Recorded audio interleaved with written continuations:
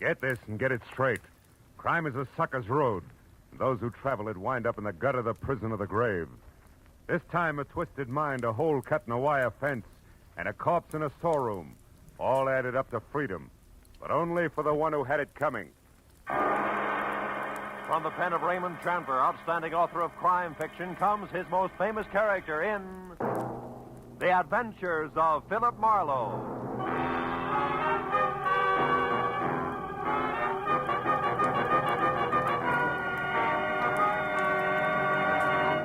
Now, with Gerald Moore, starred as Philip Marlowe, we bring you tonight's exciting story, The Bid for Freedom.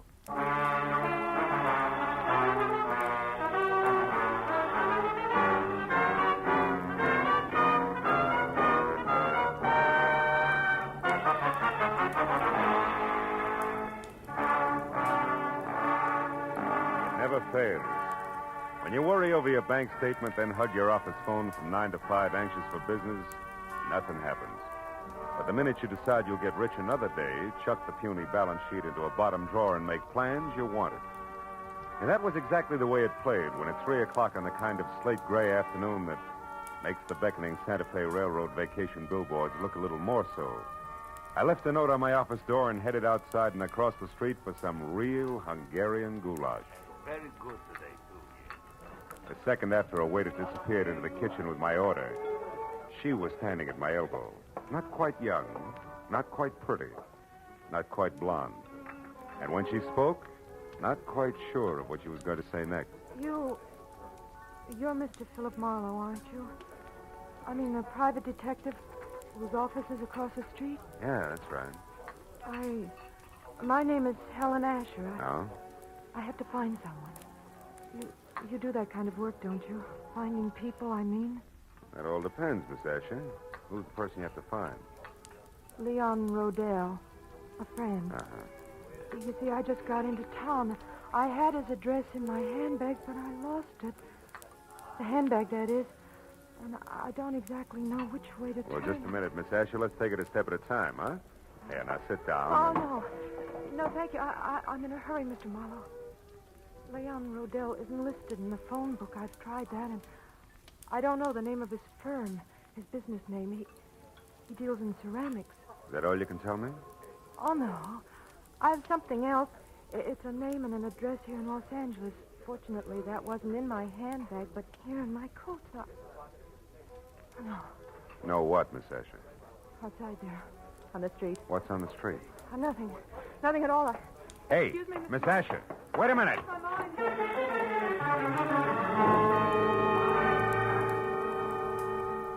There'd been a sort of sad look about Helen Asher that made me want to help her. So after an even sadder look at the plate of goulash that was coming toward me from the kitchen, I followed her to the street. Mr. Marlowe, the gold. When I reached the sidewalk, she was across the street in a cab and away. That might have been the end of it if something small and ugly that had been standing just outside the restaurant hadn't turned and moved into the alley alongside the building.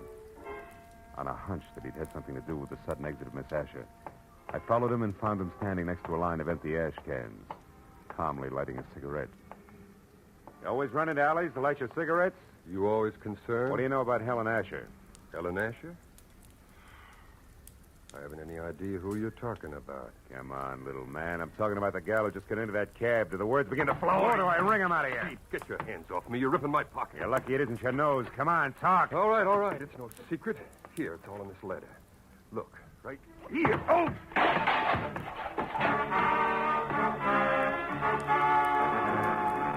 Toe of his sharp-pointed shoes and caught my shin where it really hurt. By the time I was out of the ash cans, back on my feet, I knew the damage had been more to my dignity than anything else. I knew also that the little man was gone, and I had no idea where. I was halfway out toward the street before I realized that I still had the little man's letter clenched in my hand. It was from an Omaha life insurance company and addressed to one Eldon Hook, 31 Marlboro Drive, Sunnydale, California. Sunnydale wasn't just around the corner, but the fear I'd seen in Helen Asher's face, plus a score to settle with Eldon Hook, said the 20-mile drive into the San Fernando Valley was a minor point.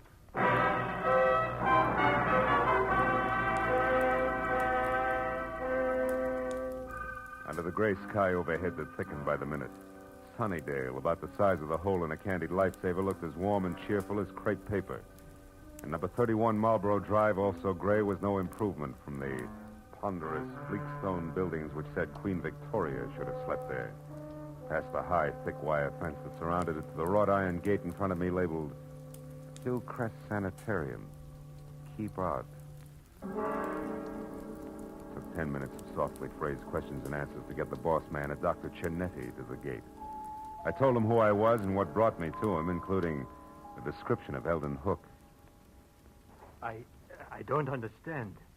Come in, Mr. Marlowe, please. Eldon Hook has been with us as an attendant for more than a year now, and his behavior has always been satisfactory. Nothing would surprise me anymore today. By the way, sir, what did you say that woman's name was? The one who approached you in the restaurant? Oh, Helen Asher. Is it possible that she was once a patient here, Doctor? No. Oh. What about Leon Rodell? Leon Rodell? Hmm. How do you know that name? From Helen Asher. She was looking for him. That's why she wanted to hire me. She knew he was here in Los Angeles. Mr. Marlowe, this woman, was she young? About 30, blonde? Yeah, that's right. Why? Why? Because this morning, earlier, about 6 o'clock, one of our patients escaped. A woman you know as Helen Asher, and we know as Charlotte Rodell, Leon Rodell's wife. Oh. She's insane, huh? Temporarily, yes. Come over here, near the fence. Oh. I'll show you how she got away. But how she managed to cut through enough of this thick wire link fence to make a hole large enough to crawl through is beyond me. Here, look, behind this ivy. Uh-huh. Even with a good wire snipper, it would take hours to get through all these strands, huh? Wasn't she missed inside? Yes, but she was only gone minutes. Apparently, she had been doing a little at a time during her recreation period, at night, whenever she could. Be careful of the burrs and those bushes there, Mr. Marlowe. Yeah, I see what you mean. Tell me, Doctor, have the police been notified? Of course, at once. The law compels us to. And frankly, Mr. Marlowe, I'm terribly worried. Oh? You see, it was her husband, Leon Rodell, who had her confined here a year ago. 6 months after their marriage, she began to act strangely. He felt it would be only with our help that she could ever regain her mental equilibrium. I thought that we were accomplishing that. Apparently no, huh? Obviously no. But, Mr. Marlowe, we must call the Los Angeles police right away and tell them that Leon Rodell now lives here, not in San Francisco. He must be protected. Yeah, I see your point. Yeah, she did break out. She is trying hard to find Leo, and 3 she ran from Eldon Hook, who was very close on her trail. That's right, Mr. Marlowe. That's why I suggest that Leon Rodell discontinue seeing his wife as of last month. He always left Charlotte very upset. But now I'd better call the police. Yeah, it's a good idea. Although Charlotte didn't know where her husband was staying or what the name of his ceramics business was, she... Say, Doc. Doc, she claimed that she lost her handbag. Have you found it by any chance? Yes, we did. We found it in the brush near a hole in the fence. I've got it right here in my desk. Oh, good. There was an address on a card in it. 3840 something. Yes, here it is.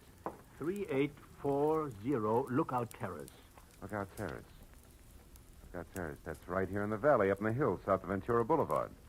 Mr. Marlowe, if possible, I'd like to avoid having the papers get hold of this story. This is a rather exclusive nursing home. So? Well, in a sense, you're already in this case. Could you try to find Charlotte Rodell and bring her back here before the police do? Well, Dr. Cianetti, It would be doing a great service for the woman and her husband. I'll pay you your fee. All right, Dr. Cianetti, I'll try. I'll call you as soon as I have something.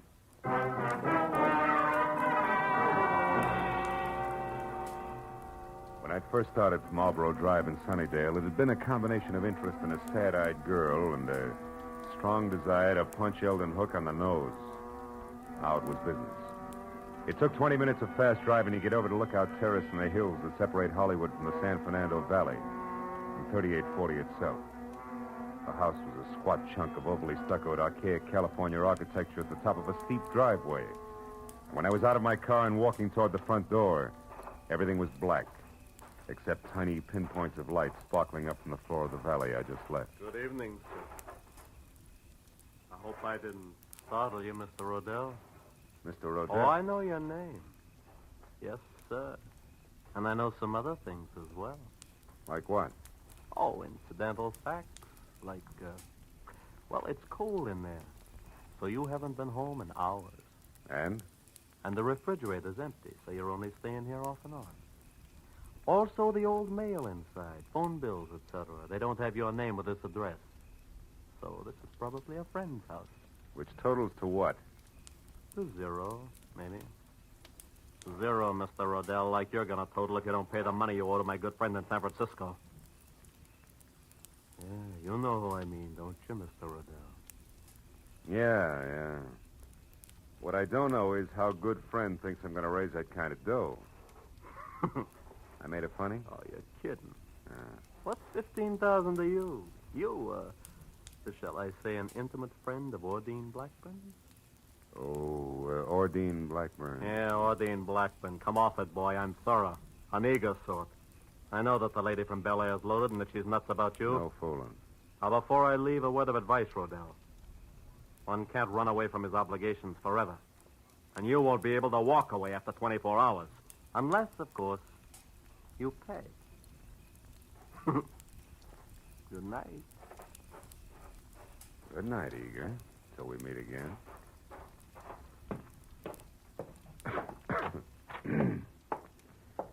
Oh. There'll be some heat in here somewhere.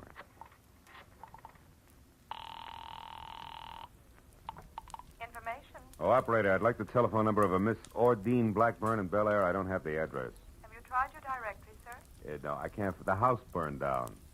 One moment, please. Yeah. We have an Ordine Blackbird at 2321 Bel Air Road. Yeah, that's it. What's the number, please? Nevin 31121. 31121. Thank you. House burned down.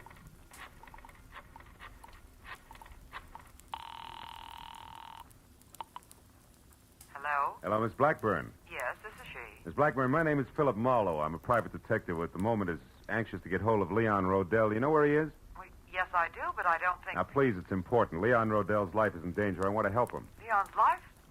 What's going on, Mr. Marlowe? Well, there isn't time to explain, believe me. That's what she said, but Who said? Someone who called about 20 minutes ago. A Miss Helen Asher. Oh? She said she was supposed to meet Leon at his storeroom about purchasing some ceramics, but she forgot his address there. Did you give it to her? Well, yes, I did. Oh, great. She's the one who's after him. What's that address? Come on, quick. 3909 and a half Ventura Boulevard. Ventura. It's in the rear of a parking lot. But tell me, Mr. Marlowe, what's Well, wrong? there's plenty wrong. For one thing, Talk to you again, baby, some other time. I doubt it, Mr. Rodell. Jumped to a hasty conclusion, didn't I? Yeah, you did, Eager. You see, I'm really only a bill collector, just like yourself, so why don't we... Get some makeup? uh, Not a chance, sweetheart. I wouldn't be happy that way. I wouldn't know when you were telling the truth and when you were lying. You know what I mean? Mr. Marlowe. Now, as I said before, good night.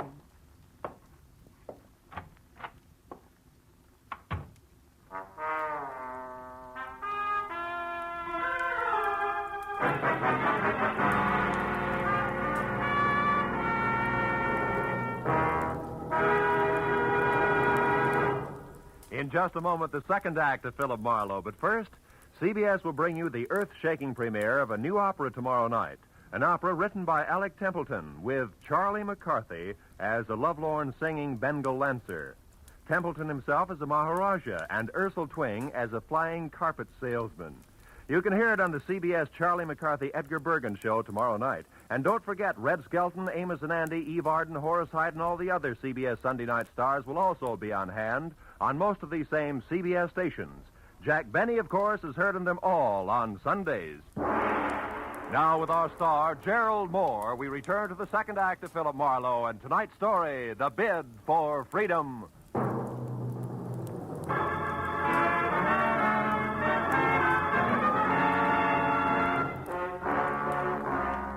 Gun butt I'd been slapped with felt like a log chain.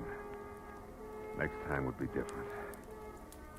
I waited till Eager drove away, and then went out and got in my car and unwound my way down the hill again to Ventura Boulevard. There I turned west and drove out to 3909 and a half. There's a glass and neon super grocery store closed for the night. The only light showing at Leon Rodell's ceramic outfit trickled out on the ground in a narrow wedge to what had to be a partly open back door. And even as I watched it, the wedge danced to a crazy pattern and disappeared. I ran for it and got there just in time to see Charlotte Rodell dart down the alley. A second later, she vanished in the shadowy jumble of backyard buildings. I knew there was no use trying to follow her. Instead, I eased the storeroom door open and looked into a room full of flower pots, lamp bases, and dishes. Nothing moved. Charlotte, I was sure, had a reason for running, so I went in, toward a table in the corner where the only light was burning. I was almost up to it before I saw the reason. Yeah, it was a good one. Eldon Hook, the sanitarium attendant, was on the floor behind the table, his body still trying to arch away from the knife in his back. But I bent over him, he opened his eyes.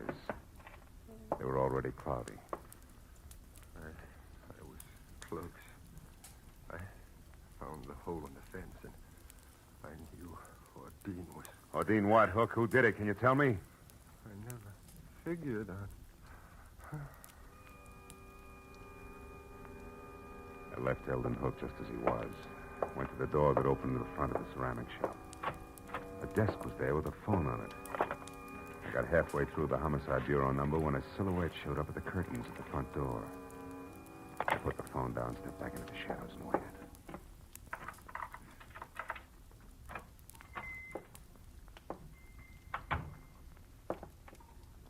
Oh, that's funny. I've left the work light on. Not necessarily, Mr. Rodell. Who are you? Name's Marlowe. I'm a private detective. You are Leon Rodell, aren't you? Yes? What are you doing here in my shop? You better finish taking your overcoat off, Mr. Rodell. Now, see Your here. wife has run away from Hillcrest Sanitarium. My... Charlotte is out? That's right. How do you know this? She came to me tonight under a phony name. Tried to get me to locate you. She'd lost your address. Oh. This is a shock, Mr. Marlowe. A terrible shocker. Poor Charlotte, what an awful thing this is for her. Yeah?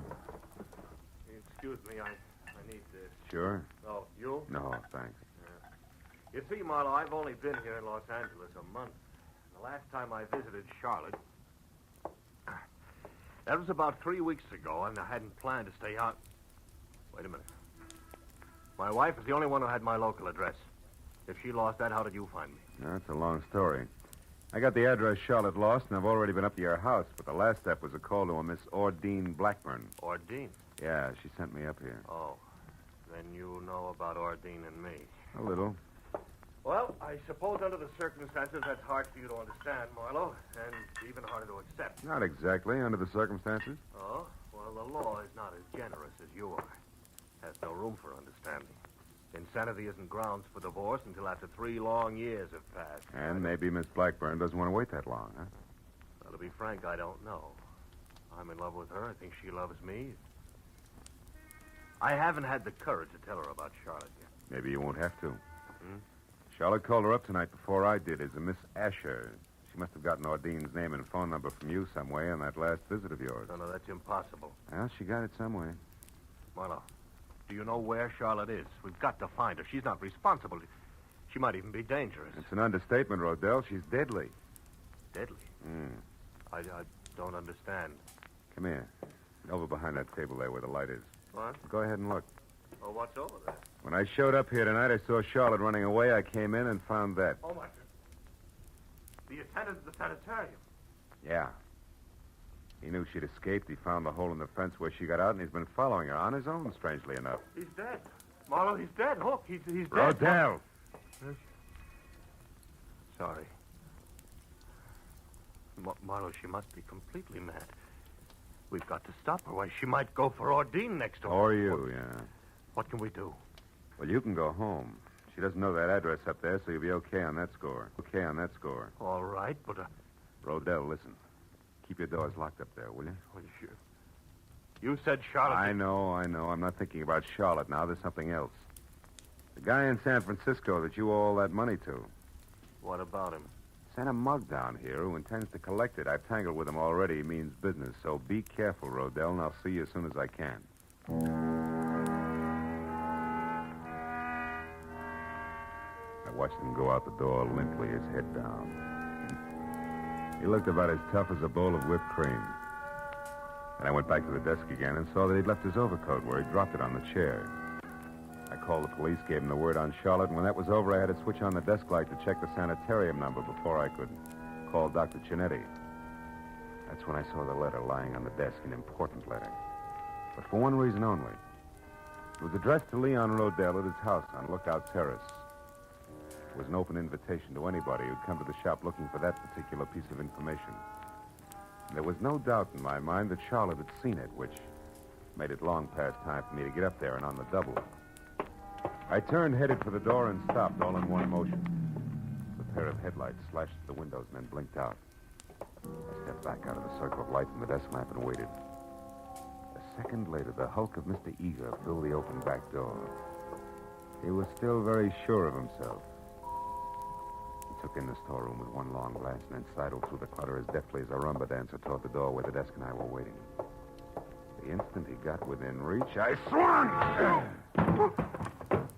You again, you dirty lousy... Made your pitch once, big man. Why don't you sit on it? Why, you... And that squares us up for that clip on the chops you gave me. Oh, no. No, not quite, mister. Even Steven now, big man. When he went down that time, he took the chair, Rodell's overcoat, and half the stuff on the desk with him. He was still moving, trying to free himself of the tangle, so I reached for him again, but got only a fistful of the overcoat Rodell had left behind. And suddenly, my hand stung like I'd grabbed the wrong end of a bumblebee. I jerked it back and looked at the palm. Something was stuck to my skin, something I couldn't understand. Until finally realization oozed through the molasses in my brain. I left and ran all the way to my car and almost sprung the frame, twisting up Lookout Terrace.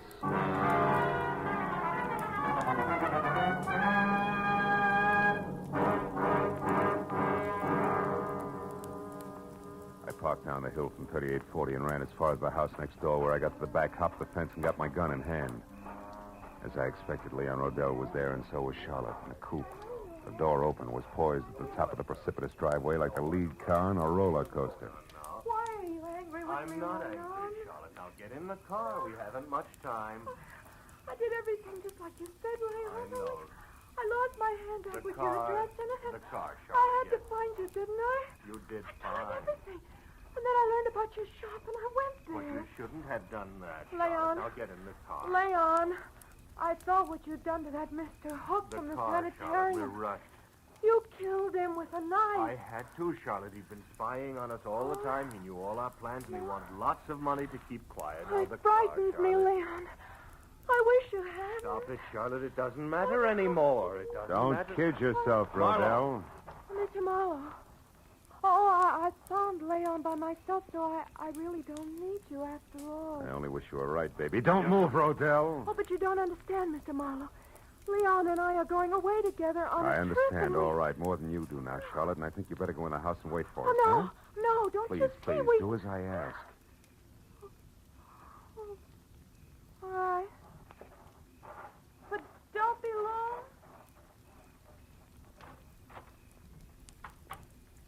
Some trip you had in mind, Rodell. Your wife in this coupe and straight down over the bank, strictly solo. She didn't even suspect. Keep your hands off me. Sure, I'd never get him clean again. It'll give me great satisfaction to drop you with a bullet. And I'll do just that if you take one step before the police get here. So stand still, Rodell.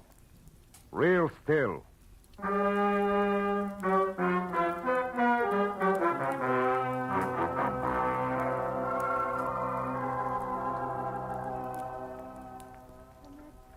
Really all that happened, Dr. Chinetti. I'm sorry you were worried, and I'm awfully glad I'm back. So am I, my dear. And we'll talk more about it in the morning. What you need right now is a good night's rest in your own bed. Oh, you're right, Doctor. I'm very tired. Good night, Mr. Marlowe.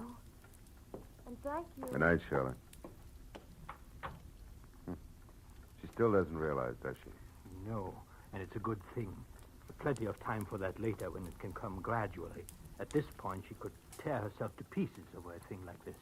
Yeah. A husband who urges her to run away and helps her do it for the sole purpose of getting her out where he can kill her. Not much security in that setup, huh? No. You mentioned another woman, Mr. Marlowe. Miss Ordine Blackburn. Oh, Adine, yeah. Gullible rich girl without much on the ball. Rodell planned to marry her and solve all his money problems. Believe me, Doc, he had 'em, big ones. I see. Well, she's better off this way. Yeah. 6 months of marriage to Rodell, and she'd have been a candidate for your sanitarium herself. He's that kind of a guy. And my late employee, Eldon Hook? Well, he knew that Rodell had been urging his wife to run away and that he'd cut that hole in the fence. Hook found out that Rodell was interested in Ordine, and he tried to shake Rodell down. Signed his own death warrant on the spot. You know, it's sometimes frightening to me, Mr. Marlowe, to realize how many warped and twisted minds there are that never get help until it's far too late. But there's always some good in every bad thing, they say. What about this case? Charlotte. I expect her to recover completely soon, because now the main contributor to her neurosis, so to speak, is gone forever. Oh. That was Leon Rodell. Yeah, well, Doc, it's a long way back to Hollywood. I better get going, huh? Just one thing more, if you don't mind. Charlotte would have died in a smashed car in what would have passed for an accident. Also, she'd have been blamed for Hook's murder if you hadn't found out the truth about Rodell. I'm very curious. You remember the burrs that grew along your fence outside? The birds? A blasted nuisance. Yeah, but as you just said, Doc, there's always some good in every bad thing. Rodell told me that he hadn't been up here for 3 weeks. And yet tonight his overcoat was loaded with burrs. I got one in my hand from it. Oh. That gave me a hunch. Well, from there on it played. Disappointed? To the contrary, satisfied completely. Good night, Mr. Marlowe. Good night, Doc.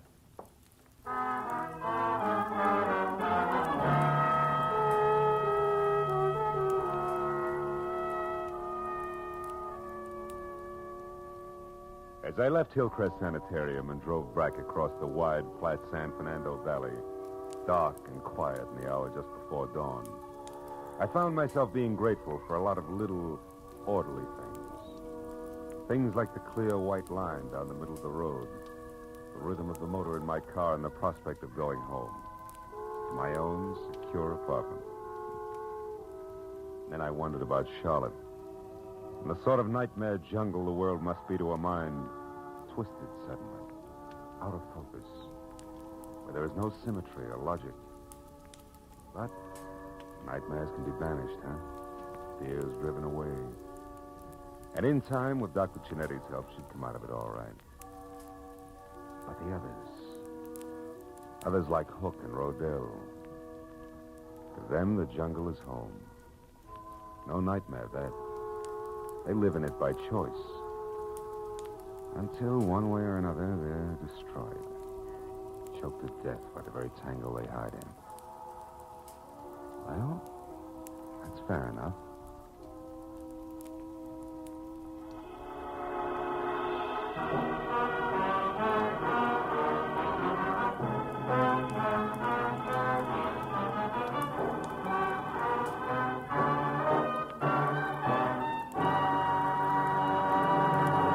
The Adventures of Philip Marlowe, bringing you Raymond Chandler's most famous character, star Gerald Moore, are produced and directed by Norman MacDonald and are written for radio by Robert Mitchell and Gene Levitt. Featured in the cast were Gene Bates, Larry Dobkin, Yvonne Patey, Harold Deerenforth, Jack Edwards, and John T. Smith. The special music is composed and conducted by Richard Arant. Be sure and be with us again next week when Philip Marlowe says... This time a fireball, too handy with a target pistol, led me down a rocky road past a sleazy money grubber to a curly-headed corpse. And it might have gotten worse if I hadn't slowed down at the hairpin turn.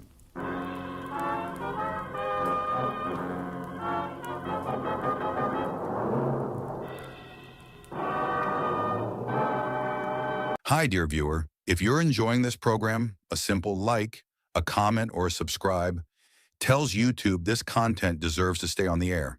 It's free and helps me a lot in creating these broadcasts. You can find the subscribe button on the bottom right. Thank you.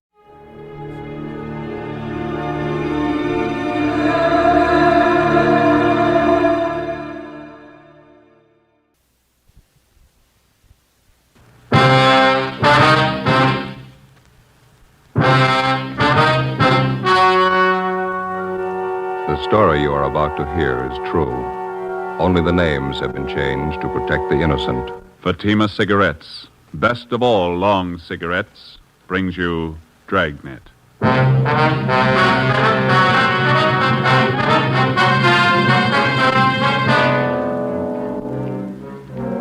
You're a detective sergeant. You're assigned to narcotics detail. A large hospital in your city is held up. $10,000 in high-grade narcotics is stolen. The bandits escape. Your job, get them. If you want a long cigarette, smoke the best of all long cigarettes. Smoke extra mild Fatima. Yes, Fatima is the king-size cigarette which contains the finest Turkish and domestic tobaccos superbly blended to make it extra mild, to give Fatima a much different, much better flavor and aroma than any other long cigarette. That's why Fatima has more than doubled its smokers coast to coast. Enjoy extra mild Fatima yourself. Best of all, long cigarettes. It's wise to smoke extra mild Fatima. It's wise to smoke extra mild Fatima.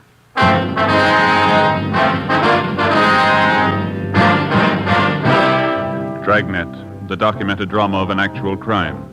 For the next 30 minutes, in cooperation with the Los Angeles Police Department, you will travel step by step on the side of the law through an actual case from official police files. From beginning to end, from crime to punishment, Dragnet is the story of your police force in action. It was Monday, October 23rd. It was foggy in Los Angeles. We were working the day watch out of narcotics detail. My partner's Ben Romero. The boss is Captain Kearney. My name's Friday. It was 7:16 a.m. when we got to St. Christopher's Hospital, the pharmacy. How you do? Yes? Police officer, sister. We'd like to see Sister Mary Benedict. I'm she. Mother Superior sent us down to see you, sister. We're investigating the narcotics robbery. Oh, yes, there have been quite a few policemen here in the past hour. I believe it was the fingerprint men who just left. Just a minute, I have their card. Yes, they were from Leighton Fingerprint Division. Stahl and the boys from Leighton Prince. Yes, that's right. Sergeant Harlan Stahl. Sister, we're the investigating officers assigned to the case. This is Sergeant Romero. My name's Friday. Are you a lieutenant? No, I'm a sergeant. I wonder if you could start right from the beginning for us. Just tell us what you know about the robbery. Well, after Mass, I went to breakfast, and then I came downstairs here to the pharmacy to open up. You keep the pharmacy locked overnight? Oh, yes, always. We always assign an intern on night duty. He has the key in case any medicines are needed during the night. He's authorized to issue what may be needed upon the doctor's request. Who else has a key to the pharmacy, sister? Well, there are just 3 keys. Mother Superior keeps one at her desk, and we have one for the intern on duty, and I have one. All right. You want to go on? When I got down here this morning, I started to unlock the door and found it ajar. There were no lights on. I snapped on the wall switch. That one. Mm-hmm. That's when I saw young Jimmy Lyons. That's the intern? Yes, he was unconscious on the floor. I could see his head had been cut. He was bleeding profusely. What'd you do then? I called Mother Superior, and she came right down. Dr. Spencer was summoned. He came in and started administering aid to intern Lyons there on the floor. Is that when you found out the narcotics were missing? No, not just at that moment. Both Mother Superior and myself were quite worried about young Lyons' condition. It was really Mother Superior who first noticed the narcotics safe had been tampered with. Your stories don't exactly jibe there, sister. How do you mean? Mother Superior gives you credit for first noticing the theft. Oh, my, no. She's very charitable, but she's the first one who pointed to the safe. She's very observant. I understand. Go ahead, please. Upon checking the safe, we found that someone had taken our entire store of narcotics. Everything. Is that the safe over there? Yes, that's the narcotic safe. Don't touch that, Mr. Friday. No? No, never. Nothing is to be touched until the police have completed their investigation. Clues. Well, we're the police, sister. Then, do you have all the clues you need? Well, I wouldn't know, but the men from Leighton Fingerprints have dusted everything here, so it's all right to touch things now. That was Mr. Harlan's stall and his men? Yes, that's right. Oh, I didn't know. We understand you have the inventory list. Yes, I have it on my desk.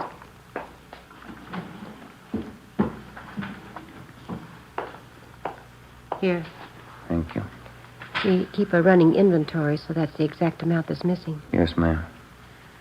Cocaine and morphine. No bird's eye, Joe. Big haul, huh? Looks like about 10,000 worth. Like to have a copy of this inventory, sister? Would you take the carbon? I like to keep the originals for my monthly files. That'll be fine. Outside of this intern, Lyons, nobody saw whoever it was. No. Mother Superior and I have interrogated everyone. We made a thorough investigation on our own. I took notes. Is that so? Yes, that's the way Father Brown does it. Father Brown? Oh, yes, he's an expert detective. Brown. You wouldn't mean Thad Brown? No, Father Brown. Father Brown. You people have your own detectives now? Oh, my, no. He's not a regular detective. He's more like Mother Superior and myself. Is that right? Yes, he's in England. Solves some really difficult cases. Here, I'll show you.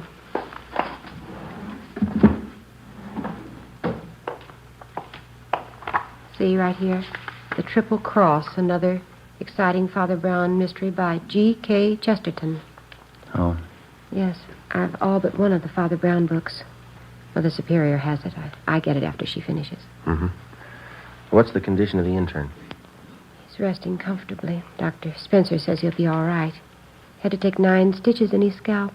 We'd like to talk to him. I'm sure that'll be all right. I don't have to tell you, we all think this is a terrible thing. Yes, sister, it is. All those narcotics. Whoever took them will distribute them, won't they? Well, that's our guess, sister. The stuff will be sold to addicts. What makes a dope addict? How do they get started? Why do they do it? I don't know, sister. I give you a lot of reasons. None of them good. None of them good. And for a few moments of what? Tonight they have it and tomorrow they have nothing. That's about the size of it, sister. The stars are setting and the caravan starts for the dawn of nothing. The Bible? No, Omar Khayyam.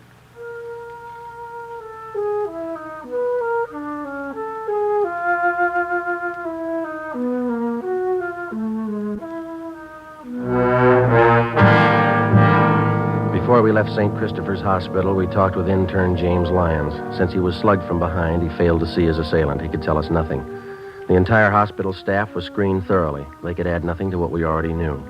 Between 6 and 7 o'clock that morning, $10,000 worth of high-grade prescription narcotics had been stolen. Somewhere in the city of Los Angeles was the answer. As in all narcotics cases, speed is the prime factor. Whoever held those narcotics wouldn't waste any time diluting or cutting it and making it ready for quick sale. Our job was to stop him. 5 minutes past 8 a.m., we checked in with Sergeant Harlan's stall at Layton Fingerprints Detail. Not much help, is it? That's all you got, huh? The safe was clean, not a print on it. No prints anywhere in the room. Slugged the intern from behind, took his keys, tore a belt loop off his trousers, opened the safe and waltzed out. Couldn't have been cleaner. Yeah. You didn't get anything on your end, huh? Nothing. Gentlemen? Captain? I picked one up. Who is he? Junker by the name of Babe Kellogg. He's really seeing Steve, but he's coming out of it. Let's go talk to him. Check you later, Stall. Yeah. What's the story on him? Wallace and Hunt picked him up. Downtown L.A. He was sitting in a parked car at 4th and Broadway. Thought at first he was a 390, but they couldn't raise him. He's down this way. What else? Well, Wallace figured he must be geed up, so they rolled up his sleeve to look for the spike marks. They found him. Find anything on him? Yeah, there were 2 vials of M on the seat beside him. Prescription stuff. You got that list of serial numbers from the hospital? Yeah, right here. All right, let's go in. Wallace? Yeah, Captain? Friday's got a list of the serial numbers on that hospital heist. Hop down and check them against the vials you found in his car. Yeah, here you are, Wallace. Thanks, Joe.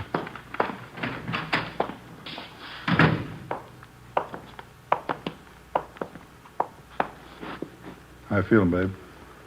All right. Kellogg, this is Friday and Romero, Central Division.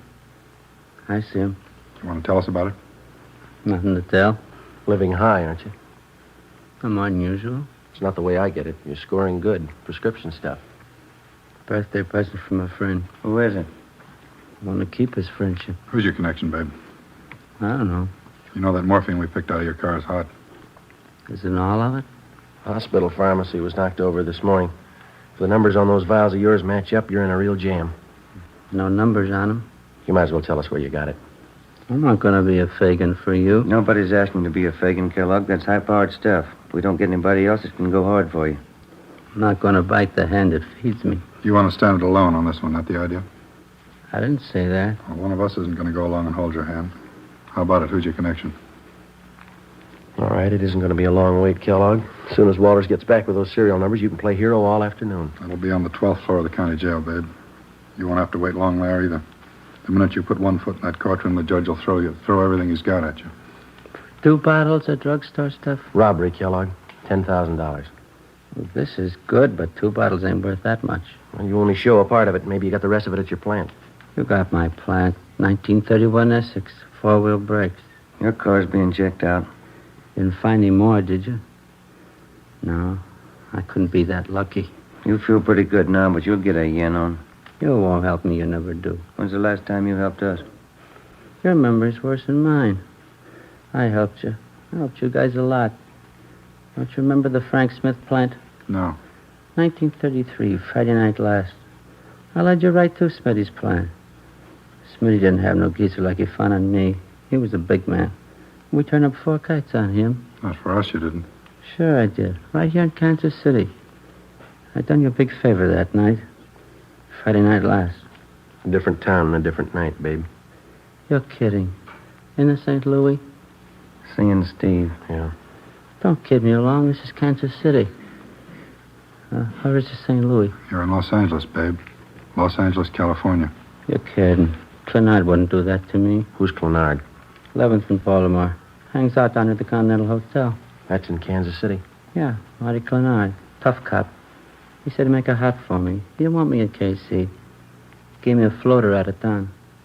That's why I came here to St. Louis. You're in Los Angeles, babe. You got it? Los Angeles.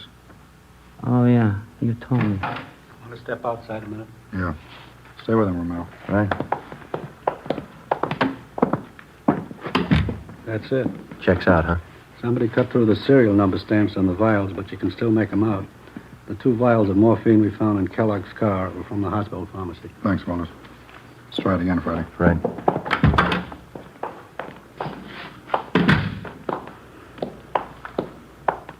All right, babe, now let's cut out the jokes. Those 2 vials you had came from the hospital. The numbers check out. No numbers on those vials.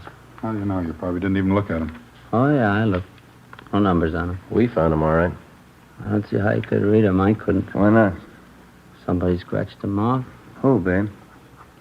You wouldn't know 'em. Try it. How much heat do I have to stand if I take it along? Plenty. There was an intern slugged on that job. Hurt pretty bad. They're going to tag you for assault, too. I never hit anybody in my life. How do we know? I just told you.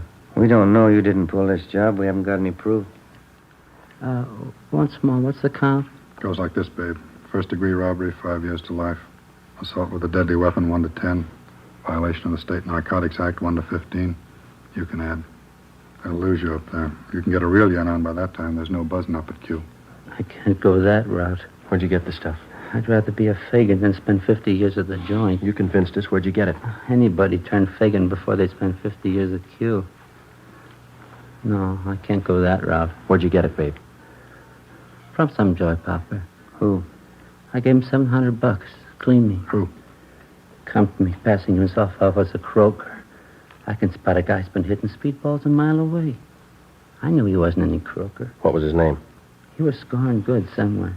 Oh, that's Cecil and Mary. Now I know where he got it. Give us his name, babe. He's a bit player in pictures, Leonard Castle. Where is he? Yuma, Arizona. On location. How could he be on location when you bought that stuff from him this morning? Hopped the plane this morning. He was on his way. Leonard Castle. Picture actor, that right? You got it. Run it down. 10 a.m. We checked the name Leonard Castle through R&I. We found nothing. We looked in the phone book and got the number. Garfield 3711, Central Casting. Central Casting? Los Angeles Police Department calling. Yes, sir. Do you have a Leonard Castle registered with you? One moment. Yes, we do. Wonder if you could tell me if he's working. Oh, just a minute. I have his card right here. Yes, he's working. He's doing crime report for Schumann and Kester, independent production. They're shooting over at Soundstages Incorporated. They're working today? Yes, he is. You're sure that company's not on location? No, we have no location showing for that picture. Could you give me his call, please? Surely. He had a 9 o'clock call today, stage 3. Did you wish to see Mr. Castle? Yeah, You shouldn't have any trouble locating him over there. we'll find him.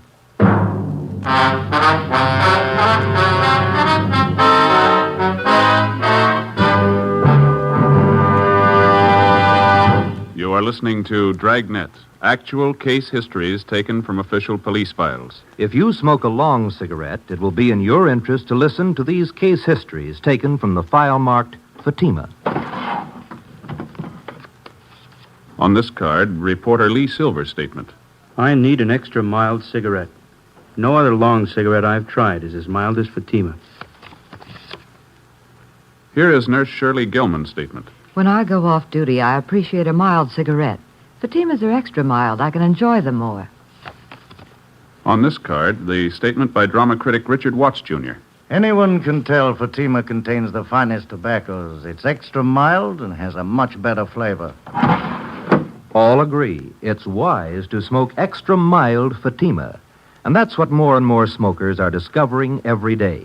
Yes, actual figures show extra mild Fatima has more than doubled its smokers coast to coast. So enjoy extra mild Fatima yourself. You'll agree. It's wise to smoke extra mild Fatima. It's wise to smoke extra mild Fatima. Best of all, long cigarettes.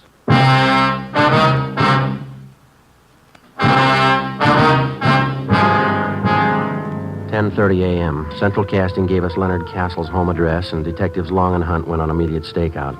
Ben and I drove out to Soundstages Incorporated and checked in at the reception desk. We showed them our identification. We were issued a pass to Soundstage 3. This is stage 1. Stage 3 ought to be down there. Yeah. Not a very big lot. No, it's pretty small. Watch the truck, Ben. Think Kellogg knew what he's talking about? We'll know in a couple of minutes. Not very usual. Joy pauper pulling a job like that. They all start somewhere. That's a good way to get around a movie lot. Bicycle. Better than walking. Sure a thick fog, isn't it? Yeah, we don't have 'em often, but when we get 'em, they're a real pea super. Oh, here we are. You better hold it, Ben. Red light. They're shooting in there. Oh, yeah, I didn't see it. Oh, stage 5, you know? Couldn't tell you. Oh, thanks. All clear. Let's go in.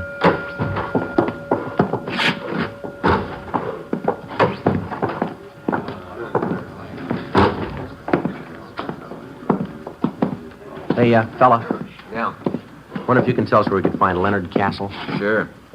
Rosie, call Len Castle, will you? This fellows want to see him. Okay. Leonard Castle! Leonard Castle! Guess we can wait over here by the phone, huh? He'll be right here. Yeah, thank you. Thank you. Rosie, you call me? These gentlemen want to see you. Thanks, Rosie. You want to see me? Your name, Leonard Castle? Yeah, that's right. Police officers. Yeah? There's someplace where we can talk. Well, is this all right? I got to stick close. I might be in the next shot. All right. You know a fellow by the name of Babe Kellogg? No? He says he knows you. No, I never heard of him. You sure? Put us on a bell, George. Hold the work. Quiet down, quiet. Have to hold it a minute. They're lining up a shot. Lefty, move that fruit about 1.5 feet to your right. That's it. Hold it right there. Make it a little hotter. Couple of turns. Whoa, whoa. That's got it. Baxter, give me an inky dink right here, camera left. Harry. No. When Fred Conrad crosses over at the table, can you help me out a little? Can you bring this one down about 2 points on the dimmer? It's done. Don, you get that? All ready, Miller. Mr. Conrad? Yes, sir? Take it real easy. Remember, you don't know your sergeant's got a clue until he comes to you with it. All right. You're anticipating a little bit, okay? Mm-hmm. Let's try it. Bob, watch that mic shadow. We're getting it on that wall. Am I out now? No, too much. You come in a little. That's fine. You're clear. All ready? All right, we can try one. Turn him over. Rolling. Speed. Action. All right, Chief. As soon as I get all the clues, I'll be right down. Look what I found this time. Piece of that broken window, huh? That's right. It's plastic with fingerprints. Yeah, we got our man. Cut. Save him. Sure. Let's hold it quiet, folks. You never heard of Babe Kellogg, huh? That's right. Where were you at 6 o'clock this morning, Castle? In bed? We got men out to your place checking. What's it all about? Between 6 and 7 o'clock this morning, somebody robbed the pharmacy at St. Christopher's Hospital. They slugged the intern, made off with over $10,000 worth of narcotics. Yeah? If we find you were in bed between 6 and 7, you're clear. Well, I was. Anybody to back up that alibi? The landlady, I guess she'd know. What time she generally get up? Oh, I don't know. Why? She couldn't very well back you up. She was still asleep. Well, she's usually up early. Thought you said you didn't know what time she got up. Well, I meant I don't usually know. But you knew this morning. No. And you don't know Babe Kellogg. Simmer down, everybody. Let's have it quiet. Light them off. What do you read on that junior, Harry? 9 plus. Make it a little hotter. A little hotter, Jack. That's it. Whoa. 10 plus, Steve. That's it. How about it, Steve? Anytime. Turn him over. Rolling. Spade. Action. All right, Chief. As soon as I get all the clues, I'll be right in. Look what I found, Terry. Piece of broken window, huh? That's right. It's plastered with prints. Yeah? We got our man. Cut. Jake, you said plastered with prints. The line reads plastered with fingerprints. You gotta say the whole word. They'll never know what you mean in Vancouver. Come here, I'll talk to you. Hold the work. Keep it quiet. That's Millie. He's a tough director, but he's a good one. How long you been doing this kind of work, Castle? Oh, 6, 7 years. What pictures you been in? Oh, I don't think you'd have noticed. They're mostly small parts. What kind of part you got in this picture? I play a cop. What would you like to do? In this picture? No, I mean, what's your ambition? You gonna stay in pictures? Yeah, I'd like to. Like to get a few bigger parts if I could. It's pretty tough to try and sell yourself to producer if you can't see you on film. Money's pretty good, though, isn't it? Oh, it all depends. It's a different deal on each picture you do. Mm-hmm. You have an agent? No, I did have. Wasn't doing anything for me, so I let him go. I'm not represented now. Pretty hard to build any kind of a name without an agent, isn't it? It all depends. If you can keep up a good front, nice car, that's all that counts in this town. You really believe that, do you? Don't you? Well, I don't know much about it. I'm not an actor. You said you didn't know Babe Kellogg at all, didn't you? No, I don't know. You said you saw your landlady at 6 o'clock this morning. No, I didn't say that.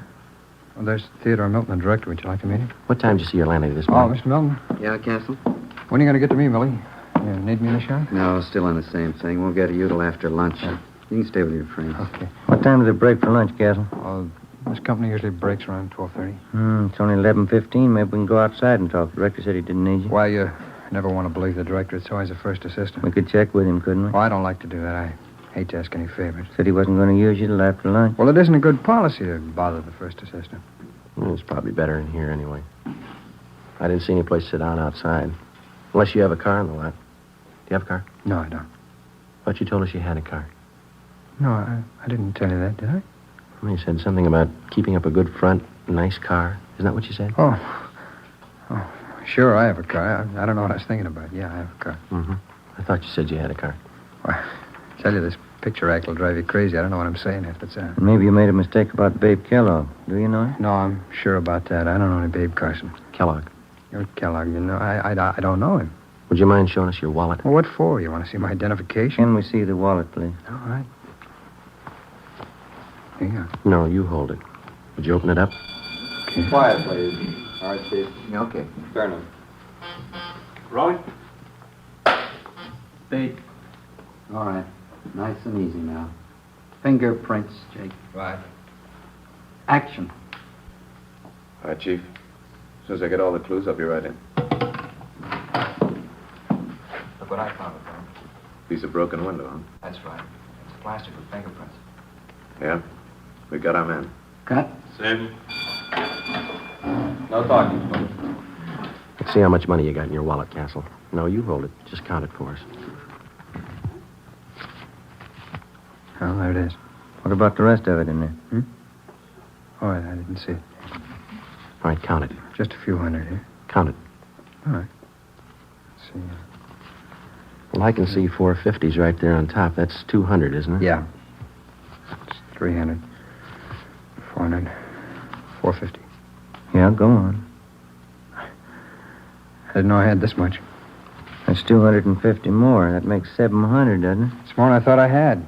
There's 2 more 10s and a 5 there. That's $725, Castle. Yeah.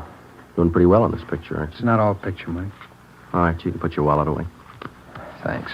If you didn't make this money on the picture, where'd you get it? Played a little cards last night. Play pretty late? Yeah, pretty late. Weren't you tired this morning? No. Not even when you got up at 6? Did I say I got up at 6? Now listen, Castle. You don't know what you said, but one thing's sure, you're lying to us. You know Babe Kellogg, and you know him well enough to sell him 2 vials of high-grade morphine. Oh, you're wrong about that. All right, then you set us straight.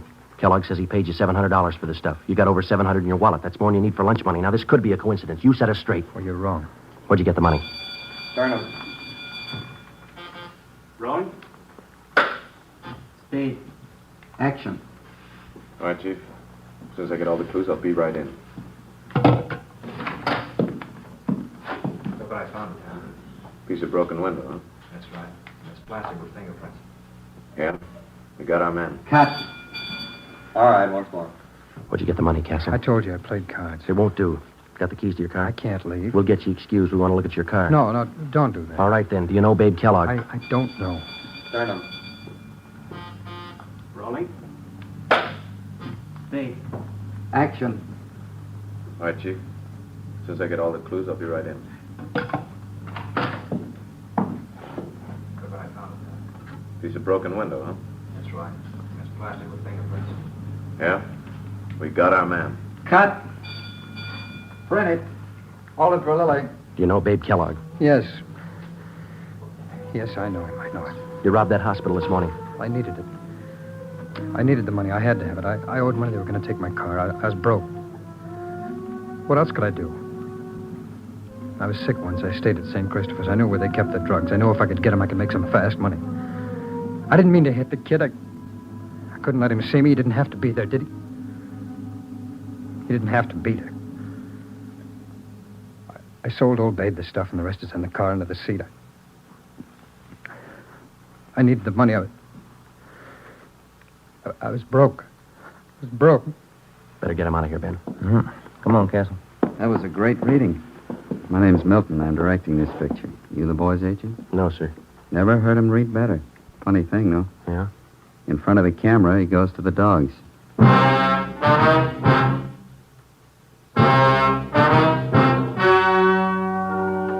The story you've just heard was true. Only the names were changed to protect the innocent. On January 28th, trial was held in Superior Court, Department 91, City and County of Los Angeles, State of California. In a moment, the results of that trial. And now here is our star, Jack Webb. Thank you.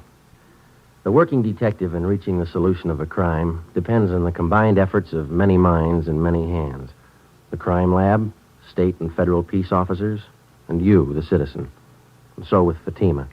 The combined efforts of many go into their blending and manufacture. Skilled hands, working with the finest Turkish and domestic tobaccos, make Fatima extra mild, best of all long cigarettes. If you're a long cigarette smoker like I am, try Fatima. Every pack is extra mild. Smoke Fatima. Ladies and gentlemen, starting Thursday, August 24th, that's 2 weeks from tonight, Dragnet will be heard 1 hour earlier at 9 p.m. Eastern Daylight Saving Time.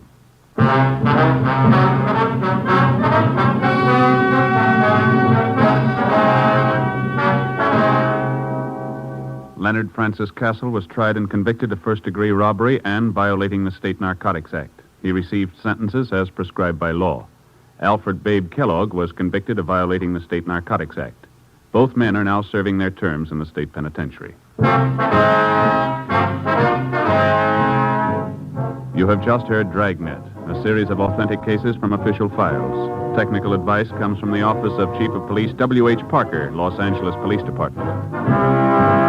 Fatima Cigarettes, the best of all long cigarettes, has brought you Dragnet from Los Angeles. Sarah Berner is delightful in Sarah's Private Caper. Next on NBC.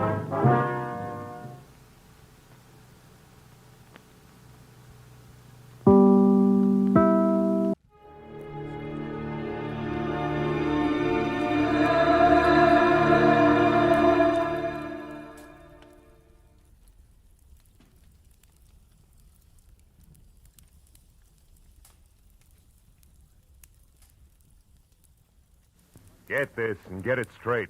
Crime is a sucker's road, and those who travel it wind up in the gut of the prison of the grave. This time each carried a torch and each was burned by it. They heal the hero worshiper and the hard-bitten blonde. And all because of a woman already 2 days dead. From the pen of Raymond Chandler, outstanding author of crime fiction, comes his most famous character in The Adventures of Philip Marlowe.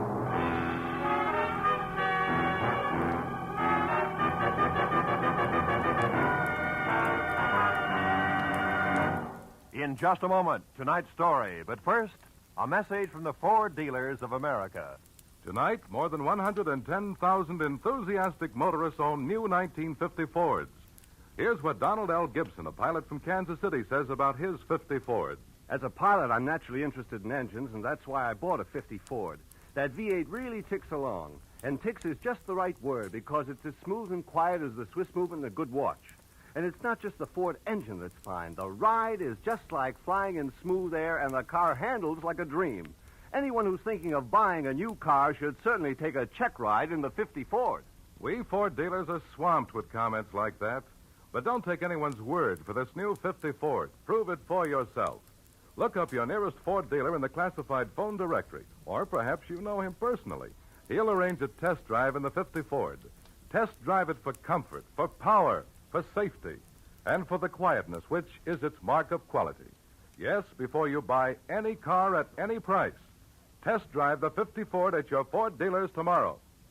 Now, with Gerald Moore, starred as Philip Marlowe, we bring you tonight's exciting story, The Torch Carriers.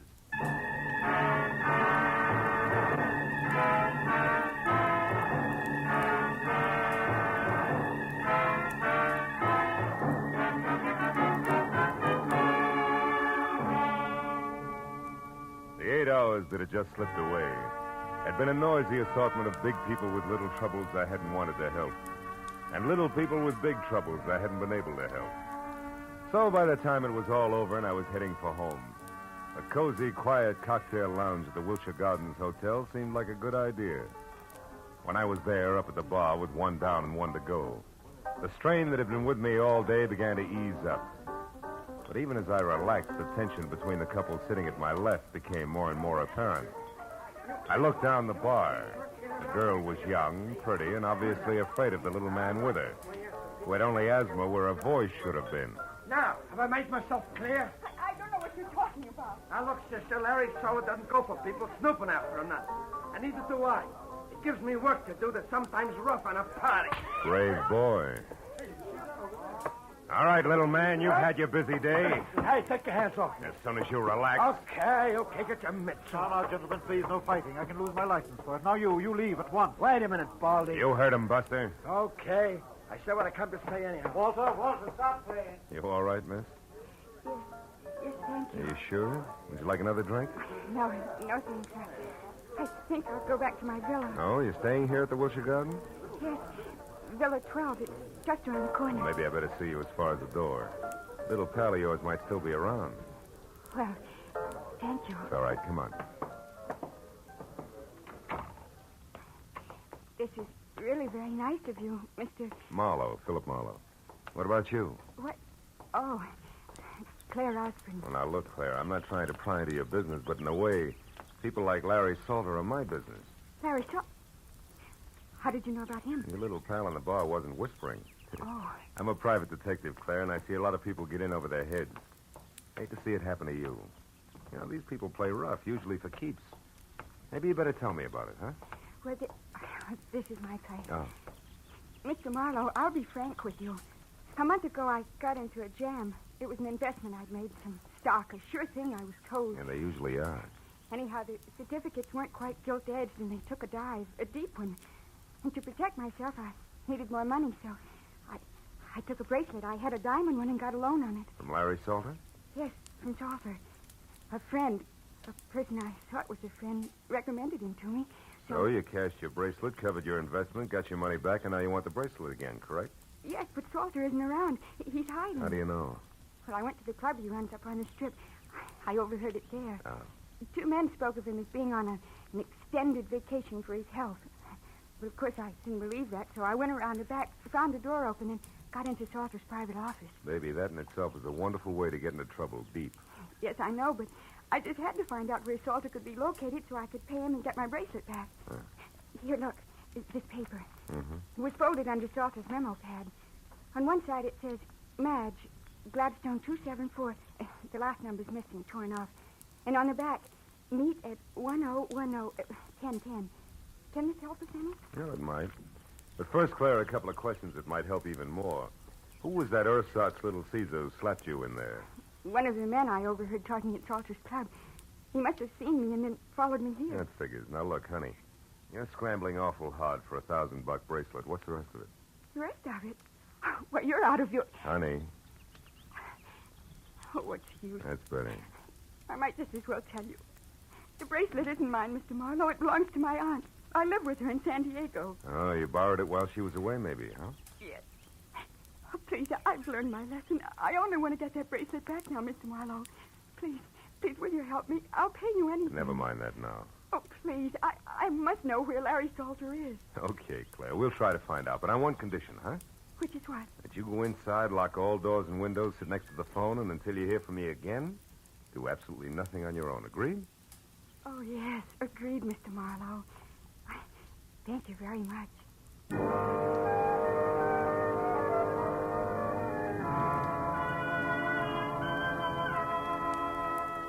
Maybe it was because the sweet young kid had the kind of voice you could still hear long after she was gone. You know, one of those lingering sounds, like the echo of a train whistle hanging on crisp early morning air. But when I was at a payphone, I stopped wondering and started dialing numbers prefixed Gladstone and followed by 274 and then in order 1, 2, 3 and so on until after no answer once, wisecrackers twice, and a babysitter who thought I was a masher from a high school, I finally scored at number 5. The answer took me to a dame named Madge Gilbert at a place called the Beekman Plaza. It wasn't the kind of place you'd go for Mother, and Madge Gilbert wasn't the kind of girl Mother would put up with. However, she must have been nice to look at once. And from the smile, pleasant to know. Okay, Mr. Busy Guy, now that we're together, what is it? Well, for one thing, the name's Kirby, and you can drop the fancy handle. Uh-huh. And for another thing, Kirby? I want to find Larry Salter, but quick. Why? Got a proposition for him. He won't be interested. Sit down. How can you tell? You don't know what it is. No, but I do know what at the moment Larry is. Yeah? And in 3 letters, my friend, the word is sad. He lost his lady love. Drink? No, thanks. What do you mean his lady love? I heard that you and Larry... Never mind what you heard. All that's used to be. The pre-Janice trial period. The sad comes from Janice finding a better deal, maybe, huh? No. She was killed. Automobile accident. Night before last. Salter with her? No, again. She was alone and drunk. And that's probably the way Larry is right now. A blind fool. Fill it up, will you? Sure. Look, baby, believe me, it won't put out the torch you're carrying. Shut up. Sorry I broke the whole thing up. Now, what was that proposition you mentioned? For Larry exclusively, where is he? The foundry on Cushing? Where? The foundry in East Los Angeles. Hey, wait a minute, Kirby. You seem kind of lost for a friend of Larry's. I'm just fuzzy on locations, that's all. How about numbers? The address down there, what is it? Come on, fast. 1010. Unless it's been changed recently. It hasn't. Okay, busy guy, you're still all right. Thanks. And if you play it real close, I think you'll be, too. See you, Madge.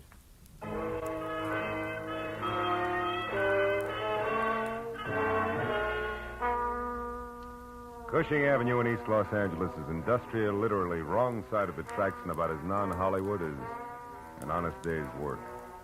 And all the way there, I kept blessing the dumb luck that had made me answer 1010 for the address before I'd even had time to think. When I pulled up and parked away from the place, I hoped that luck would continue. Because ahead was the foundry, or what remained of it, and in no sense did it look like friendly territory. I found a metal staircase climbing from what had once been a loading ramp up to the yard foreman's office where a single staring, unshielded light inside said that somebody was home. And when I'd quietly gone up those stairs, I saw through a glass door who that somebody was. Larry Salter, alone next to a telephone and pitching darts at a smiling face on a calendar across the wall that read January 1928. And I knocked with the barrel of my .38 on the dirty glass door. Told me to come in without looking up. Make yourself at home, neighbor. Be with you in a minute. Aha! I did it. Her front tooth have been trying for that all night. So glad you made it. Now, it won't be on your mind while we talk. About what? Bracelets. Bracelets. Neighbor, this is an iron foundry. What you want is a jewelry shop. Let's save each other a lot of time and level, huh? I'm a private detective named Marlowe Solder, and at the moment working for Claire Osborne, who now has the price of a bracelet. Wants it back in a hurry. Do we do business? No, we don't. And it's not because I don't like you, neighbor. But because, one, I never heard of any Claire Osborne. And two, bracelets are stuff for second-story men, which I am not. And three, you ought to get yourself a pair of sneakers, stupid. You've been followed all the way through the yard, up the stairs, and into this room. An old gag, Solder. No gag. So while you still can, you better put that gun away, because my boy Cover takes a strange delight in messing people up. Real bad. You're bracketed, chum. You better drop it fast. Yep. That's better. Now, Marlowe, without any double talk about babes and bracelets, let's have it. You're one of Freeman's best boys, aren't you? You think I had something to do with him getting knocked off in that ditch? You're here to square things away. That's it, isn't it? No, it isn't. Get your hands off me. Okay. I won't touch you again. But that's more than I can say for Cover. Yeah, lots more.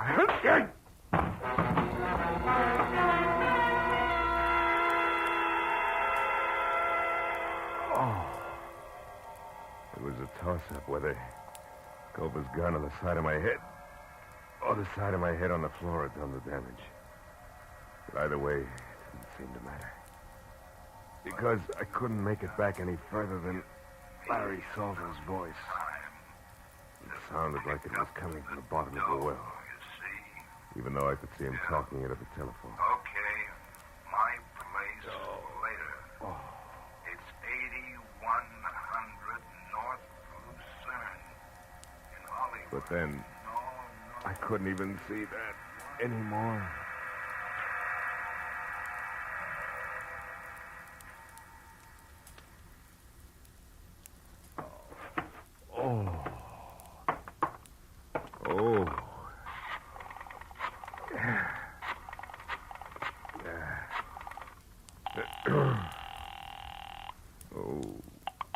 Good evening, Wilshire Gardens Hotel.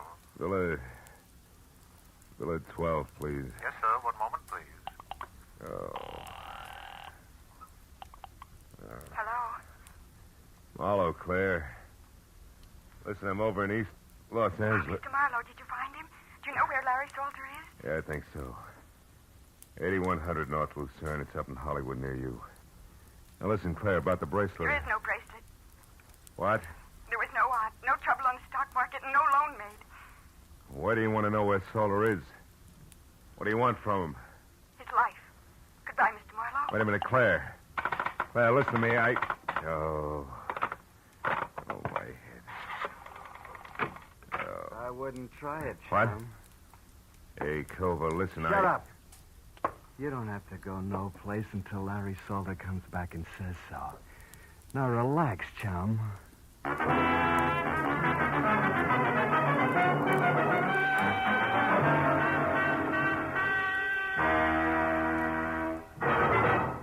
In just a moment, the second act of Philip Marlowe. But first, a brief message from the Ford Dealers of America. Over 100,000 motorists are experiencing the engineering leadership built into the 50 Ford. As owners, they already know that it's the one fine car in the low-priced field, and it's personal experience that counts in buying a car. That's why the Ford Dealers of America are issuing this special invitation to test drive this new 50 Ford for yourself. In the classified phone directory, you'll find the name of your nearest Ford dealer. Perhaps you know him personally. He'll be delighted to arrange a test drive tomorrow. So get behind the wheel and test drive it for the comfort of its midship ride and its unmatched roominess. Test drive it for the power and quietness of the only V8 in the low-priced field, the kind of engine found in America's costliest cars, yet priced lower than 10 different six-cylinder cars. Test drive it for the safety of its own king-size brakes, largest in the low-priced field. Before you buy any car at any price, you'll find it to your advantage to test drive the 50 Ford at your Ford dealers tomorrow. Now, with our star, Gerald Moore, we return to the second act of Philip Marlowe and tonight's story, The Torch Carriers.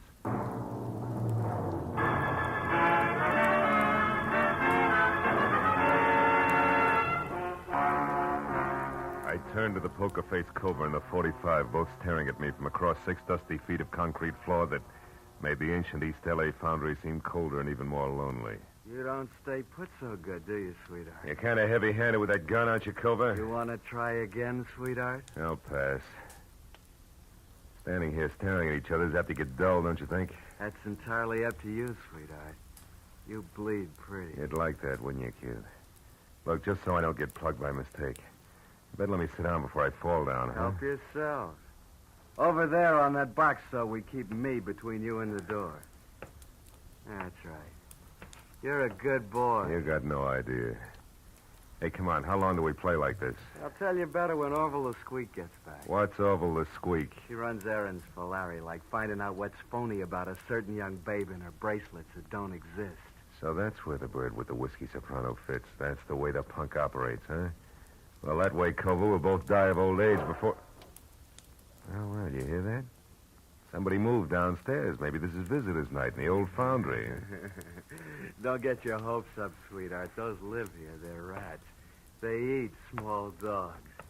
And one thing more, Marlowe. What's that for, punk? Dropping your hands out of your lap where I couldn't see them. Don't try it again. I'll put it on your bill. You know, Cova, you're holding me here on Larry Salter's orders, and yet I'm the only one who knows what schedule happened to him tonight. Maybe you better tell me. Sure. Only first I want to know something. What about the late Mr. Freeman Best? Freeman was scum. Low, stinking scum. Nobody misses him. I mean, nobody. And Larry didn't kill him, that's out. But he was connected, wasn't he? And there was a girl named Janice Trow. How does she figure? You better let that one set, sweetheart, for your own sake. Now let's have your end and fast. What's supposed to happen? Did you hear it? Yeah, what? Don't tell me a tough boy like you gets jumpy. Skip it. All right, give. Come on, wise boy. Jabber. Look, Culver, won't do you any good. Anyway, I'm the only one who Shut up. There was something. Maybe your rats are big enough to wear shoes. Huh? Shut up, I said. And sit right there or I'll blow you in two, and I mean it. Orville? Orville? Hey, Squeak. Is that you? Who's out there? Answer me! As Culver edged out of the room, I felt along the side of the box I'd been sitting on for a jagged chunk of metal slag I'd spotted earlier. It was about the size of a baseball and heavy. I picked it up, then moved across to the opposite wall near the door. You, get out of here. The boss is through with you. Now beat it. I stepped out and saw Culver standing at the head of the stairs, his back to me. I threw the lump of iron slag with everything I had. Caught him like a hammer between the shoulder blades. His head flew back, his fingers clawed at the air, and he pitched face first down the stairs. I caught a glimpse of a woman ducking out of sight behind the foundry furnace. It was Madge Gilbert. You killed him, didn't you? Cobra's dead? I don't know, and I don't care. What are you doing in this boarded-up rat trap? There's nobody else here? Just us and Cobra? Creepy number they call Orville the Squeaker's due any minute. That nasty little louse gives me the willies. You made your bed, baby, but let's not get lost. What are you after in here? Oh, I've been thinking plenty about that torch you're talking about. I decided if you carry the same old one long enough, you're bound to get burned. Finally felt the heat, huh? Yeah, plenty. So I came here looking for you. Or Larry. Couldn't make up your mind. Certainly. I wanted to tell Larry I was through with him. He'd have beat you to it, but you found me, so? Okay. But if Larry or the Squeak come back after what I'm going to tell you, you got to help me get out of here. You got to help me get out of here. Larry'd kill me. Okay, kid, let's have it. You wanted to know about Janice Trow. Yeah. Okay, I'll tell you. She was beautiful. I'd be the first to admit it. A brunette like every woman wishes she was. And Larry fell for her. She took him away from me just like I'd been dead 10 years. Only she was rotten. Never once a clean thought in her twisted, dirty little brain. So says the jealous lover. Jealous? Sure, I was jealous at first. And just hurt and disgusted. She was double-crossing Larry every time he turned around, but there was nothing I could do. I tried to tell him... So far, it's strictly stock, Madge. Yeah, all but this. One time I made it stick. She borrowed Larry's car to take that slimy Freeman Best out for a ride in it, with extra laughs because it was Larry's car, mind you. And Freeman Best, in case you haven't heard... I've heard. Well, I got a lead that they were going to wind up at the Bridge Cafe. I made Larry take me out there to prove what I'd been telling him about Janice was true. You proved it? Sure. We waited for him at the bridge. They showed up all right, doing 90. She couldn't make the curve, and they hit the bridge railing. He killed them both. Wait a minute. You're stretching, baby. Freeman Best's body was found 30 miles south. Sure it was, because Larry couldn't bear the idea of Janice Trow being found with Freeman Best. He tried to protect her and keep everybody from finding out what a tramp she really was. He pulled Freeman's body out of the wreck and hauled it clear down to Long Beach and dumped it. I watched him do it. And all this business is just to keep that secret about Janice Trow, huh? Sure. Gee, can you imagine a love like that going to waste, huh? Why, even with her dead, even now, he won't as much as speak to me. I'm not so bad. I've tried and I've waited. But he won't drop it. So it's all yours, Kirby, and take it. I hope you put it right where it hurts him the most. No dice, baby. Kirby was a stall. I'm Marlowe, private detective. What? Gee, how cheap did I sell out anyway? That depends. The only axe I'm grinding is for a girl named Claire Osborne. Ever hear of her? No. That's funny. For some reason, she hates Salter even more than you. It's horrible. It's horrible. You stay where you are. I'm scared of him, Mother. I'll pull his fangs. Just don't get absent-minded about which side you're on.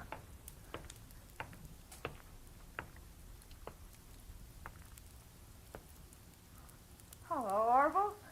Where's Larry? I don't know. I've been waiting for him. Where's cover, then? I got something important. Cover? Oh, why, he went out for a few minutes. Yeah? I don't like this, sister. You in here all by yourself. Something's wrong. What is it? Come on, what's the matter? Marlowe! Hold it, Orville. What? You. Why the gun? Guess. What do you know about Claire Osborne? I don't think I know the party. Sure you do. A cute little brunette named Claire Osborne. I want the straight dope on her, and I want it now, not later. Go over! Hey, go Answer over! my questions, you creep. You won't get anything out of me. Larry will take care of both. You jerk. Well, maybe there's something on it'll give me an answer without talking back. Look, he always wrote things down in a little notebook. It's inside his jacket. Yeah, you're right. Here it is. Let's see. Oh, sure, this is it. Claire Osborne arrived from San Diego last night by plane. Registered at Wilshire Gardens as Claire Osborne, but according to driver's license, her real name is... For Pete's sake, no wonder. I'll see you, kid.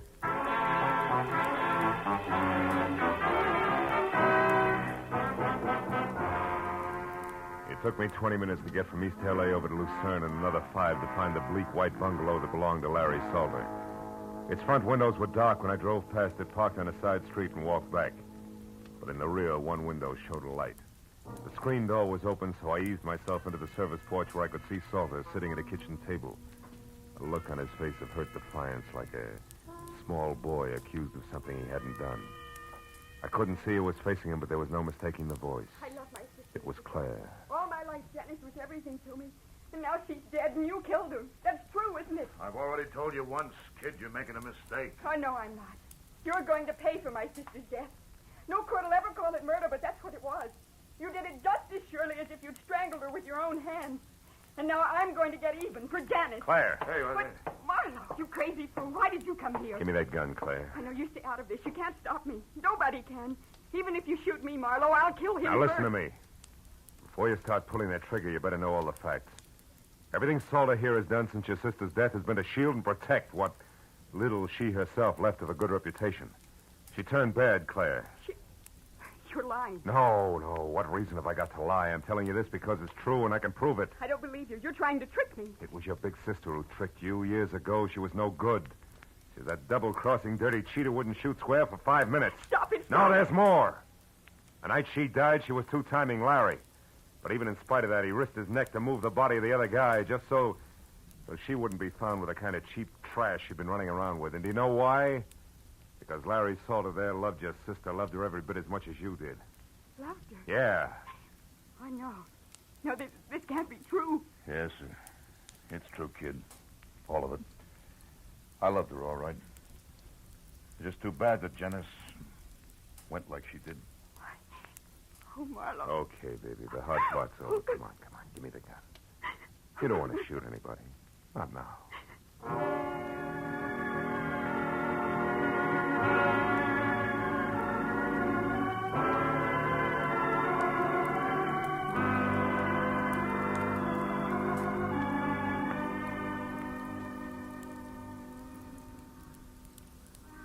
Feel better now, Claire? Yes, I'll be all right when I get used to a few new ideas. Yeah. What's going to happen to me now? Well, that's pretty much up to you. How do you mean? The world spins like mad, honey. You have to keep up or get lost. Like I was tonight. Mm-hmm. I was lost, Marlowe, terribly. Everything I had any faith in was gone. Yeah, I know. That's because you had blind faith, Claire. You know, that's okay for kids, but you're a big girl now. Oh, yes, I get it. From now on, it's me, on my own 2 feet, and my eyes wide open. Well, take it easy, baby. It's fun to close them once in a while.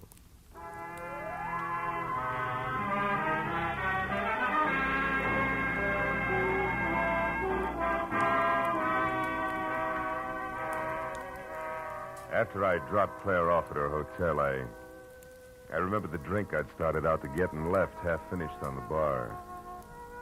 But it was too late now to stop anywhere, so I drove home and poured myself a nightcap in my own apartment. I carried it over to the window and looked out across the city at the endless miles of winking lights, each one a torch. Everybody carries a torch for something. Some for love they can never have, an ideal that's out of reach, and some just for memory. Funny thing.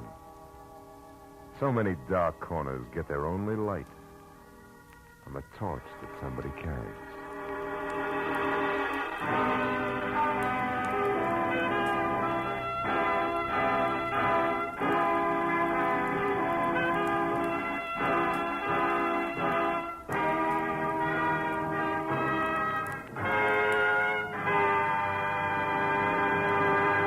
Philip Marlowe will be back in just a moment. But first, here's a message from the Ford dealers of America. More than 110,000 delighted motorists are already driving the new 50 Ford. Here's what Jack Farrell, hotel manager, says. I did a lot of shopping around and chose Ford for styling. And I'm certainly glad because I found there's plenty of car beneath its beautiful body. There's plenty of power under the hood, too. And it's as comfortable as a high-priced car. I could go on for hours about the quietness, the economy, and the comfort of my car, but it all adds up to this. The 50 Ford's a mighty fine car to own.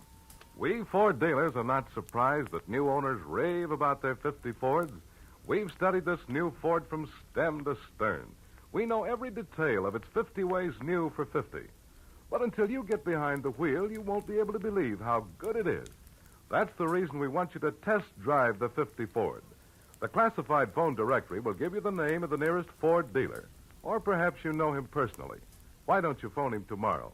Before you buy any car at any price, you owe it to yourself to test drive the 50 Ford.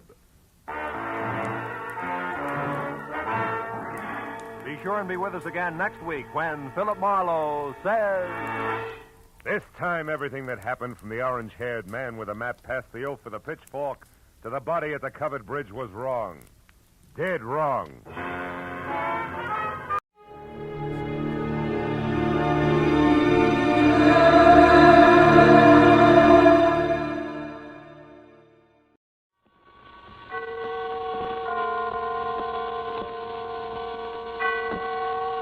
The Columbia Network takes pleasure in bringing you Suspense.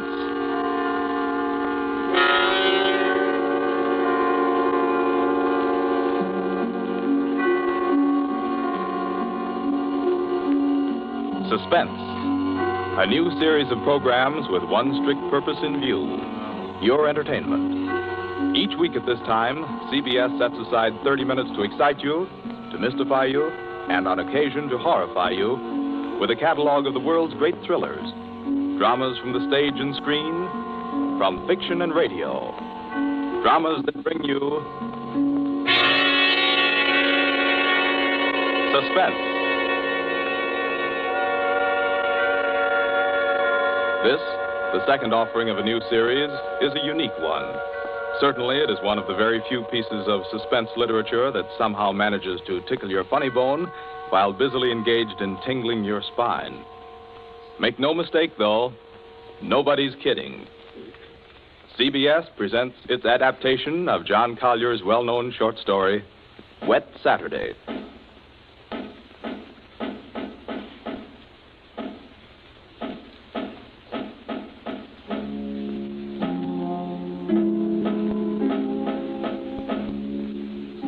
Yes, it's a wet Saturday. Never saw it rain harder. I'm Princey, Frederick Princey, just an ordinary family man. I have a son, a daughter, and a wife. I might be out golfing now if it hadn't been for the I'm rain. Mrs. Princey. I plan to drive over to the nurseries this afternoon for some arbutus. The borders, you know. But Oh, the whole lot of them make me sick. Yes, I'm George, son and heir. I had a date to go punting. Puntings. Couldn't find the blasted punt in this weather, so I'm home, too. I'm Millicent. I was going to play croquet. That's how I happened to have a mallet. Yes, that's the Princey family.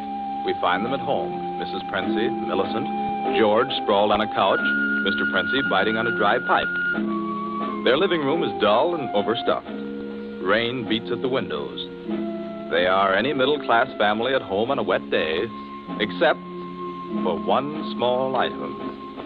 As you sit with them in the living room, you can see through the door to the sun porch a pair of men's feet, encased in black boots. They look like the feet of a curate. There's a tenseness in the room. The air is charged with excitement, but the feet are very still. Don't keep staring at them. Listen to me, all of you.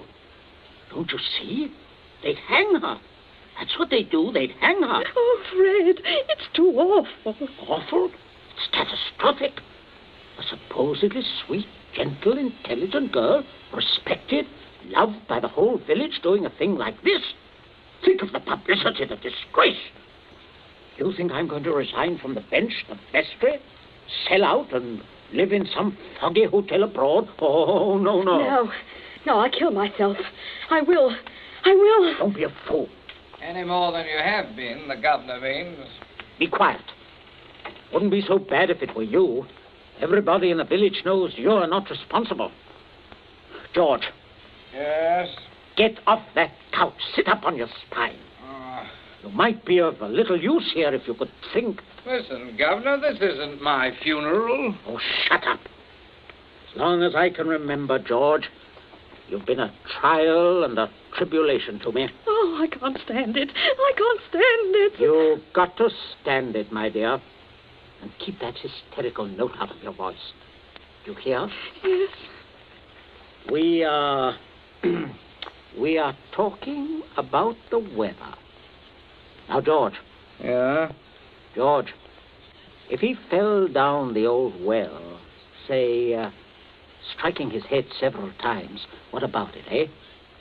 I really don't know, Governor. What about it? Don't be an ass. I'm asking you to think. He'd have had to hit the sides several times in 30 or 40 feet and at all the correct angles. No, I'm afraid not. I'm afraid not. We'll have to go over it all again, Millicent. Oh, no, Father. No. I couldn't. Millicent, we must go over it all again. Oh, Fred, you're torturing her. Oh, face facts, Mater. With him lying there, there's no use pretending it's a picnic. They might hang you, Millicent. Oh, stop that shaking. Stop it here. You must stop it. Just keep your voice quiet. Millicent, we are talking of the weather. Now, we will proceed. I can't. Not with those boots there. Oh, should have thought of those boots, Millie. I'm not moving them. Oh, sit up, George. Stop shuffling your feet. Now, Millicent, look at me. Answer me truthfully, you hear? Answer me. You were in the croquet courts. Yes. Who knew you were in love with this wretched curate? Oh, the whole village. They've been sniggering about it at the pub for 3 years past. What a filthy mess. Millicent, we continue. You were on the croquet court. Yes. You were putting the croquet set into its box? Yes. It was starting to rain. I was carrying the balls and mallets into the sun porch. The box was there. You heard someone enter the garden gate and come across the yard? Yes. Could you see who it was? Oh, not at first. I was going into the sun porch. I threw down all the mallets but the red one and turned around. It was Withers? Yes. So you called him?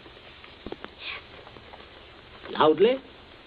Did you call him loudly? Could anyone have heard? No, Father, I'm sure not. I didn't really call him. I just spoke his name. He saw me as I went to the door. He just waved his hand and came over.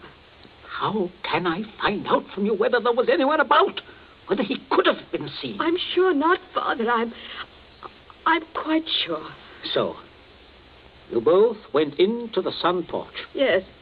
It was raining hard then. What did he say? He said, "Hello, Millie," and excuse her coming in the back way, but he set out to walk over to Liston. Yes? And he said, passing the park, he'd seen the house and suddenly thought of me. And he thought he'd just look in for a moment. He had something to tell me. Go on. He said he was so happy, he wanted me to share it. He'd heard from the bishop he was to have a vicarage. And it wasn't only that. It meant he could marry. Then he began to stutter and get all confused. And of course, I thought he meant me. Don't tell me what you thought. Tell me exactly what he said, nothing else. Well...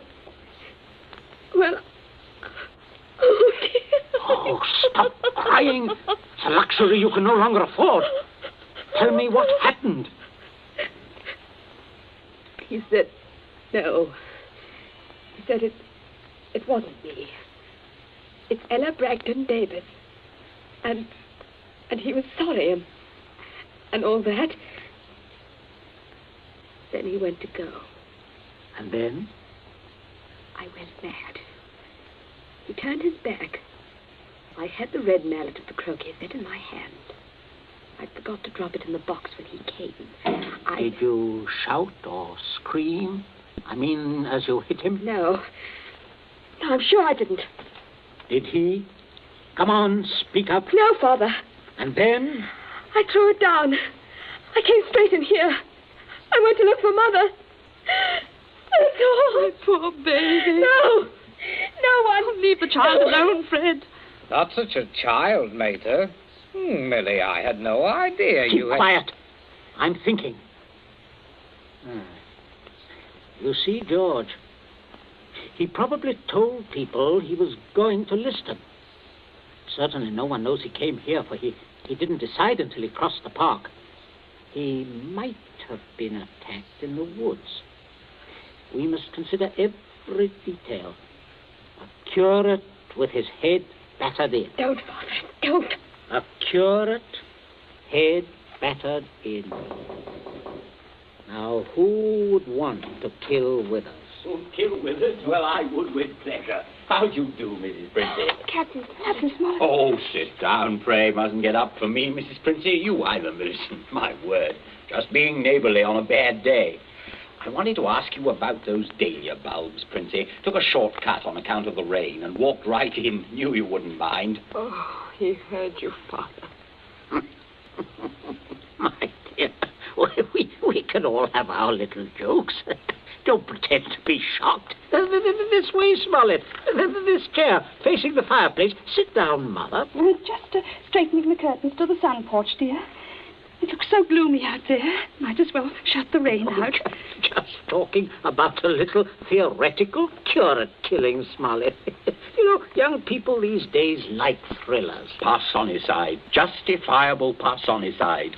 Have you heard about Ella Bragdon, Davis? I shall be most properly laughed at. Why? Why should you be laughed at, Smollett? No, and a shot in that direction myself. She half said yes, too.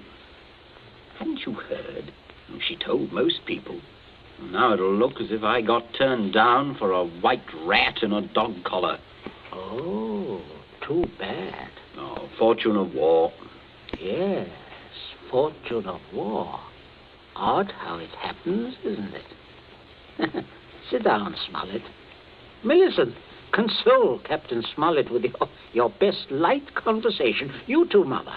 George and I have something to look at outside. There's this rain, you know, very bad, very bad. Come, George. Righto, Governor. Maybe we'll need raincoats, what? Oh, I don't think so. Just make yourself at home, Smollett. Make yourself at home. A cigarette, Captain Smollett? Thank you, thank you. Nasty day to be going out. It's something about the old well, just off the sun porch door, you know. This terrible sodden weather seems to have loosened some of the stones. Oh, too bad. Dash too bad. Spoils the tennis and croquet, I mean, a day like this. Doesn't it, Millie? Doesn't it, Millie? Oh, yes, it does. She was practicing out on the croquet court earlier, but, do pull your chair nearer the fire, Captain. It was so damp, we thought it would be cozy to light it. Thank you, I'm quite comfortable. I hope you don't feel too bad about Ella Davis. Can't always win. Can't see, though, what you women see in these bloodless clerics. Oh, I always thought Mr. Withers is a very charming man. Quite agree, but why should anyone want to marry him? You wouldn't want to marry him, would you, Millie? Not now. That is, are you? Oh, no, of course not. Smollett. Yes, Princess. Good Lord, man, you come in on a fellow suddenly. Guess I did. Oh, don't mind this old double-barrel shotgun. Been working on it. Smollett, may I have your attention for a minute? There's something on the sun porch I'd like to show you. Why, yes, of course. Smollett, George and I went out to see if we could shoot some rats which have been driven out of the old well by the high water. Afraid they might get into the house. Now, you must listen to me very carefully. Very carefully, or you will be shot by accident. Princey, what's got into you? You heard me ask as you came in, who would kill Withers? You also heard Millicent make a comment, an unguarded comment. Well, what of it? Very little. Unless you were to hear that Withers had met a violent end this very afternoon. And that, my dear Smollett, is what you are going to hear. What? Withers? Yes. Who killed him? Millicent. Good Lord. Yes, it's a mess. And of course, you would have remembered and guessed. Maybe, yes, I suppose I should. Therefore, you constitute a problem. Why did she kill him? Oh, it's one of those disgusting things. Pitiable, too. She deluded herself that he was in love with her. Good heavens, Millie. Oh, yes, of course, I see. He had told her about the Davis girl. I understand. Now, I have no wish, as you will comprehend, that she should be proved either a lunatic or a murderess. I could hardly go on living here after that. I suppose not. On the other hand, you know about it. Yes, I see that makes me a problem. You're wondering if I could keep my mouth shut. If I promised... I am wondering if I could believe you. But if I promised... If things went smoothly, yes. But not if there was any sort of suspicion, any questioning. You would be afraid of being an accessory. Why, I don't know. I do. What are we going to do? I can't see anything else. You'd never be fool enough to do me in. You can't get rid of two corpses. Oh, I regard it as a better risk than the other. It could be an accident. Or you and Withers could both disappear. There are possibilities in that. Listen, you can't. I can, but there may be a way out. There is. Smollett, you gave it to me yourself. I did what? You said you would kill Withers. You have a motive. Oh, look here, I was joking. Of course you saw that. You are always joking. Listen, Smollett, I can't trust you. You must trust me. Else I will kill you now in the next minute. I mean that. You can choose between dying and living. Go on. Now, there's the old well just outside the sun porch door. That's where I'm going to put Withers. No one outside knows he has come up here this afternoon. No one will ever look there for him unless you tell them. You must give me evidence that you have murdered Withers. I murdered him? Why do you want that? So that I shall be dead sure that you will never open your lips on the subject. I see. What evidence?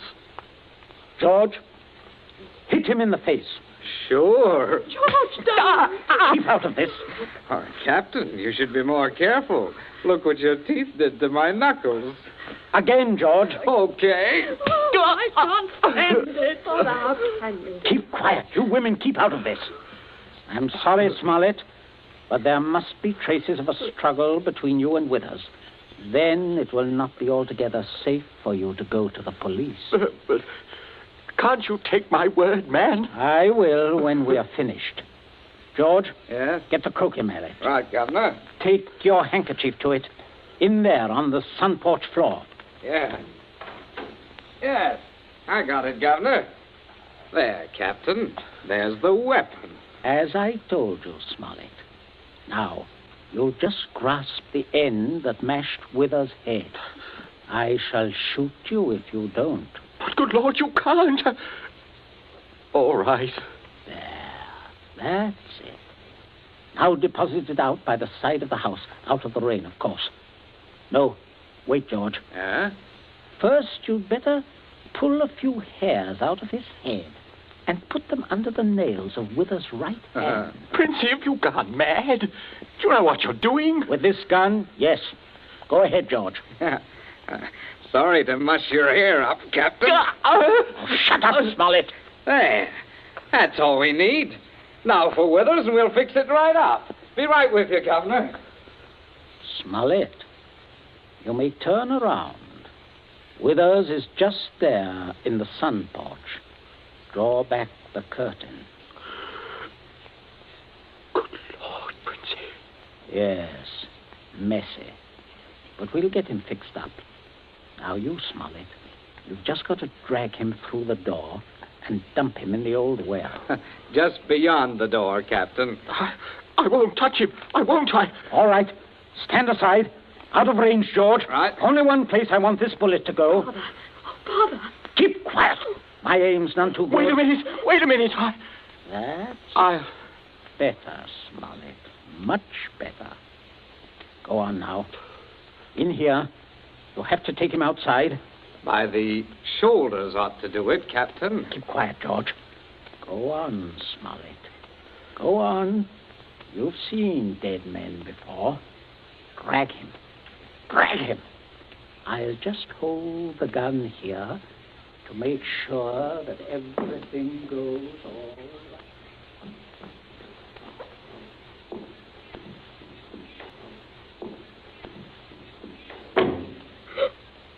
Oh, Mother, come away from the dim window, dear. Don't look.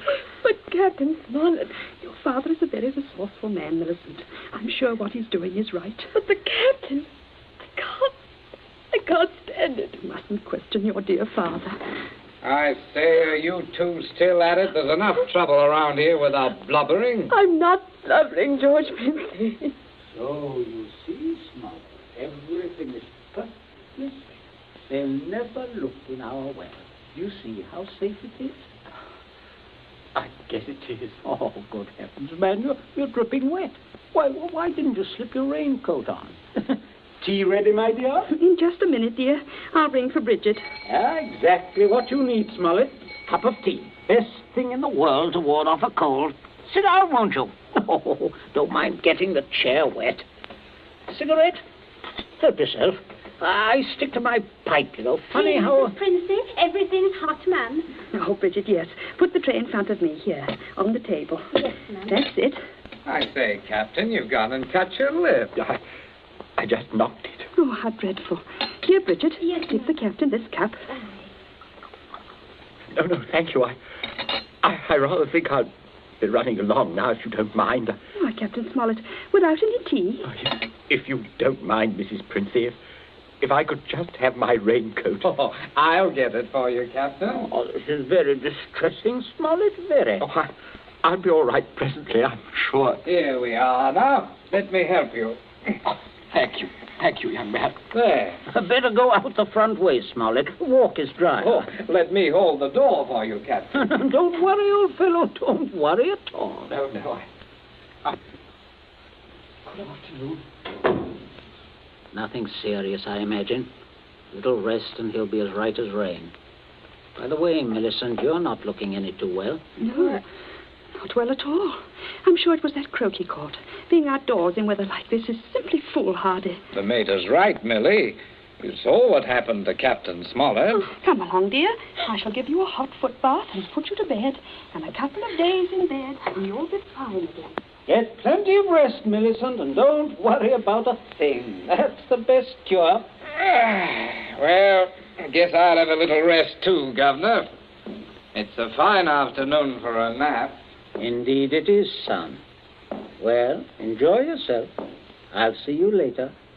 I'll see you all later.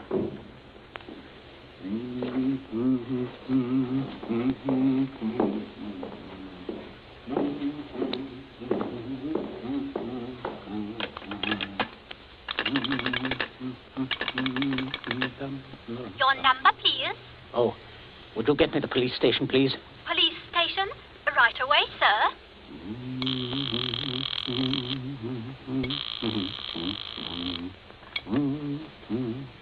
Police headquarters, Sergeant Yancey speaking. Oh, hello, Sergeant. This is Princey of Abbott's Road. I believe you know me. Oh, indeed I do, Mr. Princey. Sergeant, a horrible thing has just happened. Quite extraordinary. Murder, in fact. Murder? I'm afraid it looks rather bad for a close friend of ours, unfortunately. We saw him do it. I think you'd better send someone over right away. Well, our man should be there right about now, Mr. Princey. I beg your pardon? I say, our man should be there now. Constable Martin has his post right below your house there. Just rang in. Seems Captain Smollett was with him. Captain Smollett? He reported some rather queer goings-on at your place, but I certainly didn't understand it was murder. Just don't touch anything, Mr. Princey. And don't worry. Don't worry at all. No. No. I won't, Sergeant. Thank you. Governor, where are you? There's a man I'm right outside. here. Stop shouting. We have some visitors, Governor. Oh, yes. Yes, I can see that. Well, Constable, good afternoon. Good afternoon, Mr. Princey. And Smollett, I say what a remarkable fellow you are, coming back like this. Here to reenact the crime? Only the one against me, Princey. The one against the curate I'll leave to you people. Extraordinary sense of humor. Mr. Princey, I just had a look at what's in your well.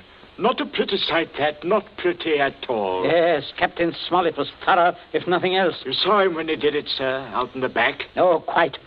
We were just returning from a walk. Smollett evidently had been laying for the curate, hiding out in those bushes by the road, I imagine. He was never inside this house? Never.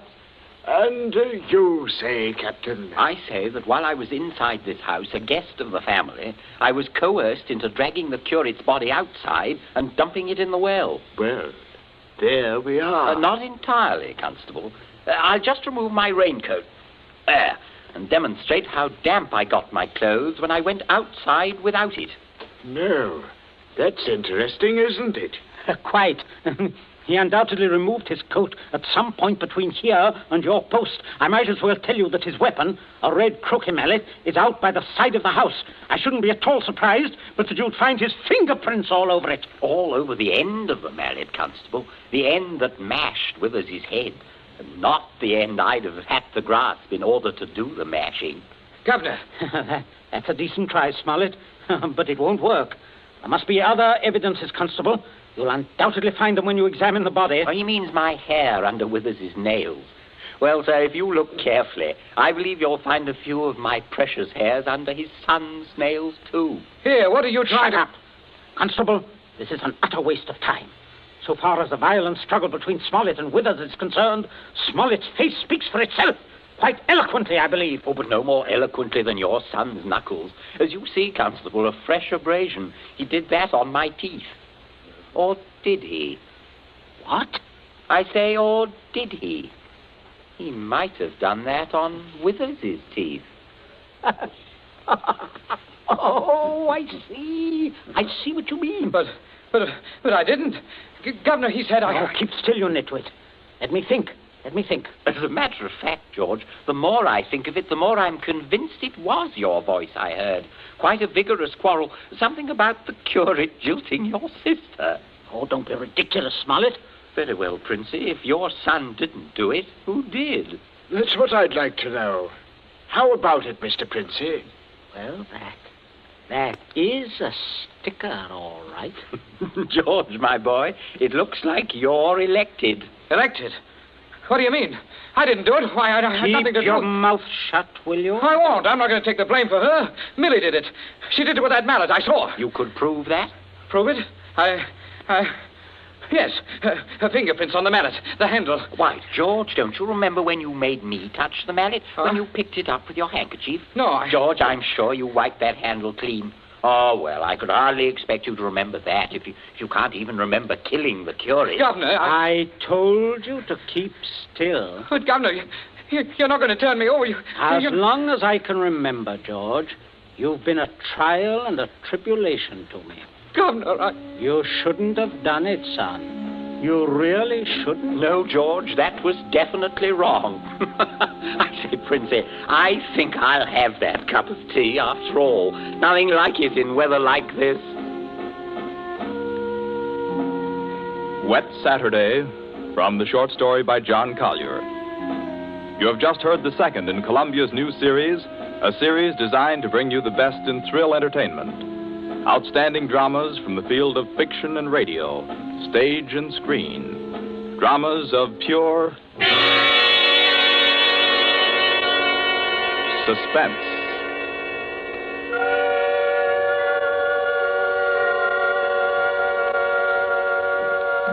This Columbia feature is produced and directed by Charles Vanda, with script by Harold Medford and score by Bernard Herrmann.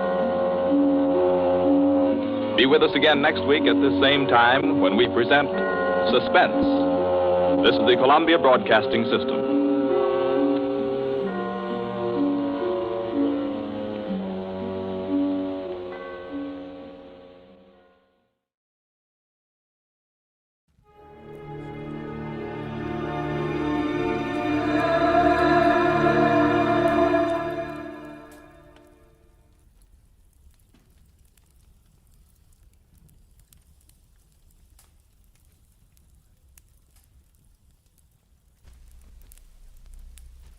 Get this and get it straight. Crime is a sucker's road, and those who travel it wind up in the gutter, the prison, or the grave. This time, a platinum wristwatch, a body on a lonely strip of beach, and a case of heart failure in a Beverly Hills garage, all added up to blackmail, 25 years old. And a killer who would never be caught. It happened like this. From the pen of Raymond Chandler, outstanding author of crime fiction, comes his most famous character in The Adventures of Philip Marlowe.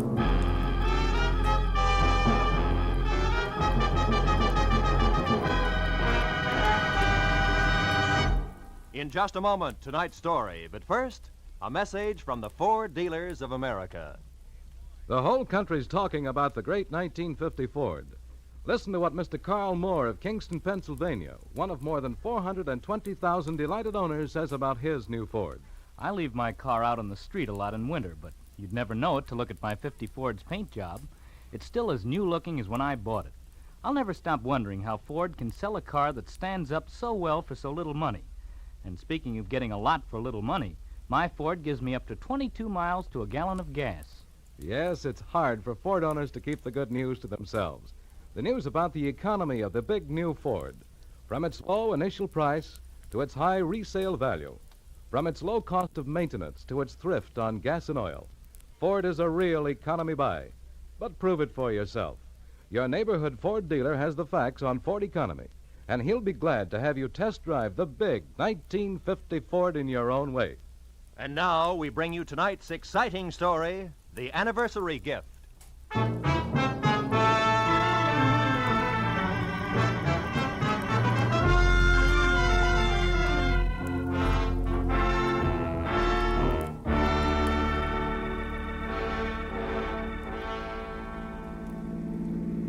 We turn left at the next corner, cabby. Okay.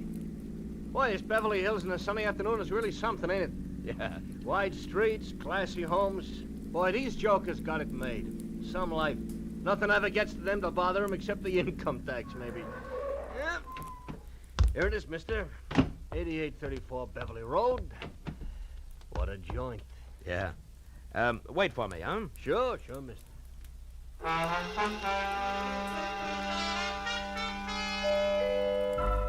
The door was answered by a girl of about 16, a tall, slender girl with dark eyes, too deep for her years. Oh, come in, won't you? I believe Dad's expecting you. She led me across a living room as dignified as the lobby of a bank to a door that she opened. If you'll wait here in the library, I'll tell Dad you've come. The library of Stanley Towner, my new client, was as somber as his living room, except for one thing. Over a fireplace that half-filled one wall was a life-size portrait of a woman. A most beautiful woman. Could have been a painting of what the girl who had just left would look like in another 25 years. I was still staring at the picture when Stanley Towner came in. That's a portrait of Margaret, my wife. We lost her 1 week ago today. I'm sorry, Mr. Towner. Well, we'd been expecting it for over a year. The doctors had warned us, but even when you're braced for a blow like that, Yes, I know what you mean. It was her heart, Marlowe. She was coming home from a shopping trip in Westwood last Tuesday evening when it happened. She had her own car and was just pulling into the garage here when the attack seized her. Catherine, my daughter, and I both heard her car hit the garage wall.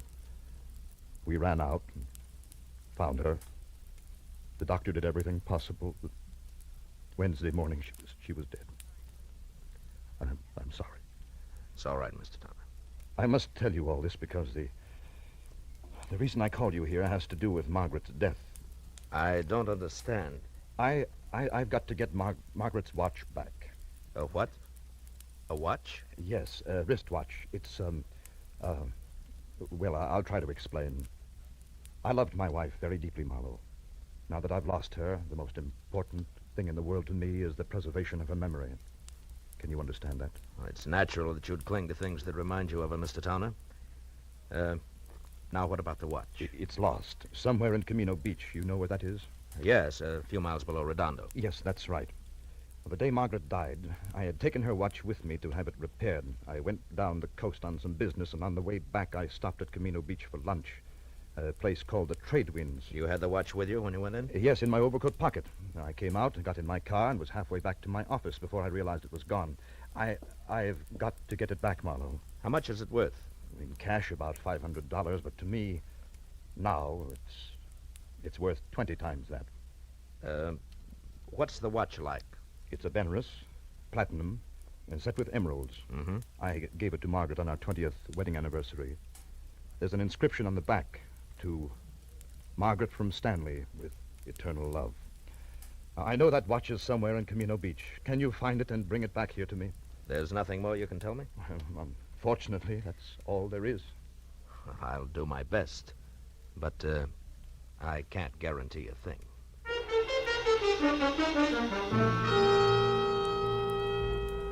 The cabbie waiting outside drove me back to the gas station on Wilshire, where I picked up my own car, fresh off the grease rack, and headed for the ocean and the sunset. It was getting dark by the time I reached Camino Beach, a rickety, salt-caked little town jumbled in between the highway and the surf. Well, my first stop was the Tradewinds Cafe, a waterfront shack on spindly legs standing knee-deep in a smelly backwash. It only took 10 minutes to find that there was nothing there for me. After that, I drew a blank at each of the 3 hock shops in town. Wound up an hour and a half later, no farther than the sidewalk curb, where I watched a traffic cop brand my tire with his parking marker, plant a heavy foot on my bumper to steady his bike, and light a cigarette. Hiya. Is your car? Yeah. What is it? Am I overparked? Nope, not yet. Just borrowing your bumper a minute. Mine? Of course not. Got a lot of scratches already. Say, that's a fancy chalk label you put on the side of that tire there. Z, the mark of Zorro, huh? No, the mark of Ziegler. That's me. Just a little thing I worked out to add a personal touch to my business. You're a stranger around here, aren't you? Yeah, from L.A. Uh-huh. Saw you coming out of the pawn shop there. You don't look like the type. Well, I'm not, as long as my luck holds. Actually, a friend of mine lost a wristwatch here in town. I'm trying to locate it. Pretty good watch, is it? Yeah, good enough. The really tough part is that it has a very big sentimental value. I've tried all 3 of the pawn shops in town, but no dice. You know, if I had a friend who'd lost a good watch, I think I'd check in at Sean's bicycle shop on 3rd Street. Well, thanks a lot, Ziegler. Don't mention it. Oh, incidentally, I wouldn't bother to tell him who sent me down if I was you. So long.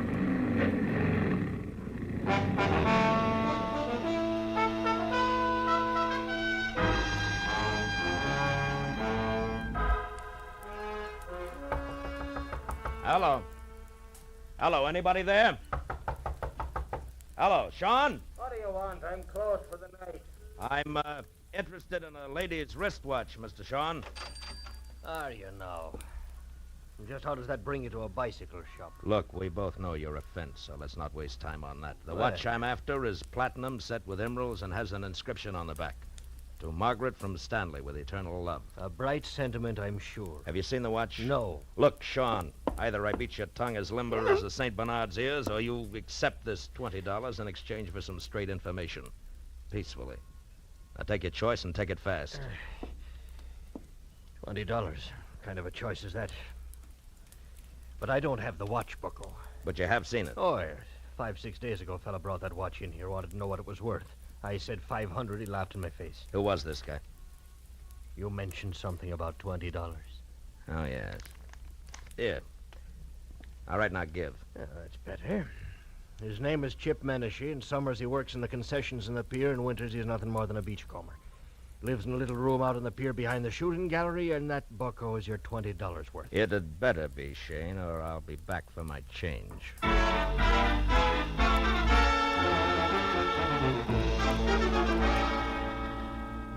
The amusement pier was deserted. When I finally found the one-room shack tacked on behind the shooting gallery, it was dark and quiet. I knocked once, got no answer. So I pushed a wad of rags out of a broken pane of glass in the door, reached inside, and unsnapped the lock and went in. With a light from the one naked overhead bulb, I started through the room. On a packing crate that passed for a dresser, I found a week-old newspaper clipping that said the body of one Leon Stice of Camino had been found on an isolated beach Wednesday morning, shot in the chest. No apparent reason. Stice was survived by his wife, Nancy, of 320 Front Street. I got real busy wondering why a bum like Chip Menashe saved old newspaper clippings of murder stories when a noise outside turned me toward the open door. What are you doing in my place? You weren't home, so I came in to wait. You a cop or something? No, I'm no cop, Menashe. The name's Marlowe. Maybe we can do business. Sit down. I don't get you. I, collect old watches. A mutual friend sent me, Menashe. Yeah? I'm interested in ladies' watches, particularly. Maybe something in platinum with emeralds. Okay, Pally, what's the proposition? Nothing until I see the merchandise. Now, how about putting it on display, huh? I can't hear you, Pally. Ah, come on now. Where's the watch? Don't rush me, mister. Don't rush me. It'll get you nowheres. All right. Make me a proposition. 10 grand? 10,000? Uh-huh. You must be out of your mind. Yeah, we'll see who's out of their minds. That's a very valuable watch. Maybe you better get out of here and add it all up again. Yeah, maybe I'd better at that. But, Menashe, don't go away, because I'll be back. I won't go away. I know when I'm sitting on top of the pile.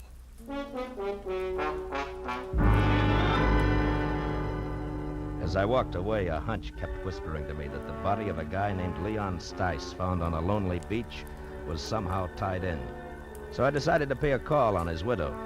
I drove down Front Street to number 320, but there was nobody home.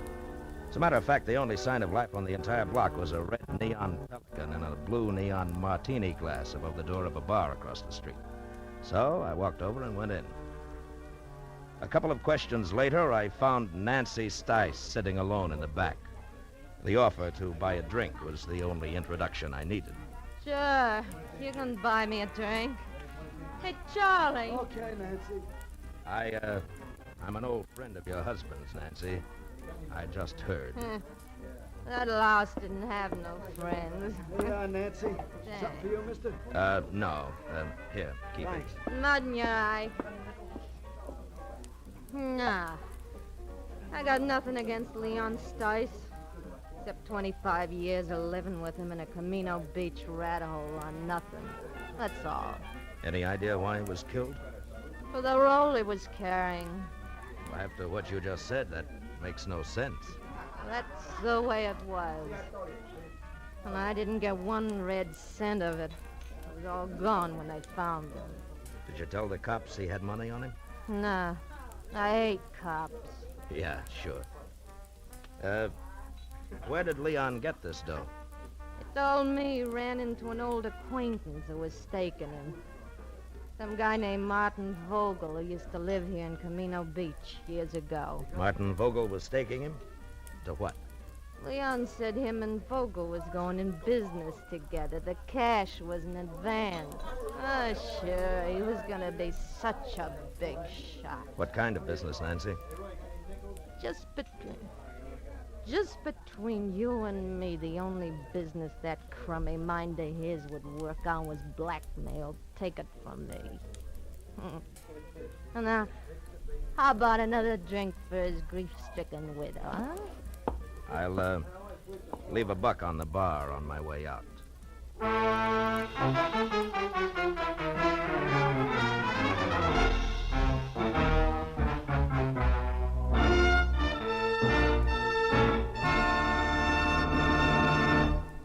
In just a moment, the second act of Philip Marlowe. But first, a brief message from the Ford Dealers of America.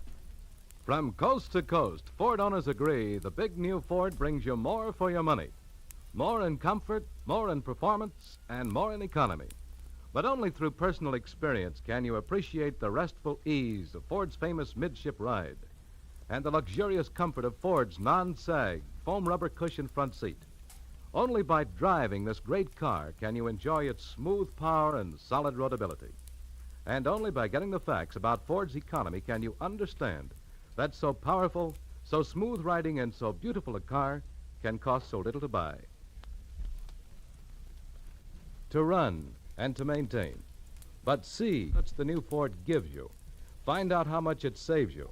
Yes, before you buy any car at any price, it will pay you to stop by your local Ford dealers. Take the wheel of the 100 horsepower V8 or its companion in quality, the 95 horsepower 6. Once you've driven it, you'll agree the new Ford is the one truly fine car in the low-price field.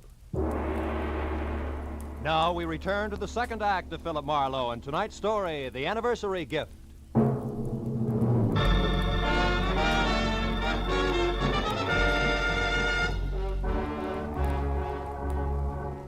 I left the Pelican Club, got into my car, and started for the local law.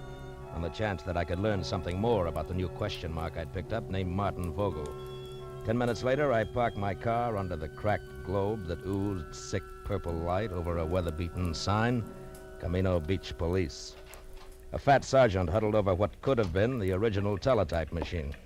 When I presented my credentials, he jabbed a fat finger at a dirty glass door marked Captain Elvin Bush, Chief of Detectives. Inside, a small old man, neat in a clean white shirt, groomed silver hair, and a gentle smile, was strapping on a shoulder holster when I put my license on his desk. When I stopped talking, he got up and extended an almost delicate hand. I certainly hope we can help you, Mr. Marlowe. Martin Vogel, you say? Yes, it might have been a long time ago, Captain, maybe even 25 years, if he was mixed up with the police at all. Do your records go back that far? Oh, yes, by the apple crate load. And I mean that literally, Mr. Marlowe. You see, in Camino Beach, police files, fixtures, and furniture are somewhat lacking. City appropriations only go where they show. Public bird baths, statues of the mayor. Oh, here. This bottom crate here. Marked, let's see. 1921 to 1930. Figure he was arrested along in there, this Vogel? Yeah, if he was arrested. Yeah, it's dusty, isn't it? Well, the cards are alphabetical. Yeah. And let's see. Riker, Rooney, Stemple. By the way, Mr. Marlowe, what's your angle? I'm not sure, Captain. Svensson, Underley, Utterman, Van. Vogel. Martin. Got it, eh? Yeah, picture and all. Bring it over here in the light. Yeah. Martin Vogel arrested Camino Beach Hotel, May 28, 1923, on warrant from Chicago, Illinois police. Returned to Chicago, sentenced to 5 years in state penitentiary for embezzlement. Arresting officer, Patrolman Elvin Bush. Picked him up myself, did I? Well, I've locked up a lot of people in the last 35 years. Yeah, I guess you have it. Holy smokes. Huh? What? That can't be. What is it, Mr. Marlowe? You look kind of pale. There was no mistaking it. The time-yellowed picture of Martin Vogel made it plain. Vogel and my client, the distinguished Mr. Stanley Towner, were one and the same. That meant that Towner had lied to me, and more important, had no doubt killed Leon Stice, who was blackmailing him because he knew he was Vogel.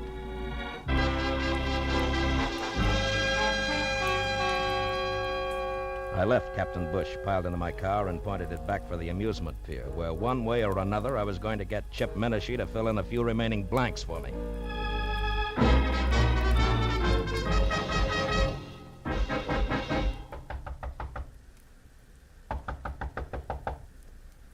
Yeah, who is it? Marlowe, Menashe. I want to talk business. Okay, Marlowe. Looks like I doped it right. I thought you'd come back. All right. Now get up. And listen hard.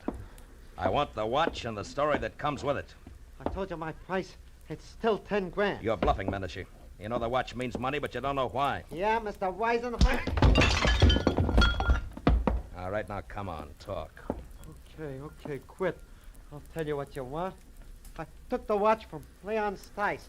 I found him dead on the beach. It was clenched in his fist. And the dough you're spending? Was in his wallet. Let me up, will you? All right, come on. Now sit over there. Hands in your lap. School isn't out yet. What more do you want, Marlowe? How do you tie the watch in with Stanley Towner? What makes you think I did? The fact that I was sent here to Camino Beach and the fact that you were ready and waiting for somebody. Well? Okay. I was lucky. When I read about Stice in the papers, I also just happened to read another article, an oddity, you might say, about a woman in Beverly Hills, a rich man's wife who got a heart attack in her car just she pulled into her garage. Woman called Towner, front name Margaret. Wife of a big shot broker, also called Towner, front name Stanley. I went from there. I was shrewd. Yeah, genius. Okay, now give me the watch. Come on, let's have it. All right, get your mitts off. All right, get your mitts off. Here. Now you're real happy, Muscles? Happy that you... Hey, cops. Come this way. Hey, Menashe, wait a minute! By the time I got to the door, he was halfway across the boardwalk to his car. But Captain Bush and his sergeant were ready and waiting.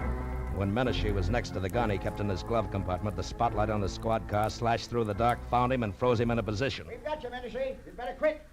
Menashe, do you hear me? Yeah. No, you listen, Papa. Let him have it, Becker. The windshield sprang into little pieces. That got it. Come on, Becker. I waited until Captain and Becker were next to the body and had lifted it off the steering wheel. Then I moved quietly along the side of the buildings as far as the squad car. There, I turned and started back toward them. Hey, what happened?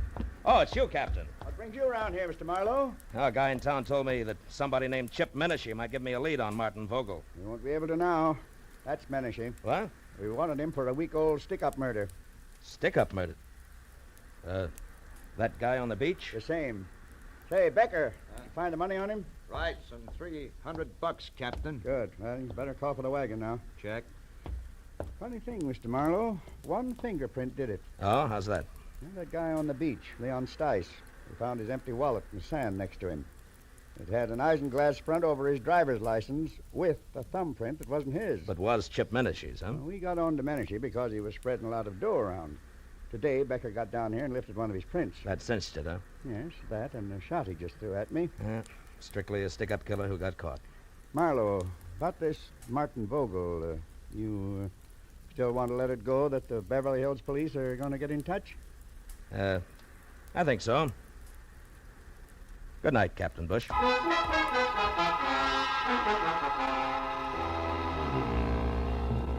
The ride back to Beverly Hills was an uncomfortable hour and a half, cold and empty. I was glad that I had things to do like stop and start and shift gears. It kept me from thinking too much about a lot of things and a lot of people I wish I'd never heard of. People like Stanley Towner, who I had every reason to be against, but who I was starting to pull for. Stanley Towner, a man who had started all over again after a single mistake made 25 years ago.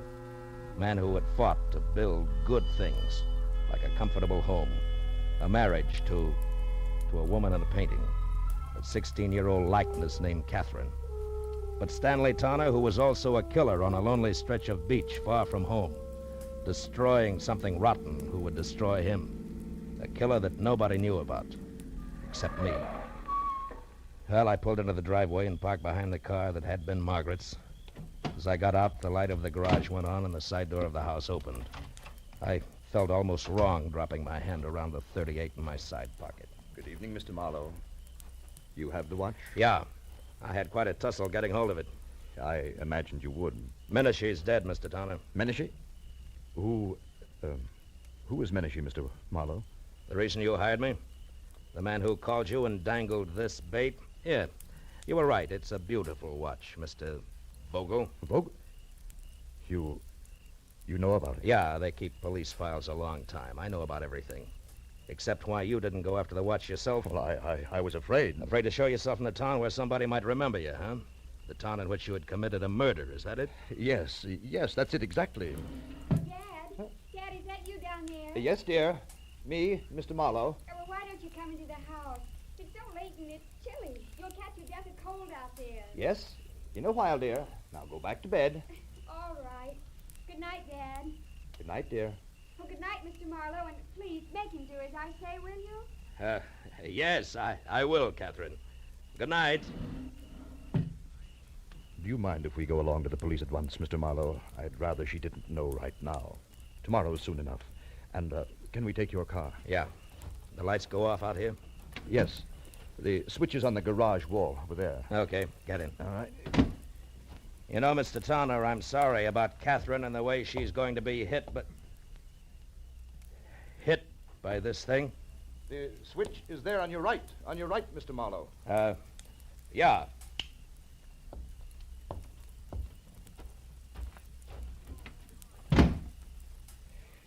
It was a very nice house. Mm-hmm.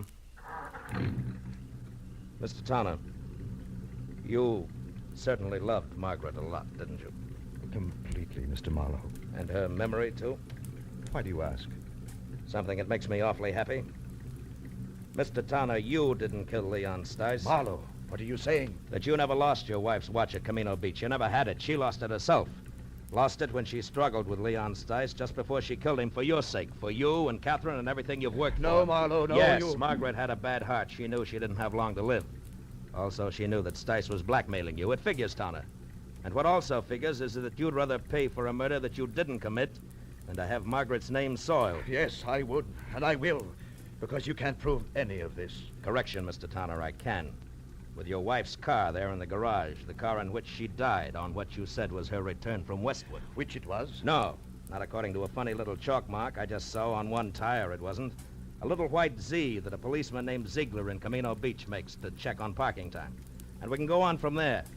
Your confession won't mean a thing. But, Marlowe, it must... No, I guess it won't. I guess you can't hide the truth very often, can you? No. Only once in a great while. And then, strangely enough, only when it seems like the right thing to do. What do you mean? Why did you stop the motor? There's one thing I haven't told you yet. The way things worked out in Camino Beach, Mr. Tanner. The police there think that Menashe killed Leon Stice, and they're happy that way. They never heard of you or your wife. And I don't see why they should. No. Yes. I mean that nobody really knows the whole story. Nobody except you, Marlowe. Nobody, Mr. Tanner. Good night. Thank you, Mr. Marlowe. Good night.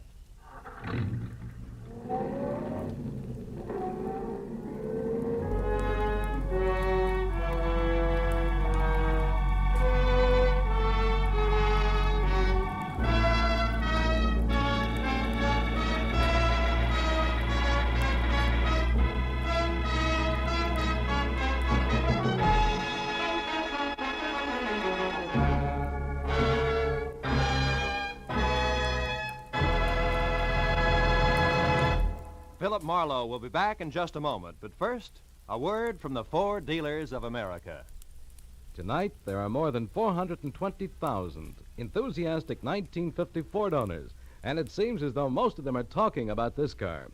Listen to what Judge Richmond B. Keach of Washington, D.C. has to say about his new Ford. I was so satisfied with my 49 Ford that I decided to get a 50 as soon as they became available. I've been more than pleased with the 50. Truthfully, I see no cause to pay more when a Ford gives me all the performance, quiet, and comfort a man can ask for at such a reasonable price. The Ford is wonderfully easy to handle, particularly in traffic. Yes, ask any Ford owner how he feels about his big new Ford, and he'll tell you it's tops for performance and for comfort. But prove it for yourself. Drop into your neighborhood Ford dealers and test drive this truly great car. You'll be amazed when you discover how little it costs to buy, to run, and to maintain. Do it tomorrow. Test drive the big new 1950 Ford. Be sure and be with us again next week when Philip Marlowe says... This time I was in the country where the night should have been nothing but peace and quiet. But a pair of angry eagles changed all that. One was solid gold and too close to a battered corpse. The other weighed 160 pounds and was too quick with his fists, in or out of the ring.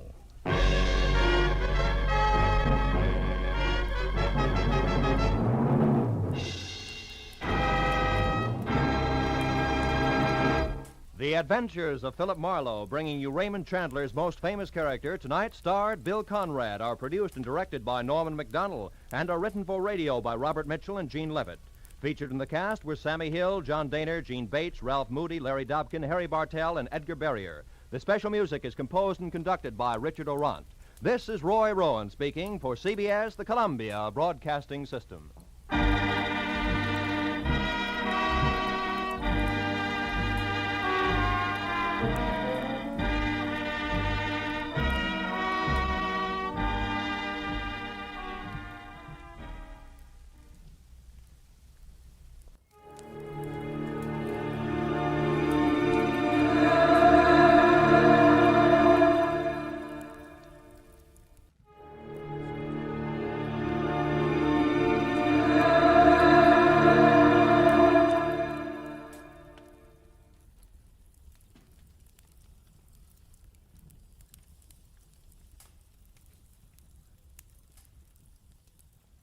Get this and get it straight. Crime is a sucker's road. And those who travel it wind up in the gutter, the prison, or the grave.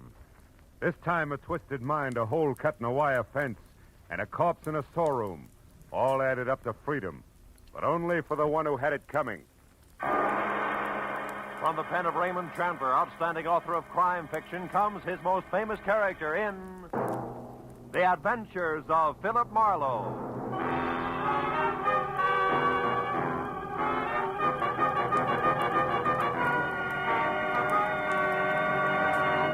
Now, with Gerald Moore, starred as Philip Marlowe, we bring you tonight's exciting story, The Bid for Freedom.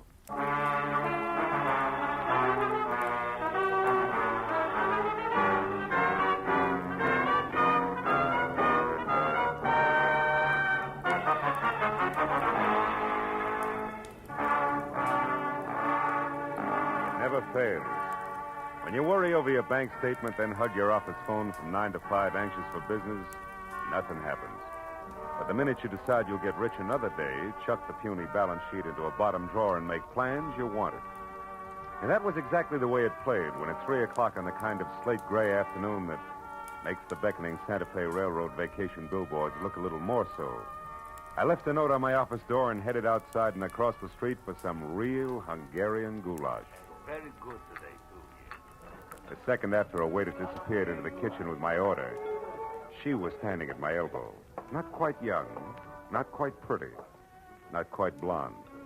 And when she spoke, not quite sure of what she was going to say next. You're Mr. Philip Marlowe, aren't you?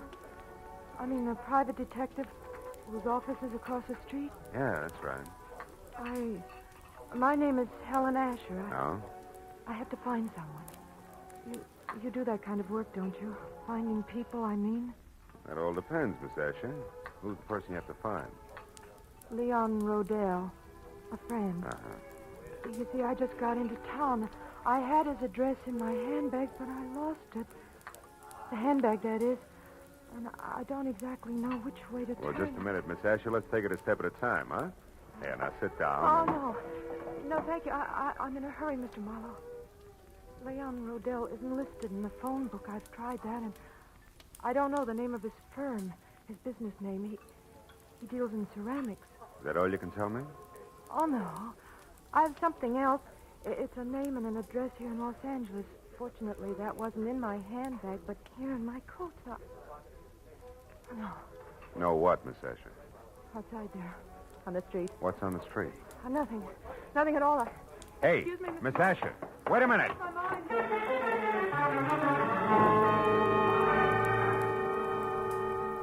There'd been a sort of sad look about Helen Asher that made me want to help her.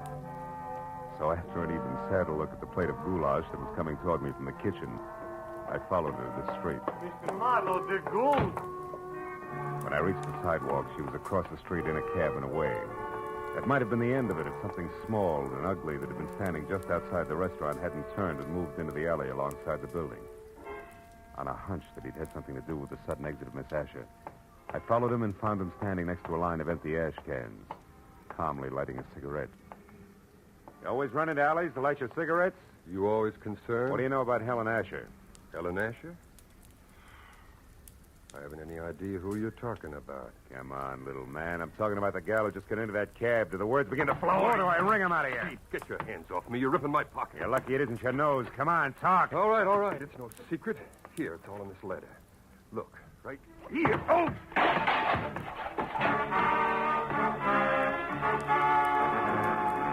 Toe of his sharp-pointed shoes and caught my shin where it really hurt. By the time I was out of the ash cans, back on my feet, I knew the damage had been more to my dignity than anything else. I knew also that the little man was gone, and I had no idea where. I was halfway out toward the street before I realized that I still had the little man's letter clenched in my hand. It was from an Omaha life insurance company and addressed to one Eldon Hook, 31 Marlboro Drive, Sunnydale, California. Sunnydale wasn't just around the corner, but the fear I'd seen in Helen Asher's face, plus a score to settle with Eldon Hook, said the 20-mile drive into the San Fernando Valley was a minor point.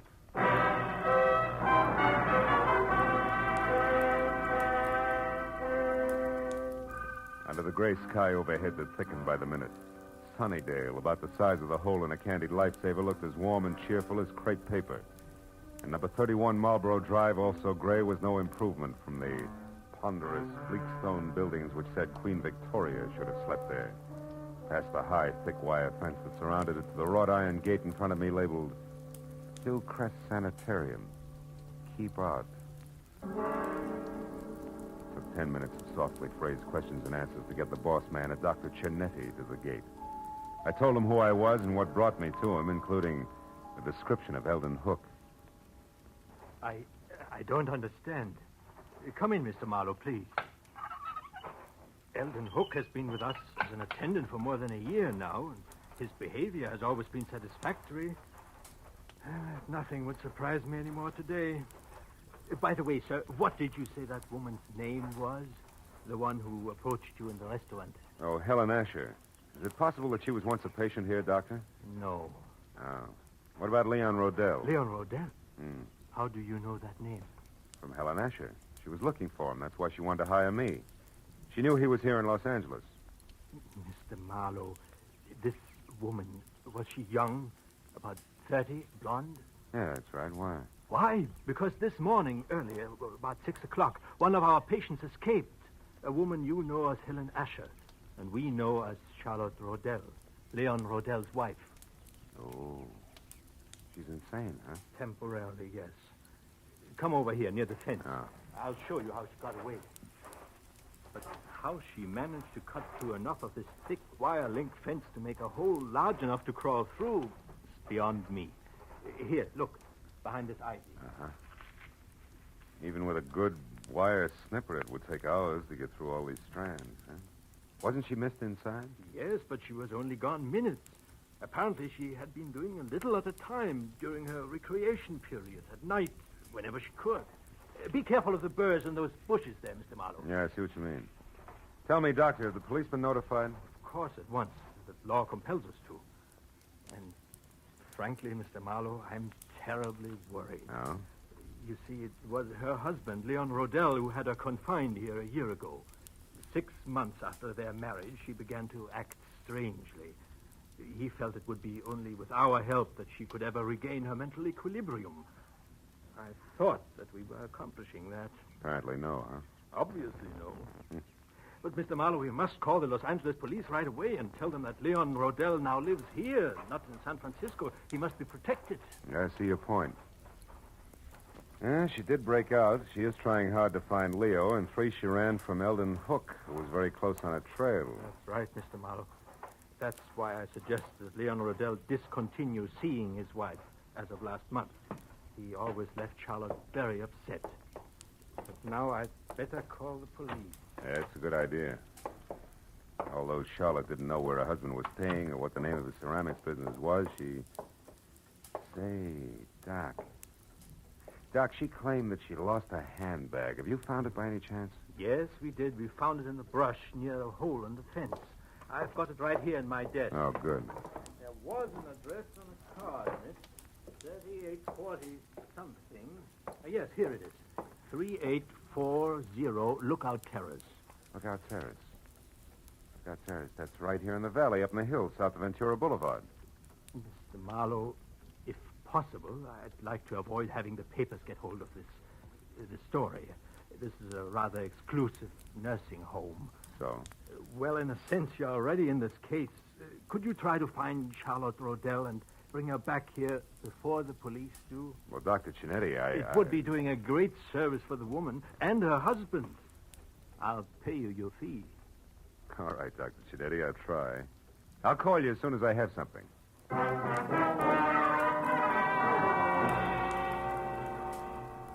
When I first started Marlboro Drive in Sunnydale, it had been a combination of interest in a sad-eyed girl and a strong desire to punch Eldon Hook on the nose. Now it was business. It took 20 minutes of fast driving to get over to Lookout Terrace in the hills that separate Hollywood from the San Fernando Valley, and 3840 itself. The house was a squat chunk of overly stuccoed, archaic California architecture at the top of a steep driveway.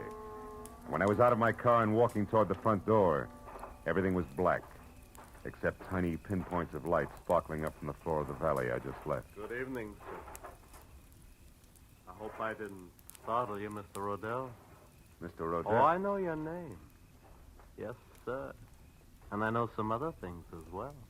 Like what? Oh, incidental facts. Like, well, it's cold in there. So you haven't been home in hours. And? And the refrigerator's empty, so you're only staying here off and on. Also the old mail inside, phone bills, etc. They don't have your name with this address. So this is probably a friend's house. Which totals to what? To zero, maybe. Zero, Mr. Rodell, like you're going to total if you don't pay the money you owe to my good friend in San Francisco. Yeah, you know who I mean, don't you, Mr. Rodell? Yeah. What I don't know is how good friend thinks I'm going to raise that kind of dough. I made it funny? Oh, you're kidding. What's 15,000 to you? You, shall I say, an intimate friend of Ordine Blackburn? Oh, Ordine Blackburn. Yeah, Ordine Blackburn. Come off it, boy. I'm thorough. An eager sort. I know that the lady from Bel Air's loaded and that she's nuts about you. No fooling. Now, before I leave, a word of advice, Rodell. One can't run away from his obligations forever. And you won't be able to walk away after 24 hours. Unless, of course, you pay. Good night. Good night, Eager. Till we meet again.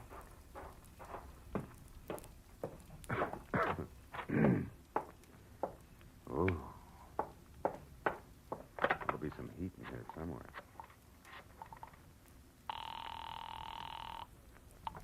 Information. Oh, operator, I'd like the telephone number of a Miss Ordine Blackburn in Bel Air. I don't have the address. Have you tried your directory, sir? No, I can't. The house burned down. One moment, please. Yeah. We have an Ordine Blackbird at 2321 Bel Air Road. Yeah, that's it. What's the number, please? Nevins 31121. 31121. Thank you. House burned down.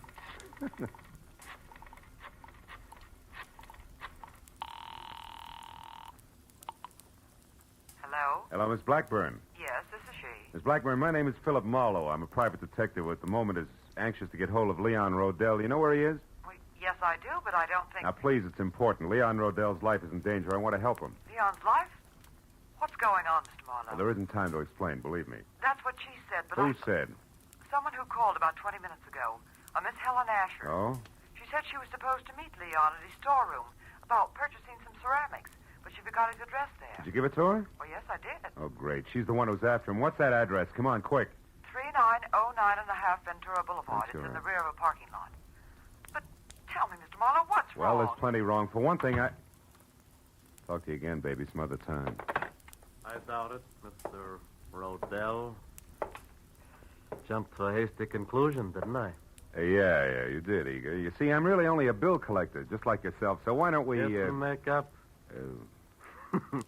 Not a chance, sweetheart. I wouldn't be happy that way.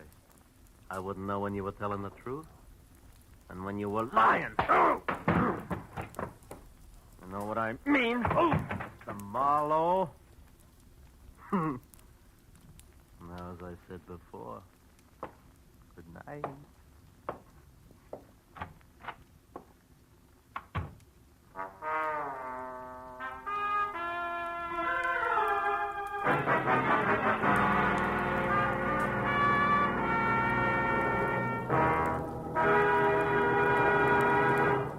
In just a moment, the second act of Philip Marlowe. But first, CBS will bring you the earth-shaking premiere of a new opera tomorrow night. An opera written by Alec Templeton with Charlie McCarthy as a lovelorn singing Bengal Lancer. Templeton himself as a Maharaja and Ursula Twing as a flying carpet salesman. You can hear it on the CBS Charlie McCarthy Edgar Bergen show tomorrow night. And don't forget, Red Skelton, Amos and Andy, Eve Arden, Horace Hyde, and all the other CBS Sunday night stars will also be on hand on most of these same CBS stations. Jack Benny, of course, is heard in them all on Sundays. Now, with our star, Gerald Moore, we return to the second act of Philip Marlowe and tonight's story, The Bid for Freedom.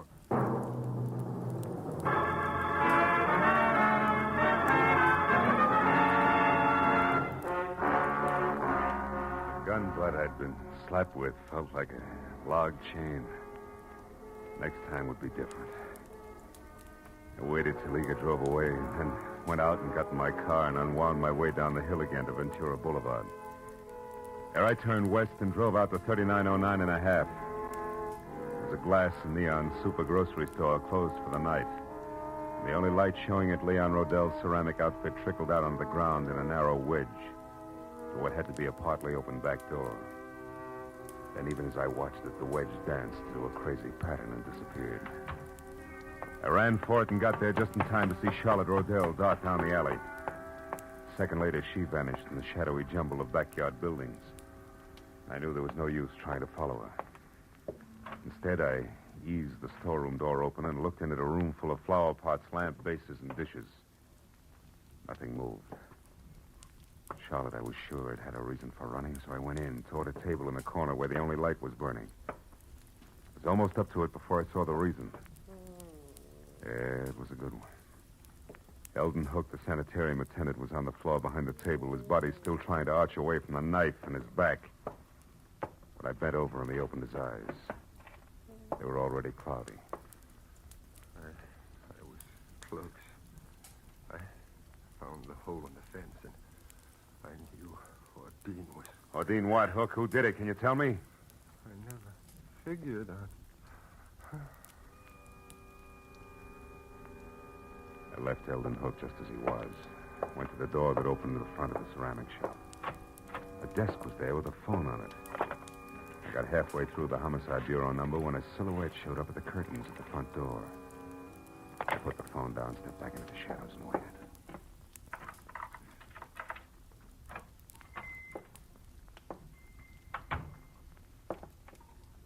Oh, that's funny. I've left the work light on. Not necessarily, Mr. Rodell. Who are you? Name's Marlowe. I'm a private detective. You are Leon Rodell, aren't you? Yes? What are you doing here in my shop? You better finish taking your overcoat off, Mr. Rodell. Now, see Your here. wife has run away from Hillcrest Sanitarium. My... Charlotte is out? That's right. How do you know this? She came to me tonight under a phony name. Tried to get me to locate you. She'd lost your address. Oh. This is a shock, Mr. Marlowe. A terrible shocker. Poor Charlotte, what an awful thing this is for her. Yeah. Excuse me, I need this. Sure? Oh, you? No, thanks. You see, Marlowe, I've only been here in Los Angeles a month. The last time I visited Charlotte,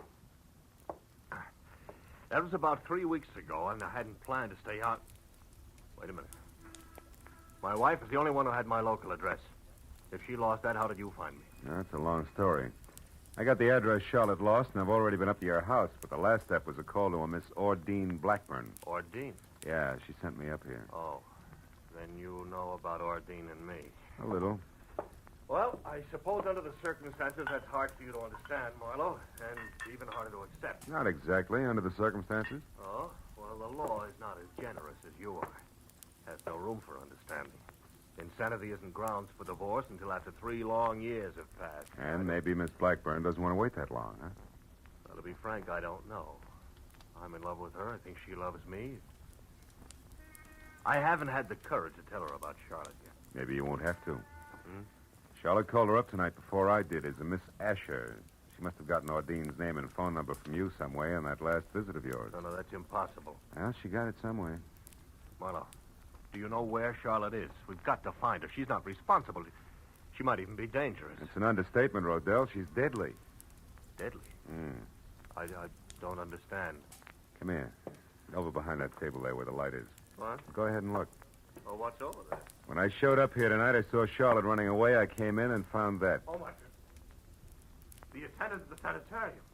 Yeah. He knew she'd escaped. He found the hole in the fence where she got out, and he's been following her on his own, strangely enough. He's dead. Marlowe, he's dead. Look, he's dead. Rodell! Sorry. Marlowe, she must be completely mad. We've got to stop her. Why, she might go for Ordine next door. Or you, yeah. What can we do? Well, you can go home. She doesn't know that address up there, so you'll be okay on that score. All right, but... Okay on that score. All right, but... Rodell, listen. Keep your doors locked up there, will you? Well, sure. You said Charlotte... I know. I'm not thinking about Charlotte now. There's something else. The guy in San Francisco that you owe all that money to. What about him? Sent a mug down here who intends to collect it. I've tangled with him already. He means business. So be careful, Rodell, and I'll see you as soon as I can.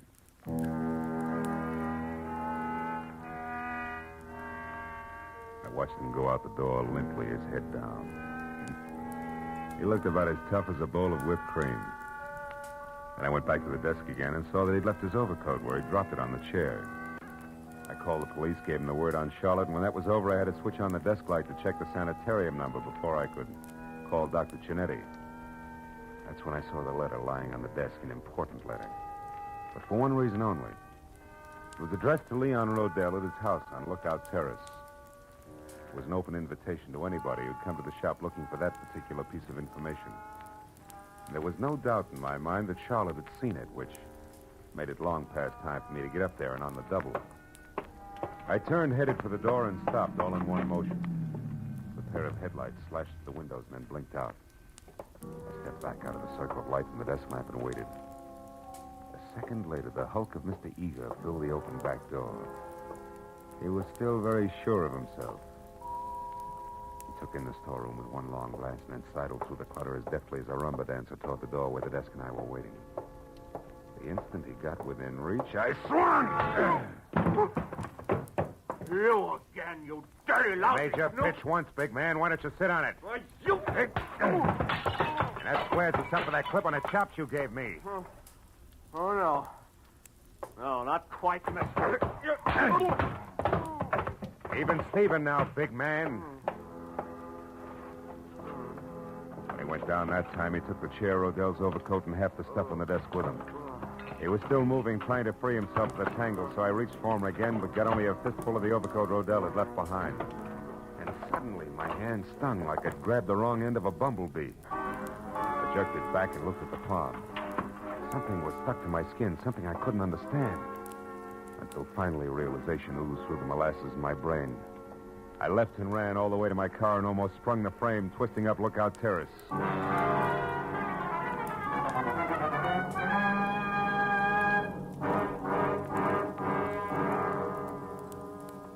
I parked down the hill from 3840 and ran as far as the house next door, where I got to the back, hopped the fence, and got my gun in hand. As I expected, Leon Rodell was there, and so was Charlotte in a coupe. The door open, was poised at the top of the precipitous driveway like the lead car on a roller coaster. Why are you angry with me, I'm not Leon? angry, Charlotte. Now get in the car. We haven't much time. I did everything just like you said, Leon. I know. I lost my handbag with your address in it. The car, Charlotte. I had to find you, didn't I? You did I fine. tried everything. And then I learned about your shop, and I went But there. you shouldn't have done that, Leon. Charlotte. Now get in the car. Leon, I saw what you'd done to that Mr. Hook from the car, Charlotte. sanitarium. We're rushed. You killed him with a knife. I had to, Charlotte. He'd been spying on us all the time. He knew all our plans, and he wanted lots of money to keep quiet. Now, It the frightens car, me, Charlotte. Leon. I wish you had. Stop it, Charlotte. It doesn't matter anymore. It doesn't Don't matter. kid yourself, Rodell. Mr. Marlowe. I found Leon by myself, so I really don't need you after all. I only wish you were right, baby. Don't move, Rodell. Oh, but you don't understand, Mr. Marlowe. Leon and I are going away together on a I trip. understand, all right, more than you do now, Charlotte, and I think you better go in the house and wait for us, Oh, no. huh? No, don't Please, you see please, we... do as I ask. All right. But don't be long.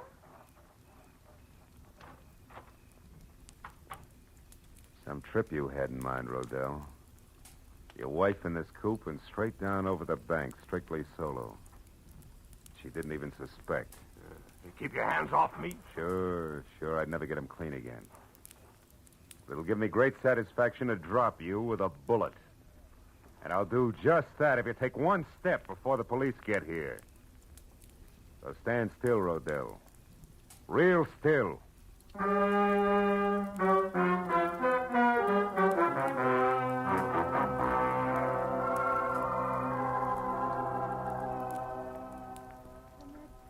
Really all that happened, Dr. Cinetti.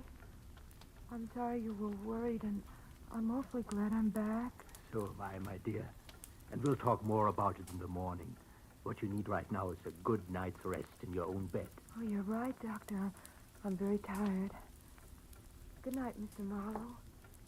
And thank you. Good night, Charlotte. She still doesn't realize, does she? No, and it's a good thing. Plenty of time for that later when it can come gradually.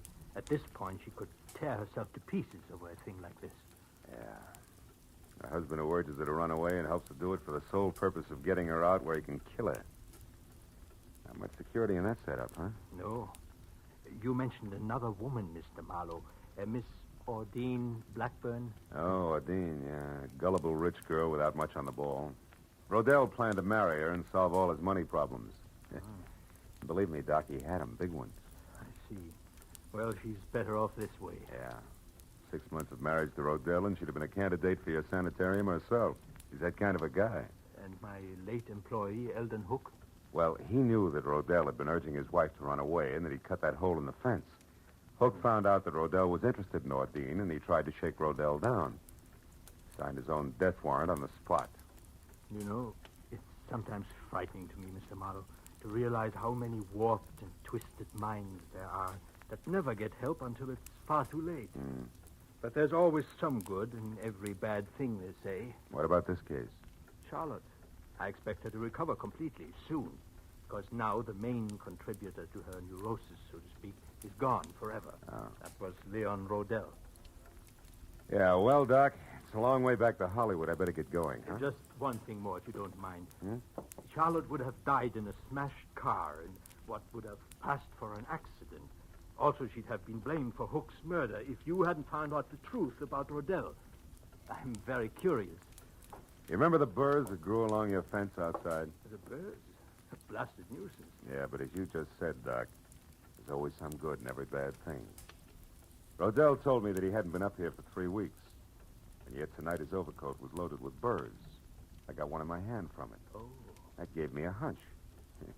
Well, from there on it played. Disappointed? To the contrary, satisfied completely. Good night, Mr. Marlowe. Good night, Doc.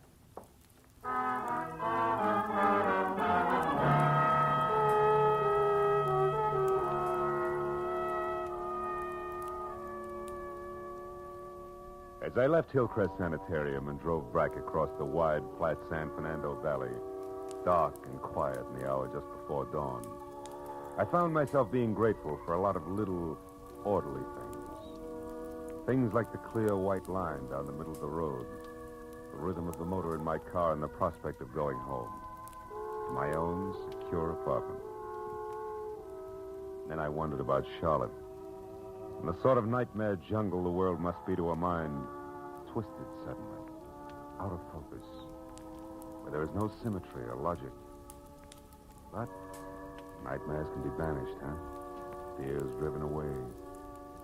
And in time, with Dr. Chinetti's help, she'd come out of it all right.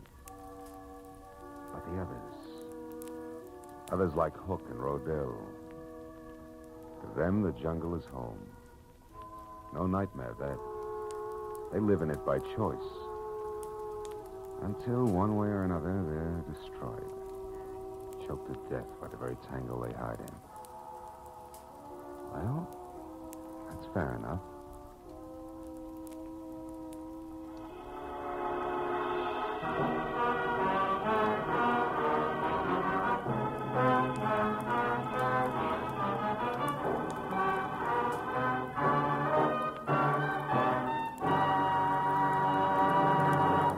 Adventures of Philip Marlowe, bringing you Raymond Chandler's most famous character, star Gerald Moore, are produced and directed by Norman MacDonald and are written for radio by Robert Mitchell and Gene Levitt. Featured in the cast were Gene Bates, Larry Dobkin, Yvonne Patey, Harold Deerenforth, Jack Edwards, and John T. Smith. The special music is composed and conducted by Richard Arant. Be sure and be with us again next week when Philip Marlowe says... This time a fireball, too handy with a target pistol, led me down a rocky road past a sleazy money grubber to a curly-headed corpse. And it might have gotten worse if I hadn't slowed down at the hairpin turn.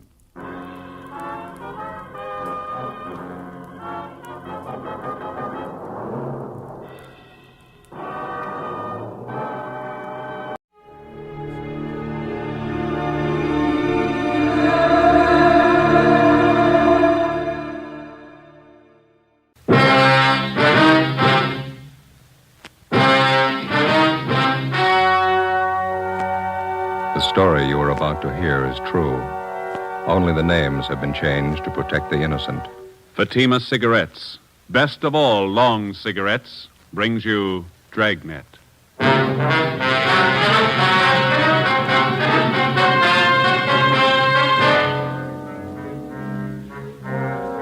You're a detective sergeant. You're assigned to robbery detail. A store clerk has been murdered, shot to death in a robbery. The holdup man is described as tall, well-dressed. He escapes in a taxicab. Your job, get him.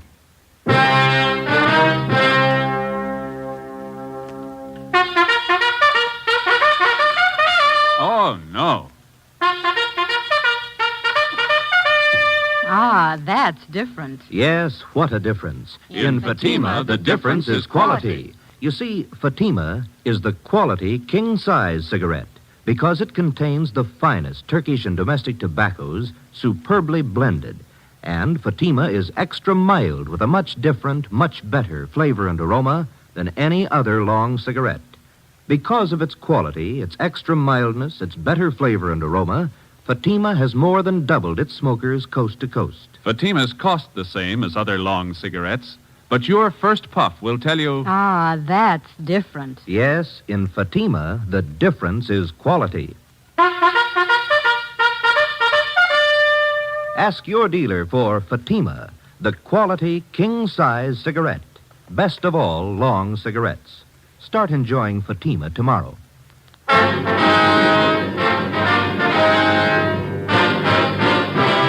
Dragnet, the documented drama of an actual crime. For the next 30 minutes, in cooperation with the Los Angeles Police Department, you will travel step by step on the side of the law through an actual case from official police files. From beginning to end, from crime to punishment, Dragnet is the story of your police force in action. It was Friday, August 17th. It was hot in Los Angeles. We were working the night watch out of robbery detail. My partner's Ben Romero. The boss is Captain Walker. My name's Friday. It was 8:35 p.m. when we got to the Church of St. Damien, the vestibule.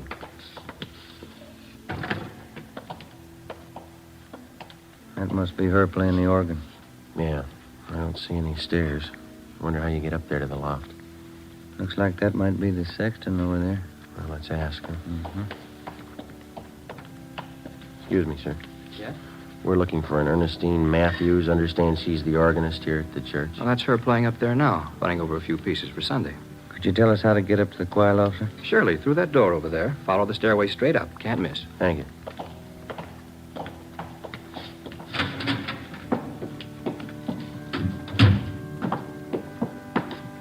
Sure has been a long time. Yeah, what's that? Climbing stairs to a choir loft. Sang a lot in church when I was a kid. Boy soprano. Is that right? They finally threw me out. Voice change. Yes, did you want something? Are you Mrs. Ernestine Matthews? Yes, did you come about the new choir books? No, ma'am. Police officers. Oh, can I help you? It's about your husband, Miss Matthews. Bert, what about him? Has Bert done something? He was hurt, ma'am. Well, I don't understand. Bert's working at the store. What do you mean he was hurt? There was a holdup. Dear God, my husband. Was he hurt bad? Yes, ma'am. Where is he? I've got to go to him. Is he in pain? No, ma'am. What are you trying to say? Dear God, tell me the truth. Which hospital is he in? They took him to Georgia Street. They helped him all they could. You're not trying to tell me Bert's dead? You're not trying to tell me that, are you? I'm sorry, ma'am.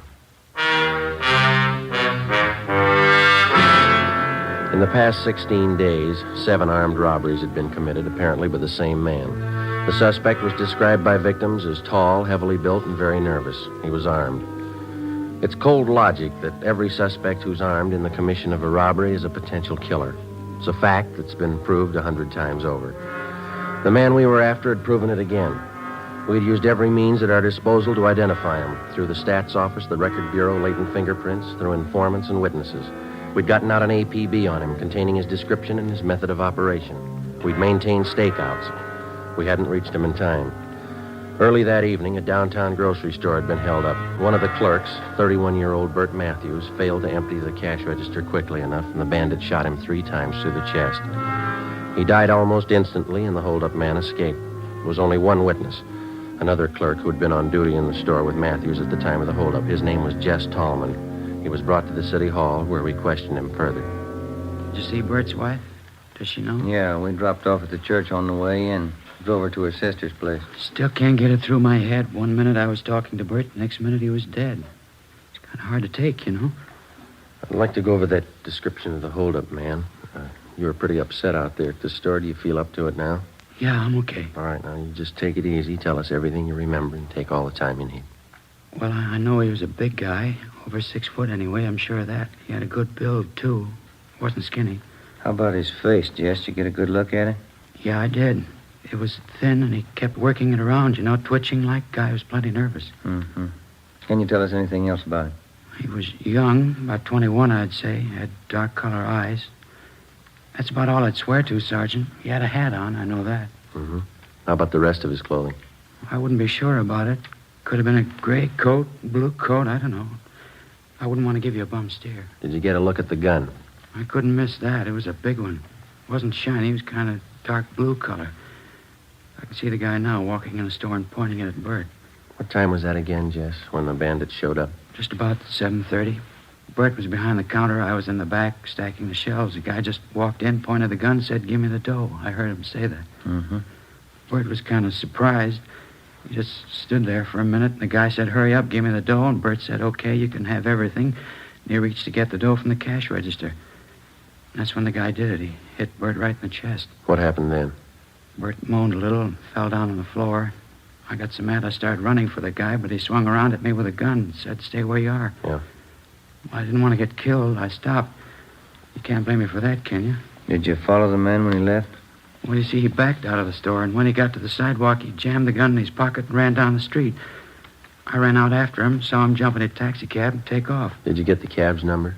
Well, he was too far away for that, at least halfway down the block. I know somebody else must have been driving it, though. How do you know that? The cab was already moving when the hold-up guy jumped in. He got in the front seat. How do you know it was the front seat and not the back? The way those cab doors open, front doors swing out to the left, back ones swing out to the right. That ties in, Joe. Used the same M.O. on those hold-ups last week. Yeah. You got anything else to add, Jess? Anything you think we ought to know? It's about the size of it, Sergeant. You don't think I'm yellow, do you? Well, how do you mean? I mean, because I stopped when he pointed the gun at me. Guess I should have grabbed him, but that gun looked as big as a cannon. Let's face it, I'm not that much of a hero. Oh, I'll put in with you, Jess. Huh? Neither am I. Along with a team of men from Homicide Detail, we continued our investigation of the holdup and killing. Ballistics reported that the slugs taken from the body of Bert Matthews had possibly been fired from a .38 caliber Colt revolver. The slugs were in good condition for identification. All the possible suspects picked from the mug books by the victims had been checked out. All of them had been cleared. Fingerprints left by the bandit at the scene of his latest crime were checked out. No make. We tried to check the taxi cab used in the escape. We got nowhere. The morning after the Matthews killing, we got a call from Sheriff's Homicide. We went across the street and checked with Inspector Bowers. Either one of you remember that case about 6 months ago, the Harry Solomon killing? Oh, yeah, Inspector. It's pretty vague right now. Your men handled it, a county case? Yeah. Let me lay it out for you. It's just possible it might tie in with that killing you fellas had last night. And what's the angle? Harry Solomon was a taxi cab driver. The night of February 26th, somebody saw him pick up a fare at Sunset and Highland about 10:30 p.m. That's the last time he was seen alive. Yeah, I think I remember. The next morning, we found Solomon's body in a ditch out in the valley. 238 slugs in his head. Found his cab a few yards up the road, abandoned. Killer used a .38, same kind of gun used on last night's job. Here's something else that ties in. Yeah? A description of the passenger Solomon picked up at Sunset and Highland the night he was murdered. The last fare he ever handled. Mm-hmm. White male American. Over 6 feet tall, heavy build. Age, 20, 21, dark eyes. Had a dark suit on and a hat. Matches up all the way down the line. You had a robbery motive figured on the Solomon killing, didn't you? That's right. Except for a $5 bill hidden in his wallet, Solomon didn't have a penny of his receipts for the night. Might have been another reason behind the killing besides that. Yeah? It's just barely possible Solomon might have known the hold-up man, the guy who killed him. How do you figure? Solomon had been a cabbie for 14 years before he was murdered. From this hold-up man's M.O., using cabs for a getaway car, it's possible he might have been a cab driver at some time or other. You mean if the killer got in the cab and thought Solomon recognized him, was suspicious That's of him? right. Could have been reason enough for him to kill Solomon. I know there's a lot of coulds and ifs and maybes in it, but I thought you might be interested. Well, we'll check it out first thing. How are your men coming on the Solomon case? Progress is pretty slow. Well, we'll keep you posted on anything new. Fine. If we can help, let me know. Right. Bye.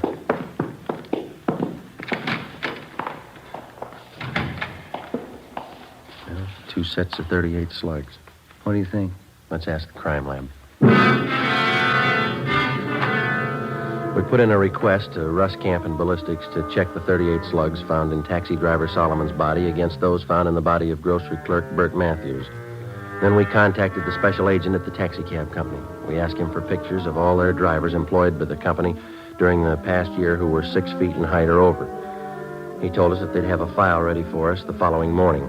We drove back to the office and checked in with Russ Camp at the crime lab. He was examining the 38 slugs under the comparison mic. Just a few more minutes, fellas. Have a chair. Yeah, all right. Not much luck so far. No. No. Yeah. Well, that's it. Yeah? No make. These slugs come from 2 different guns. That night, 2 more armed robberies were committed. One at a liquor store, the other at a cafe. In both cases, the holdup man escaped in a taxi cab. The description of the man who robbed the liquor store matched that of the bandit who shot and killed Bert Matthews.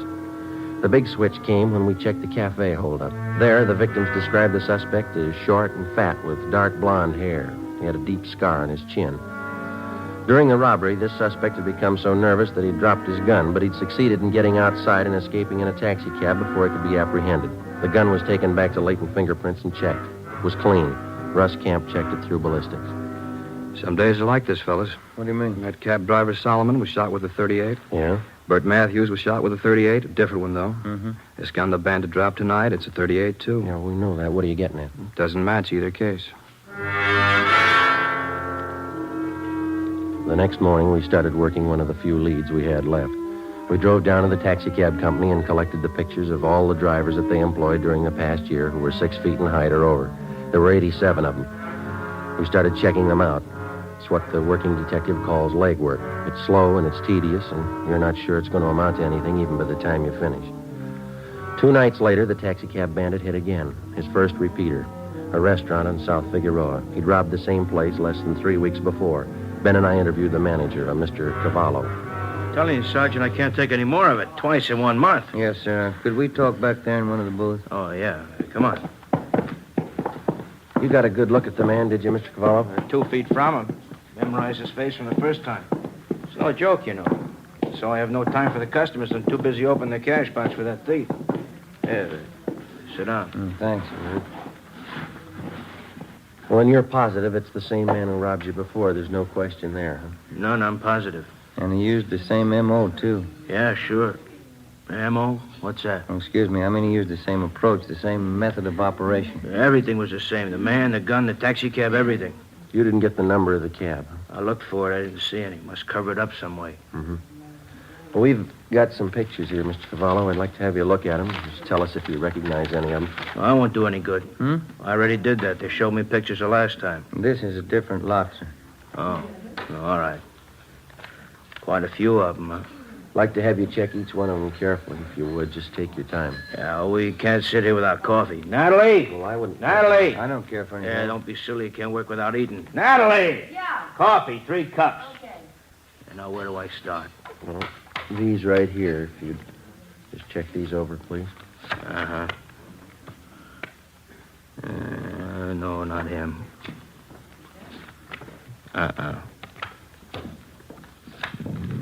Not him either. Oh, thank you. Thank you. Yeah.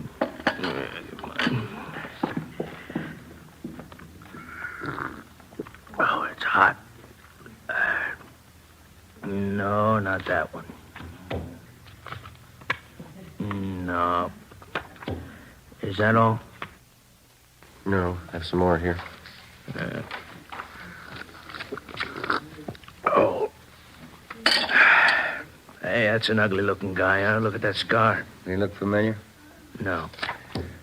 Better check with the skipper when we're finished here. Yeah, it's been a couple hours, hasn't it? That lousy, no-good thief. Sir? Right here, this one. That's the guy. You sure? I opened my cash box twice for him. I'd know his face in a million. Morris Copley, age 21. Description matches. Let's go, Ben. Thanks, Mr. Cavallo. It's only 40 minutes since the robbery. He's probably not even home yet. What can you do? We'll wait up. 10:30 p.m. We parked down the street from 527 Dayton Avenue, a two-story white stucco apartment house. We checked the names on the mailboxes. Morris Copley's wasn't on any of them. We rang for the manager. Copley? Morris Copley? No, he doesn't live here. Never heard of him. I wonder if you'd take a look at this, ma'am. This picture, ma'am. You ever seen this man before? Well, let me get over here in the light. Let me see now. No, he doesn't live here. And you've never seen him before? No, I didn't say that. I just said he doesn't live here. And you have seen him before? I believe I might have, yes. Matter of fact, I'm sure of it. He's a friend of Mr. Tobin's, apartment 5. Comes to visit Mr. Tobin every now and then. Is this Mr. Tobin in now, ma'am? We'd like to talk to him. No, I'm afraid not. He works nights, never comes home before 2 a.m. Oh. Yeah, he's a cab driver.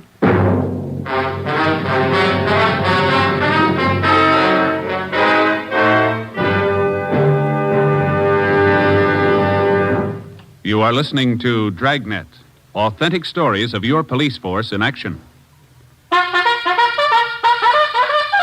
Oh, no. Ah, that's different. Yes, what a difference. There's a difference you can hear, there's a difference you can see, but the difference in Fatima is quality. Yes, friends, when you compare long cigarettes, you'll find that in Fatima, the difference is quality. Quality of tobaccos, the finest Turkish and domestic varieties, extra mild and superbly blended to give you a much different, much better flavor and aroma than any other long cigarette. Quality of manufacture. Smooth, plump cigarettes, rolled into the finest paper money can buy. Quality even to the appearance of the bright, clean yellow package, carefully wrapped and sealed to bring you Fatima's rich, fresh, extra mild flavor. Fatimas cost the same as other long cigarettes, but your first puff will tell you... Ah, that's different. Yes, in Fatima, the difference is quality. Ask your dealer for Fatima, the quality king-size cigarette. Best of all, long cigarettes. Start enjoying Fatima tomorrow.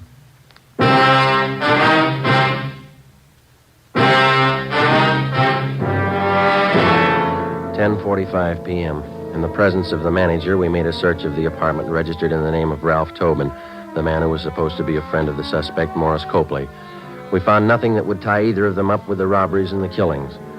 Before the manager returned to her apartment, we instructed her to say nothing about our being there in case Tobin or Copley returned. We called the office and told them we'd received an identification on Morris Copley. They checked them both through R&I. Neither had any criminal record. They got out an APB on Copley. We waited. Midnight came. Nothing happened. 1 a.m. 1:30. Still no sign of either man. 1:45. Somebody's coming around back, Joe. Yeah. Kitchen door.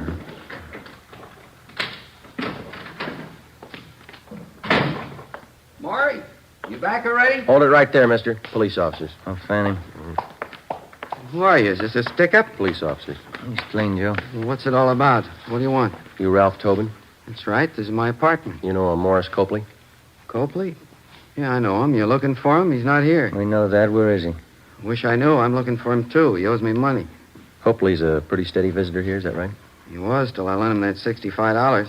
Haven't seen him since. He took off. When was that? When? About 2 weeks ago. Yeah, just about. Look, you mind if I sit down? I'm a little nervous. Go ahead. Kind of upsets you, you know.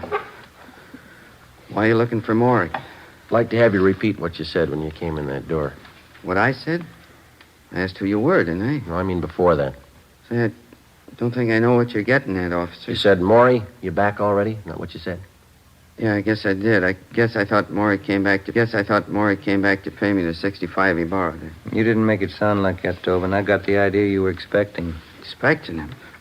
No, I haven't seen Maury in 2 weeks, maybe 3. He took me for $65. All right, that's enough small talk, mister. Now, Copley's in deep. You're going to match him if we don't get a straight story.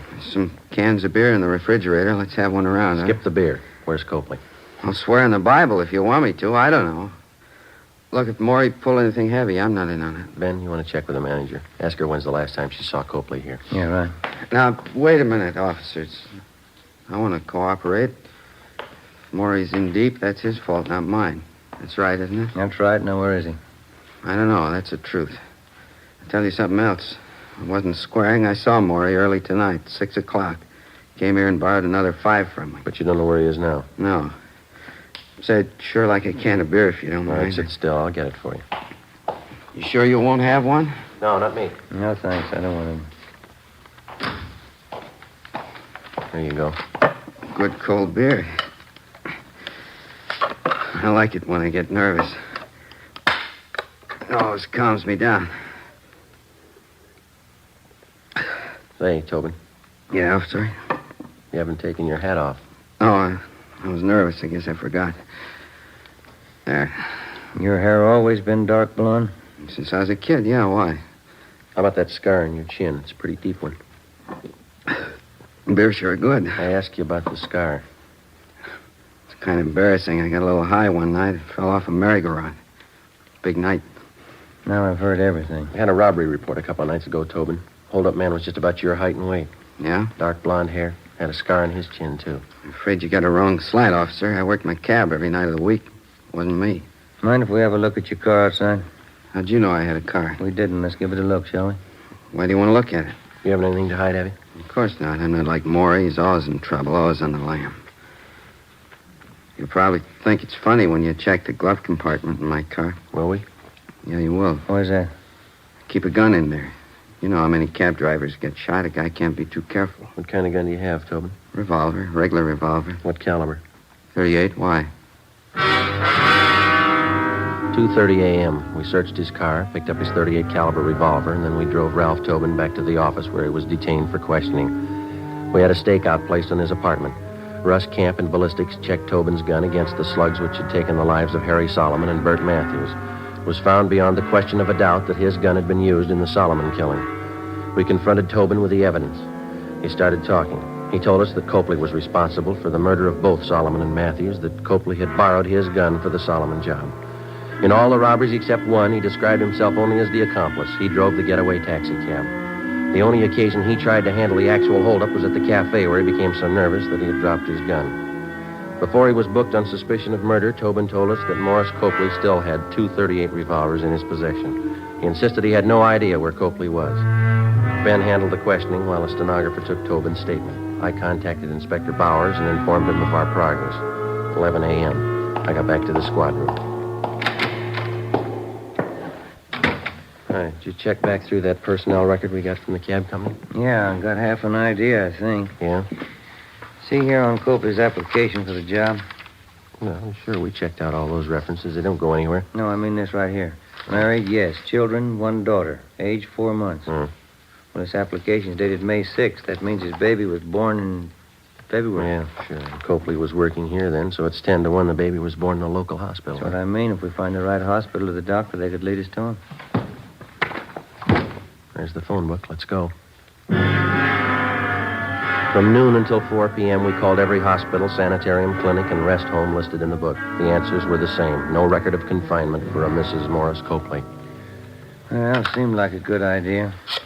Who are you calling now? Well, we've got one more, the county hospital. Well, this is Sergeant Friday, Police Department, Robbery Detail. Yes. I'd like to find out if you have any record of confinement for a Mrs. Morris Copley. No, that's Copley. C as in Charlie. Yes, thank you. He might have sent his wife out of town to have a baby. Yeah, it's possible. Yeah. 11:18. Thank you. 11:18 Rochester, Copley's aunt. Let's go. 4:30 p.m. Together with Olson and Thaxter from Homicide Detail, we drove out to 1118 Rochester Avenue in the Crenshaw district. The house was vacant. From a neighbor, we learned that Copley's aunt had moved 2 weeks before. We got her address from one of her friends in the neighborhood and finally located her at work in a beauty shop on Melrose Avenue. We posed as traffic investigators. The aunt told us she thought we could find her nephew Morris at home, an address on East 13th Street. 6 p.m. We located the house and parked the cars a half a block away. As we approached the house on foot, we saw a light burning in one of the windows on the left side of the house. Thaxter and Olson covered the back. At a given signal, they entered the back door. Ben and I went through the front. It's empty. Yeah. Thaxter! Nothing back here, Joe. Empty. Let's great. Looks like somebody passed him a tip-off just in time. Look at the mess this place is in. We got out in a hurry, all right. Hey, what's going on here? What do you men think you're doing? Police officers, your name? Silvera, one of the neighbors. You looking for the Copleys? When'd they leave? 20 minutes ago, I guess, in an awful hurry. What's the trouble? You know where they were going? Well, no, but you might try Mr. Copley's aunt. She lives over in Rochester. They're not there. Well, have you tried his sister's house? 6:45 p.m. The neighbor, Silvera, directed us to the home of Morris Copley's sister, a small frame cottage on the edge of Beverly Hills. The lights were on in the living room, but the shades were drawn. Thaxter and Olson made their way quietly around to the back. Ben and I went up the front steps and rang the bell.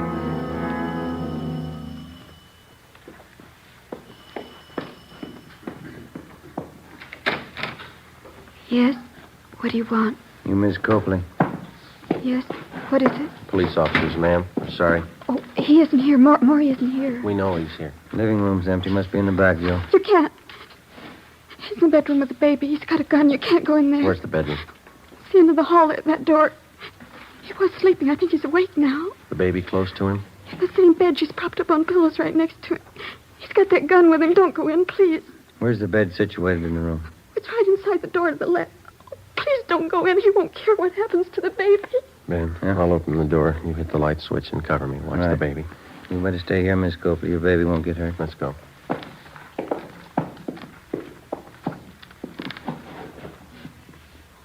All right, let's go in. All right, drop it, you. Grab the gun, Ben. All right, come on. I got it, Joe. All right, Copley, get him up. Come on up. Joe? Yeah, I got him. Just a little frightened, ma'am. She's all right. I'll kill you, Mary. You tell him where to find us, didn't you? I'll kill you for that. Maury, I swear I didn't. I swear. Lousy dame. Nobody else knows she's the one who told you, didn't she? No. Then who did? Who told you? You're looking at her. What do you mean? Your baby.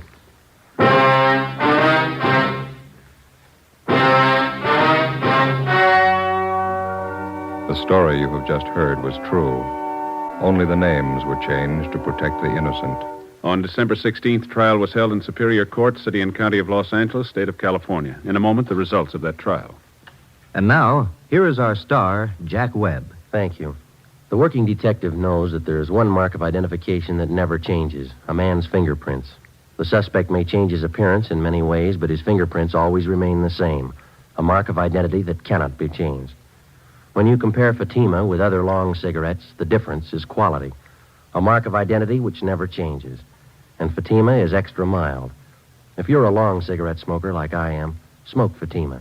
They cost the same, but in Fatima, the difference is quality. Smoke Fatima.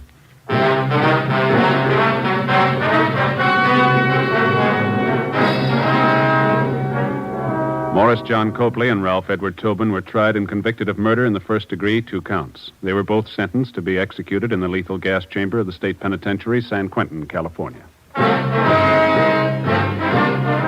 You have just heard Dragnet, a series of authentic cases from official files. Technical advice comes from the Office of Chief of Police W.H. Parker, Los Angeles Police Department. Fatima Cigarettes, the best of all long cigarettes, has brought you Dragnet, portions transcribed from Los Angeles. Coming up, We the People. Tomorrow, enjoy The Life of Riley on NBC.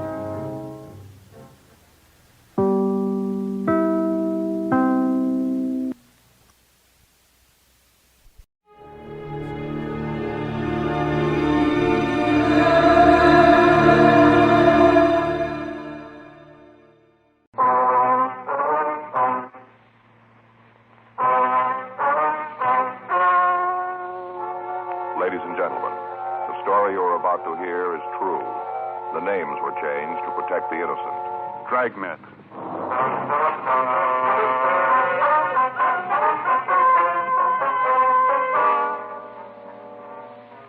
You're a detective sergeant.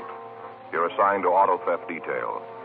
You receive a report that a circus truck has been broken into. Several of the animals are missing. Some of them are dangerous. Your job, find them.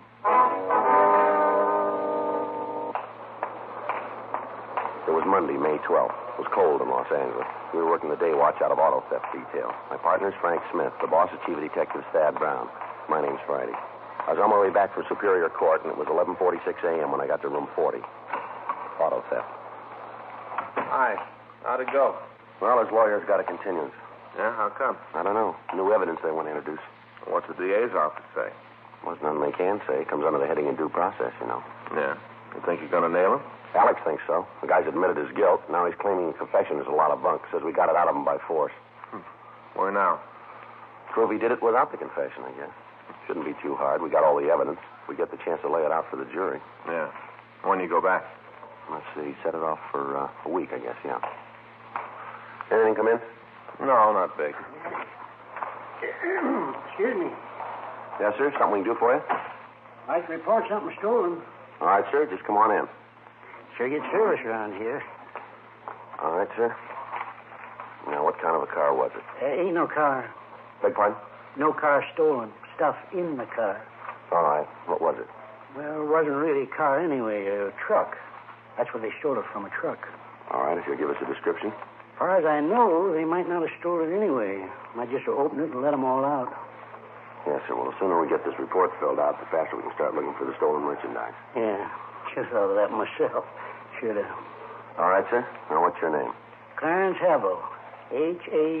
Havill. No R. Most people put an R in it. Havill. It ain't. It's Havill. Where'd the theft take place? Corner Fountain, DeLongpre. Right on the corner there. Just south of the red zone on Fountain. All right, sir. What was taken? You see, I got this call from one of the drivers who works for my brother and me. Drives one of our trucks. Called and said the machine broke down. Wanted me to bring another tractor over.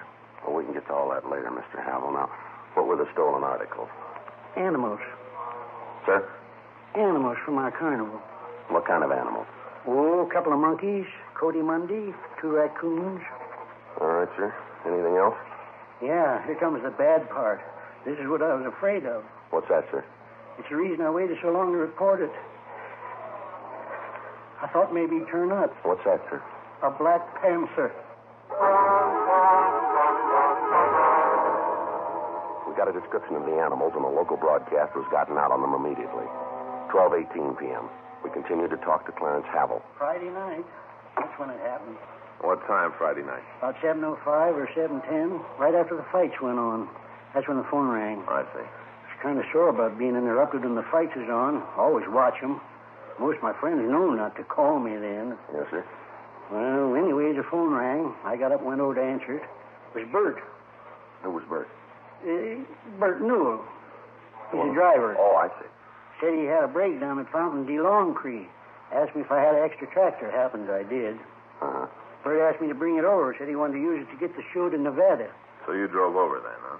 Not right away. How's that? Well, it looked like the fight wasn't going to last much longer, and I wanted to see the finish of it.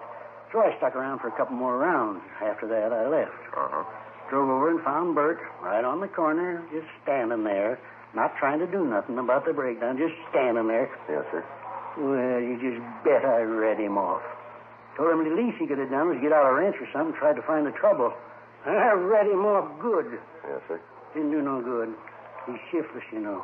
Real shiftless. Yes, sir. You know Bert, do you? No, sir. Shiftless. You know him, you'd know that. You want to go on, please? Yeah, oh, yeah. Well, we got the trailer on the hitch, and the tractor hooked up. Only took a couple of minutes, and got it done, and Bert took off. Where was he going, you know? Over to Nevada. Going to play a show there. Overton. Going to play a show there. Yes, sir. Right by Lake Mead, Overton. Yes, sir. When did you find out the animals were missing? When I got the wire from my brother. That's when I got the first inkling. When was that? Last night. The company phoned me about, I guess it was about 8:30. I see. You have the telegram? No, I told you they phoned it. What did it say? Just the animals are gone from my brother. Said that the animals weren't on the truck when it got to Overton. Uh-huh. Told me about how the locks on a couple of the cages was busted and smashed and the animals was gone. Well, now, sir, is it possible that the cages might have been broken into some other place than Los Angeles? Might be, yes, might be. Ain't likely. Well, why'd he say that? Only reason I know of, because it ain't likely. Not only that, I got proof of it. How do you mean, sir? Well, as soon as I got the wire, I went down to Fountain DeLongpre. Went right there and looked around. Uh-huh. Figured I might as well go down there and look around. I might find something, you know. Took a big 4-cell flash, went down the corner. Yes, sir. Yeah, I was right. That's where it happened. Yeah, that's where they got away. Found the spoor, you know. I beg your pardon? Spoor. Tracks. Found them all over the place. Oh, I see. Of the panther? No, raccoons.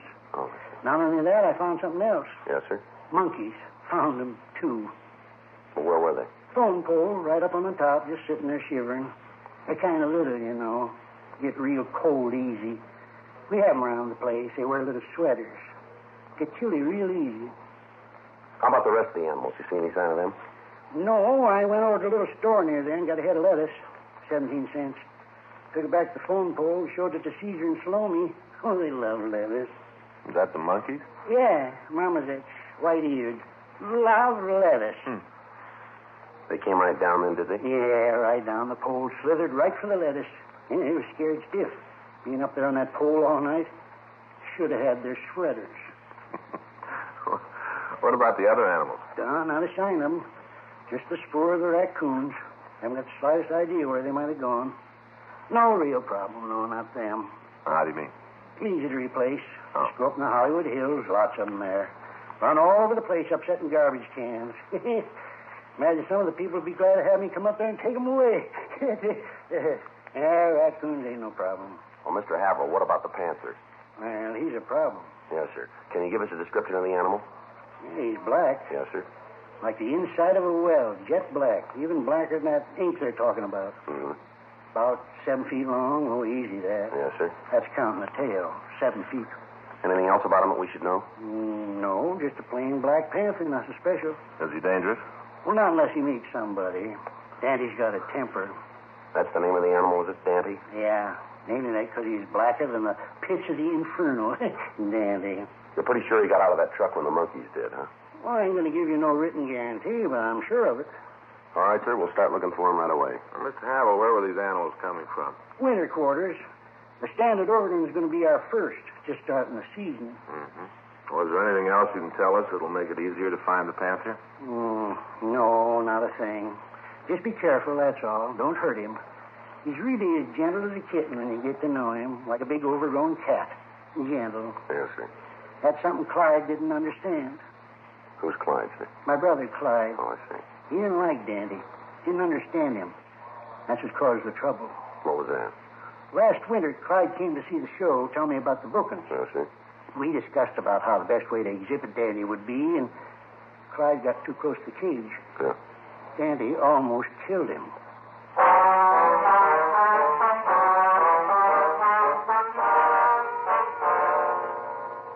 All officers in the area where the panther had escaped were notified, and an additional team of men were called from Metropolitan Reserves to patrol the vicinity.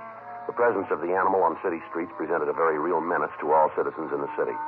A team of detectives from Auto Theft Detail were dispatched to the corner of Fountain and DeLongpre to talk to the people who lived in the area. However, they were unable to come up with any new information on the escaped panther. Frank and I talked to Chief of Detectives Thad Brown and with Captain Nelson. It was decided to start a block-by-block search for the missing cat. Authorities from the Griffith Park Zoo were consulted as to the possible hiding places of the animal. When the afternoon newspapers hit the streets, calls began to flood the complaint board asking for additional information on the panther. Local radio and television broadcasts carried stories about the escape, and the number of calls went up.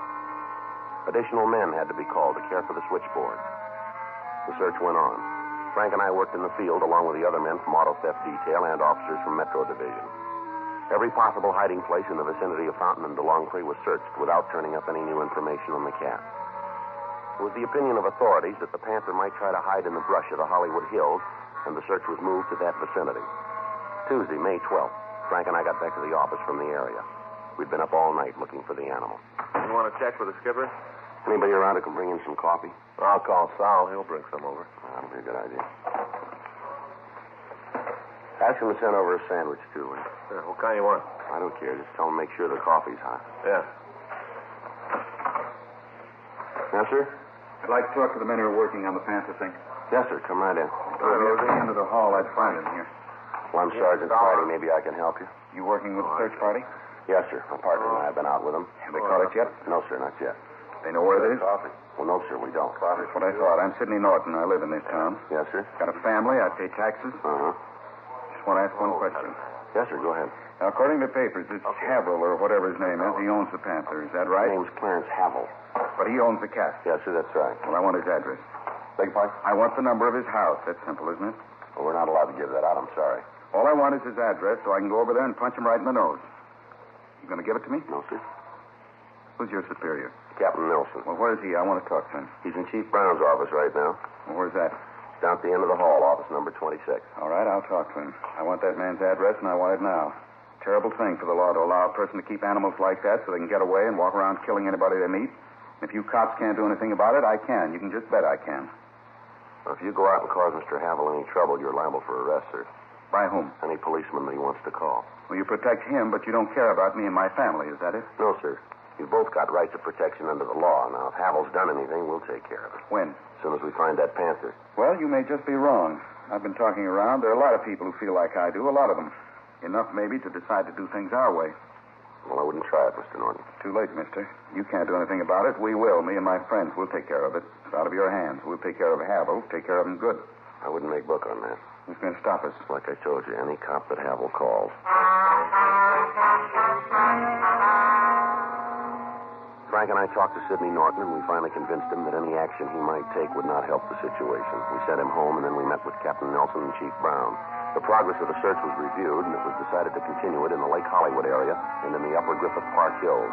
All days off had been canceled, and additional officers were joining in the hunt for the panther. After the meeting, Frank and I got some breakfast, and then we drove out to Clarence Havel's home. It was a large ranch house at the corner of Victory Boulevard and Monterey Avenue out in the San Fernando Valley. We drove through the gate and we parked the car. Clarence Havel was sitting on the large porch waiting for us. A small monkey was sitting on his shoulder. Hi, come on up and sit down. Yes, sir. How's it going, Mr. Friday? Mr. Smith? All right, sir. Pretty good, sir. Get you anything? Glass of ginger beer, maybe? Got some cold in the icebox. No, sir. No, thanks. Heard from my brother this morning. All right? Mm-hmm. In Nevada. Got a telegram. Company phoned it to me again. Good news. What's that, sir? Well, beginning to look like it's all a mistake. Sir? The whole thing. Looks like the animals didn't get away here in Los Angeles. Why do you say that? Well, it's a telegram from my brother. Says they found the Cody Monday and one of the raccoons in Baker, California.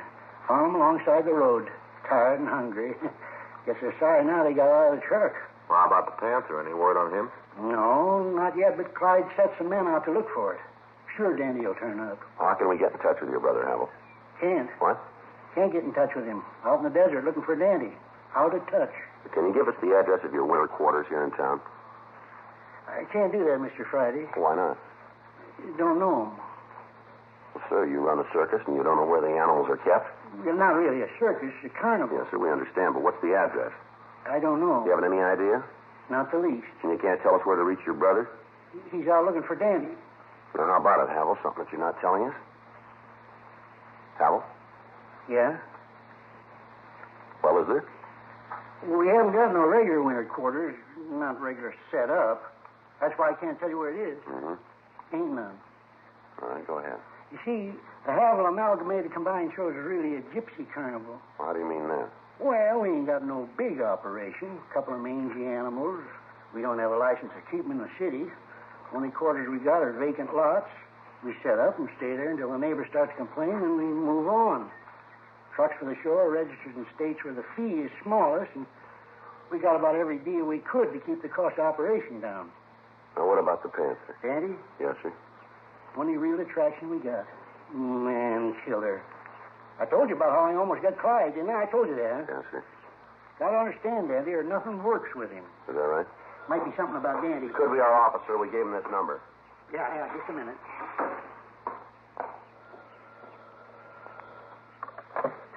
Hello? Yeah, this is number. Huh? Yeah, just a minute. It's for you, Mr. Friday, your office. Thank you. Thank you very much. No trouble at all. Like to do what I can. Yes, sir. Friday. Yes, Skipper. That's right. Well, you want to give me that address? Well, it checked out, did it? Uh-huh. No, we'll get right over. Frank, let's go. Good news? Well, we're not sure yet. Huh? They say they found the panther.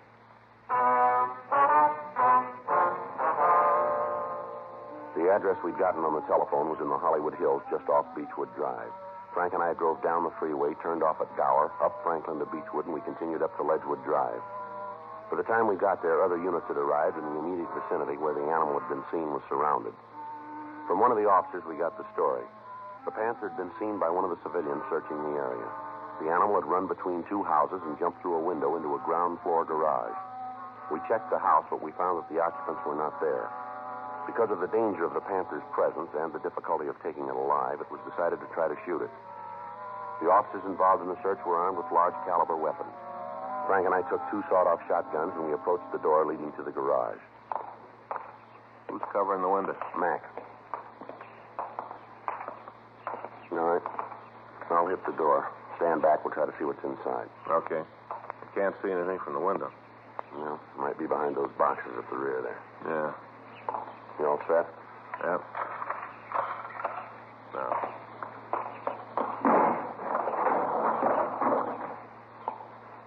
See anything? No. Wait a minute. Back there, behind the cases. Looks like something there. All right, you take that side. Right. Take it easy. Sure. You don't have to spell it. Hi, Frank. Right from where you are, can you tip those boxes over there?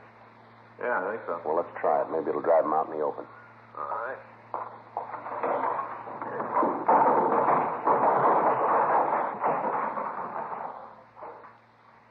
Well, there he is. Yeah. Looks pretty mean. Black tomcat.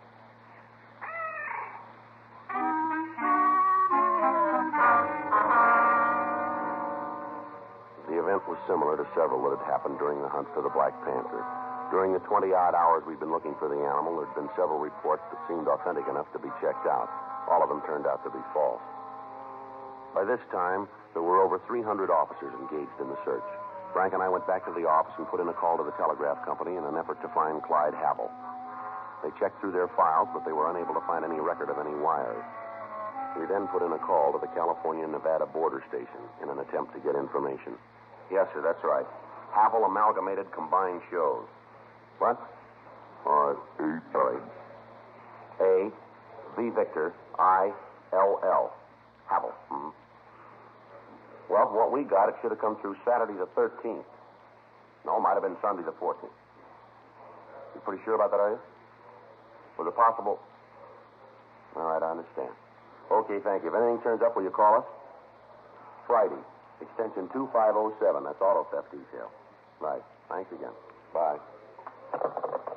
How about it? They got a record of the show going through? They never heard of it.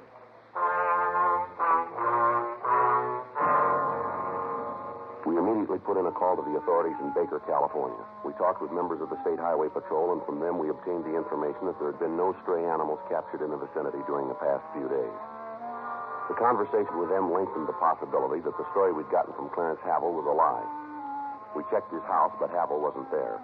From his neighbors, we obtained the name of his sister. 6:10 p.m. We drove out to the address, a 2-family stucco duplex. We rang the bell and we waited. Yes, Miss Havel? that's right. What is it you want? We're police officers. Frank Smith, my name's Friday. Hello. How do you do, ma'am? What is it you want? We'd like to talk to you about your brother. Clyde? No, ma'am. Clarence. Mr. Friday, I've done what I can for him. If he's in trouble again, he's just going to have to go it alone. What if we could talk inside? Now, come on in. Thank you very much. What's he done this time? Beg your pardon? What's my brother done this time? Does your brother own a circus? Is this a joke? No, ma'am. Is this a joke? No, ma'am. It's pretty serious, does he? Sure. Big one. Havel's Amalgamated and Combined Shows. Travels all over the country. Animals, concessions. Even got a man-eating Black Panther. Yes, ma'am. That's one of the things we want to find out about. Dandy? You know the animal, do you? Oh, Clarence's friends do. Talks about him all the time. You know where the circus is right now? Same place it's always been. Ma'am? Never been anyplace else. Yeah. In Clarence's head.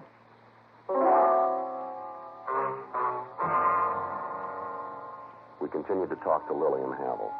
From her, we got the background of the story. She told us that her brother had been a press agent for one of the larger carnivals, but that he'd been discharged several years before. Since that time, he talked of very little else but the day when he'd be able to start his own show starring Dante, the man-killing Black Panther.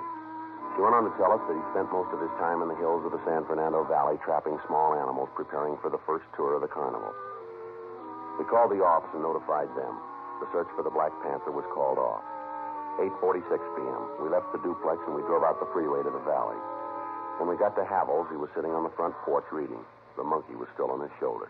Hey, come back, huh? Yes, sir. Found Andy yet?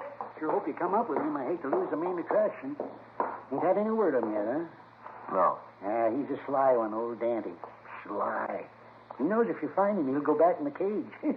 You just keep looking, though. He'll turn up. Search has been called off, Havel. Called off? That's right. You mean you quit looking? That's right. Well, you can't do that. You can't. Dangerous animal like that loose in the city, all the people in dire danger. You can't call off the posse. Why don't you tell us about it? What do you mean? All right, Havel. Tell us why you did it. Huh? Why'd you report the Panther being gone?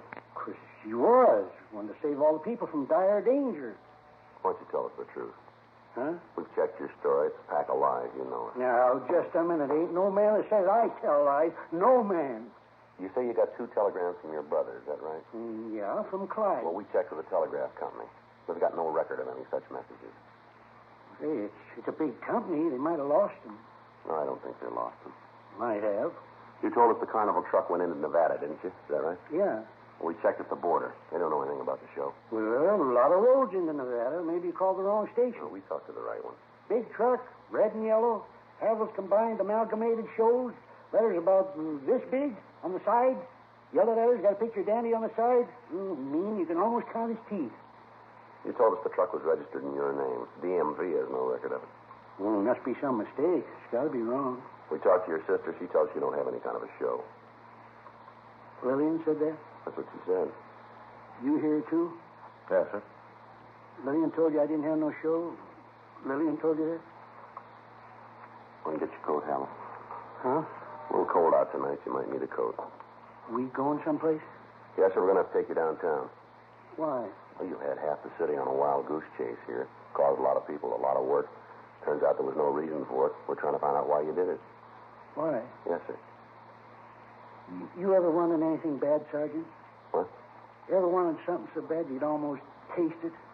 Get to a point where you think about it so much, pretty soon it don't come over like a dream anymore. It's real. Honest and true real. You ever wanted anything like that? I wouldn't know. Well, that's the way it was with Havel's amalgamated combined shows. That's the way it was. I was weaned on sawdust. Been around it all my life. The animals, sideshows, the alley, all of it. Been my whole life. When I left it just seemed like I jumped into a big hole that didn't have no bottom. Wasn't anything to hang on to. Nothing to tie down to, you know? Mm-hmm. Always I had in the back of my head that I could do it again. I was a good publicity man. Good. Used to pack the main. Never no trouble getting the people in when I was there. When I left, I knew I'd be back. I knew it with my own show. Havel's amalgamated combined shows, the biggest in the world. I guess I just got so I believed it too much and lost the line between what's real and what I was dreaming. Mm-hmm. Knew it this morning when you was out here. Remembered and tried to stop you from going on with it. Tried, and then there was that phone call where they'd found Dandy. Didn't seem right to stop things then. It didn't seem right. All right. You want to get your coat? Yeah. You going to take me downtown in the police car? That's right. Going to use a siren? For what, sir? Siren. There's no reason for any siren. Suppose not. Used to have sirens when I come to town. Me and the chief of police ride down the street, siren going. Everybody knew I was in town. Big to-do. Everybody knew I was there. Things have sure changed. Not very much. Things have changed. People used to know I was in town. They still do.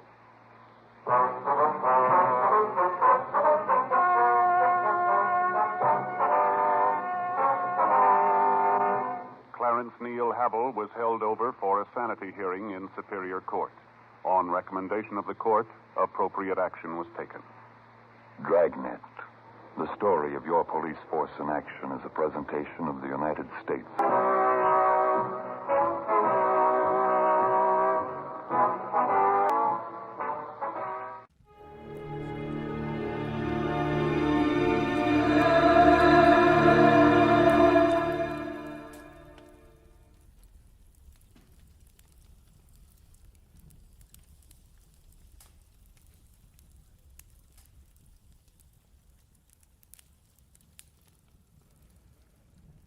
Get this and get it straight.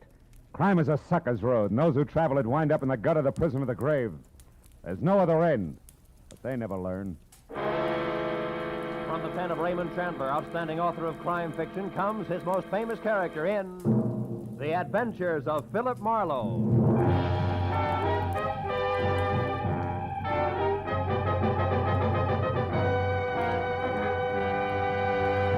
Now, with Gerald Moore starred as Philip Marlowe, we bring you tonight's exciting story, The Collector's Item.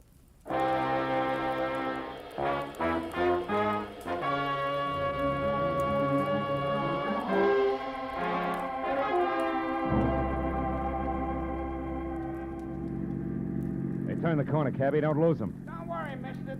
There they are up ahead of that new nest. Uh-huh. And a white Panama hat shows up through the back window of that cab like a signboard.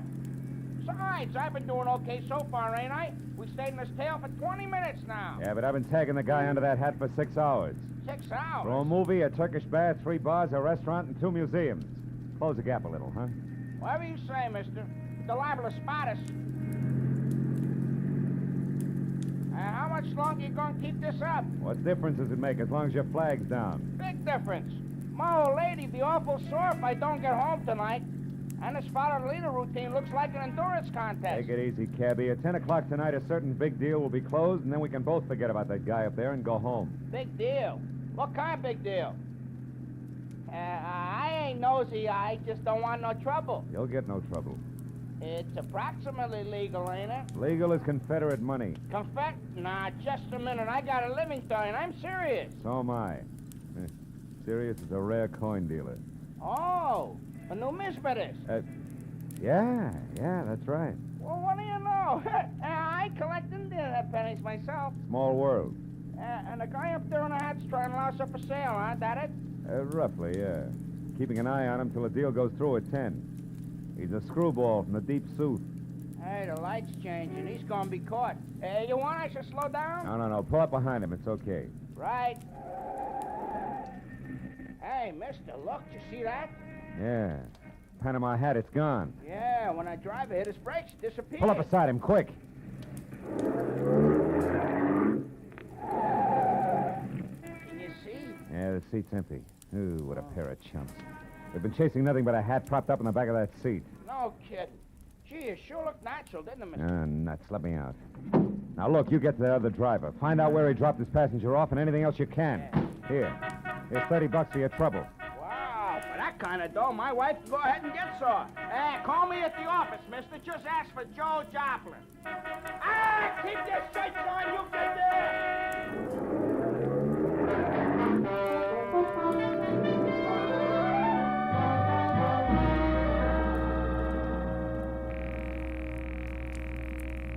Come on, Rayardi, be there. Be there. You'll go off like a Roman candle. Come on, be there.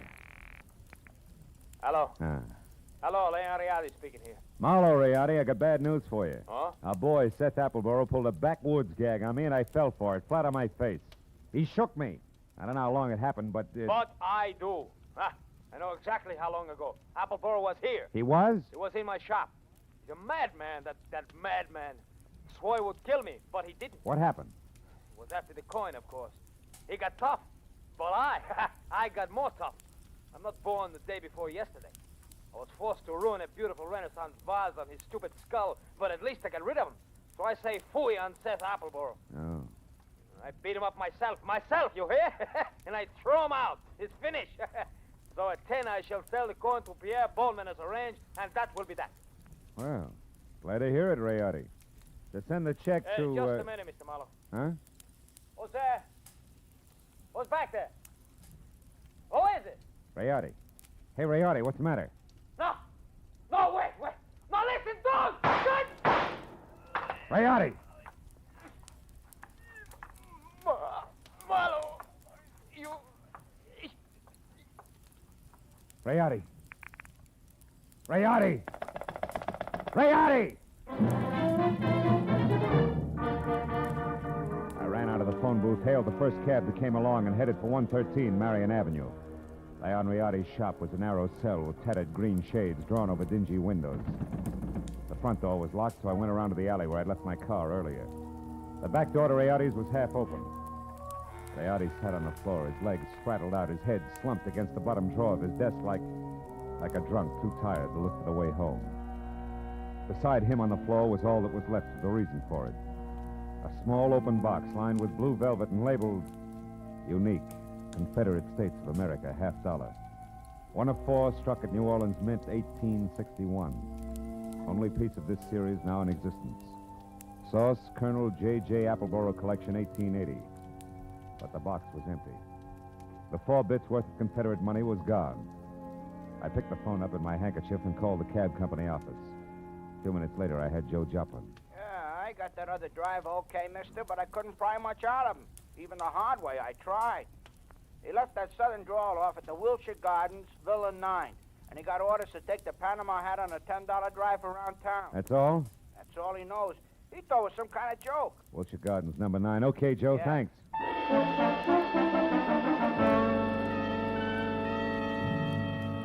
I called Homicide, told Lieutenant Matthews where he could pick up the body, and before he could order me to stick around, promised to fill in the details later and hung up. After that, I got in my own car and drove to the Wilshire Gardens Hotel, Villa 9. What finally came to the door needed it open a cautious 2 inches. Had a mop of renegade hair the color and shape of tumbleweed, a body as gaunt as a piece of barbed wire, and 2 sick gray eyes that tried hard to hide under a pair of scrub brush eyebrows. Seth Appleboro wasn't glad to see me. Ain't your business, sir. What's more, I'm a busy man. I'm not well, so be brief. Okay, we'll start off with murder. Murder? Now, see here, We'll sir. follow that with a missing Confederate $50. Now, do I come in peaceful like, or do I knock the door down? Don't go riling me up, Yankee, or you won't get in at all.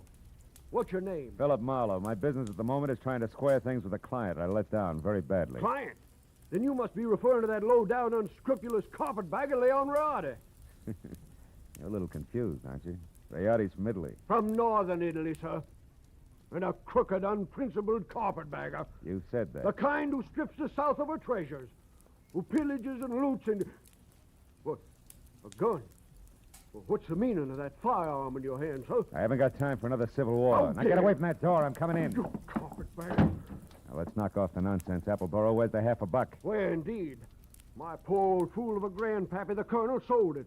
Sold it for practically face value, sir. Just to keep body and soul together on the plantation back in 1880. And what he was give for it wasn't worth dirt compared to what that fine old piece of Confederate money's really worth. All right. Where is it? Come on, hand it over. Oh, I don't have it, sir. Oh. Not yet. But by ginger, I'm going to get it. And when I do, it's going home where it belongs, you hear? To the South. Oh. You better go to the couch and take another pull on your mint julep, Buster. You look bad. My head. And then I want that coin. I'm not kidding. That Rayard, crowned me with an iron pot. Oh. But that won't stop me, sir. I'm not going to stand by and let that rare old $50 be desecrated any farther. I'll prevent it being sold to any rich, dawdling oaf of a collector who has the audacity to live in Sherman Oaks. If it's the last thing I do. And you, sir, you won't stop me either. Sit down, I told you. Oh. That crackpot. Oh, my head. I should have known. Win, lose, or draw, I'm turning you over to the police right now, Appleboro. Charge is murder and larceny, and it's too bad, but you're a cinch to beat both raps on a goofball plea. You, big boy, put down the phone, drop your gun. Oh, rebel reinforcements. Drop it, I said. Oh, friend indeed. Providence is still smiling, sir. Yeah, sure. She's hilarious, Mr. Appleboro. Right, big boy? Or don't you see the humor of the situation? Oh!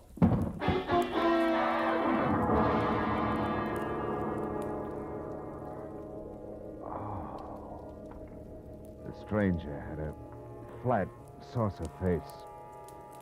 A sour grin in the left hand like a trip hammer. I'd done my best to roll with a punch, but I'd still caught enough of it to jar my brains loose. When I finally got up again, Villa 9 was empty. It took a while for that to soak in, along with another fact. I was up against a team. Appleboro and Saucerface. Also, it was now 9:30, which gave me just half an hour to get to Sherman Oaks for what had to be the next scheduled meeting.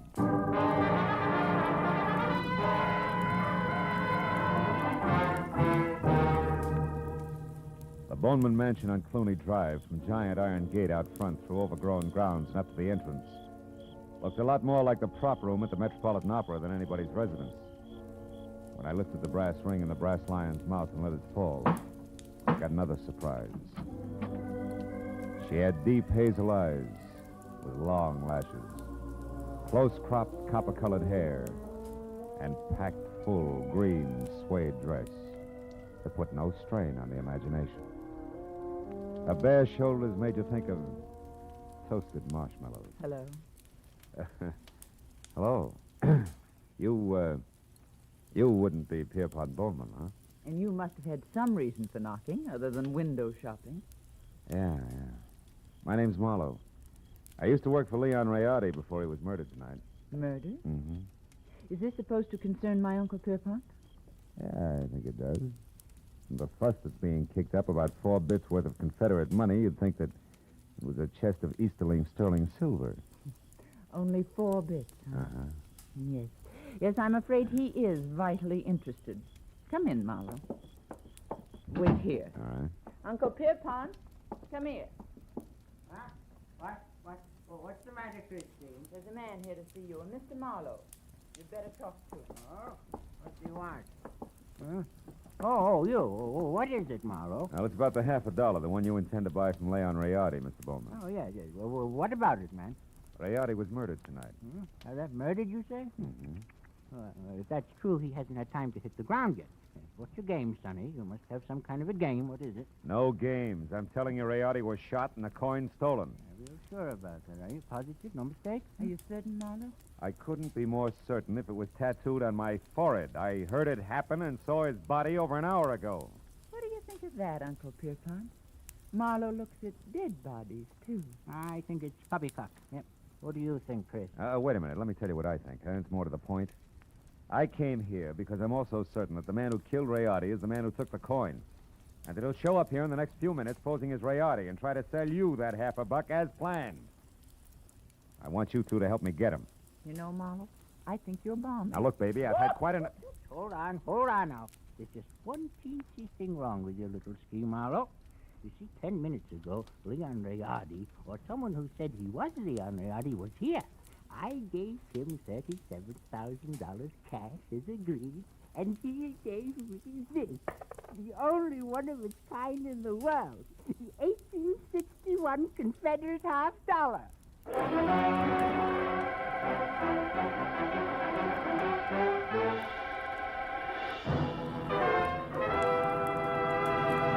In just a moment, we will return to the second act of Philip Marlowe. But first, there are songs for sale, and one of them may turn into the nation's newest hit as you listen in to CBS on Friday night. This hour-long program of melody is called Songs for Sale, and during the hour, you hear 4 songwriters with unpublished music as they present their tunes to a panel of veteran, top-flight songwriters. At the end, the panel picks out one song to be published and plugged, and you'll hear the reasons they give for their choice. Be listening to Songs for Sale tonight on most of these same CBS stations. Now with our star, Gerald Moore, the second act of Philip Marlowe, and tonight's story, The Collector's Item.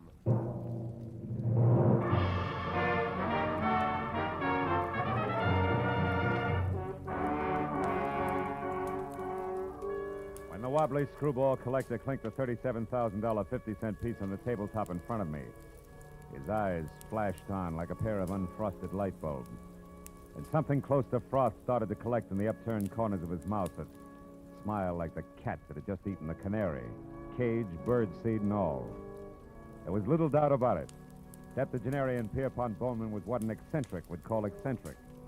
And he was very unconcerned with the murder of Leon Rayardi, and very fuzzy about what Rayardi's impersonator had looked and sounded like. I'm afraid I can help little on that score, Mr. Marlowe. Only had eyes for the coin. And what a coin she is. Why, son, Mr. Bowman, you've got to remember something. Height, build, color of eyes, hair, voice. Yeah, voice. Was it a southern accent? Think, Mr. Bowman. Southern accent? Yeah. No, Mr. Marlowe can't say if it was or not. My hearing isn't all it used to be, you know. But Christine here, now maybe she could... No. Christine wasn't in the room. Answered the door myself. But I did see him come up the walk, Mr. Marlowe, from my room upstairs. He was tall, about your height. Oh, no, perhaps a mite shorter. And he wore a gray suit. No, darker than gray. Sort of light blue shade. Oh, I that's think, great. like Yeah, thanks a lot.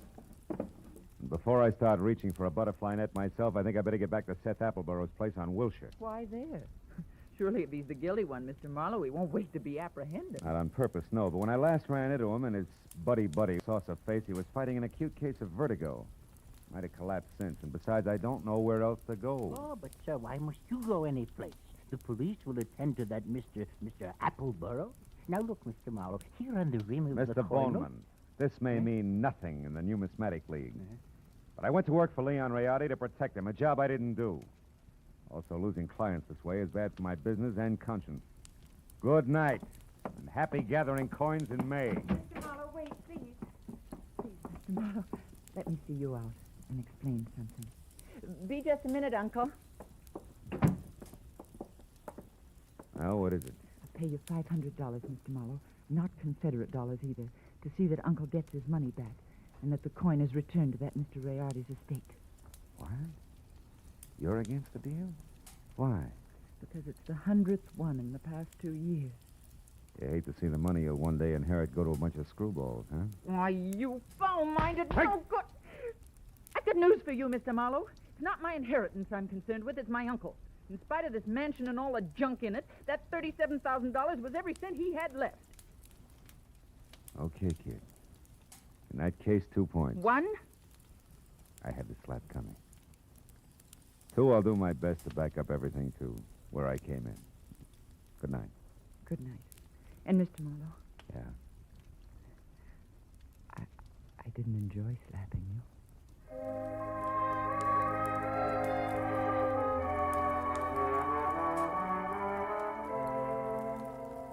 She said it like she meant it. 20 minutes later, I was back at the Wilshire Gardens where I found Villa 9 as dark and quiet as the bottom of a well.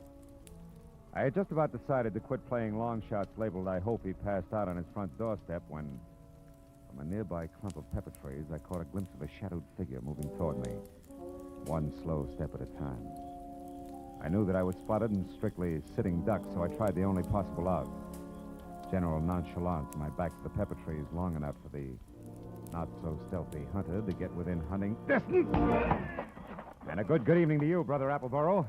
Now, sir, get up and start talking. What? Well, saucer face. Thought I had your partner. Hey, you got wrong, Hasty. You're still doing it. Appleborow's my partner, like you look good in tights. The name is Locke, Fred Locke, Treasury Department. Treasure? You mean you're after Appleborough? Uh-huh. I sapped you because from the gab I overheard, I figured you were nothing but a lone wolf shooting with a coin. Oh. Appleborough, friend, is big game. He's wanted on half a dozen counts, a lot more important than this Confederate $50. Yeah, but he must have gotten away from you because He did. Jumped out of my car a couple of blocks from here. But how do you know about that? Who are you? Oh. Well, name's Marlowe. I'm a private detective, license included. Wait a minute. Here. I know that Appleborough got away because he's already been up to the Boneman place where he posed as my client, Leon Rayardi, who, incidentally, he killed so he could sell the Confederate lucky piece up there for $37,000. Quite a hunk of change. Mm-hmm. Well, sorry we crossed our wires, Marlowe, and thanks for the word. Oh. But don't worry, he won't get far. Us T-men will see to that. Keep in touch with the department if you find out anything, will you? Sure. Oh, say, Locke. Yeah? Just a hunch. Oh, like what? Like you're a cockeyed liar. Like Treasury men don't call themselves T-men. Any more than private detectives call themselves private eyes. Now, Locke, let's try inside your jacket. One, get rid of this non-Treasury Department Luger. And 2, check the wallet and see if at least Fred Locke is your real name. All right, it's my name. Yeah, surprise it is. And out of imagination, T-man. Come on, get up and start working on a few other questions like where Seth Appleborough is at the moment and exactly what that guy in is with Boss. Well, do we keep this up all night? No. I'll tell you. I'll say everything. Okay. I'll say everything. Okay. Now, first the setup. Come on. Yeah. There were 2 of us. Me and Adam. No!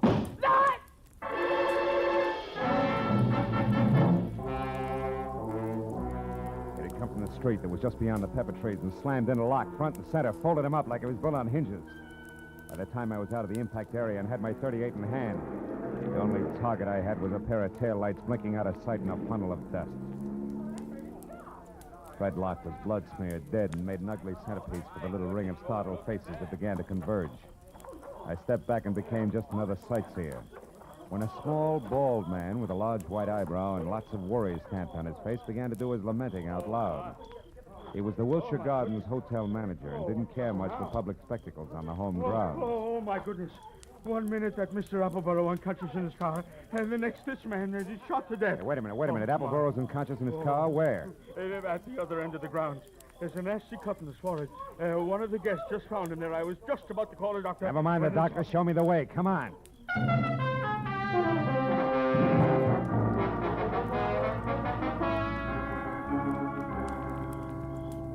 Come on, Dixie boy. Breathe deep. Who? Oh, you again? Yeah, me again. And you're up to your drawl in a couple of untidy murders. Now snap out of it. Oh, my. It's no use. He doesn't even hear you. That's all right. While it's this peaceful, I think I'll check on this drooping flower of the old South. His wallet should do it. Do what? Prove whether or not he gave me a straight pitch. Yeah. What do you know? Membership card, Sons of the Confederacy, New Orleans chapter. Here, let me see. Oh, that's his picture, all right.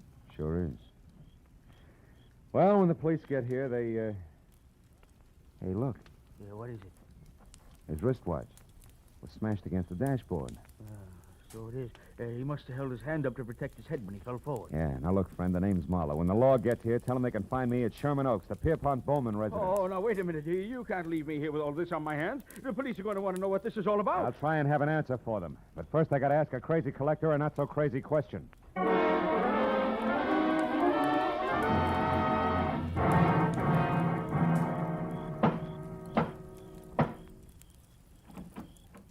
Well, hello, Mr. Marlowe. I was hoping you'd come back. No flowers and candy, honey. This isn't a social call. Then what brings you here? Your uncle, is he still up? Yes, but he asked not to be disturbed. Why? I got a picture I want him to look at. What kind of a picture? A man. Possibly the man who sold him the coin tonight. Now, where is he? In the gun room. Oh, but he'll scream bloody murder if we bother him. That's the subject on hand. You mean you found out who killed Leon Riardi? No. I found out someone else has been killed. Come on, huh? Over that coin? Who was it, Marlowe? Guy named Locke. We'll get to the fine print later. Is this the room? Yes, but It's just the man I want to see. Oh, Mr. Bowman, I hear you. Well, it's quite a blunderbuss. Look, point that somewhere else. So it is. But don't let it worry you, Mr. Marlowe. This harquebus hasn't been fired in 300 years. That's great. Let's not spoil its record tonight, shall we? Here, have a look. Fine workmanship. Later on. Right now, Mr. Bowman, I want you to have a look. This picture, it's Seth Appleborough. Is this the man who sold you the coin, the one you couldn't remember? No, not the party. Now, on this gun, Mr. Marlowe... Uncle, we've had another murder. Huh? Oh, my, that's too bad. But what's all that got to do with me? I'm not sure. But, Mr. Bowman, if Appleborough wasn't the one who sold you that hot half a buck, it must have been an item named Locke. Huh? The saucer-faced buddy I told you about before. Oh. The one who sapped me at Wilshire Gardens. Oh, very interesting. And perhaps tomorrow, Uncle, please. Go on, Mr. Marlowe. Well, there isn't much more. When I left here and I went back for Appleborough, I ran into Locke. We mixed it up, and I was just about to get him to talk when he was shot out from under me. What? Appleborough did it? He shot Locke? No, he couldn't have. Oh, why not? Because Appleborough was out cold in his car at the time. Then all you really know is that Appleborough didn't kill his Locke. Oh, I know a little more. I also know now that there's a third interested party mixed in. Who? You, maybe. Uncle? What? Me? Sure. You could have killed Riardi via a hired flunky like Locke. Sold yourself the coin. After all, you're broke. It's been done before. You're mad. It's insane, Marlowe. The idea. To think that Uncle would hire the likes of Fred Locke. Why, it... Slips, Christine? You shouldn't have known Locke's front name was Fred, should you? I never mentioned it. What? Christine, you mean that... I mean that nobody moves. Christine. Oh, fine. This is one gun in here that's no relic. It's been fired something less than 300 years ago. Yeah, to be exact, less than an hour ago at the Wilshire Gardens when you used it to keep Locke quiet, huh? You, Christine, you're the third party Marlowe was talking about. You hired Fred Locke and Appleboro. Had nothing to do with it, Mr. Bowman. It was your niece's partner, Fred Locke, who killed Rayardi in his shop and stole the $50. After that, he followed me to Appleboro's place in Wilshire Gardens. There he KO'd me and Appleboro both. Then came out here and sold you the coin. Posing as Rayardi. Correct. You can both go to the head of the class. Not yet. One question, teacher. Why did Locke go back to Appleboro's? Couldn't have been just luck that I found him there. It wasn't. He was afraid Appleboro had seen him kill Rayardi at the shop. He had to know for sure. Your turn, Uncle. Why did you do it, Christine? I was sentimental, Uncle. I wanted at least the last of your money as a keepsake. And now that I've got it, I want one thing more before I leave. That $50 in your pocket. Hand it over. Come on. The $50, but... It's worthless to you, Christine. You can never sell it again. Every collector in the world will be on the lookout for it. Don't you think I know that? Then what do you want with it? The pleasure of getting rid of it. I hate it. Like I hate every piece of junk you've squandered your fortune on. The fortune I'd have inherited someday. I'm going to throw it in the first deep river I come to. Hand it over. No, you don't, Christine. Drop it. Drop it. Now, sit in that chair while you can. You may end up in another one.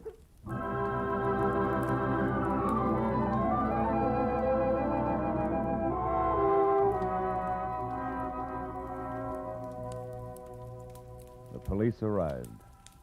They always do. And after a long hour of questions and answers, there were only two of us left. Pierpont Bowman, standing close to a window, tears crowding his eyes. The fingers of his right hand nervously toying with the Confederate coin. And me, thinking about Leon Rayardi and Fred Locke and Christine. It was the old man who finally broke it up. A rotten thing. I left after that. So I don't know if Appleboro got the coin or not. You might check if you're ever running through the New Orleans Museum.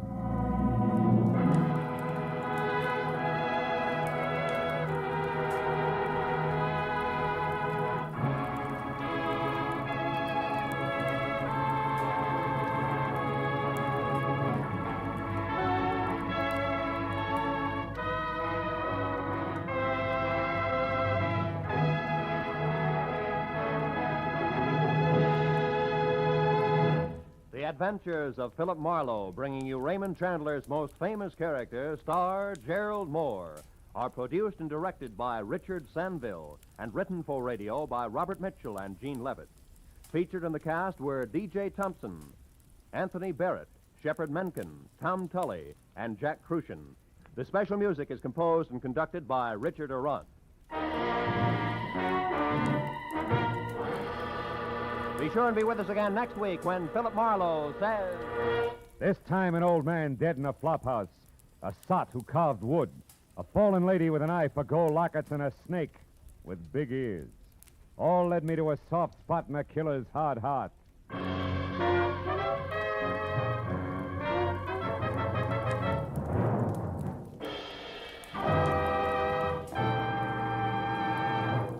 Every Friday night, CBS brings you stories taken from the files of parole boards of the 48 states.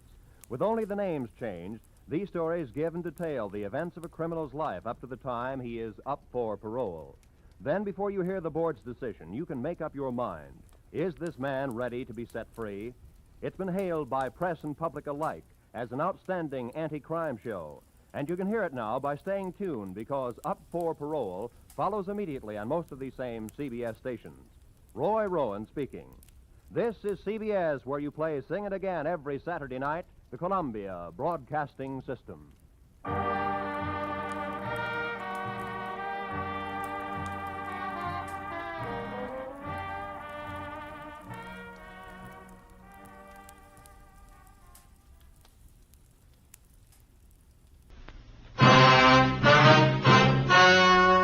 The story you are about to hear is true. Only the names have been changed to protect the innocent.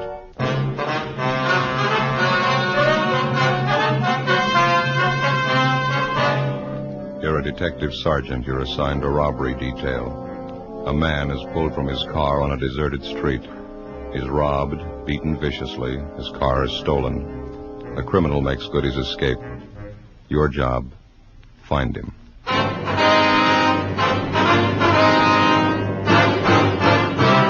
Dragnet, the documented drama of an actual crime. For the next 30 minutes, in cooperation with the Los Angeles Police Department, you will travel step by step on the side of the law through an actual case transcribed from official police files. From beginning to end, from crime to punishment, Dragnet is the story of your police force in action.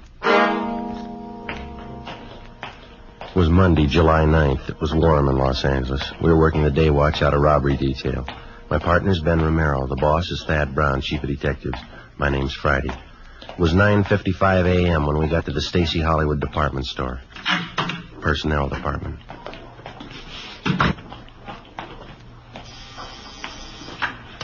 Stacy Hollywood. That would be the yardage department. Yes, ma'am, I'll connect you. Yes, sir, can I help you? Police officer. Yes, sir. I'd like to speak to one of your employees, Harvey Kimbrough. Just a moment, I'll page him for you. You got a match? Yeah. Here you are. Thank you. When I was a kid, I never could figure out what that was. What's that? The auto call system. To call employees to the phone. Rings all over the store, you know. Yeah, I know. Office?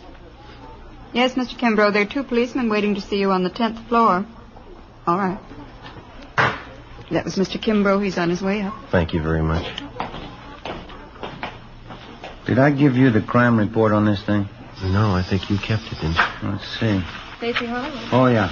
Yeah, here it is. Just a moment. Oh, say. Oh, wasn't he? What do you got there? They call them Pepto Pals. They're good. Try one. And what are they for? They coat the stomach. For stomach aches, you know, they're good. Well, I haven't got a stomach ache. Oh. These gentlemen here, Stella? Yes, that's right. You Harvey Kimbrough? Yes, sir, that's right. I sure appreciate you people coming over here. I don't like to take time off from work. It makes it tough on my partners, Clive and Warren. Yes, we understand. Janitor work in a big store like this keeps you hopping. Beauty salon. You haven't got any idea who the hold-up men are yet, have you? No, sir, we haven't. We'd like to get a little more information on what happened. Did you talk to the 2 officers in the police car? Well, yes, we did, but it's customary for us to make a follow-up for any additional information. You fellas are plain clothesmen, is it? Yeah, we're from Central Robbery. Oh, I see. Well, I never knew I'd get this much service. Yes, sir. Wonder if we might step outside the office here. I don't imagine you want to discuss your personal business here in the office. It's very considerate of you. Thank you. Fine. Go ahead.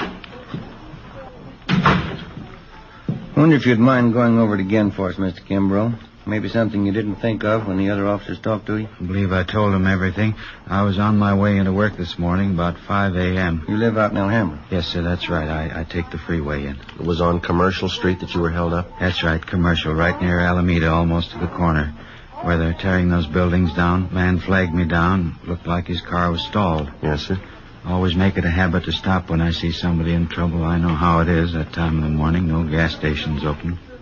Figured maybe the fellow needed a shove or something. So you stopped to give him a hand, is that right? That's what I had in mind. I'd no more stop the car. And he came over, he pointed a gun at me and told me to get out. What'd you do?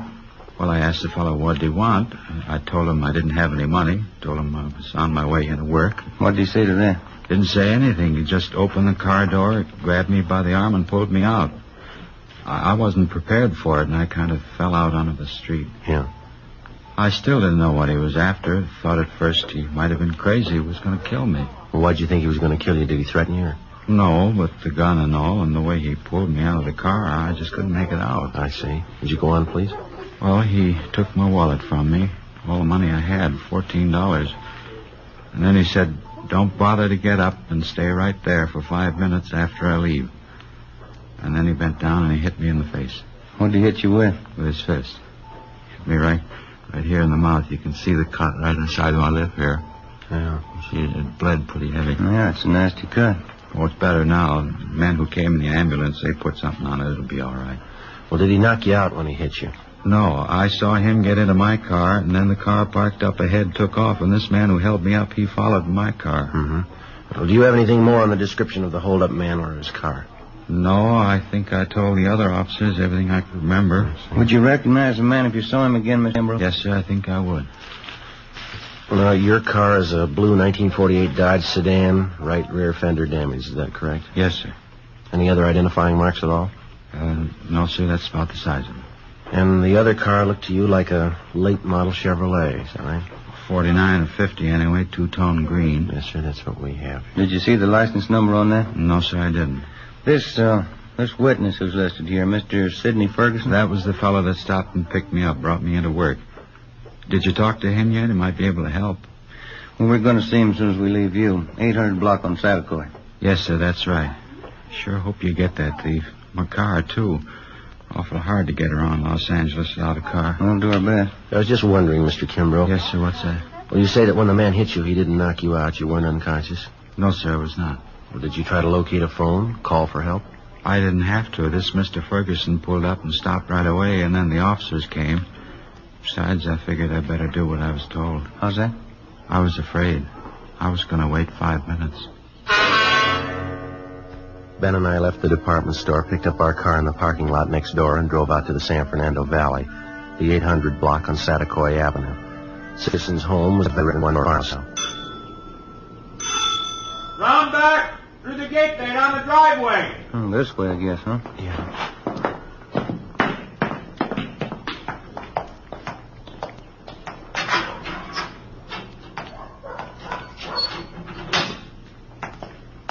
Hi there. This is the Ferguson house. Yes, sir. We're looking for Sidney Ferguson. Surely, I'm Sidney Ferguson. Police officers, Mr. Ferguson.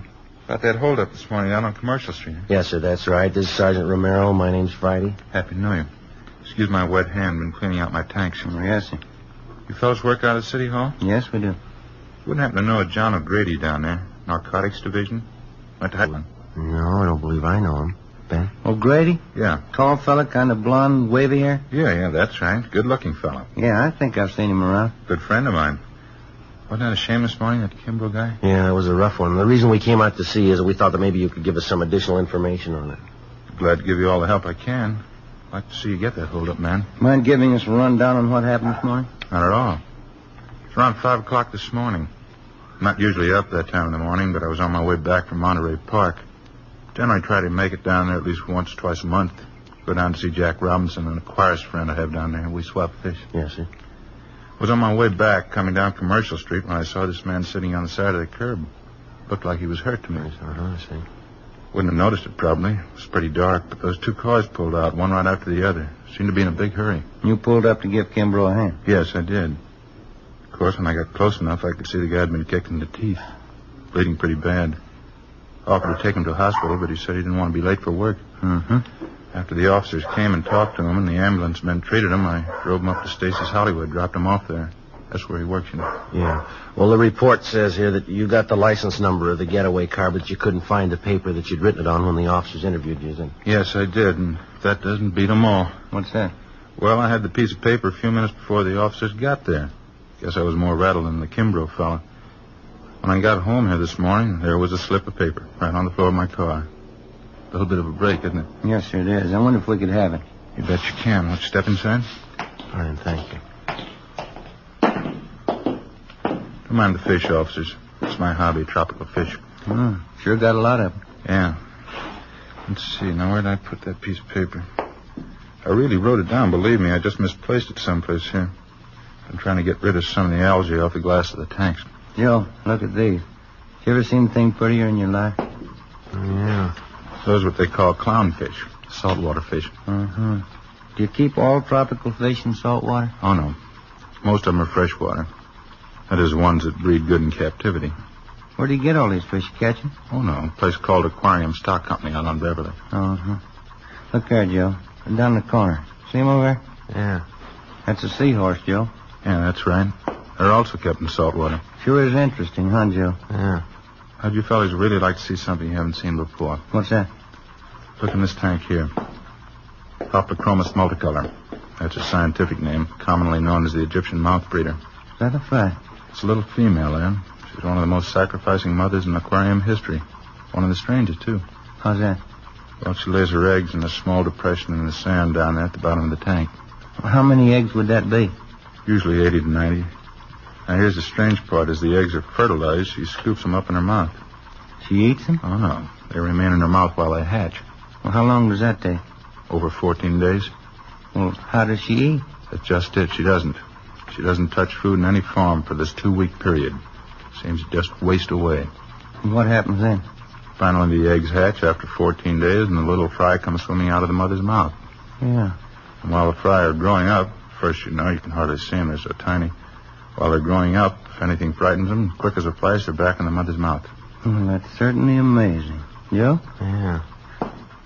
Optochromis multicolor, commonly known as the Egyptian mouth breeder. Is that as big as they ever get? Yes, sir. 1 inch to 1.5 inches. It's hard to believe. The bedders are almost as strange. The male builds a bubble nest on the surface of the water. That's these in this tank. Oh, here's that paper. Hmm? The one I wrote the license number on. Oh, that's fine. I wonder if I could see that, please. Here you are. Thank you. You pretty sure of this number, Mr. Ferguson? Yes, I am. I got a good look at it. Well, thank you much, sir. Yeah, thank you. Not at all. Wish you could come over and spend a little time. You seem kind of interested in tropical fish. Yeah, well, maybe I'll do that sometime. Bye. Bye. Sir. Thanks very much. That's a good break if this license number checks out, huh? Yeah. That Ferguson's a nice fella. Yeah. Say, Sergeant Romero. Yes, sir? You almost forgot. I meant to ask you. What's that? About 5 weeks from now. Yeah? How'd you like a nice pair of baby Egyptian mouth breeders?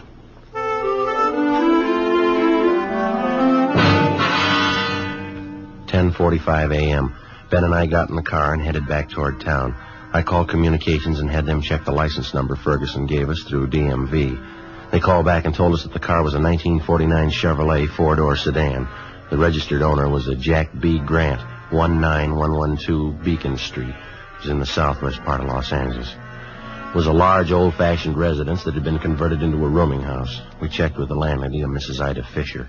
He's been with me here about 8 months. What time did you say Grant left this morning, Miss Fisher? Well, it was pretty early. Must have been around 4 a.m. when I heard him go out. He came back in again about 8 o'clock this morning, parked his car, and then he drove off with some other man. Would you happen to know the other man? No, I wouldn't. I just saw him drive off. Where does Grant park his car, ma'am? Around back in the garage. What if you'd mind if we take a look? I know, that's all right. You just go right around the back there down the drive. Thank you very much, ma'am. Now, there's 2 cars parked in there. The black Ford belongs to Mr. Spencer. Yes, ma'am. Thank you. And the 1949 Chevrolet, that's Mr. Grant's. We checked the car and the license number. It matched the description given us by the victim, Harvey Kimbrough, and the witness, Sidney Ferguson. Together with Mrs. Fisher, we checked Jack Grant's room. We found nothing of importance. His clothing and personal effects were all there, nothing to indicate that he wouldn't be back. We told the lady that we're placing the house under surveillance, and if Grant should return, not to say that we'd been there. She agreed and offered further assistance. She said she'd signal us by raising and lowering her front window curtain when Grant returned. We parked down the street, called the office, and advised them we were on stakeout. 2 men were sent out, and they covered the back entrance. Ben and I covered the front. By 6 o'clock that night, Grant had failed to show. 9 p.m., still nothing. 11 p.m.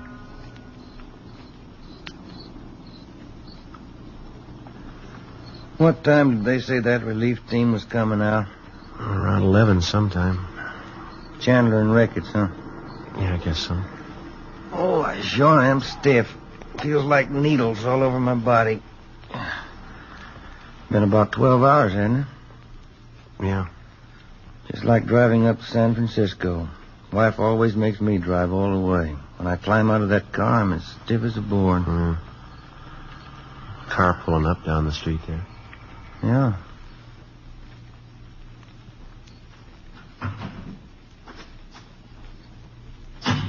Mm-hmm. That's Ricketts.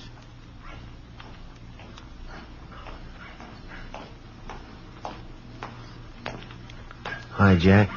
Friday? Who's that you got with you? Same guy that bought you your lunch yesterday. Stop bragging. That's the house right up there. Yeah, that's right, the green and white one there. No sign of them at all, huh? No, nothing. Well, you guys want to take off? Yeah, I guess you can make out, Ricketts. You got Chandler with you. I feel sorry for you, Friday, drawing this guy for a partner. Well, after 7 years, he kind of grows on you. I'd like to check out the landlady before we take off. Her name's Ida Fisher, Jack. Right, Joe. Let's go, Jim. Yeah. See you later, Jack. Say hello to Chandler. Right, Ben. That Ricketts. Sure is a rib staker. Yeah. Front room lights are still on. Guess she's sweating it out with it. Yes? Who's it? Police officers, Miss Fisher. Who? Sergeant Friday. Oh, yes. Sorry to bother you again, Well, ma'am. that's all right. I just couldn't see who it was, and the porch lights burned out. Yes, ma'am. Mr. Grant? I want to light up his room. I don't see why he hasn't come in. Look out, Mom! Mr. Grant, forward! Mr. Grant! Ricketts, it's Grant! Out back! All right? Done. He made me hide him. Lady, will you call an ambulance? Hurry. Joe. He's not dead, is he? Lady, get the ambulance, please.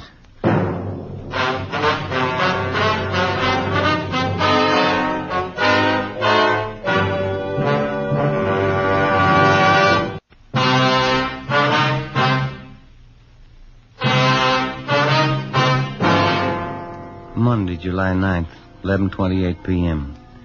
The ambulance arrived and Joe was taken to Georgia Street Receiving Hospital. His condition was critical. Despite the fact that the other men on stakeout at the house had closed in as quickly as possible, Jack Grant somehow succeeded in jumping out a side window and making good his escape through a maze of neighboring backyards.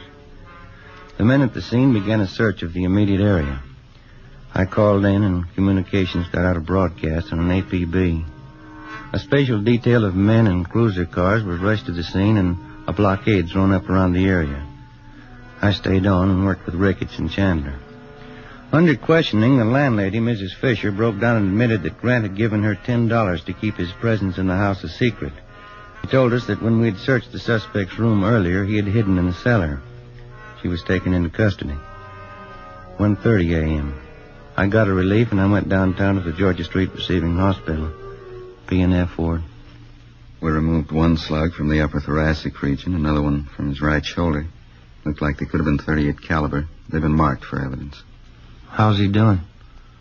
As well as can be expected. What does that mean? It's hard to tell. Depends on how it goes the next 4 hours. Can I go see him? No, we're not admitting anyone in there. Under sedatives, lost quite a lot of blood. It's pretty weak. You need anybody for transfusions? No, it's all taken care of. His relatives been notified? Yes, sir. Just his mother. She's visiting relatives up in Renton, Washington. I sent them a wire. They'll break the news to her. Yeah, that's about all we can do for now. Oh, I wonder if I couldn't sneak in and leave this carton of cigarettes for him. I'm afraid it's going to be some time before Sergeant Friday can use them.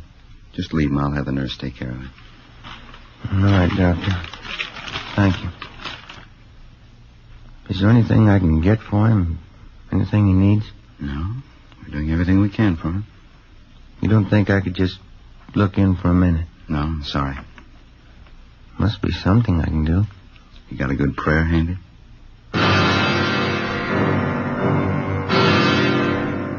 2 a.m. I left Georgia Street Receiving Hospital and drove back to the scene of the shooting. The search for the suspect, Jack Grant, was still going on. The neighborhood was checked and rechecked. Everything possible was done to find the man who had shot down Sergeant Joe Friday. It's been said that a police department goes all out, doubles its efforts to run down a criminal who attacks a police officer. It's true, but most people aren't aware of the reason. Certain elements you to believe that the police officer places the safety of his fellow officers above that of the citizen. This isn't true. His first day at the academy, the cadet peace officer is taught this basic fact. If a criminal would shoot down the armed police officer, he wouldn't hesitate to shoot down the unarmed citizen. 3 a.m. I finally located Lieutenant Jack Ricketts at the corner of Coronado and Beacon Street, 7 blocks from the scene of the shooting. How is he? Not too good. Depends on the next 4 hours. What are his chances? I didn't ask.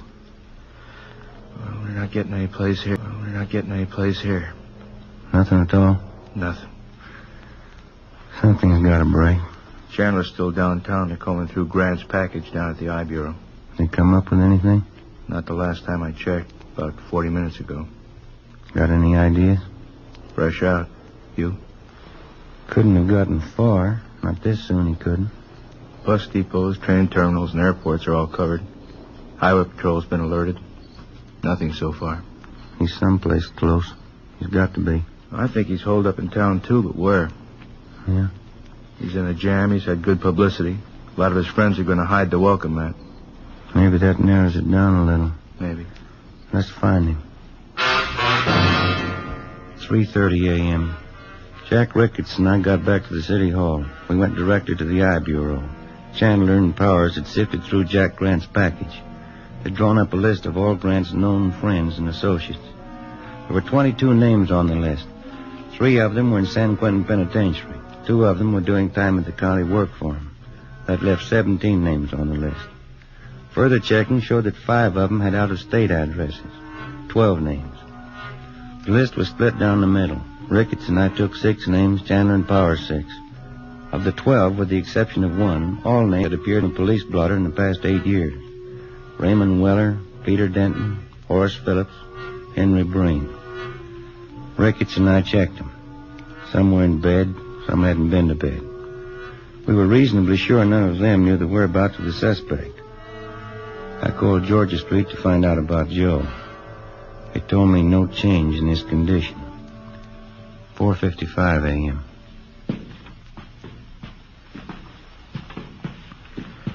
After this one, we get a quick bite to eat, huh? You don't look so good. I'm not hungry. What's this one's name? Anthony Baxter, room 23. This is it.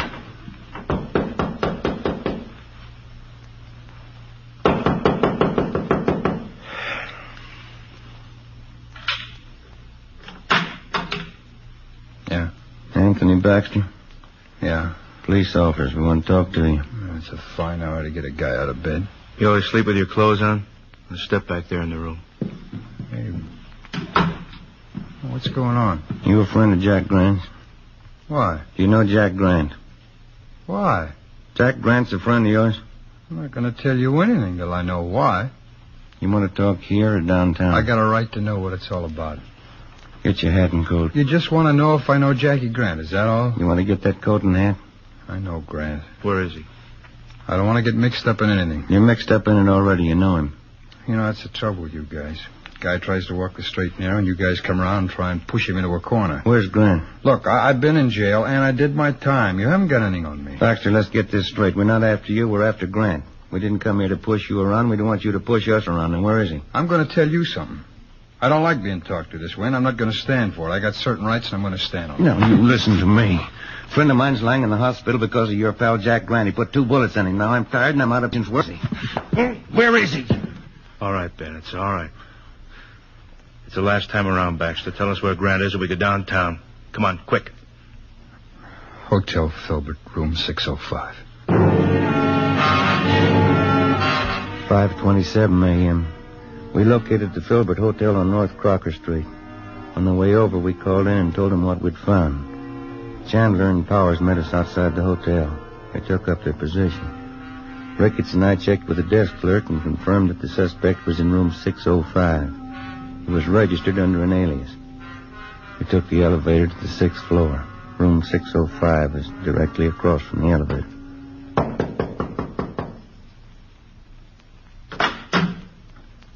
What is it? Police officer. Watch your pants. Now keep your hand out of that pocket, Grant. I wouldn't want to shoot you. 5:42 a.m. Ricketts and Chandler took the suspect into custody. It was 6:03 a.m. when I got to Georgia Street Receiving Hospital, P&F ward. Sergeant? How is he? You can go in. Don't stay too long. Thanks.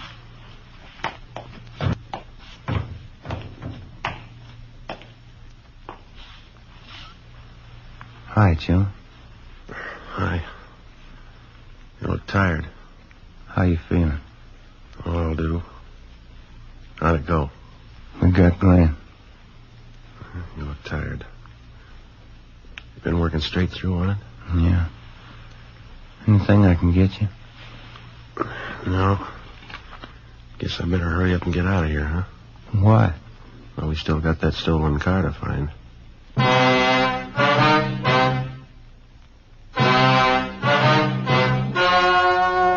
Story you just heard was true. Only the names were changed to protect the innocent. On November 7th, trial was held in Superior Court, Department 89, City and County of Los Angeles, State of California. In a moment, the results of that trial.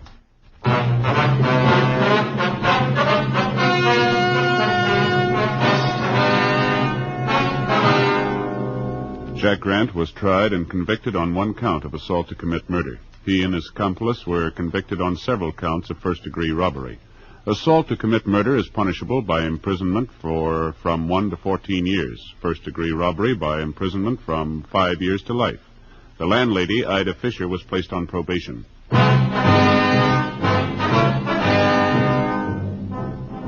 You have just heard Dragnet, a series of authentic cases from official files. Technical advice comes from the...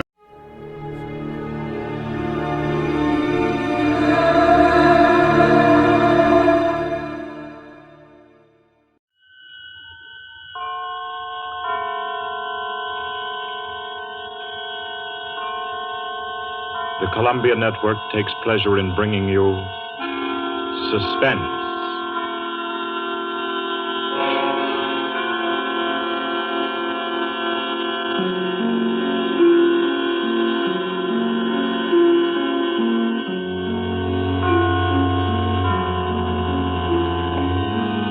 Suspense, Columbia's parade of outstanding thrillers, produced and directed by William Spear and scored by Bernard Herrmann.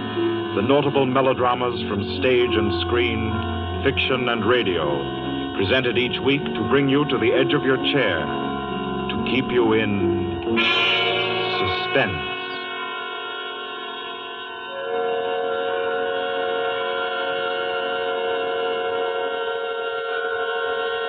Good evening.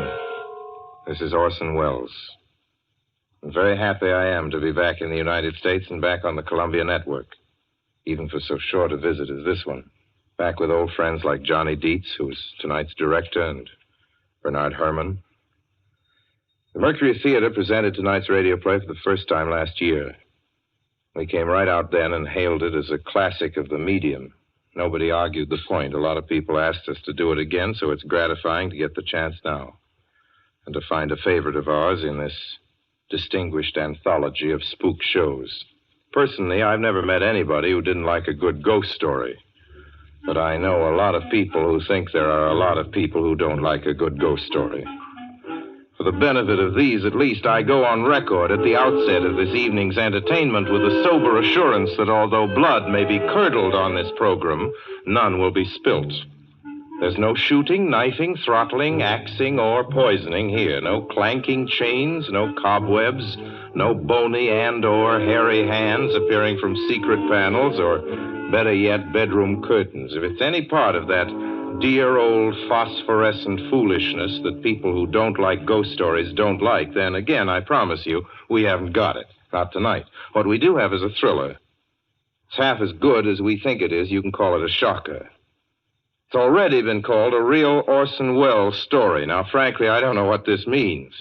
I've been on the air directing and acting in my own shows for quite a while now, and I don't suppose I've done more than half a dozen thrillers in all that time. Honestly, I don't think even that many, but it seems I do have a reputation for the uncanny. Quite possibly, a little escapade of mine involving a couple of planets, which shall be nameless, is responsible. Doesn't really matter. Don't think I disapprove of thrillers. I don't. A story doesn't have to appeal to the heart. It can also appeal to the spine. Sometimes you want your heart to be warmed, and sometimes you want your spine to tingle. The tingling, it's to be hoped, will be quite audible as you listen tonight to The Hitchhiker. That's the name of our story, The Hitchhiker.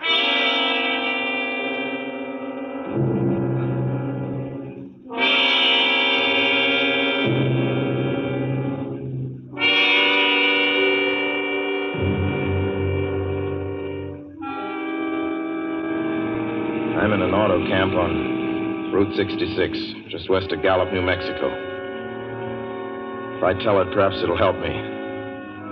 Keep me from going crazy. I gotta tell this quickly. I'm not crazy now. I feel perfectly well, except that I'm running a slight temperature. My name is Ronald Adams. I'm 36 years of age, Unmarried, tall, dark, with a black mustache. I drive a 1940 Buick, license number 6Y175189. I was born in Brooklyn. All this I know. I know that I'm at this moment perfectly sane. That it's not me who's gone mad. It's something else. Something utterly beyond my control. I've got to speak quickly. At any minute, the link may break. This may be the last thing I ever tell on Earth. The last night I ever see the stars. 6 days ago, I left Brooklyn to drive to California. Goodbye, son. Good luck to you, my boy. Goodbye, Mother. Here, give me a kiss, and I'll go. I'll come out with you to the car. Oh, no, it's raining. Stay here at the door. Hey, what's this? Tears? I thought you'd promised me you wouldn't cry.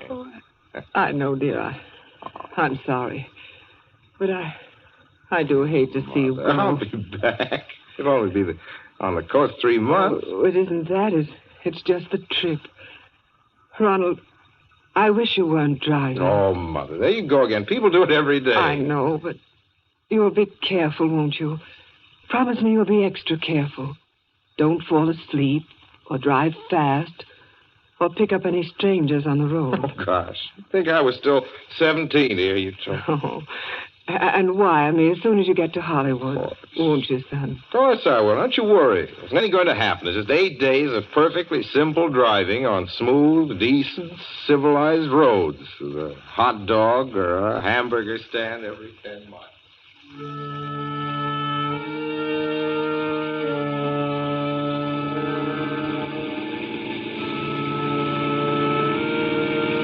I was in fine spirits.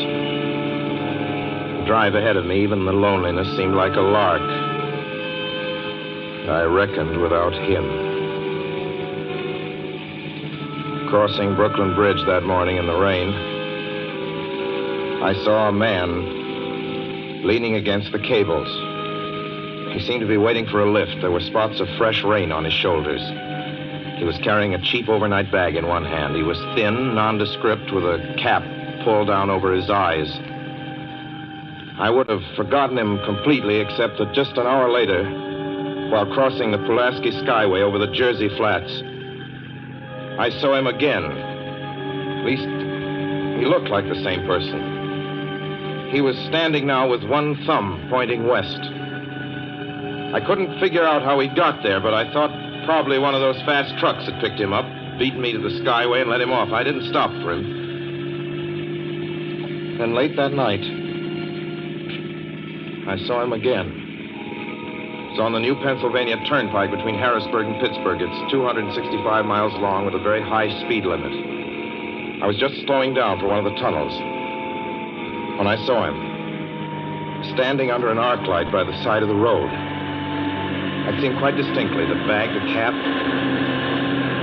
even the spots of fresh rain spattered over his shoulders. He hallooed at me this time. Hello! Hello! I stepped on the gas like a shot. That's lonely country through the Alleghenies, and I had no intention of stopping. Besides, the coincidences, or whatever it was, gave me the willies. Stopped at the next gas station.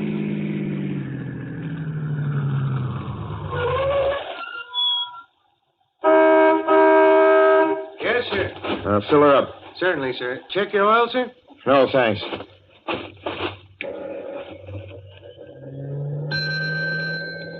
Nice night, isn't it? Yes. It hasn't been raining here recently, has it? Not a drop of rain all week. Oh? Oh, I suppose that doesn't done your business any harm. Oh, people drive through here all kinds of weather. Mostly business, you know. There aren't many pleasure cars out on the turnpike this season of the year. I suppose not. What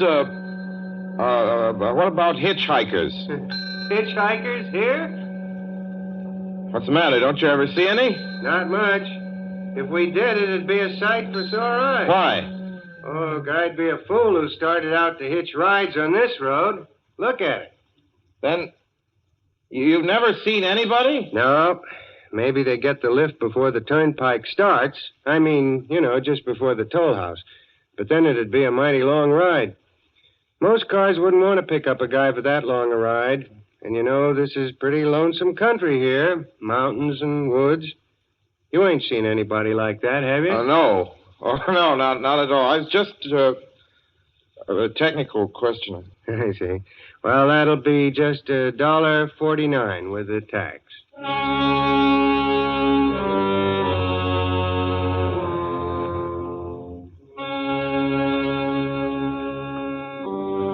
thing gradually passed through my mind as sheer coincidence. I had a good night's sleep in Pittsburgh. I didn't think about the man all next day until just outside of Zanesville, Ohio, I saw him again. It was a bright, sunshiny afternoon. The peaceful Ohio fields, brown with the autumn stubble, lay dreaming in the golden light. I was driving slowly, drinking it in, when the road suddenly ended in a detour. In front of the barrier, he was standing. Now, let me explain about his appearance before I go on. I repeat, there was nothing sinister about him. He was as drab as a mud fence, nor was his attitude menacing. He merely stood there, waiting, almost drooping a little, a cheap overnight bag in his hand. He looked as though he'd been waiting there for hours. Then he looked up. He hailed me. He started to walk forward. Hello? Hello? Hello? No, not just now. Sorry. Going to California? No, not today. The other way, going to New York. Sorry.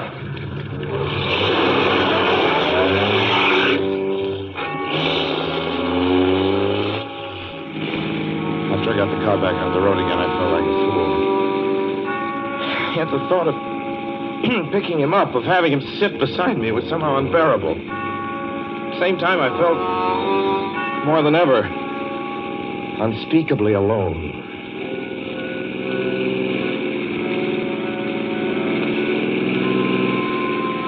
Hour after hour went by. Fields, the towns ticked off one by one. The light changed. I knew now that I was going to see him again. And though I dreaded the sight, I caught myself searching the side of the road, waiting for him to appear.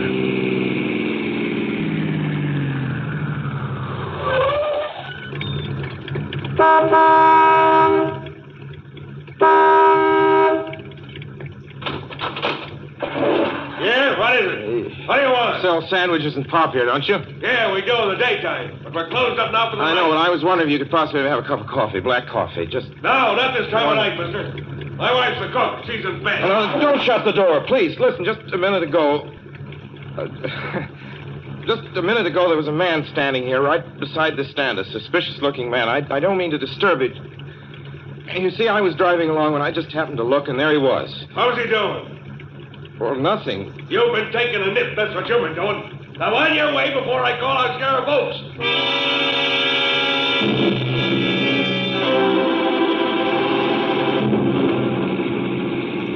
I got into the car again and drove on slowly. I was beginning to hate the car. If I could have found a place to stop, to rest a little. I was in the Ozark Mountains of Missouri now. A few resort places there were closed, only an occasional log cabin, seemingly deserted. That's all that broke the monotony of the wild, wooded landscape. I had seen him at that roadside stand. I knew I'd see him again. Maybe at the next turn of the road. I knew that when I saw him next, I would run him down.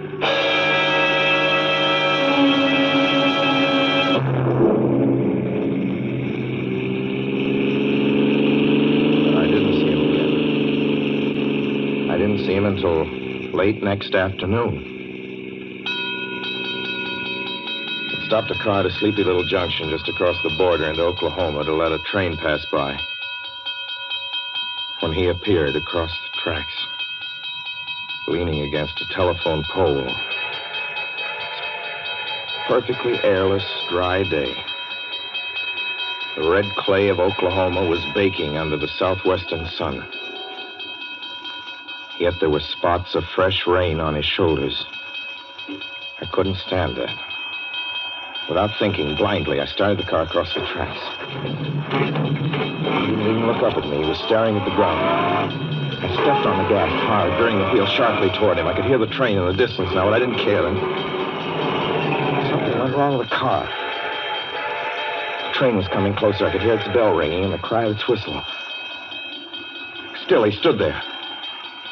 And now I knew that he was beckoning me to my death.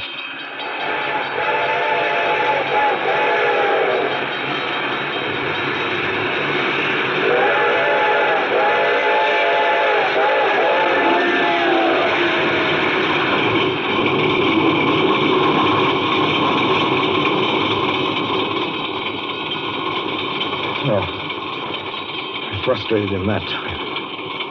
The starter worked at last. I managed to back up. When the train passed, he was gone. I was all alone in the hot, dry afternoon.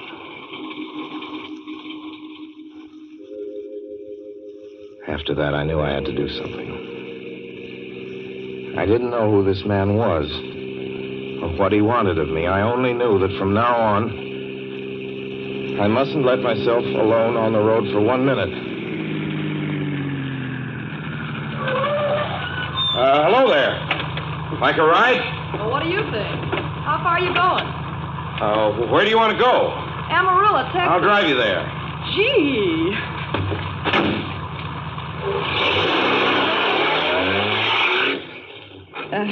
You mind if I take off my shoes? My dogs are killing me. Go right ahead. Oh. Gee, what a break this is. Hitchhike much? Sure. Only it's tough sometimes in these great open spaces to get the break. I should think it would be, though. I'll bet you get a good pickup in a fast car. If you did, you could get places faster than, say, another person in another car, couldn't you? I don't get you. Well, take me, for instance. Suppose I'm driving across the country, say, at a nice, steady clip, about 45 miles an hour. Couldn't a girl like you just standing beside the road waiting for lifts beat me to town? Or any town, provided she got picked up every time in a car doing from 65 to 70 miles an hour? I don't know. What difference does it make? Oh, no difference. It's just a crazy idea I had sitting here in the car. Imagine spending your time in a swell car thinking of things like that. What would you do instead? What would I do? If I was a good-looking fella like yourself, why, I just enjoy myself every minute of the time. I'd sit back and relax. And if I saw a good-looking girl along the side of the road, hey, look out! Did you see him? See who? A man standing beside the barbed wire fence. I didn't see anybody. It wasn't nothing but a bunch of cows and a wire fence. No? What'd you think you was doing? Trying to run into the barbed wire There's a man fence? there, I tell you. A thin gray man with an overnight bag in his hand. And I was trying to run him down. Run him down? You mean kill him? Say you didn't see him back there? You sure? I didn't see a soul. As far as Watch that's concerned... for him the next time and keep watching. Keep your eyes peeled on the road. He'll turn up again. Maybe any minute. There! Look there!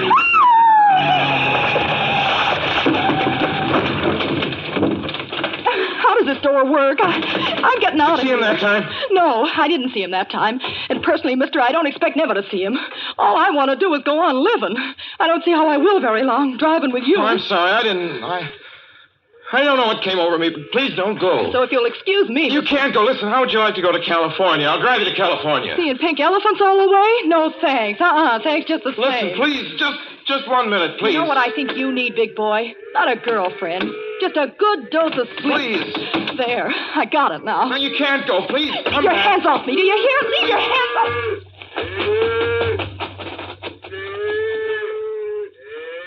She ran from me. As though I were a monster. A few minutes later, I saw a passing truck pick her up. I knew then that I was utterly alone. It was in the heart of the great Texas prairies. There wasn't a car on the road after the truck went by. I tried to figure out what to do, how to get hold of myself.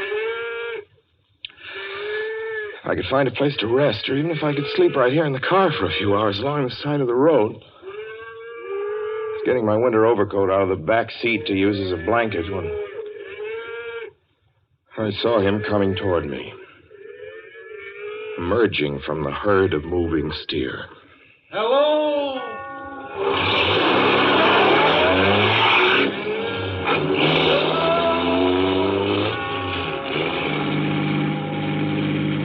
Maybe I should have spoken to him then. Fought it out then and there.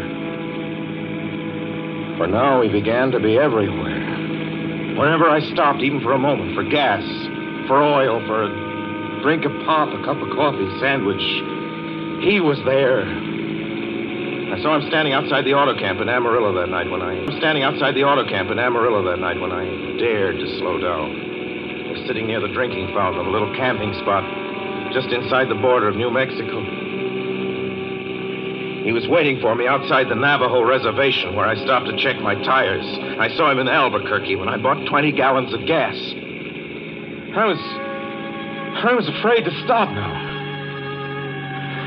I began to drive faster and faster. I was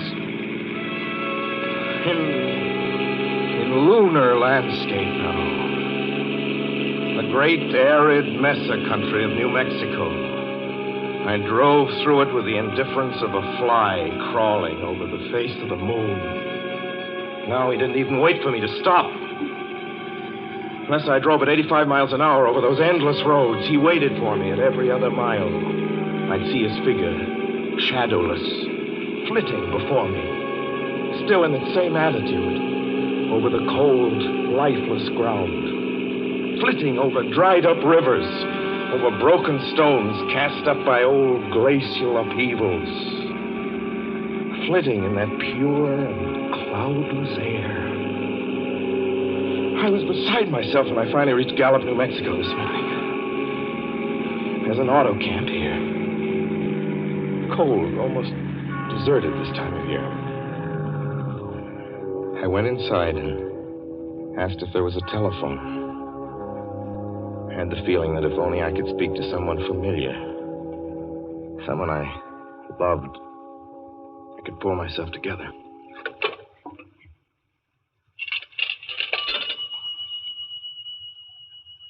Your call, please. Long distance. Long distance, certainly. This is long distance. I'd like to put in a call to my home in Brooklyn, New York. I'm Ronald Adams. The number is Beechwood 200828. Certainly. I will try to get it for you. Albuquerque. New York for Gallup. New York. Gallup, New Mexico, calling Beechwood 20828. I'd read somewhere that love could banish demons. It's the middle of the morning. I knew Mother'd be home. I pictured her tall and white-haired in her crisp house dress, going about her tasks.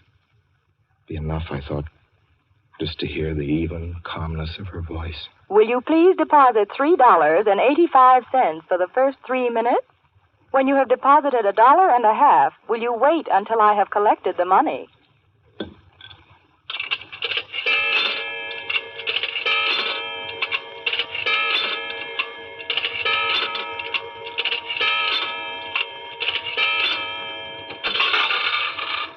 All right, deposit another $1.50.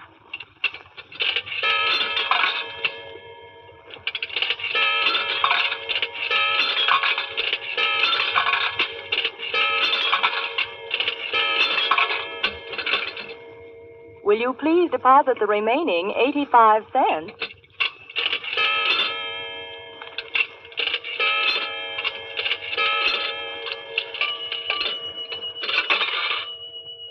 Ready with Brooklyn. Go ahead, please. Hello? Mrs. Adams' residence. Hello, Mother? This is Mrs. Adams' residence. Who is it you wish to speak to, please? What? Oh, who's this? This is Mrs. Whinney. Mrs. Whinney? I don't know any Mrs. Whinney. Is this Beechwood 20828? Yes?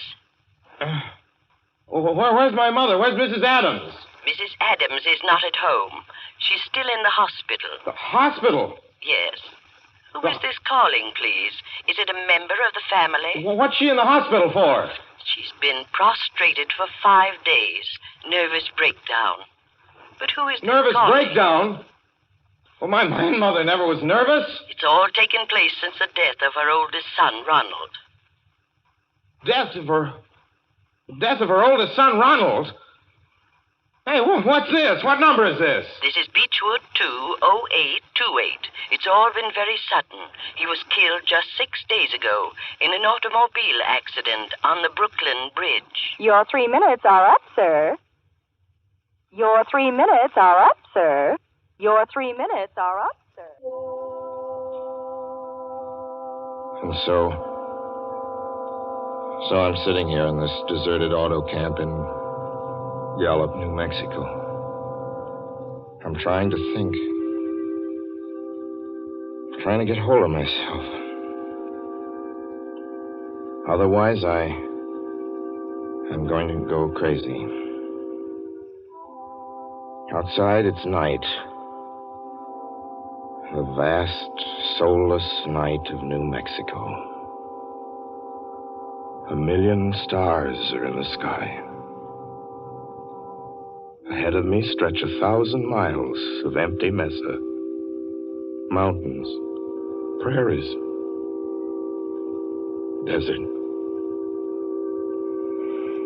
Somewhere among them, he's waiting for me.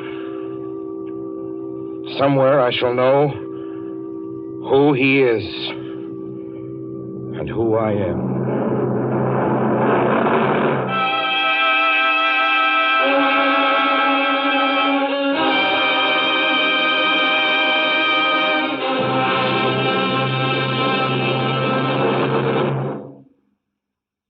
So ends The Hitchhiker, and to Orson Welles our considerable thanks for his playing of the title role.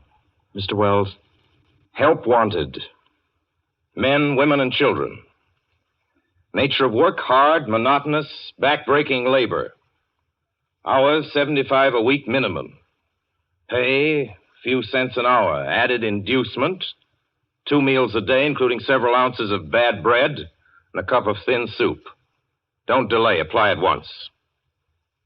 How'd you respond to a want ad like that, Mr. and Mrs. American working man and woman? You'd laugh, wouldn't you, and throw the paper in the trash basket.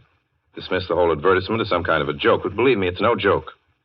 It's a simple statement of the working conditions that exist today in Nazi Germany and the conquered countries under Nazi rule. It's also an exact statement of the working conditions that will be imposed on you and every member of your family if the Nazis win this war. You yourself personally can stop them from winning, as you know. You don't have to give up your well-paid job to do it. You needn't have to be a soldier or a sailor or an airman or a nurse or a war worker to ensure American victory. Uncle Sam doesn't ask plain, ordinary, hard-working citizens like you to give him anything. All he does ask very seriously and very urgently is that you loan him 10 cents out of every dollar you make. That's all there is to it. Lend Uncle Sam a dime to win this war, and he'll pay you back with interest when he's won it. The easiest, most convenient way to lend him these dimes is to enroll in the payroll savings plan. Just tell your boss to deduct 10 cents from every dollar he pays you and lend it to Uncle Sam in your name. Sign up for this simple savings plan today, and when victory comes, you will have war bonds in your pockets instead of Axis bonds on your wrists. Suspense will be heard again 2 weeks from tonight. Next Wednesday night, September 9th, the Columbia Broadcasting System will present over many of these stations at 9:30 p.m. Eastern Wartime an address by W. Averell Harriman, the United States Lend-Lease Administrator in London. Mr. Harriman, as the personal representative of the President of the United States, attended the Moscow conferences between Winston Churchill and Joseph Stalin. Next Wednesday's broadcast will be Mr. Harriman's first public address since his return to this country. Suspense is produced and directed by William Spear. John Dietz was our guest director this evening. Tonight's radio drama was written by Lucille Fletcher. The original score was by Bernard Herrmann.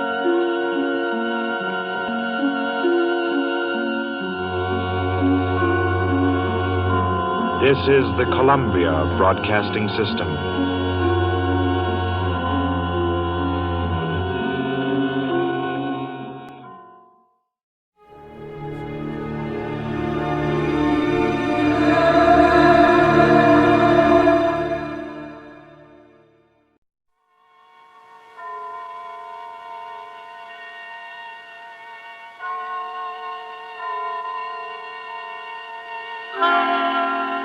Suspense.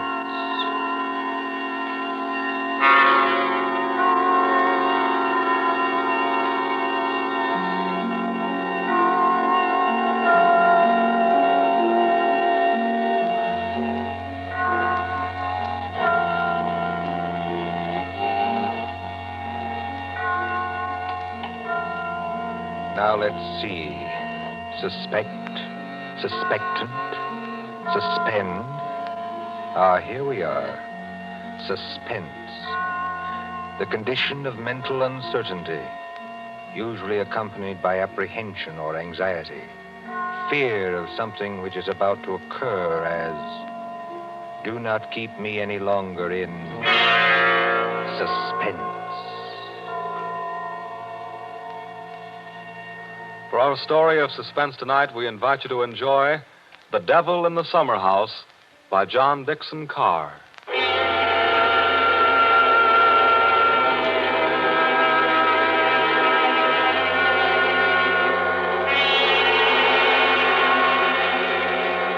Somewhere along the Hudson, perhaps not far from Tarrytown, there is a modest house in its own grounds. Behind it, in a spacious garden, stands a summer house of evil memory. More than 25 years ago, a man shot himself, or at least died, in that summer house. They found Major Kenyon with a scorched bullet hole in his head and the weapon beside him. But we are in the present now. The latticed summer house has grown heavy with vines, and only the other evening 2 men came into that garden at twilight, over the shaggy grass, as a storm was brewing along the Hudson. 2 men, the lawyer from New York. Who's there? And Captain Burke of the homicide squad. Easy, my friend, easy. I was just going to ask you the same thing. My name is Parker. I'm an attorney. You're not Captain Burke. Yeah, the very same and no other. I thought I recognized you, Mr. Parker. Must be something important to bring you so far from New York at this time of night. I was in Tarrytown anyway. I thought there'd be a housekeeper here, but I don't see any lights. You've got business here? Yes, in a way. Have you? I don't know. I'll tell you better after you tell me what brought you to a place that no one has lived in for 10 years. Tell me, Captain.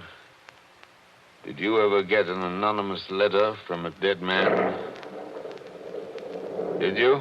No, I can't say I did. The letter's anonymous. How do you know the man's dead? Because they're all dead. Every last one of them. Dead and under the ground, where they can't be hurt any longer. Look. There's the summer house where Jerry Kenyon used to work. There are the windows of the library and the dining room. Looking toward it. Confound this lightning. Makes the windows blaze, don't it? Jerry Kenyon hadn't a care in the world. Yet he shot himself. I'll show you the letter. Now, look, Mr. Parker, I couldn't read anything in this light. But if we can get inside the house Certainly we can get into the house. I was the family attorney. I've got the keys. Why should a dead person send me a letter?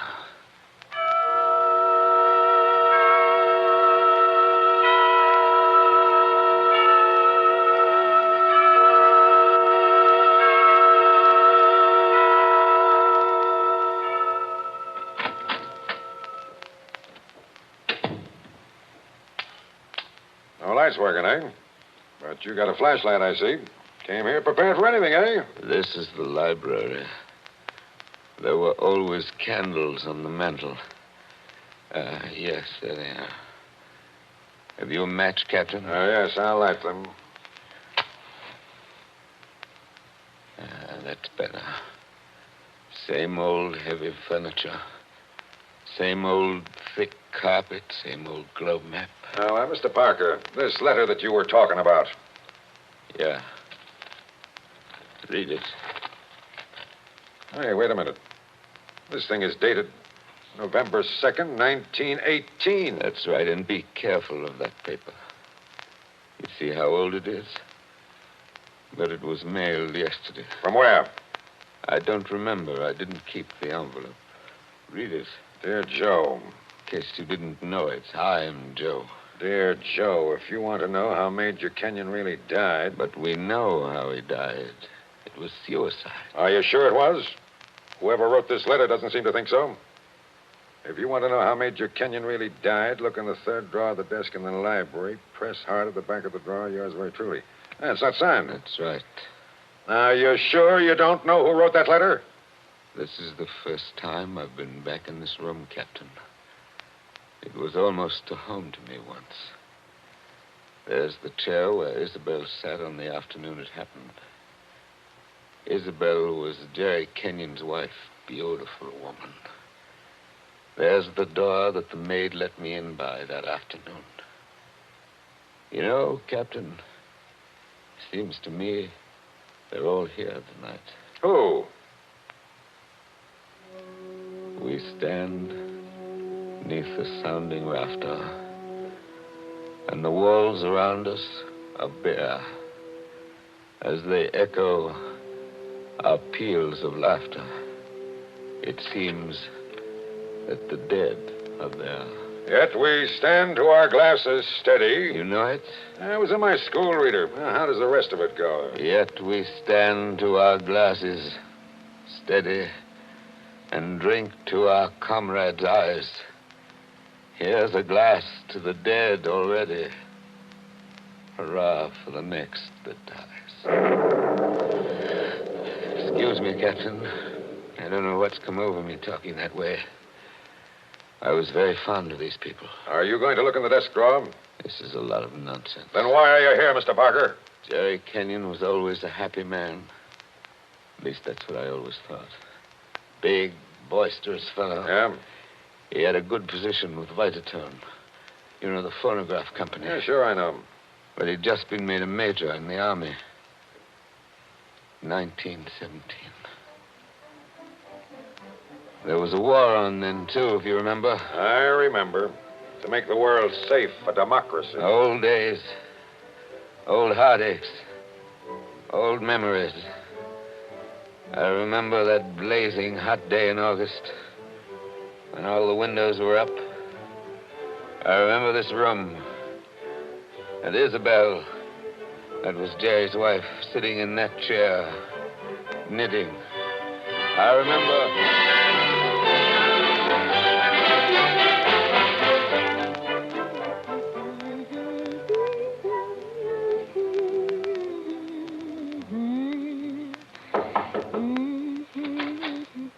Oh, yes, Kitty. What is it? There's a man to see you, Miss Kenyon. He says his name's Parker. Yes, I'm expecting him. Show him in, please. All right, ma'am. Shall I take your knitting in your knitting bag? Why should you take my knitting? I don't know, Miss Kenyon. I just wondered. You can come in now. Thank you. Hello, Joe. Hello, Isabel. You sent for me? Joe, I must apologize for Kitty. Servants are getting to be a problem nowadays. She looks pretty enough to get along. Oh, Kitty's got large ideas.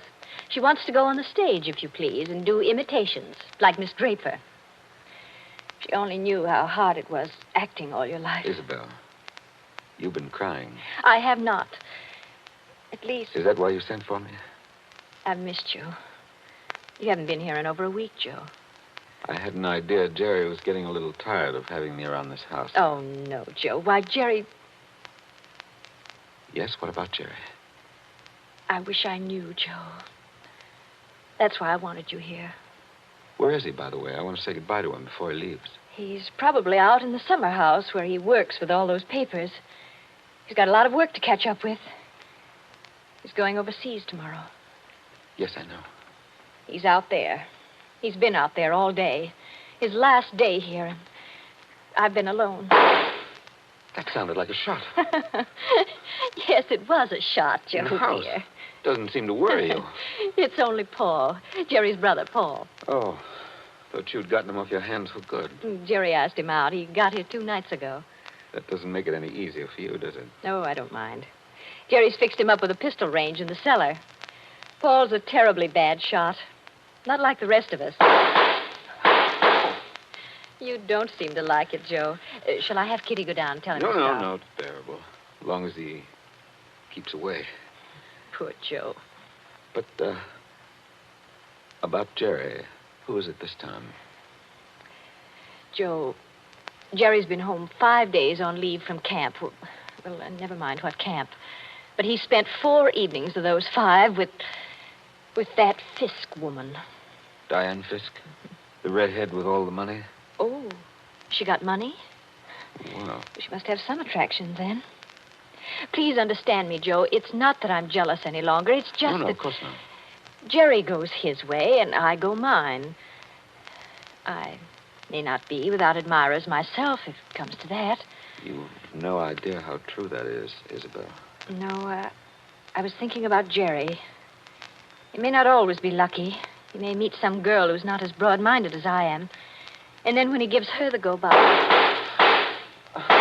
Paul must be getting really furious down in that cellar. He's not hitting anything. He must be using a lot of ammunition. Now, your trouble, Joe, is that you're too much of a gentleman. And if you really want to see Jerry, there he is now. Where? Just standing in the door of the summer house. Look out the window. Infernally bright out there. Doesn't he look noble in his new uniform? Sam Brown belt and revolver and everything. Look how he turns around and waves his cap at us. Like a real soldier. Real soldiers don't exactly wave their caps, do they? He does. Jerry? Jerry!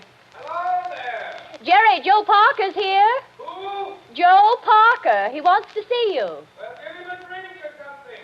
I'll be up in a minute. Into the summer house again. Not a care in the world, has Now, he? listen, Isabel, you've got to slow down. You'll be crying again in a minute. Come on over here and sit down. Light hurts my eyes, that's all. Well, then we'll just pull these blinds. We'll still be able to see it. There, how's that? It's better, thanks. Now, can I get you anything? Oh, no. You heard the Great White Chief's orders. I'm to get you something. What'll you have, Joe? A highball? Don't bother with that. Oh, it's no bother. Everything's out in the dining room here. The iceman didn't deliver today of all days, so I'm afraid I can't give you any ice.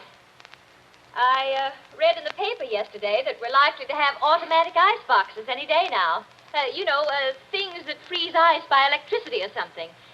Do you believe that, Joe? I doubt it. Listen, Isabel. Here you are.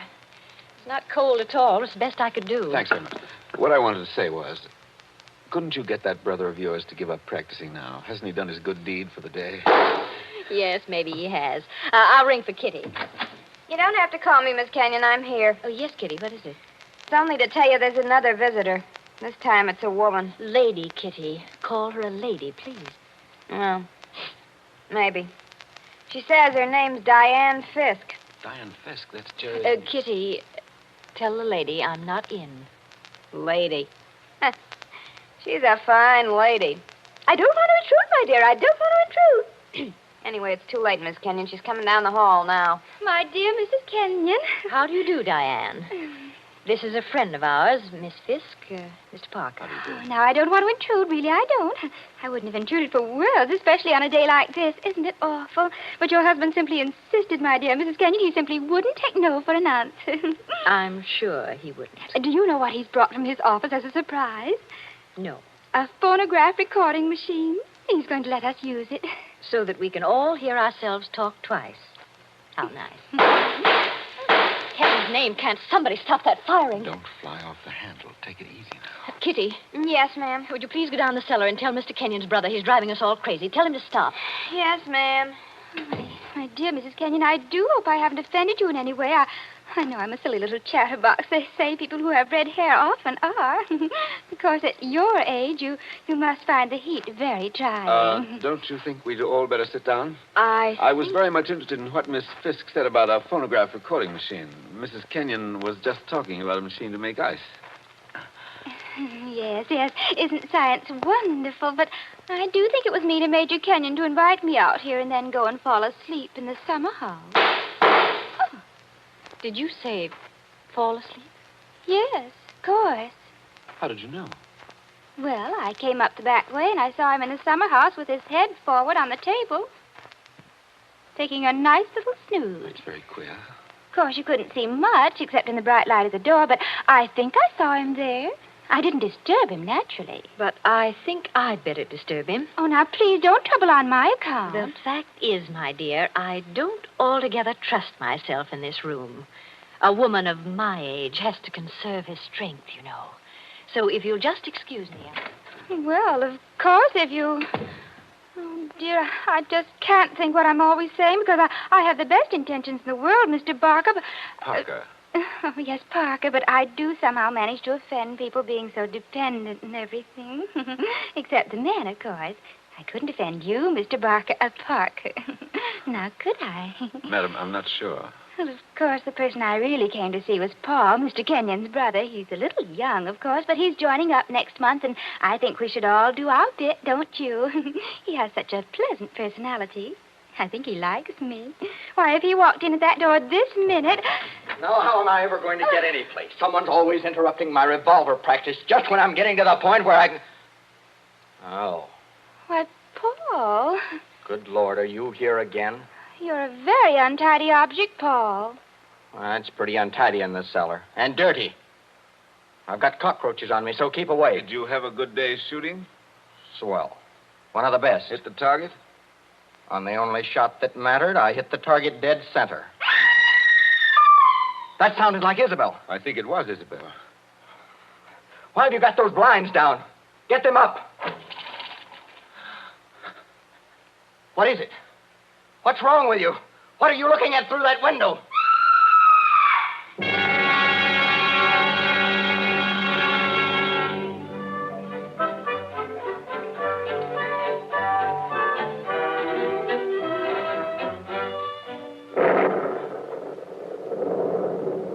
That was 25 years ago, Captain Burke.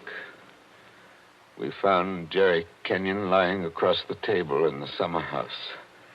He'd shot himself through the head with his own revolver from the holster. It was lying on the floor beside him. Shot himself, right? I see. When Isabel found him, he'd been dead about half an hour. The doctors proved that, did they? Yes, that shot had been fired against his head. The front of his uniform cap was powder burned where the bullet entered. There's no doubt about that. None at all. We never noticed the real shot Because that young lad was shooting off guns like a maniac in the cellar. Precisely. Now they're all dead. By accident, illness, they're all gone. Isabel Kenyon died less than a year afterwards. I think she died just because she was so fond of Jerry. I suppose you've guessed my little secret. Oh, I think I can sort of read between the lines. You were in love with Isabel Kenyon, weren't you? Yes. Well, these things happen. I never let her see it, you understand? Women know, pretty generally. So, they're gone. The youngest of them. And I'm left alone with old tunes, old ghosts, wondering why the fellow ever killed himself. Why? Why? And this morning, out of a clear sky, I get a letter saying, if you want to know how Major Kenyon really died, look in the third drawer of the desk in the library. But I tell you, we know how he died. Well, aren't you going to do it? Naturally. I've got a key somewhere here that fits the drawer. Now, listen, Mr. Parker. In my father's country, in Ireland, they got a saying that when a man's going to commit suicide... I thought of doing that, too. Then the devil comes in and takes him by the hand and talks to him. They say you can see the devil as plain as I see you, just before you pull the trigger. The devil must have been in the summer house that afternoon, then. Oh, no, he wasn't. What do you mean? Major Kenyon didn't kill himself. He was murdered. My dear Captain Burke, the police covered all that at the time. Everybody had an alibi. They did they? Well, think of what I've told you. Isabel and I were together all the time. Paul, her brother, was shooting off guns in the cellar. Yeah? Diane Fisk. Yeah, what about her? Her chauffeur who drove her there swore he saw her walk straight up to the place. She passed the summer house, but didn't stop there. Well, that checks. Even Kitty the maid could prove she'd never stirred out of the house until just a minute or so before Isabel went herself. Oh, and why? Before Isabel went herself. Oh, and why did the maid have to leave the house at all? She was taking Jerry the black coffee he drank every afternoon. He'd already been dead half an hour then. And that, my dear Captain, disposes of everybody. Well, now listen, Mr. Parker. You're a good guy, and I'm not going to hold out on you any longer. You see, I say Major Kenyon was murdered because I know he was murdered. By an outsider? By one of the people in the house. That's impossible. Is it? Well, why don't you open that desk drawer and see? What time is it? It's 7:45. 7:45? And I haven't got much time. For what? Holy St. Patrick, will you open that drawer? If it's waited 25 years, my friend, it can wait a minute more. I've got the key somewhere in this bunch of keys. Everything the same. Paul never altered what he inherited. Same old desk, same old phonograph. Same old... I think this is the key. Yeah, it opens. There's nothing here except one or two old newspapers. Everything very dirty. The letter says to press hard at the back. Now, have you tried that? Doesn't seem to. Yes, by George, it does work. Well? There seems to be a movable back on a hinge. Well, what's inside? Some sort of flat brown paper parcel sealed with wax. And about as dirty as it can get. Open it, man. Open it. I'm going to. It's a phonograph record. There's a plain white label. Something on it written in pencil. I don't see too well nowadays without my glasses. Oh, here, give it to me. I'll read it to you. Go on. A record of how I killed Jerry Kenyon. Say, don't you get it, Mr. Parker? This is the real goods. The murderer's going to tell us his own story 25 years later. Be careful. Whatever you do, don't drop it. You seem to be interested enough now. I don't say I'm not interested. I say I can't believe it. You know, when you were talking about the dead coming back and that kind of thing, you sure started giving me goose pimples. But that's just what it is, a dead person. Now, there's the phonograph. Put that record on. Let's hear what the ghost says. Any of them could have made the record, of course. The apparatus was all here. Don't just stand there by the phonograph. Won't it work? Yes, it works. Is it wound up? Yes, it's wound up. Here goes. Now, look, Mr. Parker.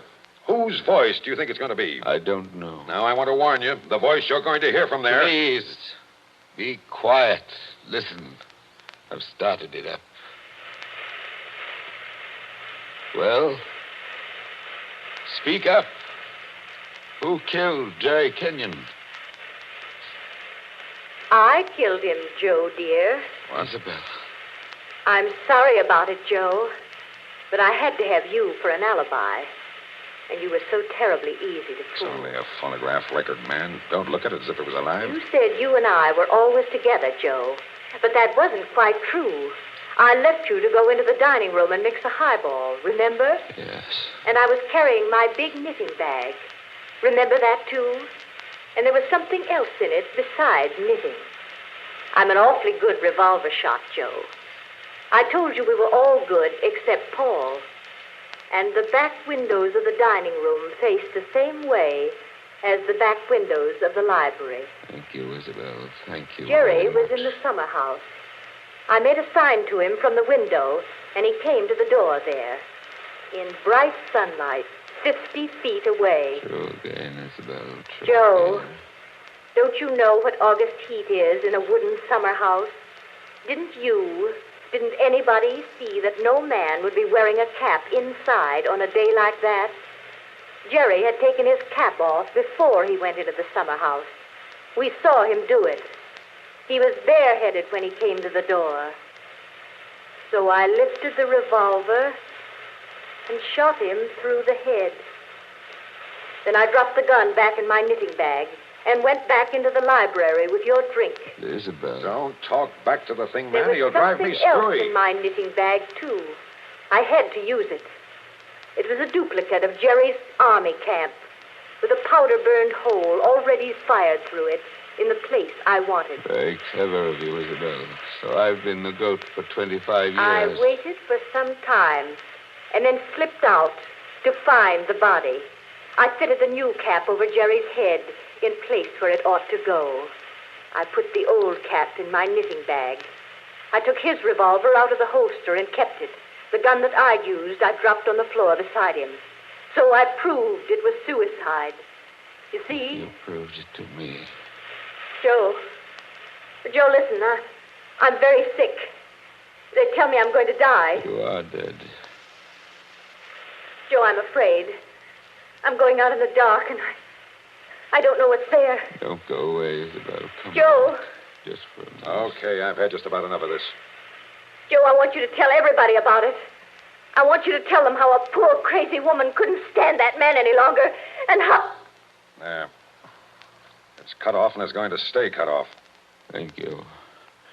I've heard about enough, too. But you can't arrest her now, my friend. You can't arrest her now. After hearing that, I'm not going to arrest anybody. Tell me, Captain. Did you know what was on the record? No. That's why I had to hear it. I knew about it, but I wasn't sure what it had to say. But so help me, I never guessed how hard it would hit you. Man, don't you get it even yet? Yes, I get it. Oh, no, you don't. You don't see anything. That was how the fake suicide was managed, yes. That's just how it was all done, bar one or two little things. Only... Only what? Only it wasn't Isabel Kenyon who committed the murder. Did I hear you correctly? You did? This is another one of your little jokes, I imagine. Can't you let me alone? Have you some kind of personal spite against me? What did I ever do? You're going to hear the real truth now if I have to hold you down in that chair. I know Mrs. Kenyon didn't kill her husband because I've just come from talking to the real murderer up the river. But they're all dead. Oh, no, they're not. And I haven't got much time either. That clock's just going to strike 8. What's the time got to do with it? Good deal if you'll follow me. Mrs. Kenyon died less than a year after her husband, didn't she? Yes. But it wasn't Mrs. Kenyon's voice you just heard on that record. What? I'm telling you, the real murderer hated her. Hated her like poison and wanted her blamed for the crime.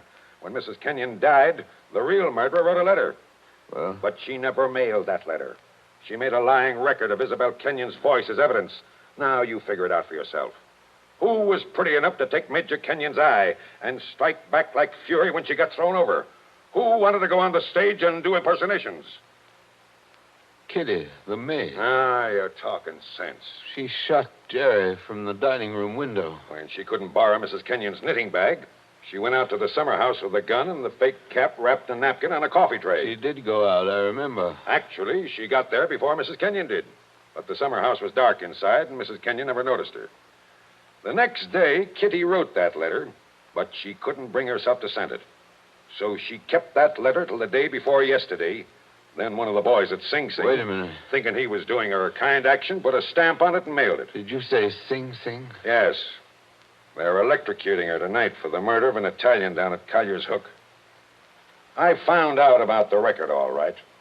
But the one thing I wasn't sure of was that she had done the job alone.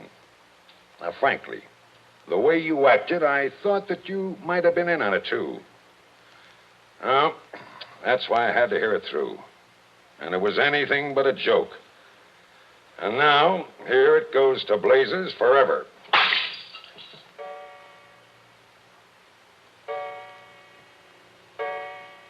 Eight o'clock. Now she's dead.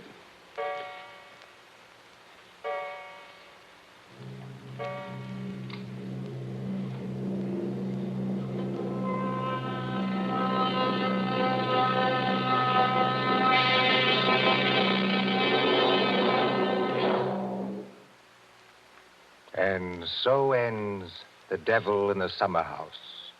Tonight's story of suspense.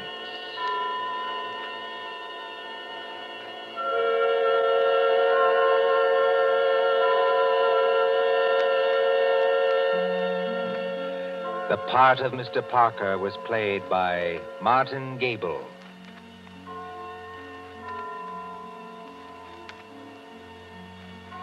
Again next Tuesday at 9:30 p.m. Eastern Wartime. A story dedicated to the thrill of the nighttime, the hushed voice and the prowling step. Another adventure in suspense. William Spear, the producer, John Dietz, the director, and John Dixon Carr, the author, are collaborators on Suspense. This is the Columbia Broadcasting System.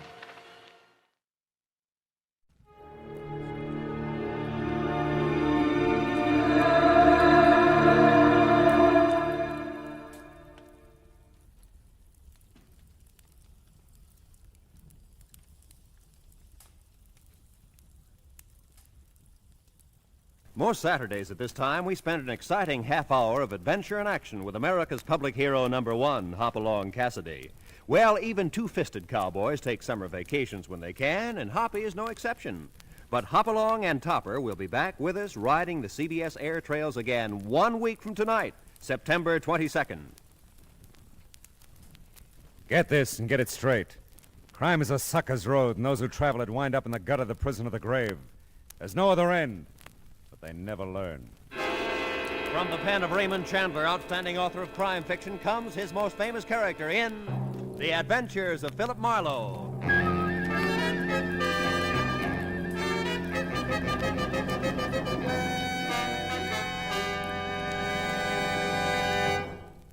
Now, with Gerald Moore starred as Philip Marlowe, we bring you tonight's exciting story, The Sound and the Unsound.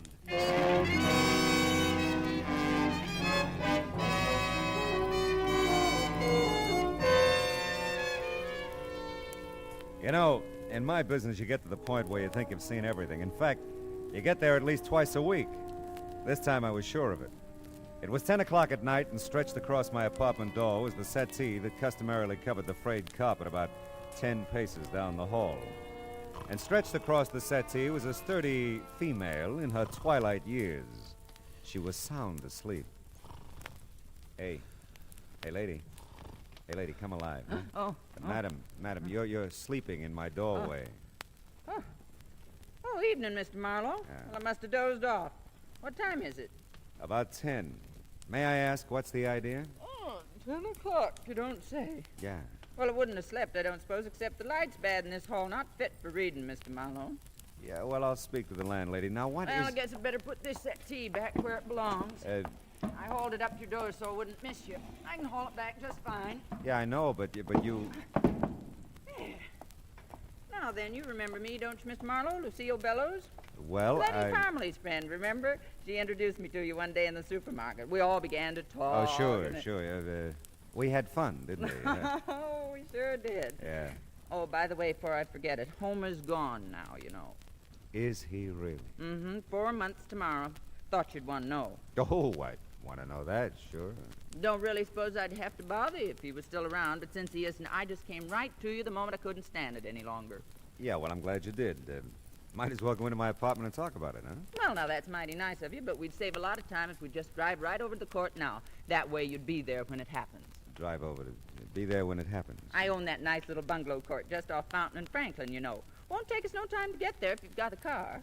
I've got a car. How did you get here? Walked. Do it every evening. Take a nice, brisk constitutional. Keeps an old lady like me in fighting trim. How much do you weigh, Mr. Marlowe? About 190. Why? Bet I can lift you.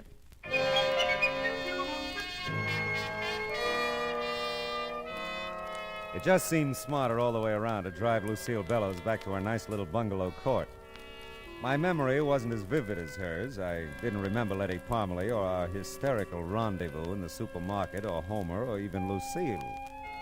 But the promise of my usual fee made that unimportant. Of two things I was certain: I'd never forget Lucille again, and she probably could lift me.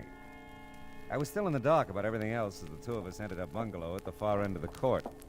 It was pure Grand Rapids and spotless. You just take that blue chair, Mr. Marlowe. I think that's the best seat. Leastwise, that's where I'm always sitting when it happens. When what happens? The sounds. Good criminally. Don't tell me I haven't told you about them. Well, you've been so busy telling me about everything else. Yes, but this is important. Ah. You see, for the last few nights, I've been hearing these strange sounds coming from Mr. Rogers' bungalow. That's the one right next door. Well, maybe Mr. Rogers is just a little noisy. Huh? No.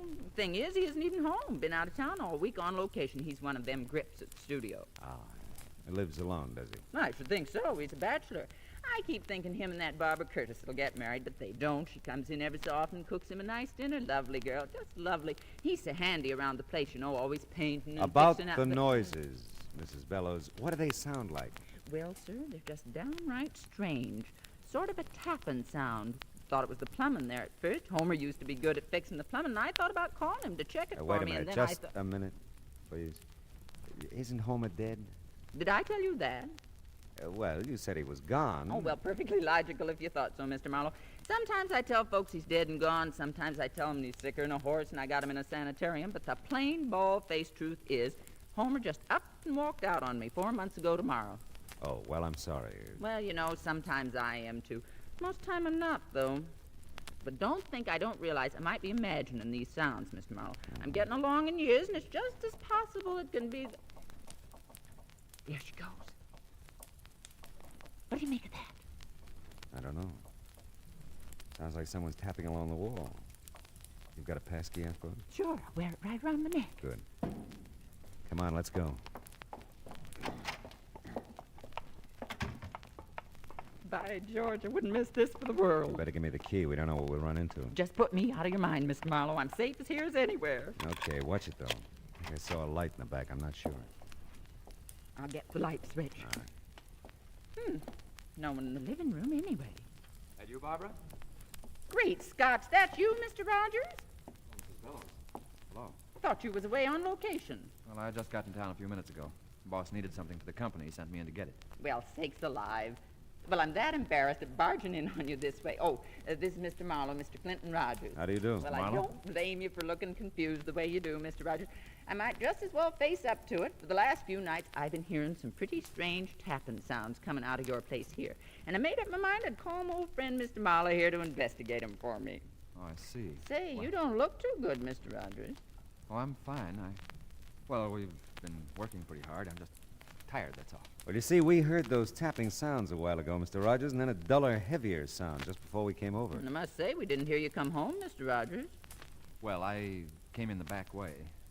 The sounds you heard, Mr. Marlowe, I must have made them. I guess I dropped my suitcases pretty hard. I'm tired, like I said. I hope it didn't bother you. Yeah, but what about the tapping along the wall? I can't imagine what that could have been. I didn't hear it. Mrs. Bellows? Why, Mr. Larry, what on earth? The door was open. I saw you in there. I must speak with you, Mrs. Bellows. Well, I simply must speak with you. Well, all right, Mr. Larry. We sure were just thinking of you, Mr. Rogers, when we blew in here unannounced, you know. Sure, I know, Mrs. Bellows, and thanks. Don't mention it. I'll be in my bungalow if you want me, Mr. Marlowe. That's fine, Mrs. Bellows. Well, do you think we ought to take a look around, Rogers? No, I don't think so, Mr. Marlowe. Mrs. Bellows could have imagined all those noises, you know. Yeah, she could, but I couldn't. Anyone else got a key to your place here? Why? Barbara Curtis, for instance? Mrs. Bellows told you. Yeah. No, but Barbara knows where I keep the extra key outside. But as far as I know, she's out of town, too. By the way, what studio are you with? Imperial. Uh-huh. Look, Mr. Marlowe, I'm really pretty tired. There's nothing wrong here, I'm sure, so... So it's okay with you if I leave now, huh? Well, I just... It's all right, Rogers. Oh, by the way, Mrs. Bellows tells me you're a pretty handy guy around the house, painting, keeping things fixed up, all that. Yeah, I guess I am. Why? Well, you just probably haven't had time to fix that crack in the plaster there running up from the hall closet. Why, no, I haven't. I'll have to get to that soon, too. Mm-hmm. That's been nice seeing you, Mr. Rogers. Yeah, same here. You plan to stay in town?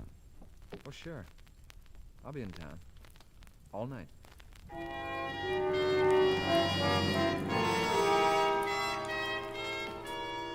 There was something eating at Clinton, Rogers, something pressing, but he wasn't talking about it, not to me anyway. I knew one thing, he'd never seen that crack in the plaster until I pointed it out to him. It was on the wall next to Lucille Bellows' bungalow, and it was the kind of crack that could be made if someone tapped along the wall looking for something. So much for deduction. I went back to check in and out with Lucille. I'm just real sorry, Mr. Marlowe. Maybe it's all been over nothing at all. Well, Mr. Rogers will be home all night, so if you hear anything, just pound on his wall. Well, if he's going to be here, I'll feel better. I really will. Say, how about your friend who called you out of Mr. Rogers' bungalow a while back? Mr. Larry? Yeah. Well, now, he's a nice soul. Not the protective sort a woman usually sets her cap for, but Lord Almighty, I'm strong as an ox, you know. Yes, I know. Of course, I don't think he makes a dime. Mr. Larry's in women's hats, you know. No, but I could have guessed. Just why I'd hold out for a man who could support me, I couldn't tell you. Well, you look as though you've done all right by yourself. Well, I have, matter of fact. Got myself quite a little nest egg. Want me to show it to you? No, I'll take your word for it. Hey, wait a minute. You don't keep any amount of money here in the house, do you? Sure, keep it in the cigar box right up in the storage part of that hall closet there. Oh, safest place in the world. Yeah, well, it's your money. Well, I guess I could take it to the bank, maybe tomorrow, if you'd feel better about it. Yeah, you do that. Oh, before I go, are all the bungalows alike? Just like. All have that storage space in the hall closet. Huh? That's right. A little trap door thing at the top of the closet. It's like a little attic, you know. You can stash a lot of stuff up there if you're of a mind. Yeah, I guess you can. Well, I think I'll go now, Mrs. Bellows. Give me a call tomorrow, will you? Yes, sure will. And I'll have your pay for you then, if that's all right with you. Oh, sure. It's just fine. Good night, Mrs. Bellows. Good night, Mr. Marlowe, and a million thanks. Just a million. My pleasure, Mrs. Bellows.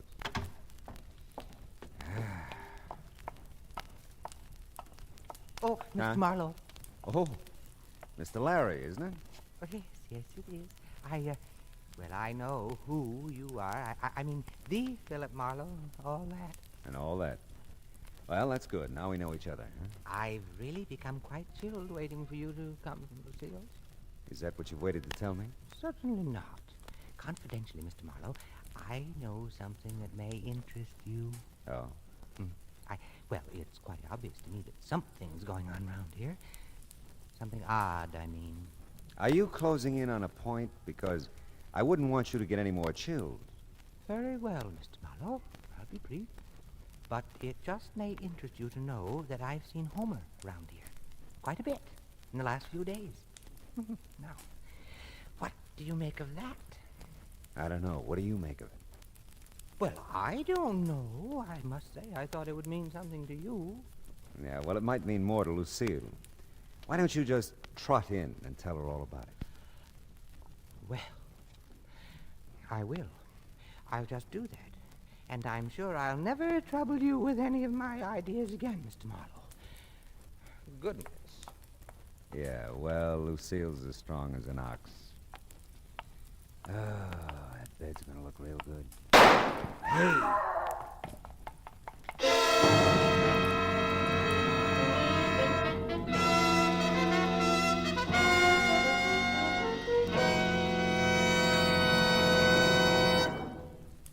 In just a moment, we'll return to the second act of Philip Marlowe. But first, CBS Radio puts out the welcome mat for three of its greatest stars tomorrow night. Jack Benny and his gang start the new season. My Friend Irma becomes a regular Sunday feature on CBS Radio, and Tony Martin will rejoin Joe Stafford on the Contented Hour. Be listening for Tony and Irma on most of these same stations, and Jack over them all. More than ever before, CBS Radio is the star's address. And now with our star, Gerald Moore, the second act of Philip Marlowe, and tonight's story, The Sound and the Unsound.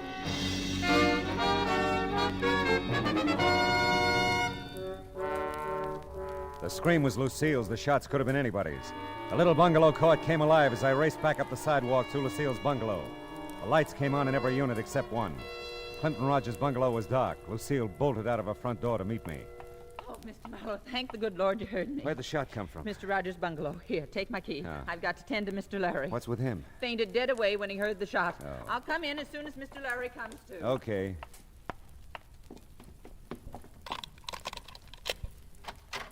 Rogers? Rogers, where are you?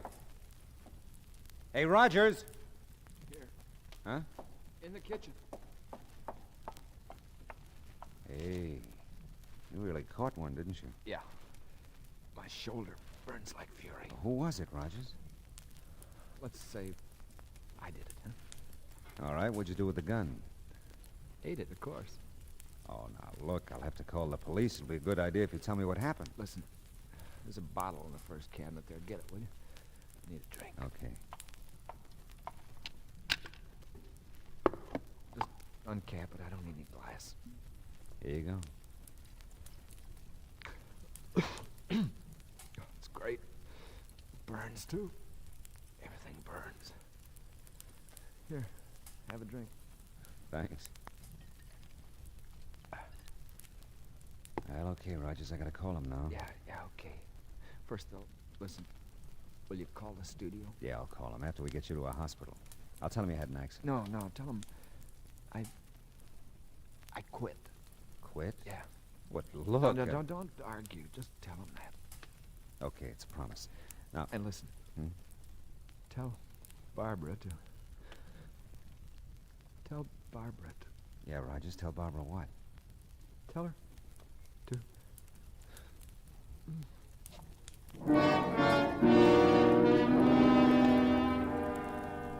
I called the emergency hospital in Hollywood, and their ambulance was there in no time. So was a squat little sergeant. Lucille followed him in. I had two hunches that I was keeping to myself for the time being. One, that whoever had shot Clinton Rogers was in his bungalow when he got back from location. That they were there when Lucille and I barged in on him. And two, that they'd left by the back door after they'd plugged him. Even the sergeant could see something of interest in that back door. The screen's been cut through here, see? The way it's cut, the fella could unhook the screen door, see, and get right at the back door. Yeah, well, that's very good, Sergeant. But tell me, why do you think it was a fella who shot Rogers? Well, it could have been.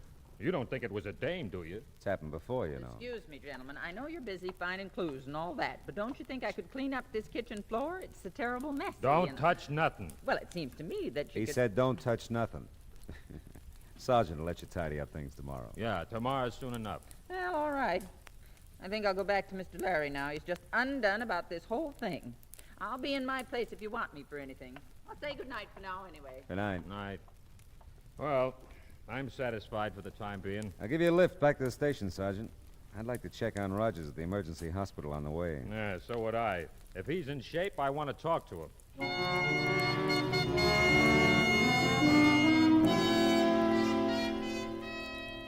The news from the emergency hospital wasn't too good. They'd taken a slug out of Rogers' shoulder at 38. He'd lost a lot of blood and was still out. I left Rogers' phone number as the place I could be reached if his condition changed. And before I left, I checked the city directory, which made my next stop a very interesting one.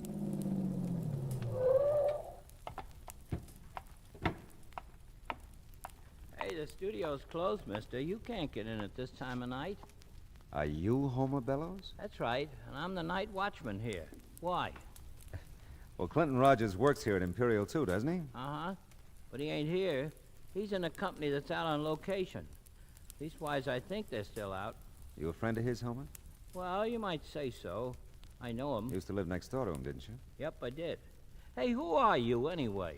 Well, I'm a guy who wants to know what you've been doing around Rogers' bungalow recently. Rogers' bungalow? Yeah. Been doing nothing, except passing it on my way to my wife's. What infernal business is it of yours? Well, none, really, but I'm a friend of your wife's, Homer, and Oh, you are you? Well, if you're such a friend of hers, why don't you ask her what I've been doing around there? Does she know? Does she know? I've been asking her for a divorce since you're so nosy. I want to marry me someone else. Oh, won't she give it to you? Oh, she's agreeable to the divorce, all right. Thing that's holding her up is a settlement. Oh, settlement. Yep. You see, I lived with that one almost 40 years. I think that entitles me to a nice little wad of her money. Lucille, don't see it that way. Yeah, well, some women have next to no understanding about things like that. But my visit with Homer served its purpose. I went back to Rogers' bungalow in case the call should come from the emergency hospital. And this time I wanted a good look at that crack on the wall, the storage compartment in the hall closet. I'd kept Lucille's passkey, and this time I didn't bother with the lights. I used the flashlight from my car because I was pretty sure whoever had shot Rogers hadn't found what they were looking for. I just opened the hall closet door when I'd heard it. Someone was unlocking the front door. I moved quickly behind a big chair in the living room. Just tiptoe, Bud. We've got to be quiet. Yeah. But what about lights? We'll try to make the flashlight do. Okay. But I still don't think there's much of an idea. Oh, I was afraid to come alone, Bud. And I've got to find it before Clint comes back. You could just take my word for it, you know. You wouldn't have to be here at all. I've told you. I can't believe what you've said. I've got to find out for myself. Maybe you'll be sorry if you find out. Maybe so, but at least I'll know then. That little storage place here in the closet is the only place I haven't looked. Do you think this will be enough light? Yeah. But how'll I get up there? I can't reach that door from here. Oh, well, wait. I'll get the stool from the kitchen. I'll get it. No, I've got the flashlight, Bud. I'll... Oh, good heavens, Bud. Here in the kitchen. It's blood. Yeah. Sure is. Who's that? Hey! Who's that? Hey! Don't reach for anything, Bud. You're covered. What's happened to Clint? Somebody shot him. Oh, no. He's not dead yet, Miss Curtis. You know my name? Yeah, he mentioned you. I'm Philip Marlowe. Mrs. Bellows called me in on this. Oh, Why don't you put the gun down, mister? I will when I find out a few things. where is Clint? I want to go there. Police took him to the emergency hospital. Police? Yeah, they're going to call me here and tell me how he is. He was still out when I left a while ago. Come on, Bud. You've got to take me there. Why, yeah, Barbara, sure. Yeah, not yet, kids. Not till you two tell me what you came to find here tonight. And the other nights you've been here. Other night. You said a while ago you'd looked every place but the hall closet. But I've never been here at night. Not without Clint. Don't talk to him, Barbara. You don't have to. I won't. Mr. Marlowe, you can't keep us here. I have to go to Clint. I have to be with him. I'll get that. And don't forget you're still covered, Buster. Yes? Marlowe? Yes, Sergeant. How's Rogers? He's over the hump okay. They gave him a sedative a while ago. He's out like a light, but he's gonna be all right. I see. Did he say anything? Were you able to talk to him? I was able, but he wasn't. Sort of delirious, I guess. Mumbled something about Barbara. And then just after they gave him the shot, he said over and over, "Don't be a fool, Bud. Don't do it, Bud." He did, huh? Well, that's something. Is it? Sure is. Thanks, Sergeant. I'll call you back. What did they say about Clint? Well, it looks like we're looking for a murderer now. Oh, no. Take it easy, honey. We had one break, though. Clint! It'll interest you, Bud. Will it? The police know who shot him. Clint told them. Bud! What are you doing? Just protecting myself, Barbara. You want to use that gun now, Marlowe? I'm keeping it right here in front of me. Yeah, I see. I thought you'd have a 38, Bud. That kind of clinches it, doesn't it? Not yet, it doesn't. Bud, please, don't. Stand still and shut up. Drop your gun, Marlowe. Let her go, kid, and we'll talk about this. She won't get hurt unless you hurt her. Drop your gun. Bud, someone's coming. Mr. Marlowe. Look out, you two! Mr. Marlowe. Oh, my... Thanks for the souvenir, Bud. Oh, my goodness. Good work, Mr. Marlowe. Barbara, honey, are you all right? Yes, I'm all right, Mrs. Bell.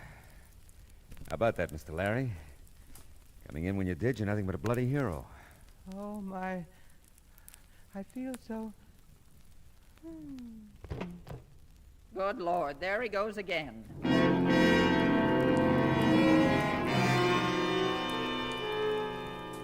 Lucille was a past master at reviving him by now. She hauled him sack-style over to the couch while I told Barbara her Clint was going to be okay. I kept Bud immobilized until the squat little sergeant arrived with a squad car. They hauled him away. I dug the 38 slug out of the plaster and gave it to the sergeant. When the show was over, Mr. Larry obligingly snapped to. You feel like walking, Mr. Larry? I could carry you to your bungalow, you know. Oh, mercy, no, Lucille. I'll walk. If you'll just let me use your arm for support. You're just welcome to it, I'm sure. Can I help? Well, no, thanks so much, Mr. Marlowe. We'll manage. You give Mr. Rogers my best, Barbara. I will. I'll be glad to. You know, Lucille, I'm beginning to see the value in the love and protection of a strong woman. How about that? She'd be good for him, too. Yeah.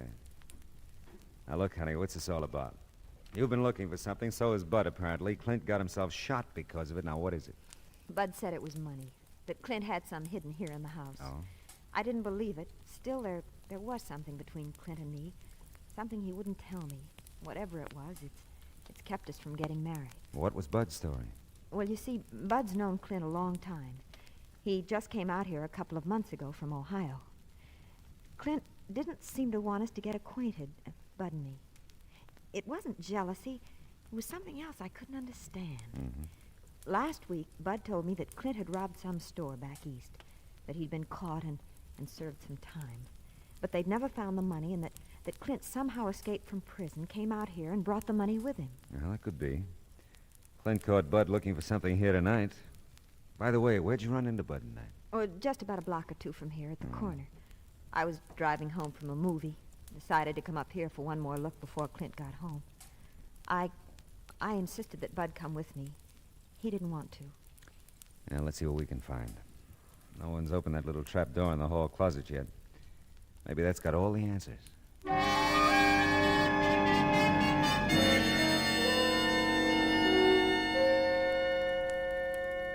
Why, it's a strong box, isn't it? Yeah, it's not very heavy, though. There. Let's see now. No money at all. A couple of war bonds made out to Clinton Rogers and/or Thomas Rogers. Clint said he didn't have any family. Hey, look. Here's an envelope with your name on it. Oh, for Barbara Curtis to be opened in case of my death. I don't know what to do. Well, don't look at me, honey. I can't decide for you. You will go with me when I tell him, though, won't you? Sure I will. Let's see. My darling, this newspaper clipping will tell you why I couldn't marry you. When you read it, you'll see why. I love you, Clint. I'm afraid to read the clipping, Mr. Marlowe. Let me see it. Not pretty, honey, but it isn't about Clint. But then who? It's about Thomas Rogers, who at the age of 16 murdered his father and mother. The story says he escaped from the Ohio asylum for the insane in June of this year. Officials think he may attempt to contact his brother Clinton in California. And Bud is... Yeah, it's his picture with the story. Oh, Clint, poor Clint. What a horrible, horrible thing for him to live with. Yeah. But, honey, Mr. Larry said it a little while ago. The love and protection of a strong woman. Clint has it, Mr. Marlowe. I've never been so strong or so protective, and I've never loved so much.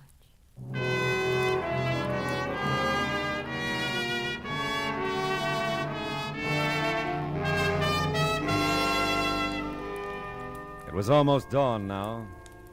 I drove Barbara over to the hospital in Clint. We didn't say anything. There wasn't anything to say. Nice girl, that Barbara. All woman. You know, I never could understand the guys who pronounce woman as wool man. What would we be without 'em, huh? Oh, they have their faults, but what would they be without 'em? Yeah, truly it's been said. There's nothing like a dame.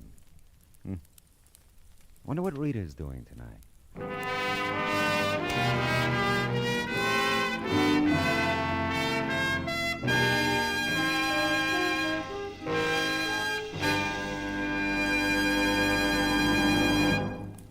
The Adventures of Philip Marlowe, bringing you Raymond Chandler's most famous character, starring Gerald Moore, was produced and directed by Cliff Howell and written for radio by Kathleen Height. The cast included D.J. Thompson, Olin Soule, Ted Osborne, Frank Gerstle, Arthur Q. Bryan, Shirley Mitchell, and William Tracy. Gerald Moore may currently be seen in the Santana production Sirocco. The special music for Philip Marlowe is composed by Pierre Garrigank and conducted by Wilbur Hatch. Now, here again is the star of our show, Gerald Moore. Thanks, Roy. Ladies and gentlemen, boys and girls, tonight's broadcast concludes our current series of the adventures of Philip Marlowe. I understand it won't be very long until we meet again. So until we do, we won't say goodbye, but just so long. See you soon. I still wonder what Rita's doing tonight.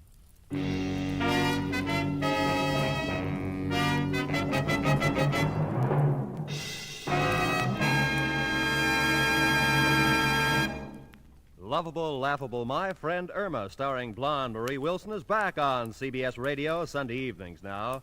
She'll move in tomorrow night at most of these same CBS radio stations, bringing her skeptical roommate, Jane, her permanently jobless boyfriend, Al, Professor Kropotkin, and all the others. Be listening for My Friend Irma tomorrow night, won't you? That address again? Why, sure. CBS, the star's address, where you always hear the best at CBS, the star's address, CBS. Stay tuned now for Gangbusters, which follows immediately over most of these same CBS stations. And remember, Steve Allen is here with songs for sale every Saturday on CBS Radio. Roy Rowan speaking. This is the CBS Radio Network.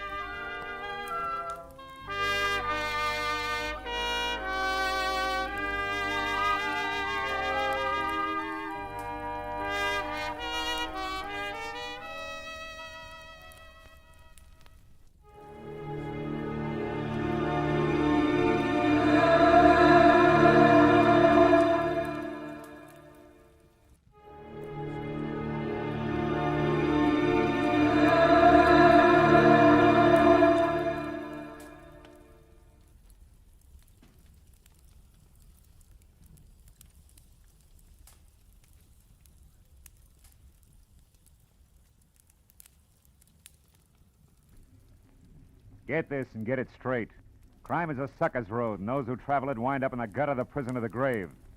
This time I was in the country where the night should have been nothing but peace and quiet. But a pair of angry eagles changed all that. One was solid gold and too close to a battered corpse. The other weighed 160 pounds and was too quick with his fists. It happened like this. From the pen of Raymond Chandler, outstanding author of crime fiction, comes his most famous character in The Adventures of Philip Marlowe.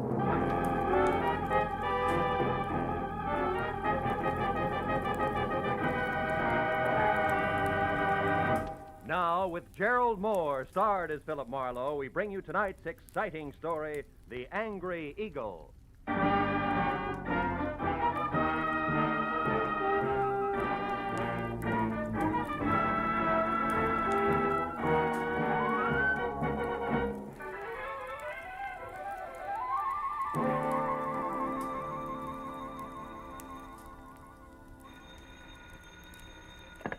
Hello. Mr. Philip Marlowe, please. Clover Lake, California calling. This is Marlowe. One moment, sir.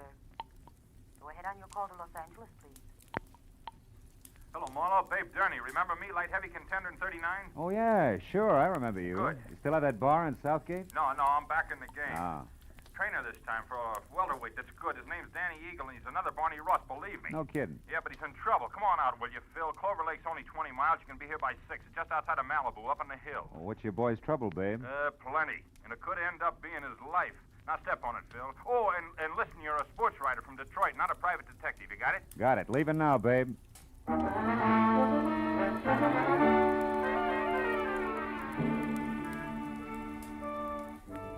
It was an hour's drive to Malibu Beach in a film colony where the convertibles outnumbered the hardtops 5-1.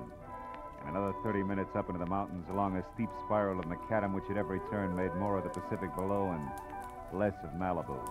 Until finally I was at the top.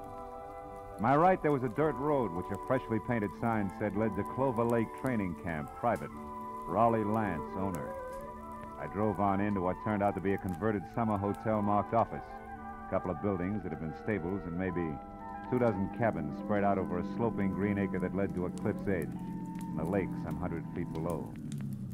When I pulled in and parked in a gravel semicircle which was close to a roofed-over boxing ring where a lot of muscles in sweatpants was making a punching bag sound like a machine gun, I saw Babe Durney coming toward me in ducks and white T-shirt with an angry fighting eagle as in Danny on it.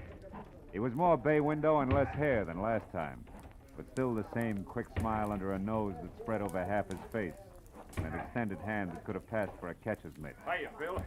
Glad you didn't take any longer. Things are worse. Oh? Danny got canned an hour ago, and he's burning up. Told Lance and his wife where they both could go, and I think he's going to personally see to it that they get there. Now, wait a minute. Who's this Lance? Oh, Raleigh Lance. He runs this place, Marlowe. Yeah. Strictly the big-time, big-shot manager. His seat at the fights has to be A1. His license plate the lowest number he can get. Yeah, half-pint and French cuffs and built-up heels. It's got 10 fighters here. Danny's one. And the wife? Oh, yeah. Myra. A lot of curves, a lot of war paint, and never enough clothes on. Know what you mean. Yeah, well, also not much to keep her busy, and Lance hasn't got time to run around down in Malibu. Which means sheep's eyes at the boys, huh? Yeah, Danny Eagle included. Not that the kid ever did anything about it, mind you. Figured she was just being friendly. Come on, let's move on down by the lake like I was just showing you around. Hey, Jersey. Yeah? You can quit now. Do a mile in the shower. Okay, Big. See you later. Anyhow, Phil, this morning, Lance and the missus had a beef when the big shot got mad, read Myra off, and called Danny and tried the same thing on him. Didn't take, huh? Nah, so the boss canned him. Kid went back to his cabin and started kicking the fixtures around. That's when I called you. He's got a lot of temper, Phil. Yeah, but what do you want me to do? Help me get him out of here before he tangles with Lance. He said he wasn't going to get off the ground till things were squared away, and he... Oh, hold it. What now? Over there near the edge of the cliff. Friend of Lance's, just weatherwax. Well, that old man? Yeah, hayseed to look at or listen to, but he owns about every piece of land around here. Uh-huh. Rich, retired, and has just learned about prize fighters. Calls them gladiators. Also, he's got a mud fence-faced daughter he's real anxious to pass off. Yeah, also, he's coming this way. Oh, hello there, son. Yeah, don't encourage gab. It's his specialty. Well, babe, my boy, what shape are you in tonight? Oh, well, not quite fighting trim, Mr. Weatherwax. I was just showing Mr. Marlowe here around the grounds. He's a sports writer. Sports rider? Yeah. Well, glad to make your acquaintance, Mr. Marlowe. Thank you. Yes, sir. When I think about what I've missed all these years not following the ring... Mr. Weatherwax, excuse me, but we're in a hurry. I want Mr. Marlowe to see the lake before it's dark. We'll see you at dinner or up at the lodge later, huh? Yes, I look forward to that. Goodbye. Yeah, bye, son. The original windbag. Yeah. But, Marlowe, like I was saying, I gotta have your help. Yeah, but what can I do now? The kid's through, babe. Sure, but look, Phil, I know other managers. I also know the makings of a champ when I see him, and Danny Eagle's got the stuff. And? Okay, I like him. Phil, you gotta get next to Lance. If he thinks you're doing a feature on him, he'll be your best friend in a couple of hours. A little Napoleon. Uh-huh, and when I'm buddy-buddy, I steer him away from ordering his muscle man to play pretzel with Danny while you're trying to get him out of here, is that it? That's right. I already planted that you're coming up here, so all you got is... Hey, look. Huh? Up at the lodge on the porch there. That's him and Myra going in the office. My cue. Mm-hmm. Okay, but first tell me one thing, babe. Does Danny know about me? No. He'd turn against me if he did. He likes to settle his stuff his own way. That's why you gotta get to Lance. In or out of the ring, it still takes two to make a fight, Phil. Yeah. All right, babe. I'll do my best. Yeah, Philip Marlowe, Detroit Daily News. Wonder if there is such a paper. No, it doesn't sound too bad. Listen, Myra, I don't want any more trouble with you. I'm fed up. Oh, You're fine. fed up. You? Well, that's funny. You drag me up here and expect me to... And try real hard to understand this. I dropped 10 grand, 10,000 berries last night on that punk Steve Rocker. I'm not very happy. So you want a fighter who stinks. What's that got to do with me?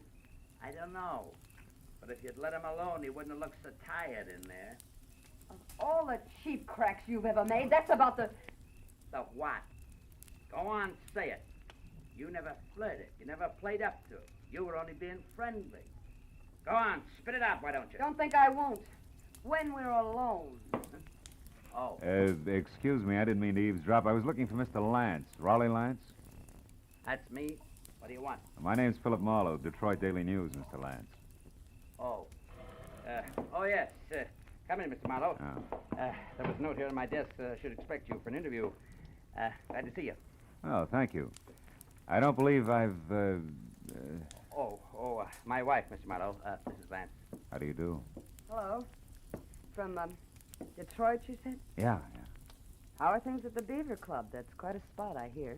Oh, yeah, quite. I used to go with a reporter there. He told me about some wild parties at their press club. Busy Beaver Nights, they used to call them. Yes, busy Beaver night. Lots of fun. Mm-hmm. I'll bet. Myra, Mr. Marlowe and I'd like to talk a while, so... So I'll be running along. It was a pleasure, Mr. Marlowe. Thank you. Goodbye, Raleigh. I'll see you later. Yeah. Well, Mr. Marlowe, have a chair. Drink? Yeah, I will, thanks. It's quite a spot you have here, Mr. Lance. Make it Raleigh, fella. All right. Yeah, it's okay. But you're not up here to write about a training camp, are you? Of course, I know background counts, but, well, like this drink, the soda helps, too. But the scotch is the thing, huh? Health? Same. Yeah, you're right about that scotch. Mr. Lance? What is it, Kelly? I'm busy now. What's about Danny Eagle? Did you give him his walking papers? No, Big Turney stopped me, Mr. Lance. Said he'd give Danny the word himself that he could handle him. That fat tug! Who does he think he is? Well, he said he just didn't want trouble, Mr. Lance. Besides, he said Danny was taking a walk. Yeah? Well, I'm going to give him the air, too. I've got enough enemies without some lousy trainer who's on my own payroll. Pardon me, Mr. Marlowe. I'll only be a couple of minutes. Sure. Help yourself to another drink. We'll talk later after dinner, about 8. Oh, and, here, catch. Best cigar made. Let's go, Kelly. Uh-huh. Best cigars. Seats marked A1. Yeah.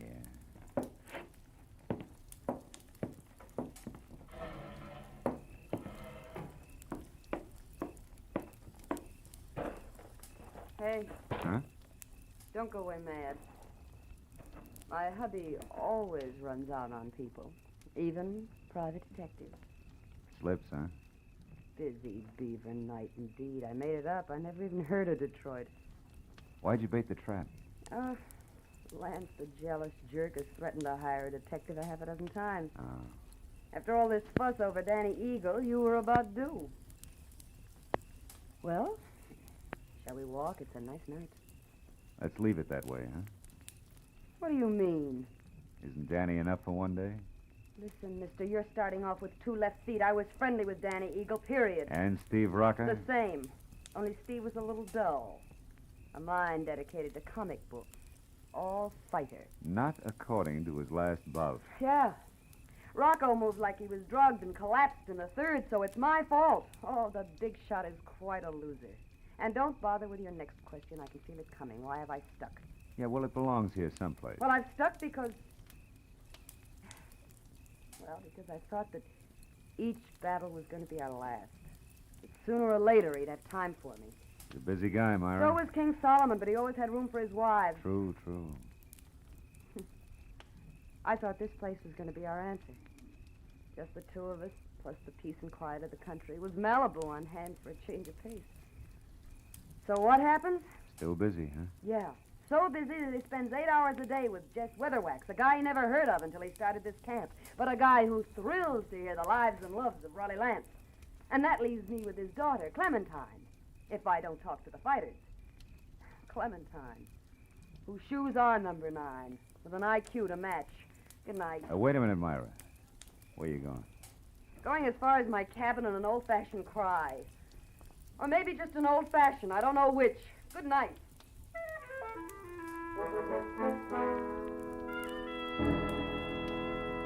When Myra pivoted on a spiked heel and stomped off into the dark, I knew that I had to move fast because when next she and hubby met, the fact that I was a private detective was going to become public domain. And from there on out, I'd be of little use to Babe Durney, and if Lance's muscle playmates caught up to me, of no use to anybody. I located Danny Eagle's cabin among half a dozen others, peeking out of a thick grove of pepper trees, showing light from a half-open door.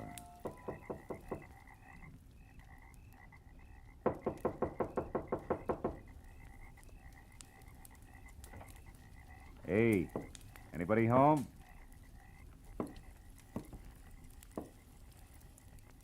Inside, there was a closed valise on the edge of the only bed. And on the dresser, some money, a package of lemon lifesavers, and a tie clasp. A gold one with a gold angry eagle on it that said Danny was still around. Then he got to talk for himself. I think you're in the wrong cabin, mister. I haven't vacated yet. Well, don't you think it'd be easy all the way around if you did, Danny? Right now, I'm not looking for the easy way, mister. I've been walking and thinking about that. That and a pair of people I don't like. A pair I want to square myself with. Mr. and Mrs. Raleigh Lance. Oh!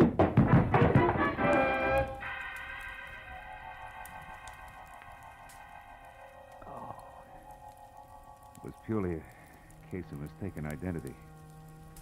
But it served as a reminder that it still took 2 to make a fight. And that the only chance I had left was to get next to Raleigh Lance and keep him away from Danny Eagle. I spent a half hour going from the lodge to Lance's empty cabin to the dining room and every other place where I thought he might be. But finally, I remembered Jess Weatherwax, the one-man fan club whom I located back up at the office. Oh, hello there, son. He was peeling off his coat and getting ready for canasta with something uncombed and built like a length of pipe. Who had to be daughter Clementine. What can I do for you, son? Mr. Weatherwax, have you seen Lance? Why, no, Mr. Marlowe. We just came in. You deal, dearest. Is it important? Very. Daddy. Oh, excuse me, child. Mr. Marlowe, my daughter, Clementine. How do you do? Very fine, thank you. Mr. Marlowe, Daddy told... Hey, Marlowe, is that you in there? Oh, it's Babe Durney. Yeah, excuse me.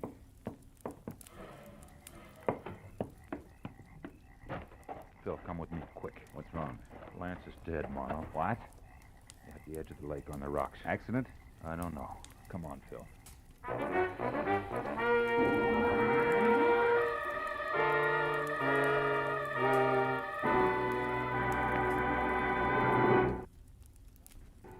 just a moment, the second act of Philip Marlowe. But first, the confusion created by Gracie Allen has never been more clearly, more hilariously defined than it will be this Wednesday night when a writer for a national magazine comes to interview her. For the writer also meets some of Gracie's friends who present highly conflicting stories which Gracie does not untangle. It's another merry, mad mix-up which could come only from George Burns and Gracie Allen. So be listening this Wednesday on most of these same CBS stations. Now with our star, Gerald Moore, the second act of Philip Marlowe, and tonight's story, The Angry Eagle.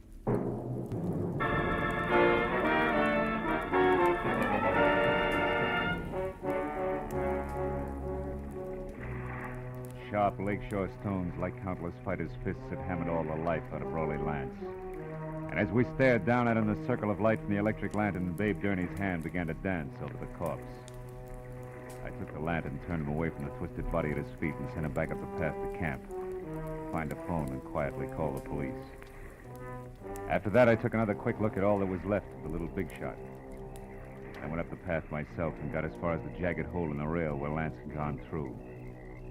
I had just enough time to see a few things before I was met by Myra. Just like she'd been before, except for a handful of nervous fingers that just couldn't leave her neckline alone. I saw Babe. He told me about Raleigh. Is it true? Yeah, it's true, all right. Your husband's dead. Babe just left, so you must have been on your way here when you ran into him. How come? I had a date to meet my husband. For a chat. Why here? He didn't strike me as being the romantic type. He wasn't. Neither was he the type to talk where he could be overheard. Especially when he was cornered. What do you mean? I put Raleigh's back against the wall tonight. I finally got hold of a way to make that inflated ego turn loose, his favorite trinket. Meaning you? Yes.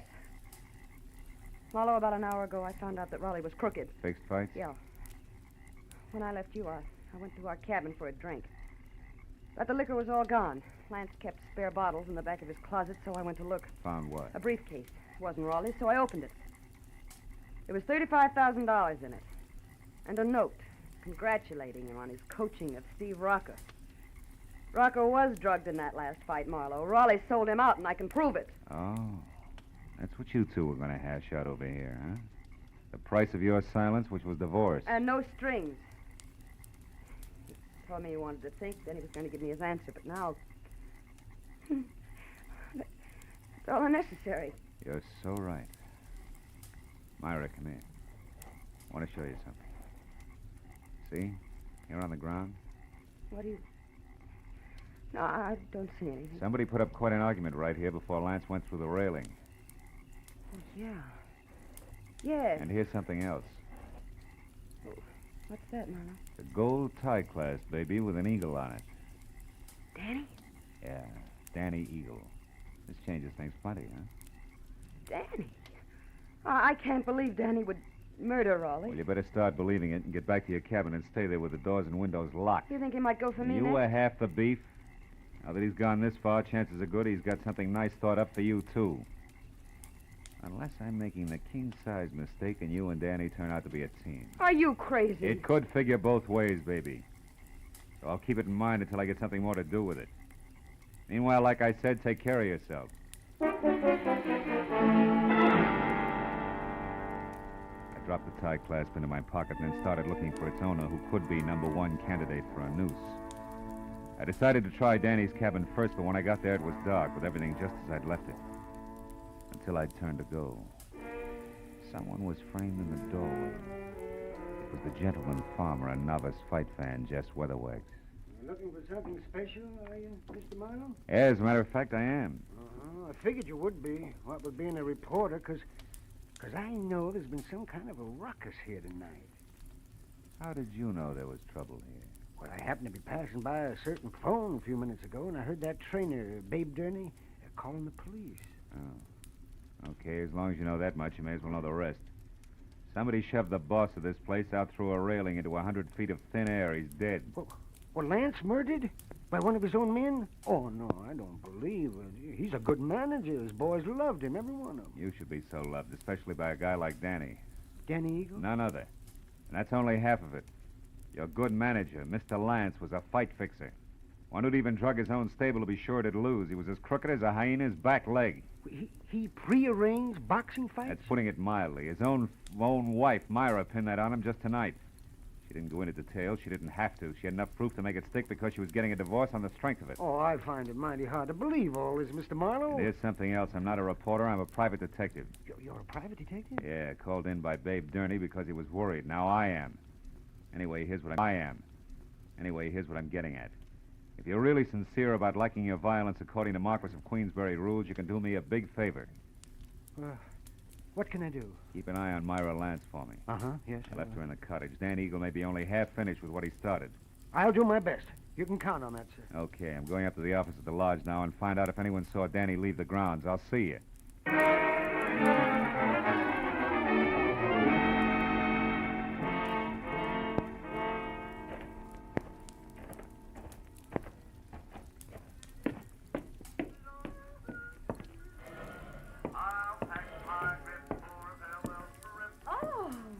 Hello there, Mr. Marlowe. Did you get enough story material from the box fighters? For a couple of novels, Clementine. You alone here? Well, I am now. My daddy and I were playing canasta, but he left a while back. Went off without his coat, too, see? I know. You've been here in the office ever since, huh? Why, yes. Why? Well, maybe you can help me. Did you... Gladly. But you've just got to help me first, Mr. Marlowe. Have you got a cigarette paper? A cigarette paper? You know, the makers. I'm Oh. trying to roll me a cigarette, ran out of mine. I found my daddy's tobacco, and then I absolutely emptied his coat pockets here looking for a paper, but there wasn't any. You wouldn't happen to have it. No, I'm afraid not, Clementine. Here, have one of mine. In fact, have two. Oh. Now, my question. Did you happen to see Danny Eagle go out the... Go out? Out the what, Mr. Marlowe? Huh? Oh, never mind. Listen, Clementine, did this thing come out of your daddy's coat pocket, too? That old ticket stuff? Yeah. Out of that little pocket in the big one on the right side, it was... Well, Mr. Marlowe, what's wrong? I don't know. But I better find out right now.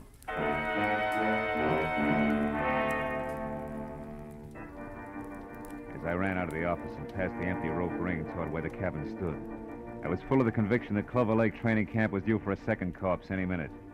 Only this time I knew that some fast adjectives I myself had tossed off and not a hot-headed fighter were playing cause and effect.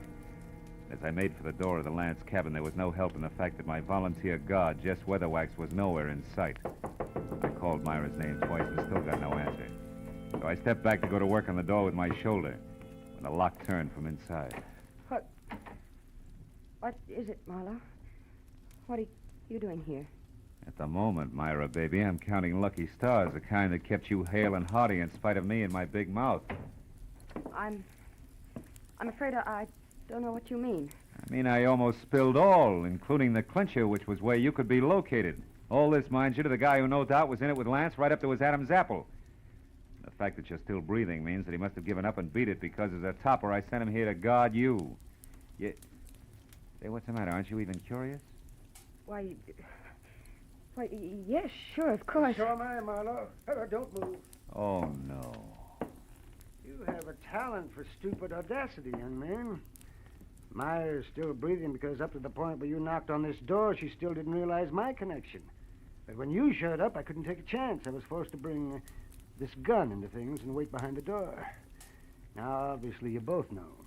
And I was so relieved you still had strength enough to open the door, Myra. I stepped in chin first and was happy about it. Well, I was afraid to warn you. Well, it's your move, Weatherwax. What'll it be? I have no choice. What? You'll have a lot of bodies to crawl out from under, Buster. Well, it won't be too hard. Dan is already framed for Raleigh's murder. Framed by whom? By Raleigh Lance himself. Oh, such a simple little plan. I worked it out as I worked out everything else around here. Just for the record, how is it supposed to go? Once Myra knew about Raleigh, she became dangerous to me. She had to be killed. So I told him how to set up the whole thing. You know, you're really enjoying yourself, aren't you? Frankly, no. Or I just don't intend to take the rap for my late partner's stupid clumsiness. Oh, but this has gone far enough. Oh, no, it ain't. Dave, look out. He's got a gun. Duck, Myra! Yeah, boy, Bill. He lost his gun.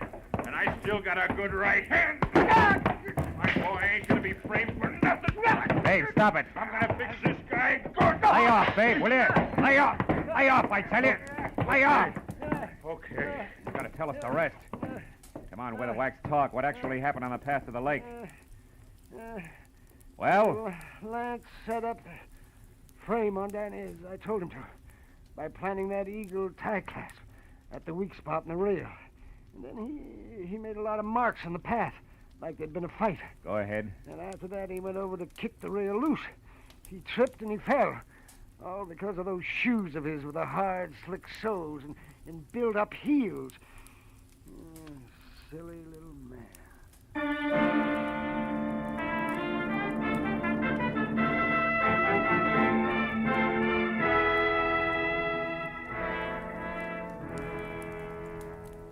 Well, it wasn't long until the boys from the sheriff's office arrived with a good doctor, a lot of open notebooks, and an endless supply of questions. But finally, all the pieces were fitted together. Very surprised Danny Eagle, who had done a lot of thinking, was back from a second long walk. And the whole thing had boiled down to me alone at the bedside of a heavy-jawed trainer who had a happy look on his ugly puss for the first time that night. My boy's gonna be champ now, Marlowe. Thanks to you. Oh, thanks to you, babe. We were almost down for the count when you showed up. Hey, how's the shoulder? That's nothing. Hey, look, tell me something. How'd you back old Weatherwax into that corner? Oh, well, I found a ticket stub from his coat pocket with the number A2 on it. Weatherwax claimed that he'd never seen a fight or met Lance until the camp opened up here. But that stub proved that just a month ago, he sat right beside Lance. Yeah, that's right. Yeah. Lance always had seat A1 at the arena. Check.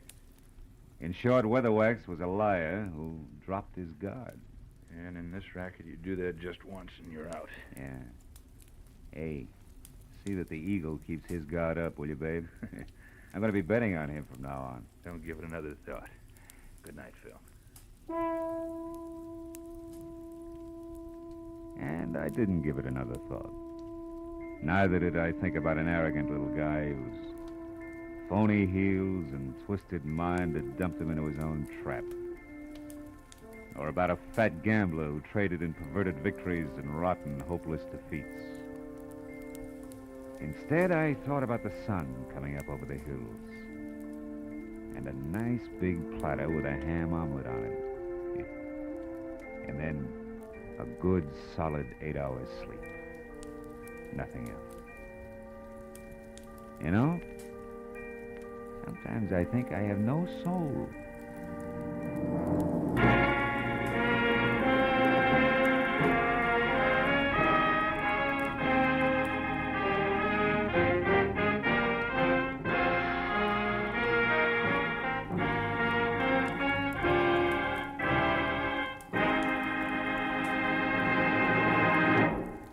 Adventures of Philip Marlowe, bringing you Raymond Chandler's most famous character, star Gerald Moore, are produced and directed by Norman MacDonald and are written for radio by Robert Mitchell and Gene Levitt. Gerald Moore can currently be seen starring in Republic's The Blonde Bandit. Featured in our cast tonight were Joan Banks, Barney Phillips, Wilms Herbert, Howard McNear, Elliott Reed, Frank Gerstle, and Ann Morrison. The special music is composed and conducted by Richard Arant. Be sure and be with us again next week when Philip Marlowe says...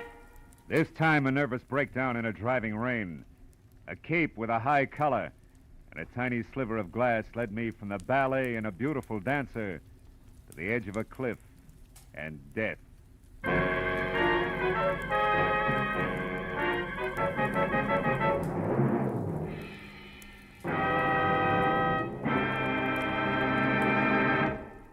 A few months ago, our newspapers and magazines were full of articles and pictures showing the progress we've made during the first half of the 20th century. That progress, brought about by the American way of doing business, means that today we enjoy the highest standard of living of any nation in the world. We can keep our standards high, and we can increase the benefits for all of us by continuing to produce efficiently under a free economic system. This is Roy Rowan speaking. Now, stay tuned for Pursuit, which follows immediately over most of these same CBS stations.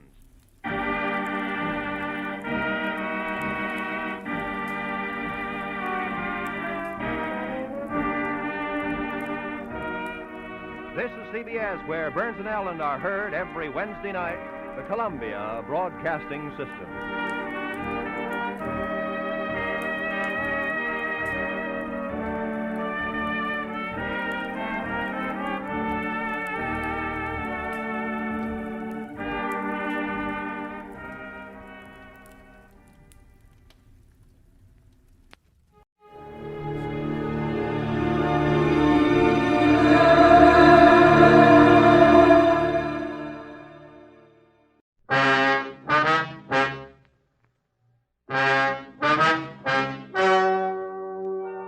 Ladies and gentlemen, the story you are about to hear is true.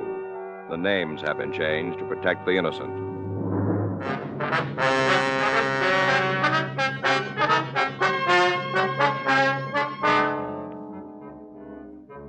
You're a detective sergeant.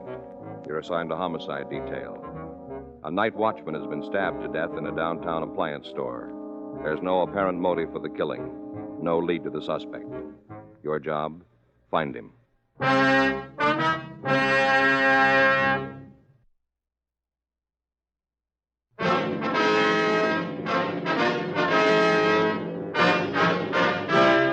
Dragnet, the documented drama of an actual crime. For the next 30 minutes, in cooperation with the Los Angeles Police Department, you will travel step by step on the side of the law through an actual case transcribed from official police files. From beginning to end, from crime to punishment, Dragnet is the story of your police force in action.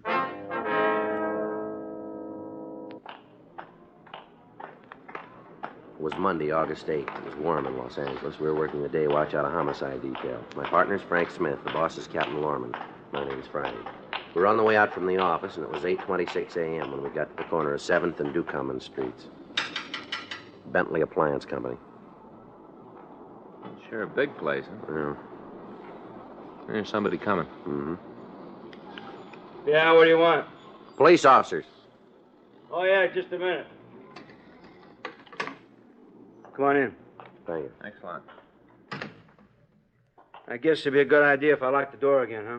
If you'd like to, yes, sir. Good idea. There, now, it's all secure.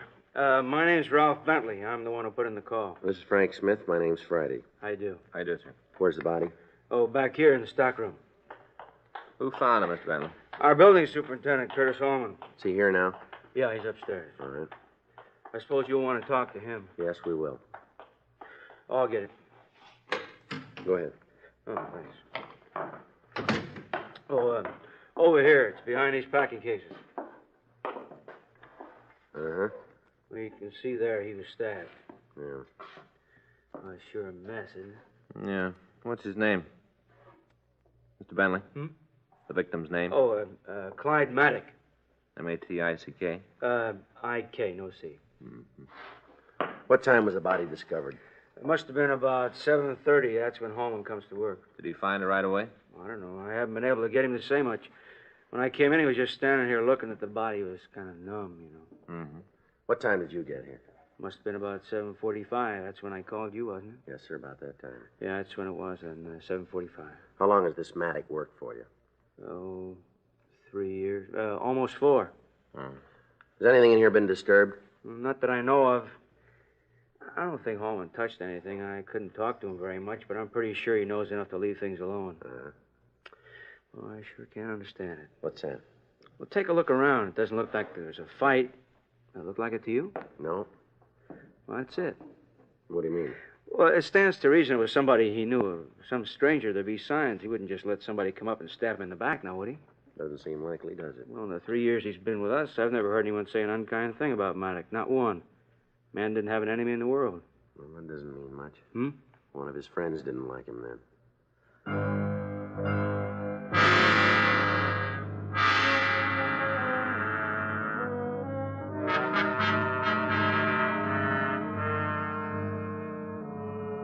"8:30 a.m. We put in a call to the crime lab and asked them to come out and go over the scene.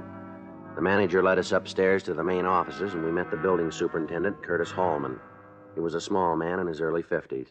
I don't care how it looks, Mr. Faraday. I didn't do it. You got to believe that. I didn't have anything to do with it. Now, nobody says you did, Holman. The officers just want to ask you some questions. Well, I don't want them to think I killed him. I don't want them to think that. What time did you find the body? I guess it must have been around 7:30, someplace around in there. Mm-hmm. You see, I just come in, locked the door after me, and then I was going to come up here and change my clothes. Yeah? I got my own closet down there in the hall. My own closet. Yes, sir. I was coming back, going upstairs, and I saw him just laying there. Right away, I knew he was dead. Mm-hmm. Didn't have to have nobody tell me that. I knew he was dead. What'd you do? Nothing. Couldn't. What's that? Couldn't do nothing. First time I ever saw a dead man. I don't know. Guess just stood there and looked. First time. Yeah, that's where he was when I came in. Yeah, I was just there. You see, I didn't kill him. Wasn't me. Somebody did it, but wasn't me. All right, Holman, all right. Well, we was friends, Clyde and me. Friends. I guess I should have told you he doesn't mean any harm. We understand. Played cribbage once in a while in the morning. Me and Clyde played cribbage. Was there anybody else in the store when you got here, Holman? Huh? You talking to me?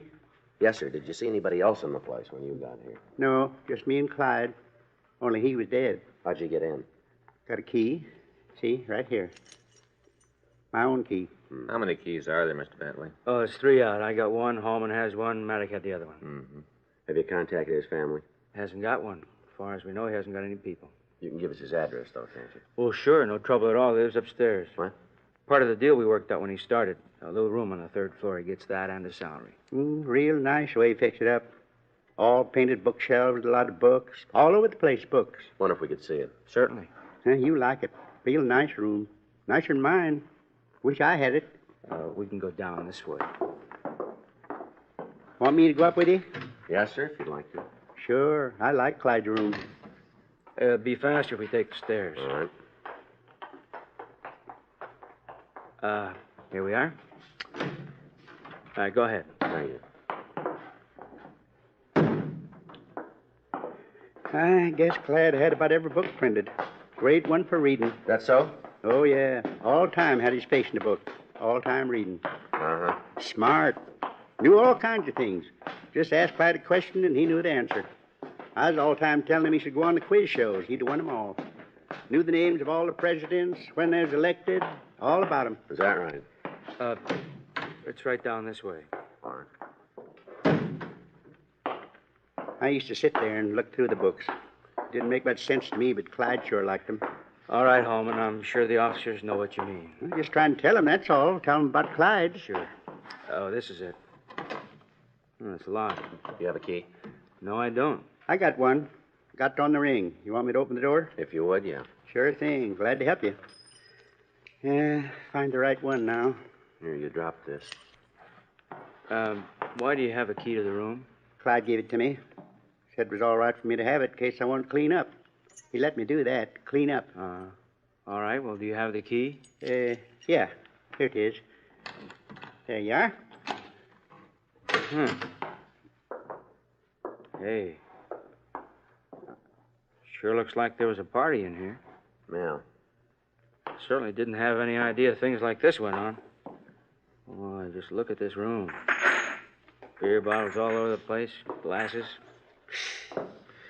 Empty bottle. This place is filthy. I was going to clean it up, Mr. Bentley. Honest, I was. Right after I finished with the rest of the building, I was going to clean it up. 14 beer bottles, all of them empty. Boy, I don't see how a man could drink that much beer. Looks like he had some help, Huh? What do you got? Take a look at these glasses. Yeah. Lipstick Don't smear. touch them. I'm sorry. Boy, that really does it. That's the capper. Sir? Oh, when he took the job, I made it perfectly clear. No mistake about it, none at all. What do you mean? Beer drinking, I don't mind. He's got that right. But I told him there wasn't supposed to be any women up here. No. He knew it. Doesn't look good. Place of business just doesn't look good. Yeah. I told him if he broke the rule once, just once, he'd be sorry about it. That's what I told him. He's got no quarrel about it now. Huh? He's sorry.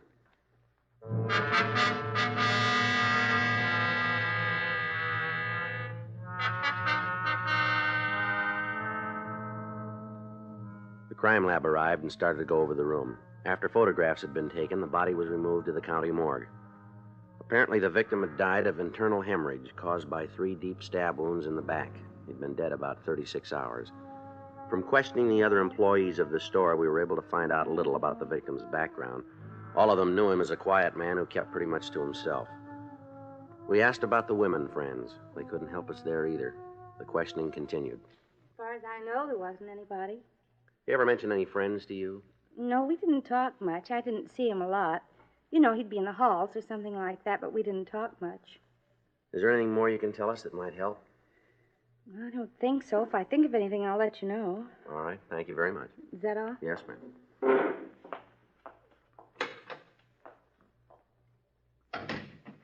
Well, sure getting us nowhere. Yeah. Let's have the next one, huh? All right. You come in now, Miss Lask? Yes, It's Cora Lask, is that right? that's right. My name's Smith. This is Sergeant Friday. I do. How are you? Like to sit down? Thank you.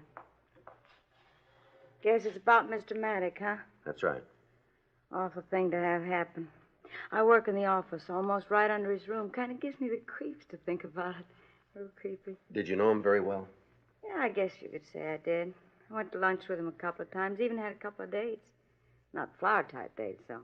How's that? He didn't bring flowers. Oh, I see. We met after work and went to dinner, nothing serious. Mm-hmm. Do you know any of his other friends? Oh, just about everybody in the place. Wasn't anybody that wasn't friends with Mr. Maddock. Everybody liked him. Is there anybody special? You mean like a girlfriend? That's right. I don't know. Guess maybe it was Bessie. Who's that, Miss? Bessie Rowan. Her and Mr. Maddock were pretty friendly. You ask me, I'd say might even have been serious. She work here? Yeah, stockroom clerk, head of the department. I see. Pretty important job. Got charge of all the ordering. Yeah. You ever been in Mr. Maddox's room? I know you're just trying to do what you think is right, Mr. Friday. But I don't like what you're getting at. No offense, Miss Lask. Just a routine question. Oh, the answer's no. I told you. I just went out with him a couple of times, that's all. I see. You remember that. Yes, ma'am. Is Miss Rowan here this morning? No, she isn't. It's a funny thing, too. What do you mean? It's not like her to miss a day's work. Long as I've been here, she never done it before. Always here, always on time. Mm-hmm. That's why it's so funny. She called this morning and said she wouldn't be able to make it. She say why? Not really. Kind of talked around it, you know. Matter of fact, I didn't think she had a real reason for not coming in. How was that? The way she acted. Say, you don't think it had anything to do with Mr. Maddock, do you? I wouldn't know. I bet that's it. She knows something. That's why she's not coming in. That's the reason. It's possible. More than that, she knows something. I'll bet you on it. Bet you anything. No, I wouldn't be too fair. Huh? We'd like to see you win.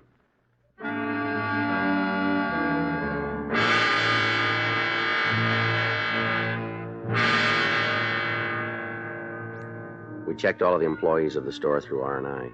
Except for 2 drunk arrests for the janitor, Curtis Hallman, there was no record on any of them. We tried to contact Bessie Rowan at her home, but she wasn't there. The neighbors weren't able to tell us anything that might aid us in finding her. We asked them to notify us in the event she returned. At 12:46 p.m., an unidentified woman called the Bentley Appliance Company and asked for the victim. She was told that he was out and was asked to leave a phone number where she could be contacted. Frank and I checked with the phone company and found that the number was assigned to a public phone booth in a downtown department store. We drove over to the place and talked with one of the clerks. Yes, it seems to me there was a woman by the phone booth. Can you give us a description of her? Not a very good one, I'm afraid. Mm-hmm. Well, anything you can tell us might help. See, there is one thing, though. What's that? Might not mean anything. Well, what is it, ma'am? Her hair. Yeah? Real red.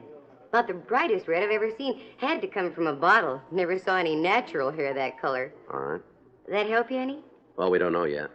I didn't think it would. Just something you remember. Something kind of outstanding. Mm-hmm. I just thought of it. Figured it might be a way for you to remember if it's the one you're looking for. Well, if it is, we've got another way.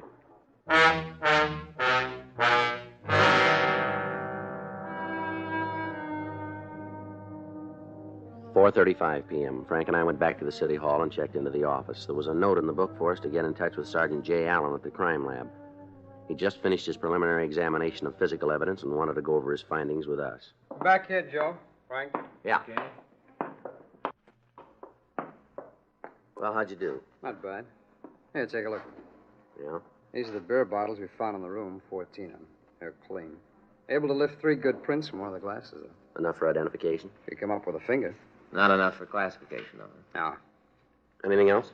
Oh, I went over the room with a vacuum cleaner. Found this in the couch. Earring. Yeah. Imitation stone, mounting's gold filled. Nothing else on it. Mm-hmm. Any way of checking where it was bought, Jay? It'll be pretty hard. Costume jewelry, a lot of places make it. Even more than that sell it. Yeah. Found this handkerchief on the floor under the couch.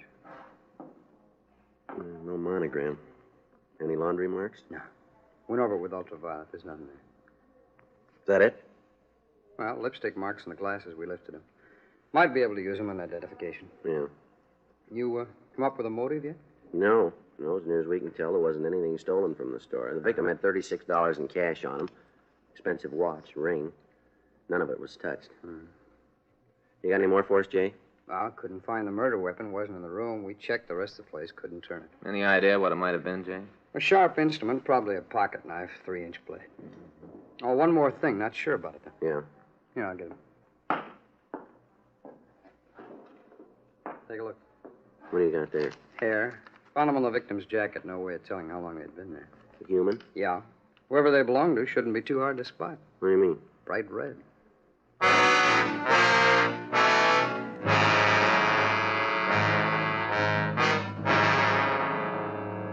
We left the crime lab and drove over to the Bentley Appliance Company. We went up to the second floor and talked with the secretary again, Cora Lask. Sure, I can give you a description of Bessie. No trouble at all. Have you heard from her today? Not since this morning. I told you about that, you know, how she wouldn't be in. Yeah. That's the only time.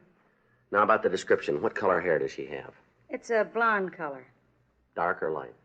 Kind of in between. I guess that's the reason she fixes it up. How do you mean? Touch-up. Usually a sort of strawberry blonde, I guess you call it. Uh-huh. Last time she did it, I guess it was a week ago. She had an accident. Well, With the dye. She did something wrong. Sure looked funny. how do you mean? But it turned out wrong. Embarrassed her all over the place. Everybody was making cracks about it. She said she was going to redo it first chance she had. Yeah. I kind of laughed myself. It was pretty hard to imagine. What's that? That color red hair.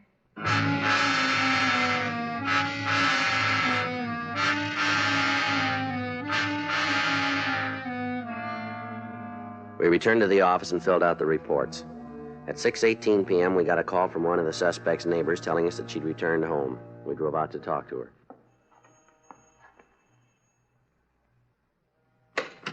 Yeah? Bessie Rowan?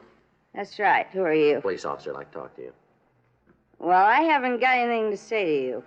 It's not going to do me much good, though, is it, huh? Is it? You're going to take me down to the pokey anyway, aren't you? Aren't you going to? Might be better if we talk to you inside. Oh, well, then. Come on in. Make no difference where we talk. Not a bit. You ain't going to believe me anyway. About what? That I didn't kill Clyde. You ain't going to believe me, are you? Why don't you tell us? All right, I will. What do you think of that, huh? What do you think of that?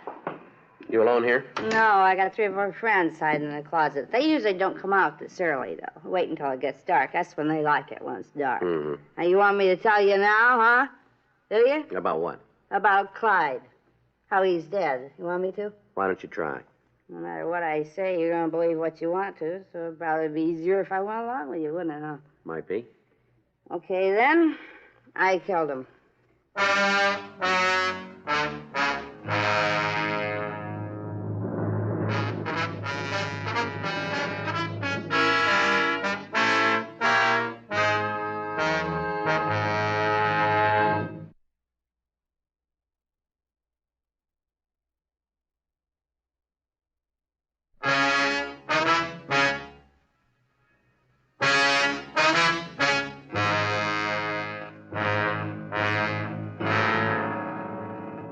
6:23 p.m. We continued to talk to Bessie Rowan.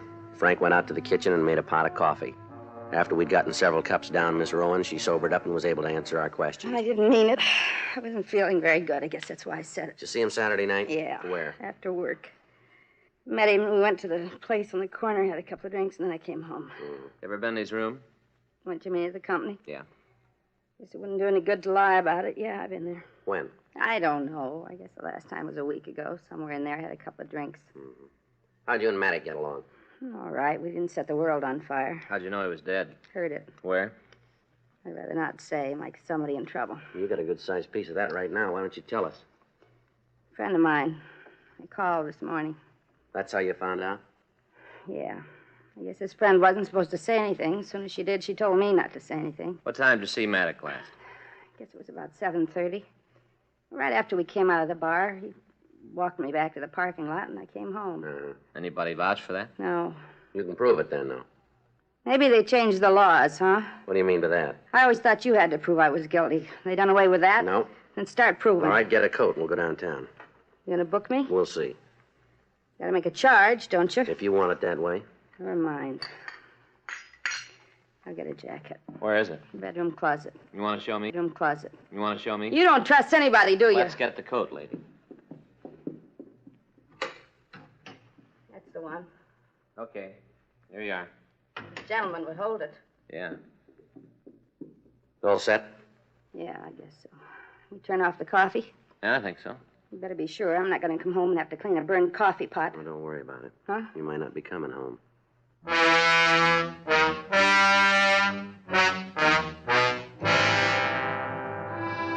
The woman was taken downtown to the city hall.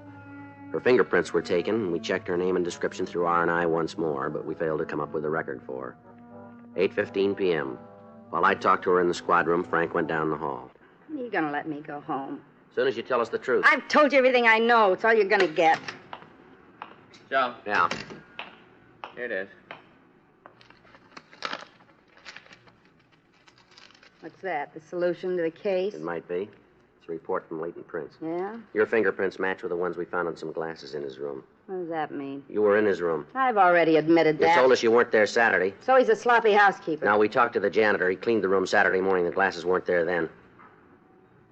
How about it, Miss Rowan? Make it easier if you give us a statement. Come on. All right, I was there, but I didn't kill him, and that's the truth. Go ahead. After we left the bar, he asked me to come up and have a nightcap. I did. Yeah? We had some stuff to talk over. What? We wanted to get married. We talked about it before. There was something that hanging him up. I don't know what it was. I told him we couldn't go on like that anymore. It had to be either one way or the other. Either we'd get married or else we'd call the whole thing off. Yeah. He asked for a couple of days. Said he'd clean up whatever the trouble was by then. Yeah? I told him to go ahead. That's all. Had a couple of drinks and then I left and I came straight home. What time did you get there? About 10, maybe 10:30. Why'd you lie to us? I don't know. I was drunk. You saw that. Yeah. I got scared. Figured sure you'd think I did it. Did Maddox have any other girlfriends? I don't know. We didn't talk about it. Did he mention anybody else? Yeah, I guess. A couple of times he talked about some girl that was giving him trouble. Called him at work, you know, on his back. Told me he was trying to get rid of her. Possible she might have been the reason you couldn't get married? Yeah, might be. You know anything about her? No, we didn't talk much about her. A couple of times he'd be hacked because she'd called the store, made a big scene. Said she was usually gassed. She was a real lush, the way he put it, drunk most of the time. Mm-hmm. It's funny, though. She didn't go for hard booze. Huh? Just drank beer.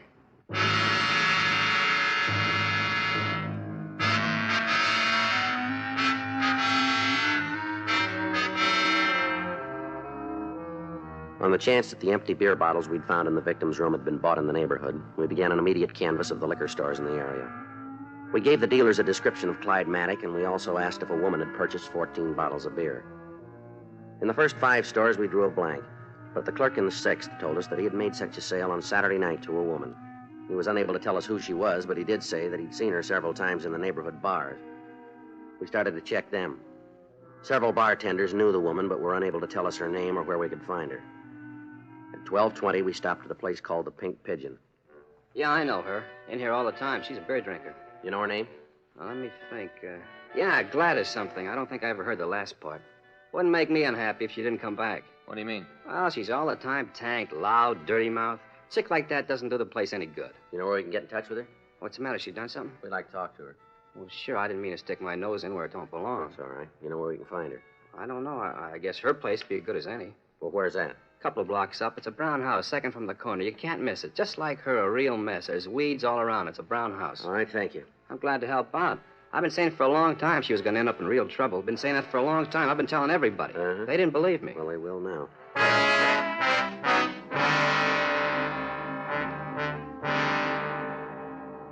We left the bar and drove over to the house the bartender had described. There was a light on in the front room when we got there. The name on the mailbox read, Mrs. Clyde Maddox. Yes, You Miss Maddox? that's right. Who are you? Police officer. Come on in. I've been expecting you. So wait a minute, I'll get a coat. That's all right, I'll get it. You kind of surprised me. How's that? I kind of figured you'd find me before this. Didn't think it'd take this long. Did you kill him? Yeah. He wanted a divorce. I wouldn't give it to him. Wanted to marry some floozy where he worked. He wouldn't give me a chance to work things out. I tried to convince him he was wrong. I told him if he tried to leave me, he'd be sorry. I tried to convince him. He wouldn't believe me. Well, maybe he does now. Let's go. The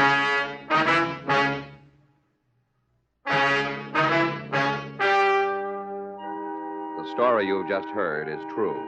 The names were changed to protect the innocent. On December 16th, trial was held in Department 97, Superior Court of the State of California, in and for the County of Los Angeles. In a moment, the results of that trial.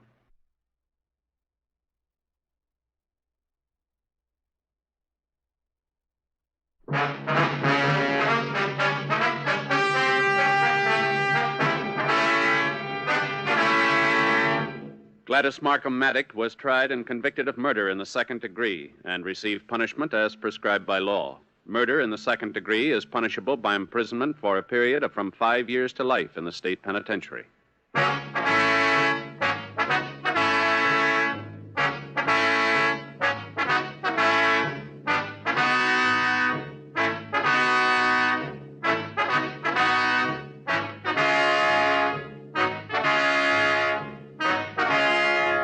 You have just heard Dragnet, a series of authentic cases from official files. Technical advice comes from the Office of Chief of Police W.H. Parker, Los Angeles Police Department.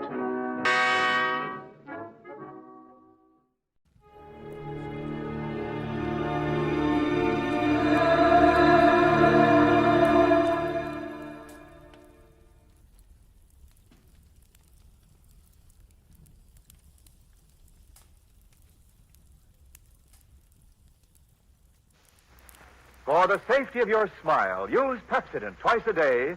See your dentist twice a year.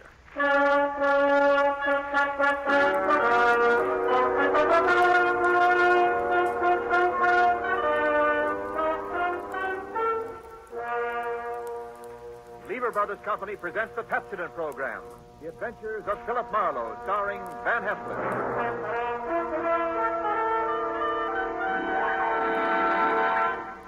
Philip Marlowe, the screen's most famous private detective, created by Raymond Chandler, brought to you on the air by Pepsodent, and starring MGM's brilliant and dynamic young actor, Van Heflin.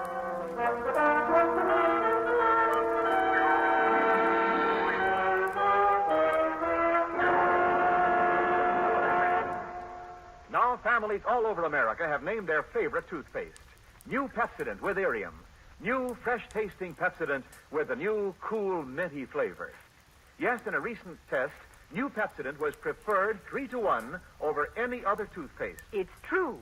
With families all over America, new Pepsodent is a favorite, 3-to-1. Families from coast to coast recently compared new Pepsodent with the toothpaste they were using at home. They preferred new Pepsodent by an overwhelming average of 3-to-1 over any other brand they tried. These families, 3-to-1, said new Pepsodent tastes better, makes breath cleaner, makes teeth brighter. Yes, in a recent survey, families 3-to-1 said new Pepsodent tastes better, makes breath cleaner, makes teeth brighter. Get new Pepsodent toothpaste for your family right away. Now, The Adventures of Philip Marlowe, starring Van Heflin.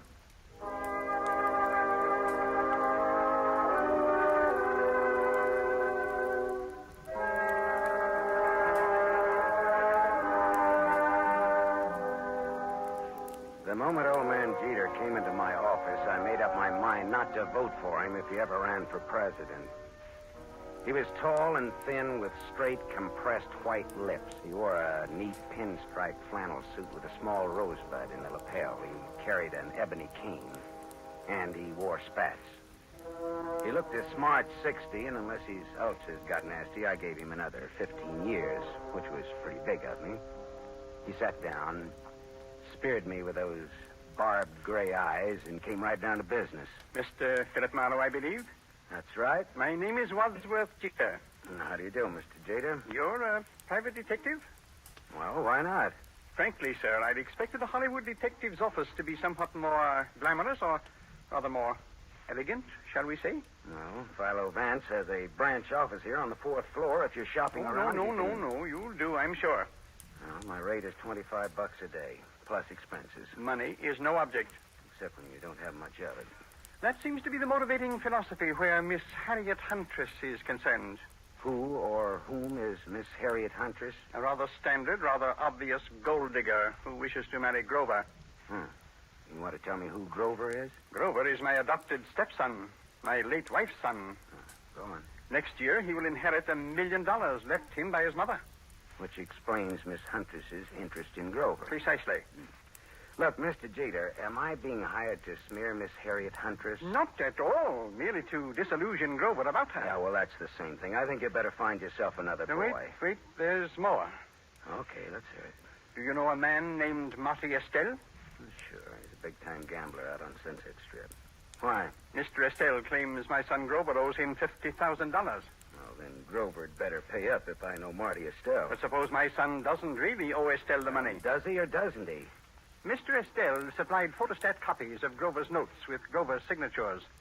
I thought they might be forged, so without Grover's knowledge, I took them to a handwriting expert named John Arbogast, a sort of detective. No? He's not sure. He wants more time. I'd like you to take over the case. Harriet Huntress and all. Miss Huntress, as you may know, is associated with Mr. Estelle. Well, that's incidental. I'll handle the forgery case and not the slander job. Now, where does this Arbogast have his office? On Sunset near Ivar. Okay, I'll look it up. Miss Huntress? She lives at the El Milano on North Sycamore. All right, I'll look her up, too. Arbogast and Huntress in the order named.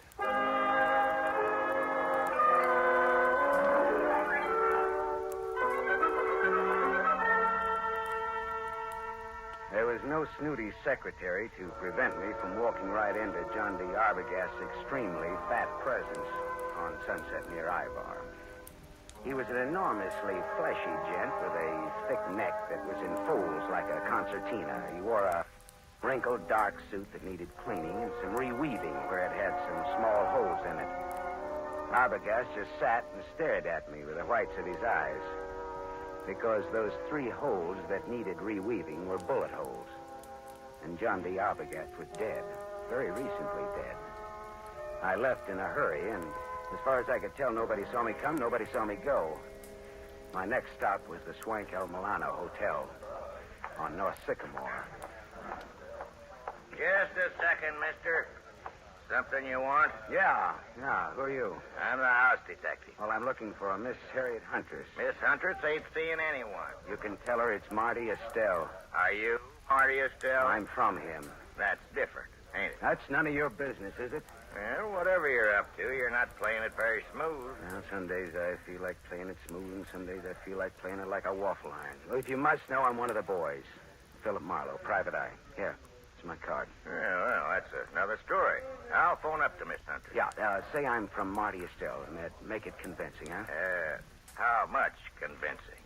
Oh, well, how much do those cigars you're smoking cost you? $22.50, box of 50. That much convincing. Well, that's cute. You and me are going to get along. I'll phone Miss Huntress, but you go right on up. Room 814. I just know it'll be all right.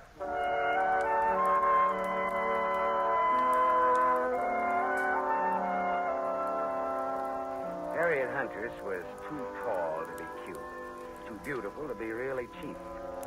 Her green eyes were wide set, and there was plenty of thinking room between them. Her hair was a dusky red, like fire seen through a haze. The green eyes were that much green ice as she sized me up in the doorway. Well, what's the big message, Sonny? I'd have to come in. I never could speak very well in public. Come in. Never could speak very well on a dry throat either. There's the scotch. Help yourself. Thank you. So, you're from Marty Estelle? No, not strictly, not even loosely. Not at all, in fact. What's your racket? No racket. Marty'll love to know you used his name. I'm shaking in my shoes. You're some kind of detective, aren't you? Yeah, right. Philip Marlowe. It's good scotch here. I'm glad you like it. Now, What's your business? All right. How much will you take to give up Grover? You look smart, but you talk stupid. Old man Jeter's pretty tough. His idea is that you get nothing. You get smeared.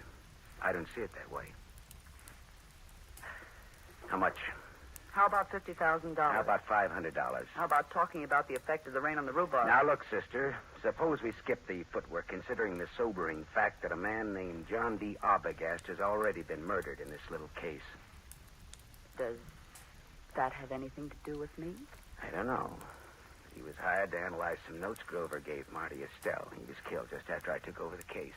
Do you think Marty Estelle works that way? You know him better than I do, does he? Have you told the police yet? No, I thought I'd see if I could make a deal with you first. I'm going to tell you something.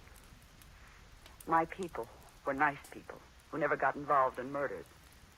Old Jeter ruined my father. My dad shot himself and my mother died of the shock.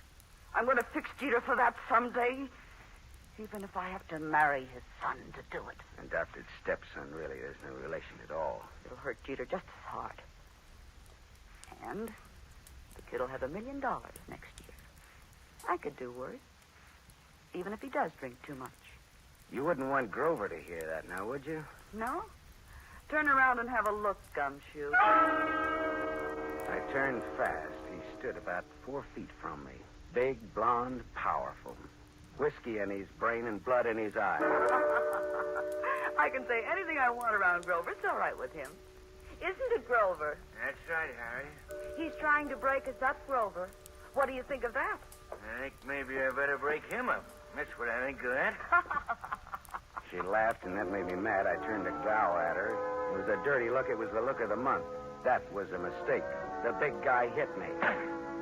I went over sideways. It wasn't a hard punch, but my head hit a desk going down, and the desk got the decision. It gets dark fast in Southern California, but seldom that fast.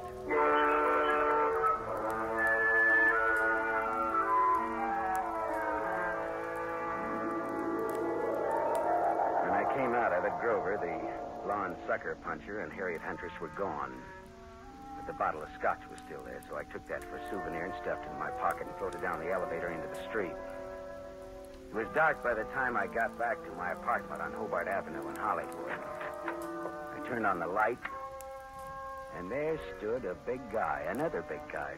This was National Big Guy Week. This one had a big nose, the dead color of wax, and he had a .22 caliber Colt Woodsman pointed straight at me. Close the door and reach. Come on. I turned a little to close the door. I got my hand under my coat. Then I turned back to Waxnose fast. I had my Luger out. We stood there facing each other. Waxnose didn't seem at all impressed with my automatic. I just came to tell you to be smart. You're looking at a Luger, mister. Yeah, I know. Men of distinction carry Lugers. Me, I pack this small bore because I can shoot. If you think you can take me, go to it. Now, look, what's the game? Maybe you can take a hint, and maybe you can't. Maybe or maybe not. What is it? Lay off old Jeter's boy.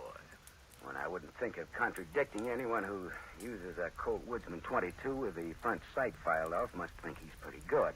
I am good. Yeah. And that's why I say, okay, pal. We'll see. Speaking of .22s, do you know anybody named John Arbogast?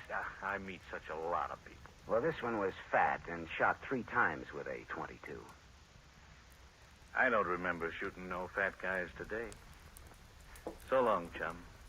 Remember what I told you. Lay off Grover. So long, chum. Yeah. Swell. Ah, shut up. Yeah. Mr. Marlowe? Oh, Mr. Jeter. Well, your son or your adopted son or your stepson or whatever he is poked me in the jaw today. He is both my stepson and my adopted son. Well, both of them poked me in the jaw. My word, where? In Miss Huntress's apartment. You spoke to her? What did she say? She wants $50,000 and no dice. I offered her $500, just as a gag. Just as a gag? Mr. Marlowe, perhaps you underestimate the importance of this matter to me. Listen, Mr. Jeter, there are some very unusual angles to this case. For example, a gunman just stuck me up in my own apartment and told me to stay off of this case. What? I don't see why this case should get so tough. Good heavens. Listen, Mr. Marlowe, my chauffeur, Waldo, will pick you up in my limousine. I want to talk to you. All right. Well, tell Waldo to park on Hobart facing Franklin. He'll be around for you in 20 minutes. Good. Just give me time to drink my dinner. Bye-bye.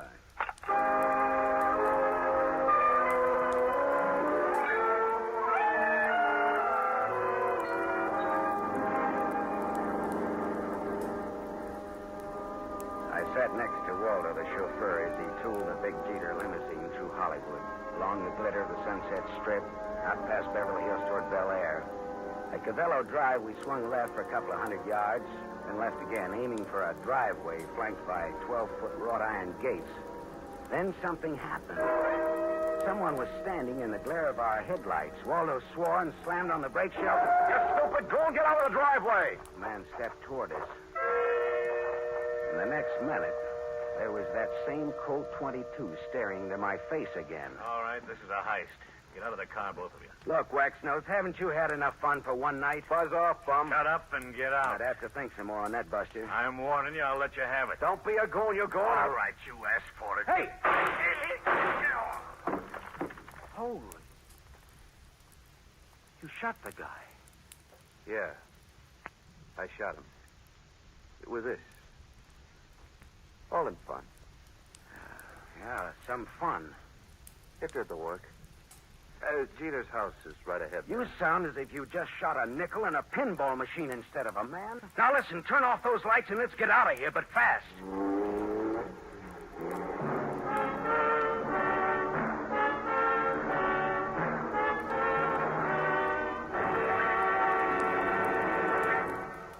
You are listening to The Adventures of Philip Marlowe, starring Van Heflin. Yes, families all over America have named their favorite toothpaste. New Pepsodent with invigorating Irium foam.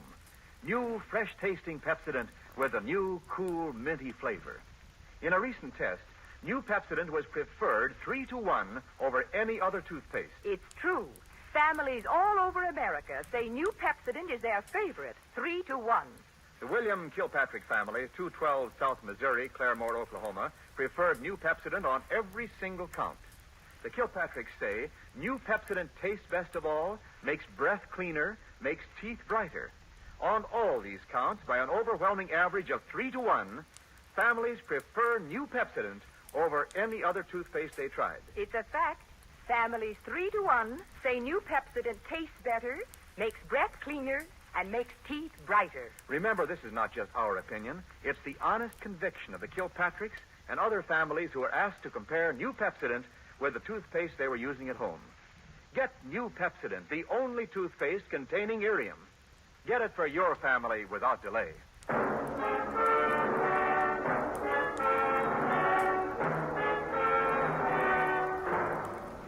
We continue with The Adventures of Philip Marlowe, starring Van Heflin, who appears by arrangement with Metro-Goldwyn-Mayer. Producers of The Romance of Rosie Ridge, starring Van Johnson.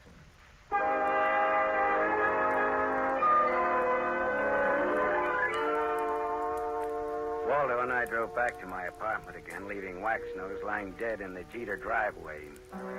We went back to my place to start all over again, over what was left of my purloined scotch. Yeah, this is good scotch you've got here, Marlowe. Inch bottle. Not this. Sure. Pinched it from the apartment of Harriet Huntress. Well, bottoms up. Waldo, do you think that gunman was there to scare young Grover into realizing Marty Estelle means business? Could be. I always drove Grover home around that time. It just doesn't sound like Marty Estelle to pick that sort of a helper. Well, sure. Maybe that's why he picked him. Because it didn't seem like Marty Estelle. Yeah, that's good thinking, Waldo. Dartmouth, 37. Rah, rah, rah.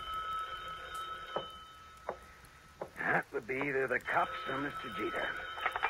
Hello. Mr. Marlowe? Yes, Mr. Jeter. And the reason we're not in your study now is lying outside of your front gate.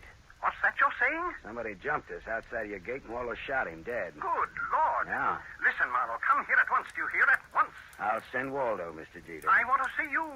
Waldo will tell you all about it, Mr. Jeter. Marlowe. Good night, Mr. Jeter.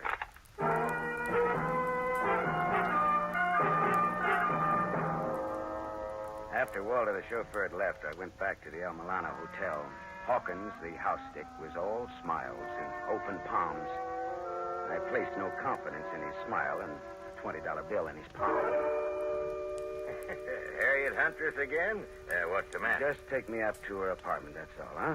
Sure. Right this way, fella.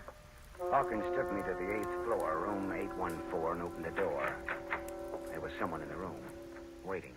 Here's company for you, Mr. Estelle.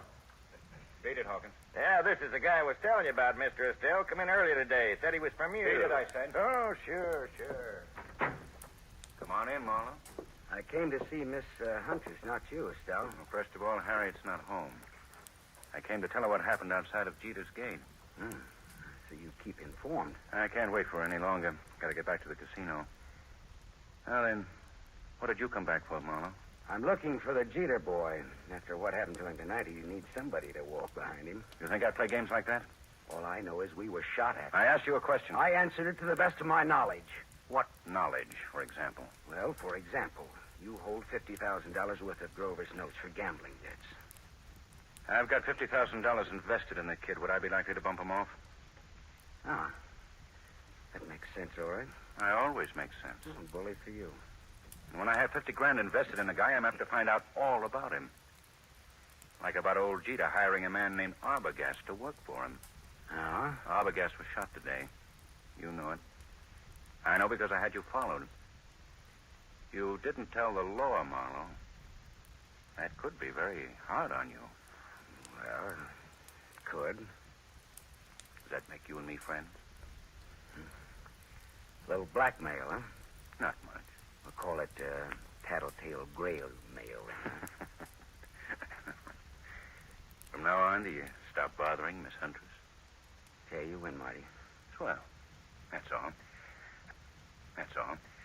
I've got to go. Well, I'll just wait around for a bit, okay? Well, Harriet's scotch is in that cabinet there. Thanks. I'll roll up my pants and go waiting in it. You know, Marlowe, I like you. You're cute. So long, Shamus.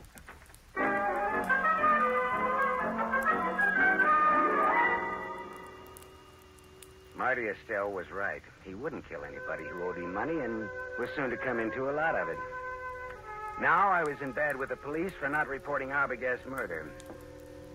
Well, I looked around Harriet's apartment vaguely, walked into the bedroom, and stopped. Because mixed with the fragrance of good perfume and good cosmetics was the plain, ordinary, homespun odor of gunpowder.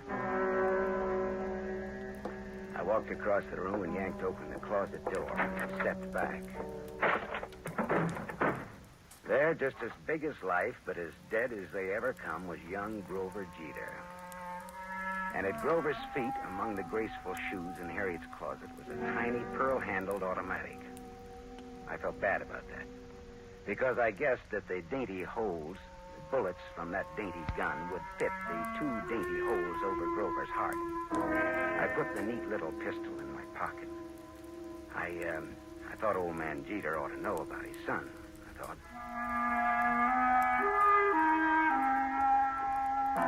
I didn't expect to find Waldo, the chauffeur, and Harriet Huntress with old Jeter in Jeter's big study, but there they were. Why, Mr. Marlowe, I'd about given up hoping to see you tonight. Well, I changed my mind about coming out again, Mr. Jeter. Oh, Waldo. Hi, Marlowe. Didn't expect to see you here, Miss Huntress. Didn't you? Did you expect to see me here? Never mind that, Marlowe. I want to know where my son is. What do you mean, Mr. Jeter? He's missing. That's what I mean. Oh. He's missing, and no one knows where he is. I know. Eh? What's that? Where, Marlowe? Miss Huntress, where did you and Grover go after Grover took that sucker punch at me in your apartment? We went out together in a taxi. During the ride, I had a change of heart. I didn't want Grover or Grover's money. I told Grover to find another playmate, and I got out in Beverly Hills. Grover went on in the taxi. And where did you go? Back to my apartment.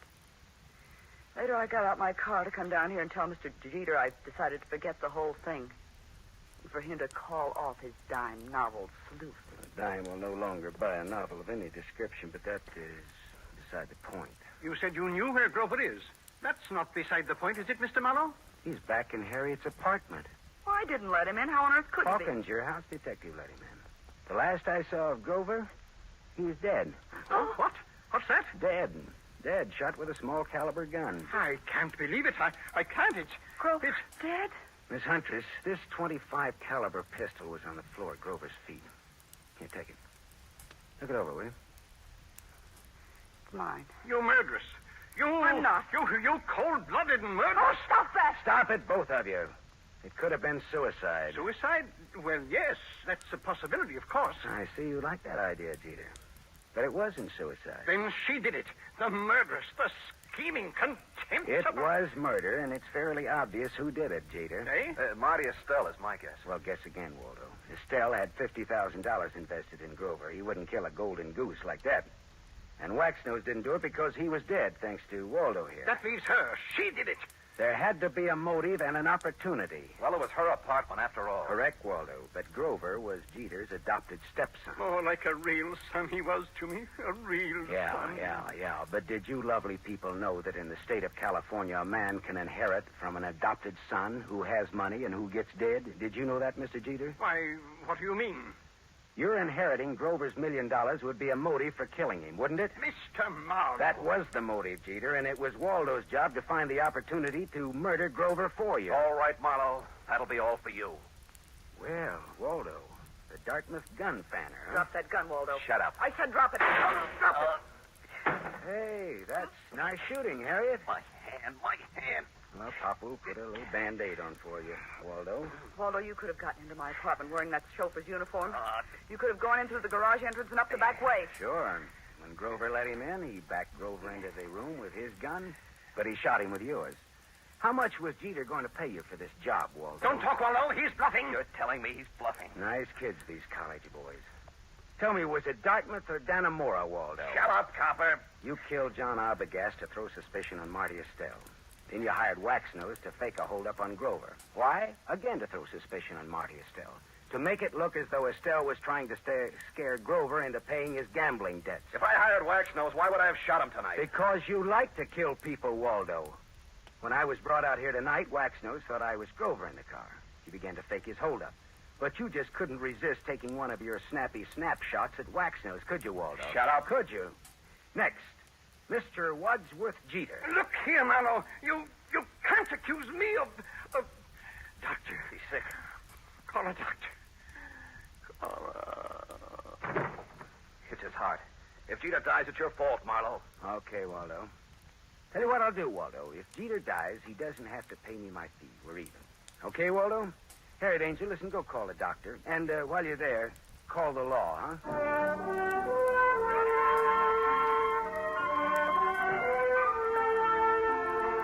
Jeter didn't die. His heart was as good as mine, if you want to make anything out of that. The law had Jeter and Waldo cold, and I mean cold. Me? Well, I went out a couple of times with Harriet, as I sat home with her a couple of times drinking her scotch. It was nice, all right, but I didn't have the money or the clothes or the manners. Still, I was sorry when she went to New York to live. She had absolutely the best scotch I ever tasted. Maybe because it was free. I don't know.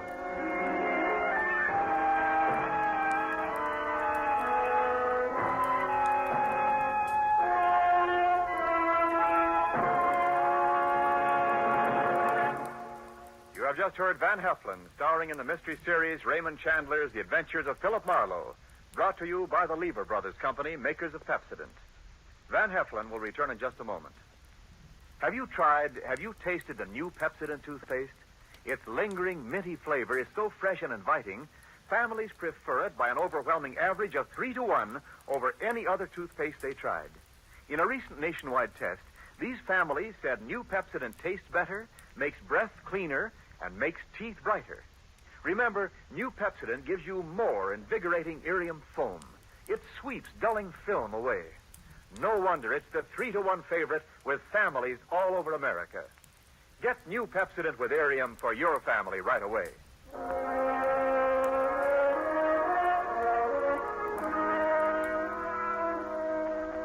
Now, here is our star, Van Heflin.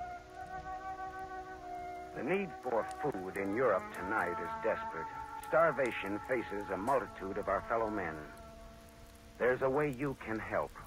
For $10, a package containing 21.5 pounds of food will be sent for you to a friend or a relative or any member of an organization you designate in Europe.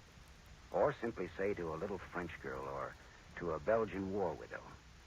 Your order will be strictly respected, and you'll receive a signed receipt from the person who received your gift.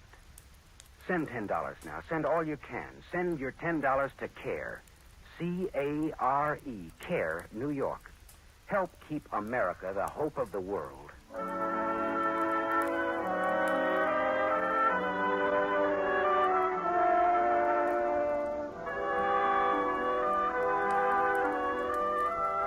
Tonight's story was adapted by Milton Geiger from the story Trouble Is My Business by Raymond Chandler, creator of Philip Marlowe, the screen's most famous private detective. The original music was composed and conducted by Lynn Murray. This is Wendell Niles inviting you to listen again next week at this same time to another exciting mystery on the adventures of Philip Marlowe, starring Van Heflin with a distinguished cast.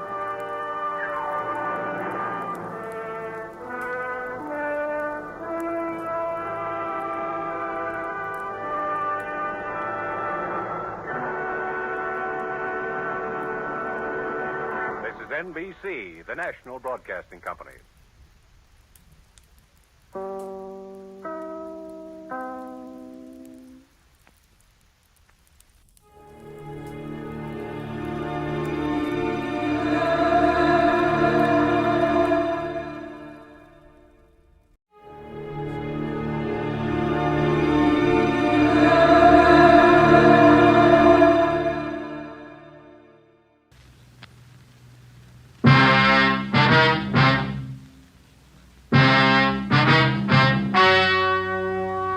The story you are about to hear is true. Only the names have been changed to protect the innocent. Fatima Cigarettes, best of all long cigarettes, brings you Dragnet.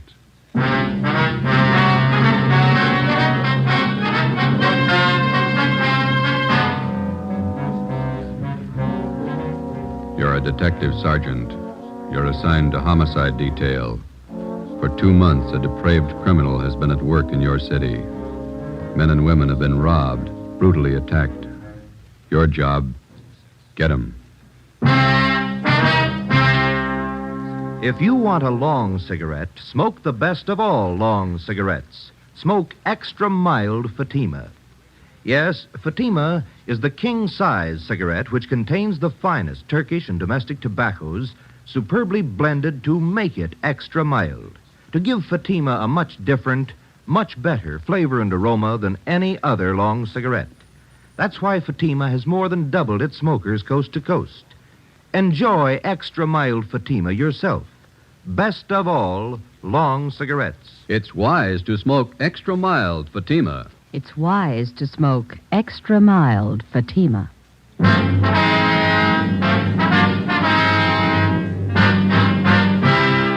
Dragnet, the documented drama of an actual crime. For the next 30 minutes, in cooperation with the Los Angeles Police Department, you will travel step by step on the side of the law through an actual case from official police files. From beginning to end, from crime to punishment, Dragnet is the story of your police force in action. It was Wednesday, March 7th. It was cloudy in Los Angeles. We were working the night watch out of homicide. My partner's Ben Romero. The boss is Thad Brown, chief of detectives. My name's Friday. I was on the way home from the office, and it was 2:25 a.m. when I got to Collis Avenue, number 4656. Joseph? Is that you? Yeah, Ma. Did I wake you? Well, what time is it? A little after 2. Oh, you can't keep this up. You've got to have your rest. Don't worry, I'm okay. You got any cold meat in the icebox? There's some pressed ham, a few slices of bologna. Didn't you have any dinner? A couple of hamburgers and a piece of pie. I got hungry again. I had some nice beef stew for dinner. There's some left in the icebox. I'll come down and warm it for you. No, all I want's a sandwich, Ma. You go on back to sleep.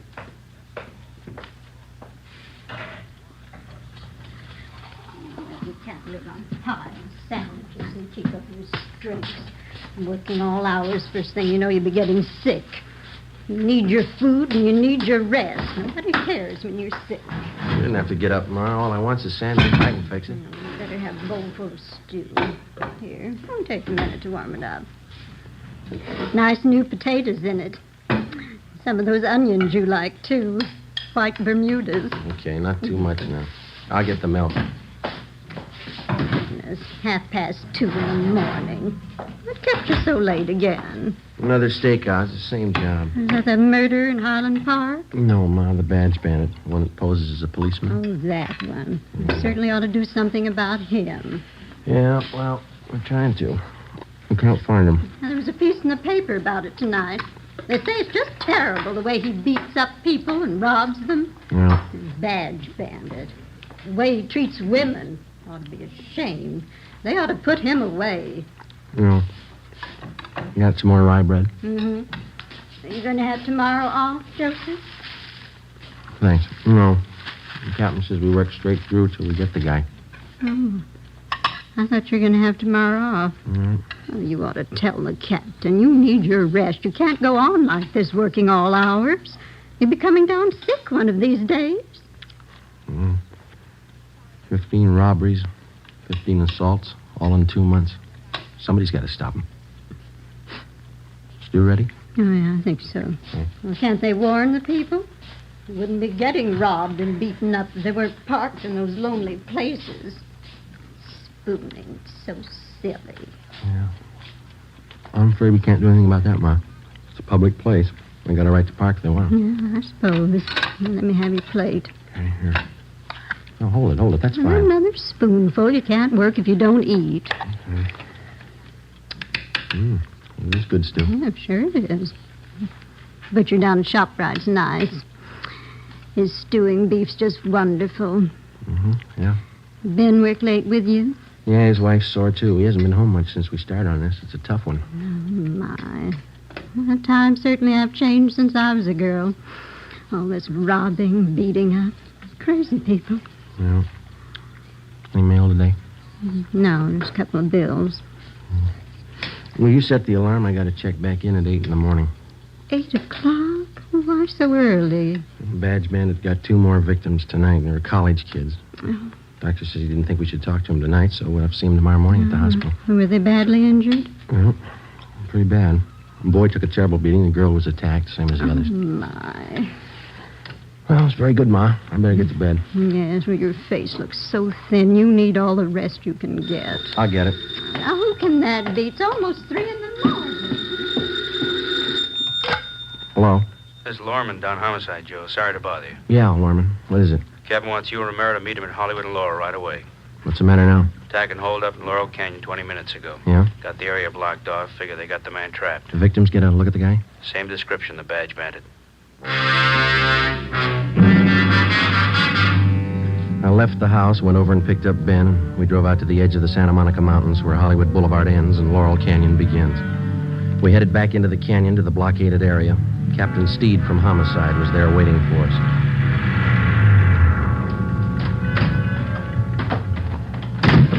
Hi, Skip. Hiya. Just a minute. Taylor, call communications again. Have them tell the men out on Ventura to start moving in. Right, Captain. Sorry to call you back. Couldn't be helped. Okay. How's it shaping Control up? 3, But, wait a Commander minute. of Search Detail in vicinity of Laurel Canyon. Unit 62K reports that they are at Mulholland Drive and Oakstone Avenue. Nothing further to report. No Okay, what'd you sign say, of Joe? suspect. So how's it shaping up? Well, here's a sketch of the area. Covers just about all the Laurel Canyon district. Yeah? Badge bandit got his victims near the top of this hill here. Old man in the neighborhood heard a woman scream and phoned in. How sure are we the guy didn't get away? Well, the man who called in said the bandit had trouble starting his car. Finally left it and took off into the brush. He was headed west down this road here. Captain, I just had a call from communications. The crew from Leighton Prince are on their way. All right. Any report from the detail up on Canyon Road? Nothing yet. I'll stand by the radio. Okay. How much area we got to cover? Now, from the mouth of the canyon here, all the way back to Ventura Boulevard. On the west here, from Lookout Mountain Avenue over to Crestview Drive on the east. How much have we got to go on? Crowley talked to the victims for a minute before they took them to Georgia Street. Yeah? The guy's description's the same. Heavy-set, blonde hair, chubby face, horn-rimmed glasses. Well, if he's on foot, there's plenty of underbrush around here to hide him. Just a minute. I want to get this call in first. Taylor, have communications contact 72K. Tell them to hold their line stationary. Yeah. We'll have the others close in from the west and the north. Right. You two better get up on Groveland Drive. Line's pretty thin up there. Olson can use the help. Is that the area where you abandoned the car? Yeah. I want you to cover all the houses in that area. Check with everybody you can find in the neighborhood. They may be able to help. If they don't answer, find out why. Okay. I'll be making the rounds in another 10 minutes. Check with you then. All right, let's go, Oh, Joe. one more thing. Yes, sir? I'll tell you what I told the rest of the men. This guy's in a corner, and he's got a gun.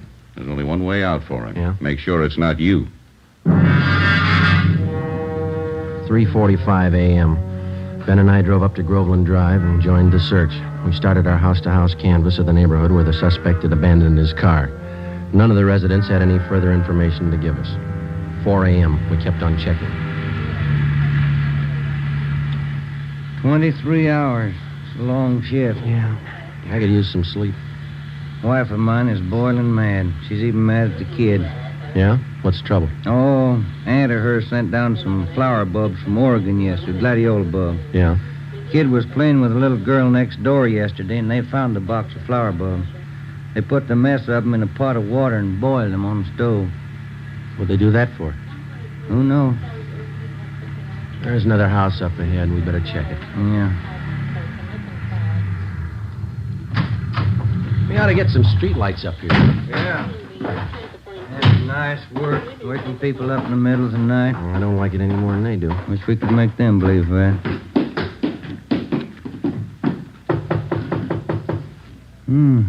Nice neighborhood up here. Wonder what the price is on these lots. Well, it shouldn't be too high. They say real estate's coming down. Yeah, what is it? Police officers. Sorry to disturb you. We'd like to talk to you a minute. Oh, all right. Let me get the door open. What's been going on in the neighborhood tonight? Some kind of trouble? Cars racing up and down the hill? What's the trouble? Have you noticed any strangers in the neighborhood last hour? No, I just got to bed 20 minutes ago. I work out at Paramount. We're shooting nights. What's all the commotion anyway? We're looking for a suspect. He's supposed to be around this area. Well, I haven't seen anybody. I thought I heard somebody out by the garage a few minutes ago. Went out and looked around, but I didn't see anything. Did you check to see if your car is still in the garage? No, I left it in the driveway. No, sir. There's no car in your driveway. Sure there is. Let me show you. Hey, it's gone. Can we use your phone? Yeah. Yeah, but I saw it just a few minutes ago. The car was right there in the driveway. You think that guy took my car? Yes, sir. It's a pretty good bet. You got your license number handy there? I don't remember it. I got it on a card in my wallet. Give me communications. Can you give us a description of your car? It's a Plymouth sedan, black, two-door sedan. With... Search detail, Laurel Canyon. I got some new information for all units in the detail. Here's the license number. Thank you. Will you broadcast this information to all units in the search detail? What was the make and model of your car? 46 black Plymouth, a two-door sedan. 1946 black Plymouth, two-door sedan, license number, let me see.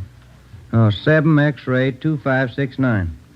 This car's just been stolen from 10211 Groveland Drive. Any identifying marks on the car? Well, I left my keys in it. No, sir. I mean, any special markings on the car? Maybe a dent in one of the fenders? Well... Yeah, George, hold on. We're getting it. The right headlight went out on me last night. I haven't had it fixed yet. The right headlight on the car is out. Notify all units in the search detail that we believe suspect is now in possession of this car. Right, thank you. Let's go. Must have happened in the last 15 minutes. I heard that noise and I went out to check. The car was there then. Well, here's our card. We'll be checking with you later. Yeah, I sure hope you find it. I don't know how I can get to work tomorrow without my car. Yeah, we'll notify you. Yeah, gee, I sure hope you find it. Thanks for your help. Come on, Ben.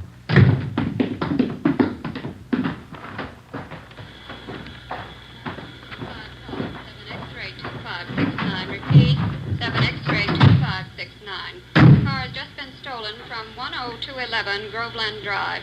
The right headlight is out. Oh, I got it. Believed suspect is now in possession of this car, KMA 367. I don't think he could have gotten that car through the blockade yet, you. Better start searching the side roads, huh? Yeah. There's one, leading off to the left, up ahead. Okay, let's try it.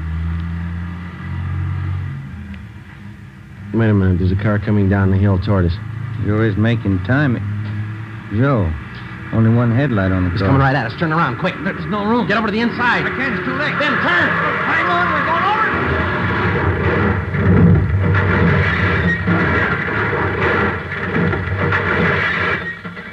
Attention all units. Special attention all units in search detail in the vicinity of Laurel Canyon. 80K report theft Ben? of a 1946 You all right? Plymouth two-door sedan. Ben. License in the 5 column.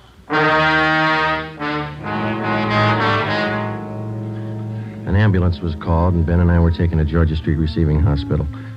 There I received emergency treatment for multiple cuts and bruises and a sprained left shoulder. Ben didn't do so well. He had a possible concussion, 2 broken ribs, and a half a dozen severe cuts about the face and arms. We were then taken to the P&F ward.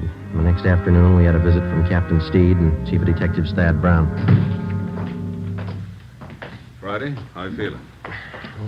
Pretty good, Chief. You saw Romero across the hall. You came out better than he did. Yeah, that's what I hear. You resting any? Oh, much better. No danger involved. Needs rest, that's about all. How long? Oh, he'll be here 2 weeks, according to the doctor. What about you? A couple of days. Too bad, Joe. Badge bandit? Yeah. Looks like you two got banged up for nothing. Oh? After he rammed your car, he ditched the black Plymouth, and then we figure he hit with the underbrush. Yeah? Somehow, while we were hauling you and Ben out of that wreck, he slipped through the line. Any fingerprints on the car? None we could use. It's rotten luck. I guess it was his night, huh? We're getting more men from Metro Division to help out. Mm-hmm. And we're doubling the number of decoys around the city. Policewomen, huh? And we'll have each of them planted in a parked car along with an officer in every area the badge bandit's been working. All he has to do is grab at the bait once. Yeah, if he goes for it. He'll have plenty of time to choose. We work the same setup every night till we reach him. It's a big operation. Might have to run it for weeks unless he quits. Well, there's only one way a guy like that ever quits. Yeah. When we stop him. Saturday, March 10th, 2 p.m. I was released from the P&F ward and went home. Ben stayed on at the hospital. He had at least another 10 days to go before release. Sunday, I spent at home. Monday afternoon, I checked back in at the office, and Captain Steed put me on decoy duty for that week, along with policewoman Dorothy River. We were assigned to cover an isolated parking area near Mulholland Drive and Beverly Glen. It was a nice view, but the duty was slow. No sign of the badge bandit. Policewoman River and I waited it out from late evening to early morning, from Monday through Thursday. Friday night came. Same thing. We waited. How's Ben? You see him today? Yeah, he's doing fine. Be out next week. Grouchy, I guess. Oh, sure. You want a cigarette? Thank you. You can sure tell it's Friday night. Yeah. In fact, college kids are out in force. Mm-hmm. What time you got? 1:45. Long nights. Yeah. Slow. You cold? No, are you? Just a little. It's chilly up here in the early morning. What's that? Car full of kids just pulling out. Are the cars gone, too? Yeah. We're the only ones left. These stakeouts get on your nerves. So, look, if you're cold, you can have my coat. It doesn't bother me. No, it's all right, Joe. Thanks. It's a beautiful view from up here, isn't it? All the lights. Yeah. You like to dance, Joe? What? I said you like to dance. Oh, once in a while, I guess. I'm not too good. Why? Well, our club's having its big annual dance 2 weeks from Saturday. Yeah? Might get a kick out of it. It's formal. Well, it leaves me out. I don't own a tux. You could rent one. It'd be fun. Nah, I'm afraid I don't look good in a tux. I never met a man who thought he did. Why don't you try it? I might be working. Well, I mean, if you're not working, why don't you come? You going? Well, I was planning on Got a date? it. No, not yet. I have hopes. There's a car pulling in. Let's see. Yeah, parked over in back of us. I can only make out one person in the car. Yeah, looks like a man. I can't be sure. All right, come on over closer. We might as well look the part, huh? All right. He's getting out of the car. Is he coming this way? Walking over to the side of the road. He's got a flashlight. Looking around. He's built like the badge bandit. Short and heavy set. Yeah, he's turning around. He's got his flashlight on us. He's coming up on your side of the car. All right, take it easy. You know what to do. Come on, out of that car. Police officer. All right, hold on. Got a gun, Joe. Yeah. Come on, I said out of the car, both of you. All right. All right, drop the gun. Drop it.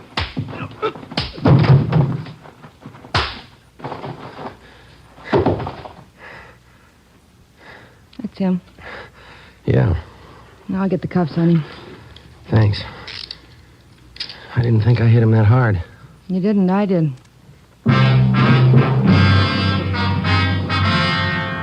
Policewoman Dorothy Rivernight took the suspect to Hollywood Division, where he was booked on suspicion of robbery. He gave his name as Charles Leon Kirby, age 46. Monday, March 19th, Ben was released from the hospital and checked back in for work. A special show-up was held at which 10 of the 17 victims definitely identified Kirby as the badge bandit. The suspect had finally been apprehended. Now we started the slow process of formally charging the man and presenting our evidence against him to bring him to trial. 10 a.m., Ben and I went across the street to the 6th floor of the Hall of Justice to present our case against Kirby and to obtain a formal complaint against him. We met with Deputy District Attorney Broker. When'd you get out of the hospital, Ben? This morning. Sure got sick of that place. Heard about your accident. That guy sure gave you enough trouble, didn't he? Yeah, he's still giving us trouble. How's that? He got in a tangle with another prisoner out in the Hollywood Division. Yeah? The other prisoner gave Kirby a pretty bad going over. Cut him up and broke his left forearm. They're moving him in an ambulance from Hollywood to the prison ward at the General Hospital. When did this happen? Just this morning. I think they're moving him downtown now. Tough one. Now, how about your reports on Kirby? Are they all in order? Well, here's a summary report. Alleges 10 positive identifications containing 10 counts of robbery and 10 counts of forcible rape. All right. And here are 7 other crime reports. Only partial identification on these. Okay. What have you got for corroborating evidence against him? Oh, we went through Kirby's apartment. Found at least a dozen pieces of property that he took from his victims. Mostly watches and jewelry. The victims identified every piece we found. Okay, let me get the details down here. No. Excuse me a minute. Sure. Broker speaking. Yes, a minute. You, Friday. Thank you. Friday. When? Yeah, right away.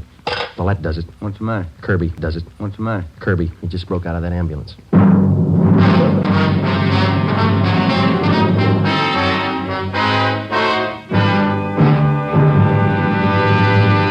You are listening to Dragnet, the case history of a police investigation presented in the public interest by Fatima Cigarettes. If you smoke a long cigarette, it will be in your interest to listen to a typical case history of a Fatima smoker. It's the case of Mr. Richard Watts, Jr., drama critic of one of New York's great newspapers. This is his actual signed statement. My working day starts when most people are going to bed.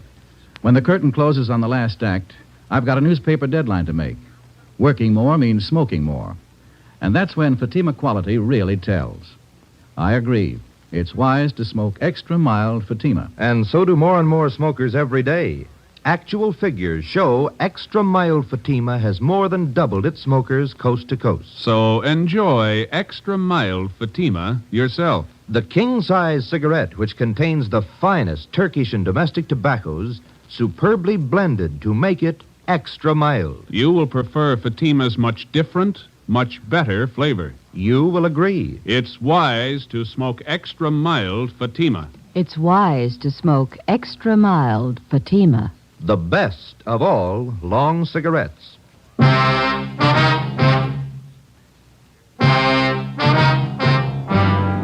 As soon as word of Kirby's escape came through, the information was broadcast to all points. All available cruiser cars and men were rushed to the escape area, and a door-to-door canvass got underway. All of the men were given mug shots of Kirby together with his description. 11 a.m., Ben and I got back to the office. We found a message from Captain Steed to meet him in the chief of detective's office. No man in that area until further notice. Check the bus depots and the Union Station. Right.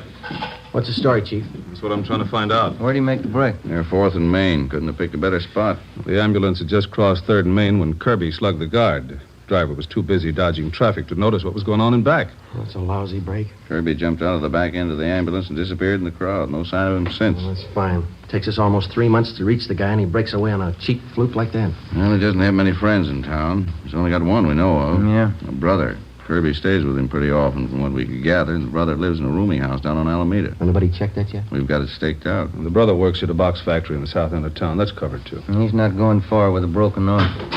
What have you got? Pawn shop holdup, 6th Street, happened a few minutes ago. Yeah? Here's the description of the holdup, man. Stocky build, blonde hair, horn-rimmed glasses, chubby face. You were wrong about that broken arm. Come on.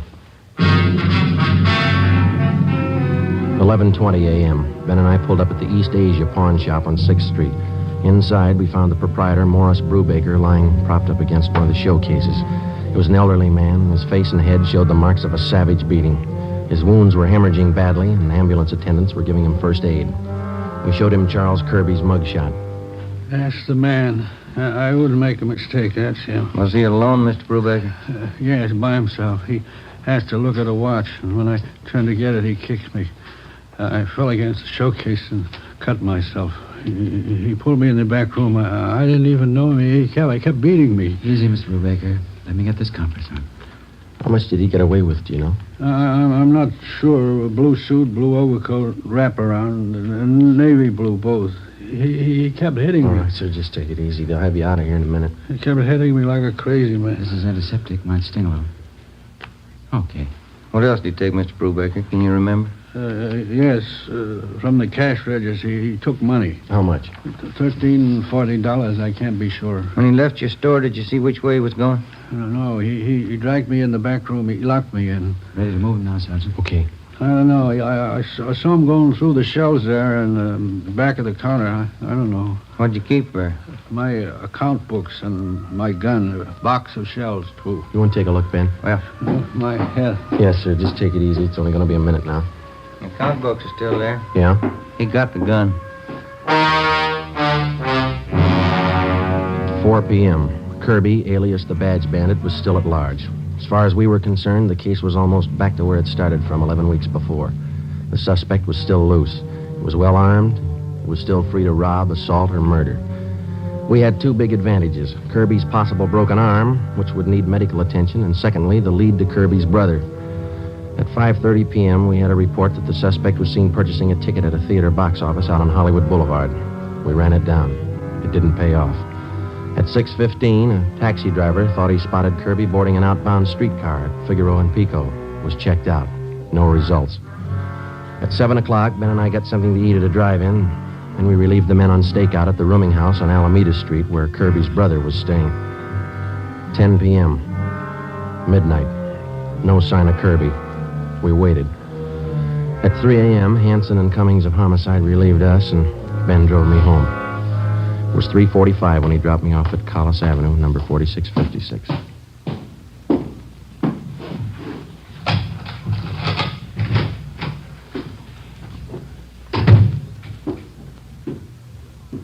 Joseph, that you? Yeah, Ma, I didn't mean to wake you. Well, what time is it? Almost 4. Oh, my. These late hours, you've got to get your rest, Joseph. We'll be all right, Ma. Got something to eat in the icebox? There's a little cold meat and some cheese in the cupboard. Just want a sandwich. You go on back to sleep. I had some nice meatballs and spaghetti for dinner. I can warm some for you. My, kind sandwiches working all hours. You just get sick, Joseph, and you'll see nobody cares about you when you're sick. I wish you wouldn't get up, Ma. I can fix something. Well, warm up the meatballs and spaghetti. You need something substantial. I get it. 4 a.m. I hope it's not that awful calling you again. Hello? Lorman down homicide. Yeah, Lorman. Thought you'd like to know they just got Kirby. Where? At his brother's place about 15 minutes ago. Hanson and Cummings grabbed him. Any trouble? No, grabbed him before he got to his gun. We just locked him up. Thought you'd like to know. Yeah. Thanks, Lorman. Night. All right. Well, that was it, Joseph. The office, Ma. They got Kirby, the Badge Bandit. Oh, did they? Well, that's nice. Maybe you'll have some time off now. Yeah. Never fails, does it? You work on a case for 3 months. Leave it for 30 minutes and it's all over. Well, the food's warm. Is there anything else you want? No, that's fine, Ma. You go on to bed. Well, all right, Joseph. Now, don't stay up too long. All right. Good night. Good night. Hey, Ma. Yes, Joseph? Have I still got that old tuxedo around?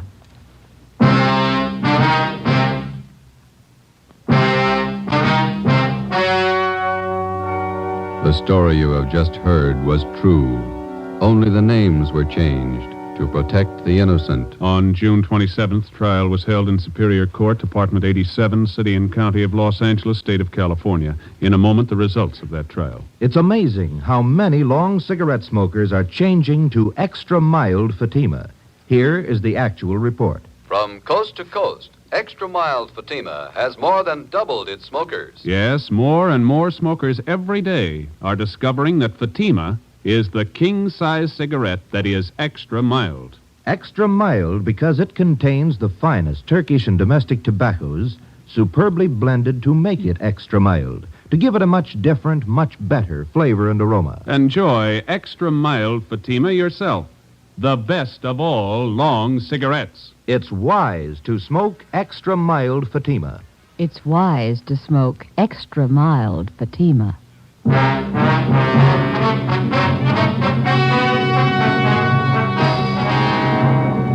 Charles Leon Kirby, alias the Badge Bandit, was tried and convicted in Superior Court on several counts of armed robbery, rape, and assault with intent to commit murder. He was sentenced to life imprisonment.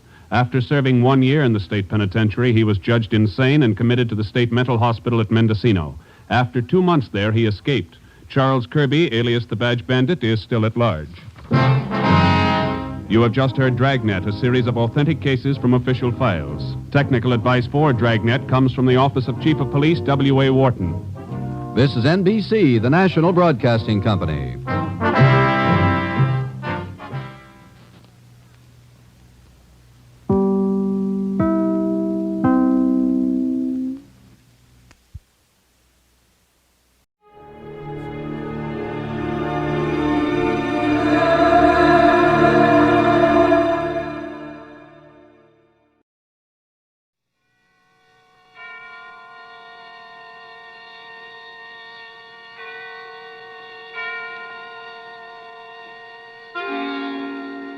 Suspense.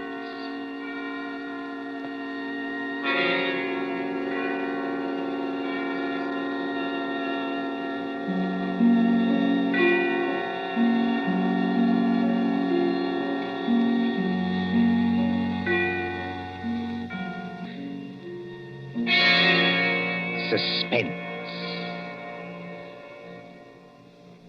For Suspense, tonight we present Menace in Wax by John Dixon Carr.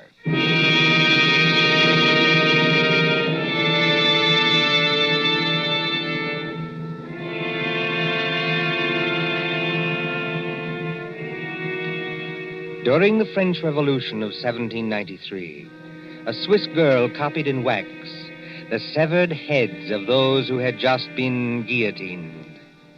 She married a Frenchman named Tussaud and came to London, and she founded Madame Tussaud's Waxworks.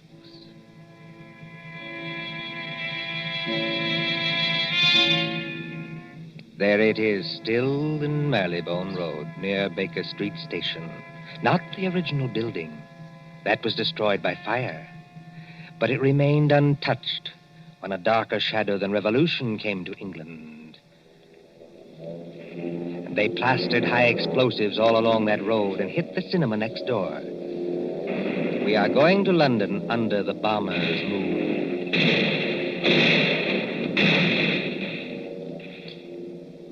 Late one night in March of 1941, a young man hurried up to the great glass doors of Madame Tussaud. Hey, open up here. Isn't there a night watchman around this place?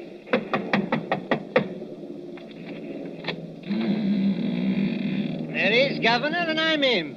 Now, what do you want at this hour of the night? My name is Rogers. I'm from the Daily Record. Oh. If you let me get inside, I'll show you my press card. Didn't you get any orders about me? Well, maybe I have at that.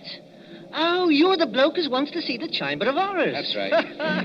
All right, you may as well come in. My paper got a tip there's something funny going on around here. Something funny going on here? That's a good one. The rain's not very heavy tonight, is it? No, they're going over.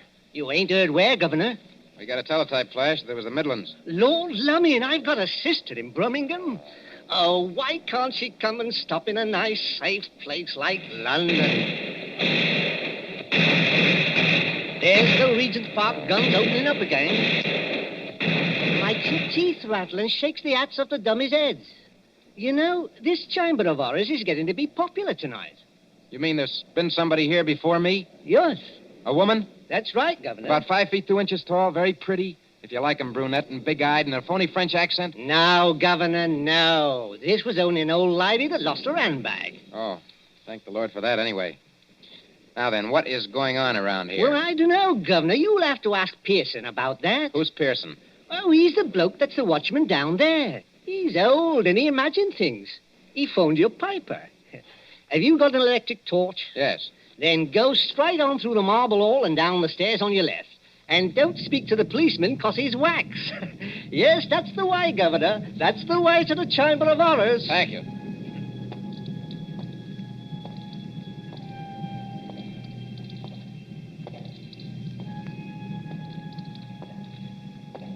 Pearson.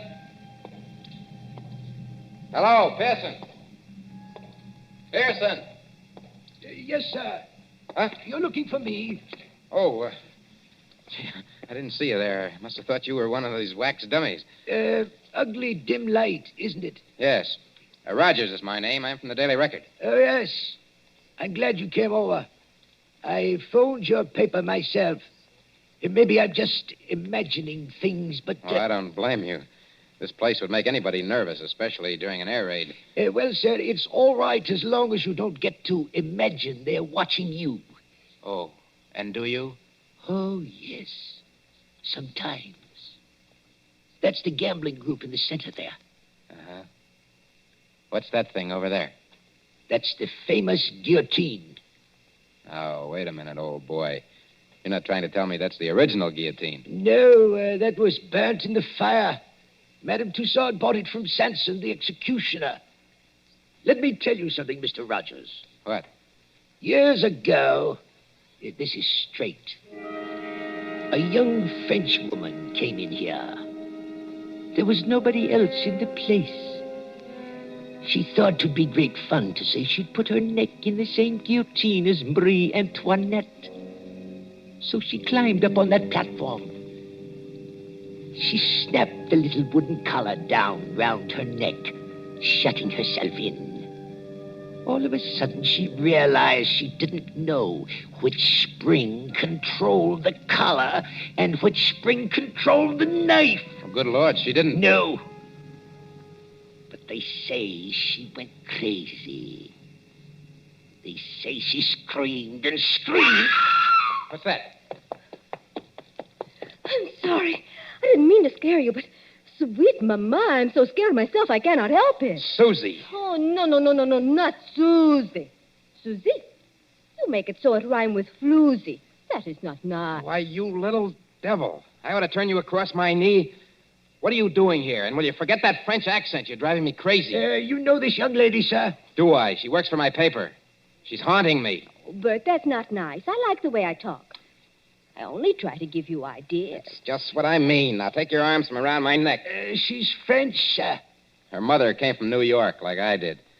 She's got some funny ideas, accents, and disguises. So I dress up as an old lady, and I come along, too. That is clever, no? Definitely no. But I go into what I think is the ladies' room, and there is Jack the Ripper. I'm so scared I almost kick the ghost. Whatever else you do, miss, for the love of heaven, put out that cigarette.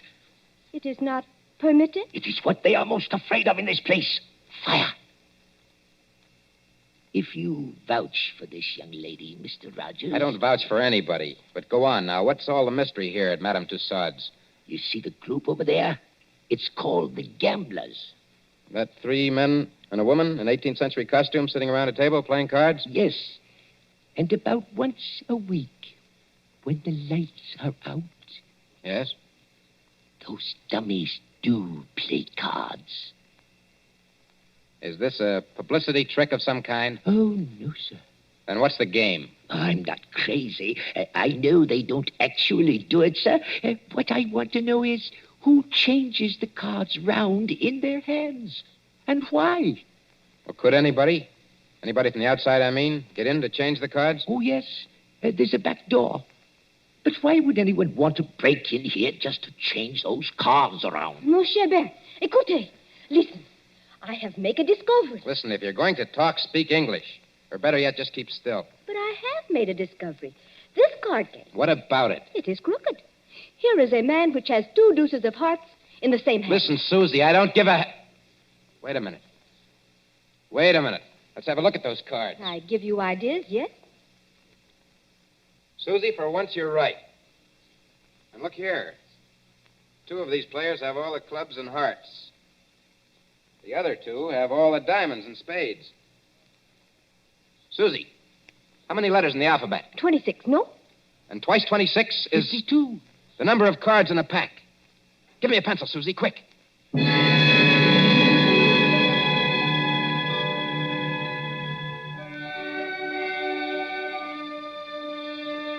War Office, Whitehall. MI5, headquarters of military intelligence. There next morning in the map room used as an office by Colonel Warrender. Mr. Rogers, I'm a busy man. I appreciate that, Colonel Warrender. Anyhow, sit down. Thank you, sir. Now, what's all this? These cards you claim form a code, is that it? Yes, sir. Now, look, sir. Let each letter of the alphabet represent a card in clubs and hearts. That's 26. And then? And then when you get to the middle of the message, switch the alphabet over to diamonds and spades. Then you won't keep on repeating. Now, will you read what I've got written on this piece of paper? Jack of diamonds, Q. 3 of clubs, F. Well, that doesn't seem to mean much. Oh, never mind the cards, Colonel. Just read the letters. Q, F, A, C, T, O, R, Y. Yes, sir. Q Factory. Go on. Just a moment. What is that infernal noise? Johnson Burroughs! Don't bother with that, sir. Just read the message, please. Oh. Q Factory. 10 p.m., 15th. Today's the 15th of March, Colonel. Oh, all preparations made. Use dive bombers. I see. This message was left openly. So openly that nobody ever noticed it. Yes, the trick's been tried before. No contacts, no gatherings, no letters that might be intercepted. A whole spy ring could walk through that wax museum and read the message without being seen. You newspaper men trying to teach me my job? Oh, I'm sorry, sir. I only... No, go on. Well, don't you see? 3 or 4 little boats with portable wireless sets go down the Thames estuary. When they're beyond pursuit, they send that message by radio. Somebody listens. And it's no secret in Fleet Street, sir, that Q Factory is out in the wilds of Gloucestershire. There's no secret anywhere. And that we're making the Shaftesbury bomber out there.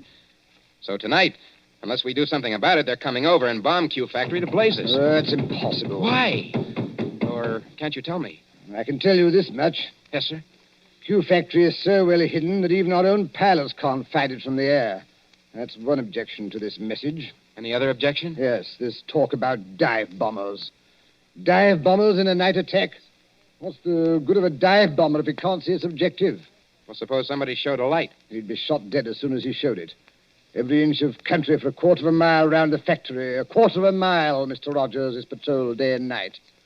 Well, just the same, they're going to have a try at it, sir. How? I don't know how. Then, if you'll excuse me, Mr. Rogers... Well, listen, Colonel Warrender, will you give me a pass to go down there to the factory? Certainly not. No one's permitted to go there except the workers.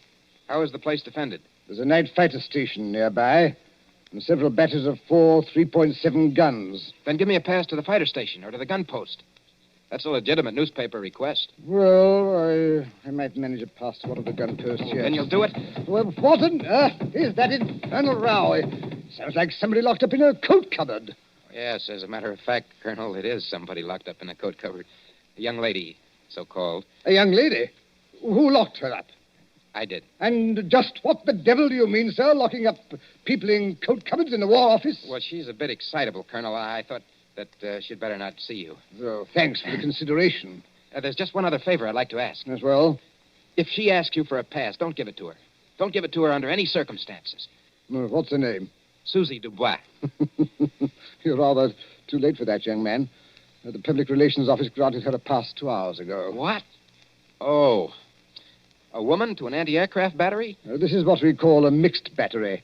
Women on the guns as well as men. She said it would make a good human interest story for the press. I must say, I agree with her. One moment, Mr. Rogers, before you go. Yes, sir. That gun post is fully 2 miles from the factory.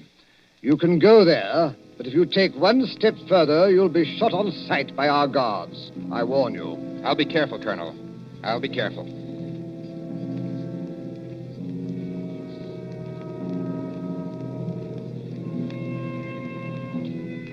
Somewhere in the West Country, a yellow moon shines over bare trees. A white mist, moving, clings to the ground.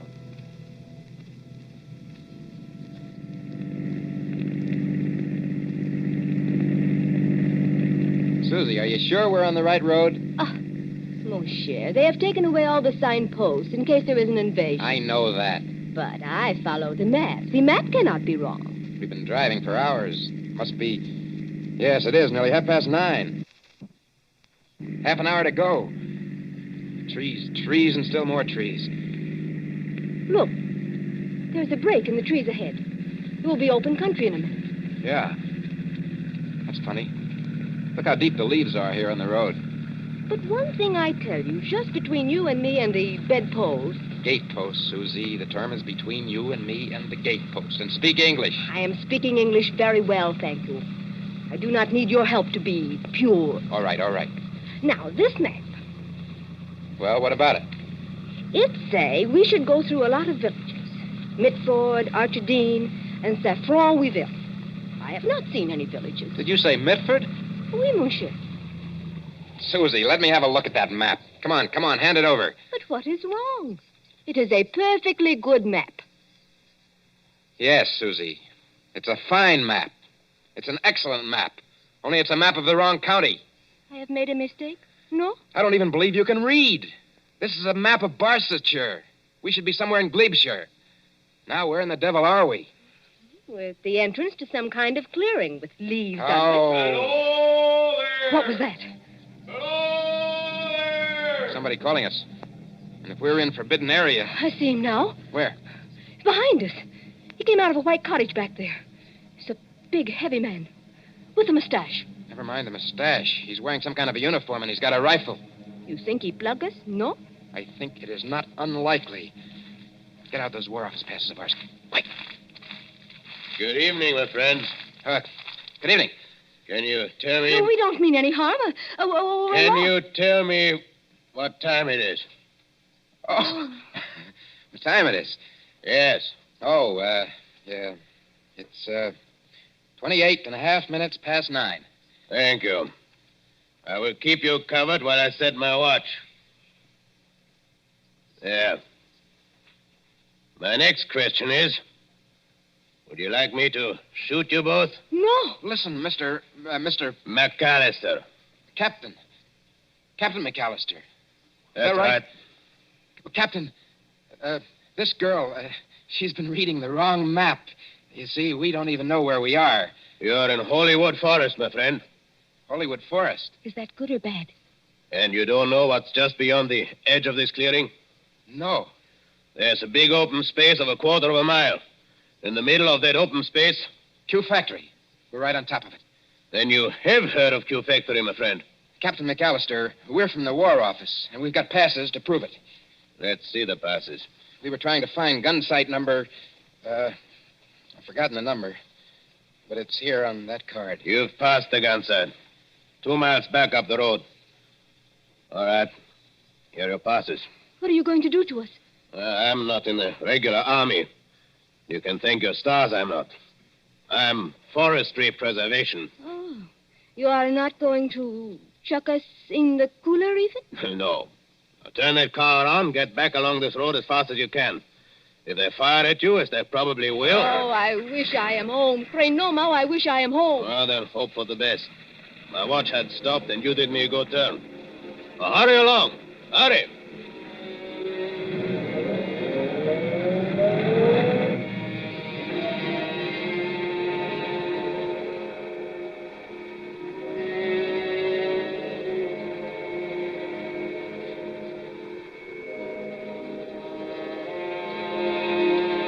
Gun sight of heavy attack battery. 4 3.7 guns against a moon growing clear white. White as the concrete emplacements, sealed against light where the crews, men and women, sitting, waiting. Well, sir, glad to have you both here. But this idea of yours about dive bombers attacking a blacked-out factory in the middle of a forest is rather fantastic, don't you think? Well, I admit it doesn't make much sense, Captain Bronson, but I have a hunch that I'm right. Well, glad you and Miss Susie drove out. Don't see many strangers. Frightfully boring. Nice country, of course, good air and everything, but dull. Dull as ditch water. What's that? Only some of the lads and lasses inside. Like to walk along the emplacement here? Oh, is that allowed? Oh, certainly, old boy. Why not? Bright moon tonight, isn't it? Yes, bomber's moon. We nearly get shot on our way here. Quiet, Susie. We're not supposed to have been there. If I nearly get shot, I am going to say I nearly get shot. It was a man which is called, McAllister. Oh, old Mac. Very decent sort, Mac. He's a tree doctor. A what? Tree doctor. Got to have wood, you know. But trees start to die. Mac goes round the edge of the clearing and smears them with stuff to keep them well. How did you come to meet him?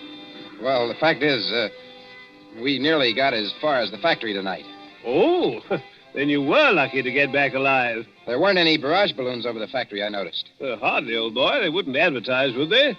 With balloons in open country? And if the Germans did use dive bombers? Oh, they're not coming, old boy. Just make up your mind to that. I wonder if you'll say so at 10 o'clock. But it is 10 o'clock. It's just 10 now. Well, it can't be. We drove here like blazes. It was only 9:30 then. Well, then your watch must be very slow, old boy. No, I'm afraid you're wrong. I've never seen it quieter. Cold tonight, very dry for March. Look all around you. Moonlight, open country, not a sign of life in it. Quiet, peaceful, and silent as the great... What was that? By George, I think we've got some visitors. I think we're going to see some fun. Enemy planes approaching south-southwest. Action stations. Enemy planes approaching south-southwest. Enemy planes approaching south-southwest. Now do you believe me? Better stand back, old boy. Operation Crew's coming on. I said, now do you believe me? I want you to watch these girls work. They do everything, you know, except actually fire the guns. Now, keep your hair on, old boy. Susie, he still can't see it. Oh, they'll only be going over. You think so? Oh, yes. We sometimes get a crack at them when they're making for Bristol. Standing by for action. Standing by. Listen.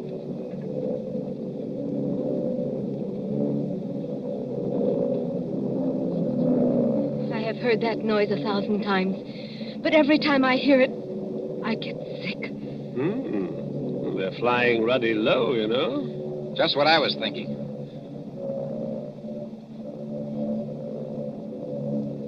Spotter! Any identification? Junkers, 88. Dive bombers. Height, 5,200. Now, look here, you two newspaper people. Yes, sir? There might be things popping, you know, can't tell. Like to get below? No, thanks. I don't like this, Bert, but I'll stay too. Rangefinder,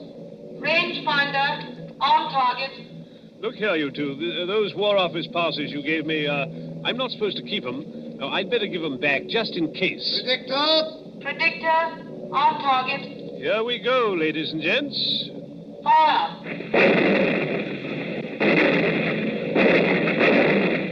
Stand by. Predictor on target. Fire. Stand by. Predictor on target. Headquarters message, sir. Fire. Yes, Corporal? Hold your fire. Night fighters taking off. Hold fire. Night fighters taking off. Hold fire. Message understood. What is the matter with them? With who? Those Boche planes. They're still a good way off, but they don't come any closer. Must be going over after all. They're circling. I think they're waiting for a signal. Anyhow, here are your War Office passes. You seem to have got them all smeared with oil. Oil? That is all right, mon cher. When we get them back from Captain McAllister, they have oil on them. I think maybe he dropped them on the leaves, because there's oil on the tires of the car, too. Then I think how always in this we meet things that burn. At Madame Tussauds last night, they would not let me smoke a cigarette in case of fire. Fire. That's it, fire. What's the matter with you, old boy? Why did that fella, way out at the end of nowhere, want to know what time it was? Are you scatty? McAllister, you told me so yourself. He goes around the edges of the clearing and smears the trees with stuff to keep them well. Well, what about it? Suppose it was crude oil. Suppose between each tree he laid an invisible fuse of dead leaves soaked in oil. I don't understand. In 30 seconds, a complete square of fire runs around the limits of the factory grounds. That draws the bombers in. Then as the flames blaze higher, they've got enough light to dive on their target.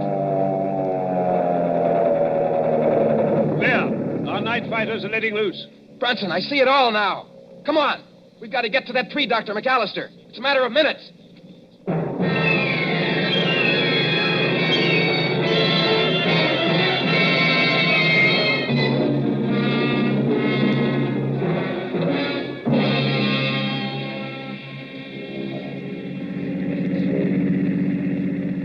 Susie, is Bronson following in the car behind us? Yes. He's following, and men with rifles. We've got to get to McAllister's cottage. This McAllister... I'll bet you 10 to 1 the real McAllister is either dead or tied up in that cottage. The fellow we saw was an imposter. Look out, Susie. Keep your head down. Oh, those fighters. They will chew up every younker in the place. They have not got the chance of a snowshoe in heaven. No, Susie, not a snowshoe in heaven. You mean... I know you are English at a time like this. What I cannot understand... Look out! I don't see why he hasn't set his signal off. What is delaying him? Why don't he strike a match when the bombers come over? Because he's a good Nazi. A good Nazi? My watch was slow, don't you remember? And I gave him the wrong time. He had orders to strike his match at 10 o'clock, and he'll not do it until 10 o'clock if there are 500 planes instead of 20. Bert, I see him. Where? Far up the road. He's running. Yeah, that's him. Think we can reach him before he gets to the clearing? Not the chance of a snowshoe in heaven. Signal Brunson to pass us. A long shot with a rifle might... Bert, one of the Junkers is hit. Huh? He's right over us. That's not all. He's unloading his bombs. The whole stick's coming straight down in our direction. Keep your head down. I want to see. Put your arms over your face.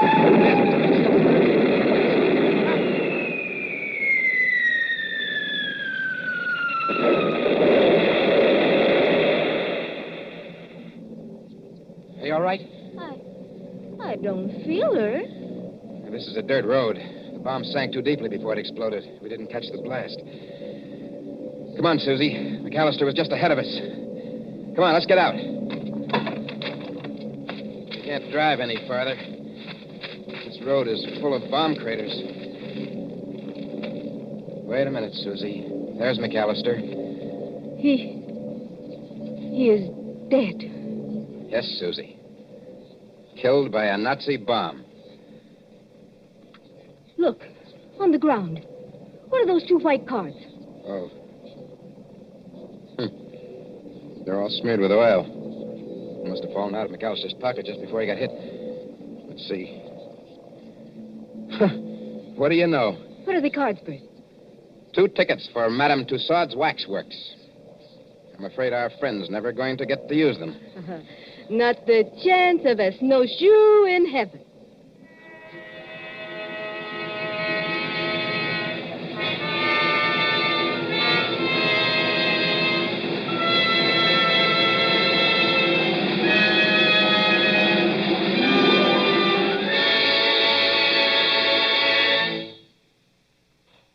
And so ends Menace in Wax. Tonight's story of Suspense. Columbia presents these stories of mystery and intrigue and dangerous adventure for your relaxation and enjoyment. Next Tuesday, there'll be another in this series. Same hour, 9:30 Eastern Wartime. William Spear, the producer. John Dietz, the director. Bernard Herrmann, the composer-conductor. John Dixon Carr, the author. Our collaborators on Suspense.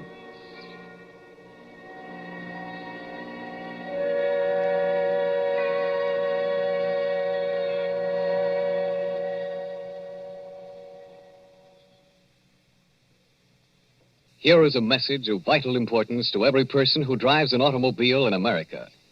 There is wide misunderstanding about gasoline and rubber, and the government wants the following facts brought to everyone's attention. Actually, there is no scarcity of gasoline except in some parts of the East. But nowhere in the country is there enough rubber for military and civilian use.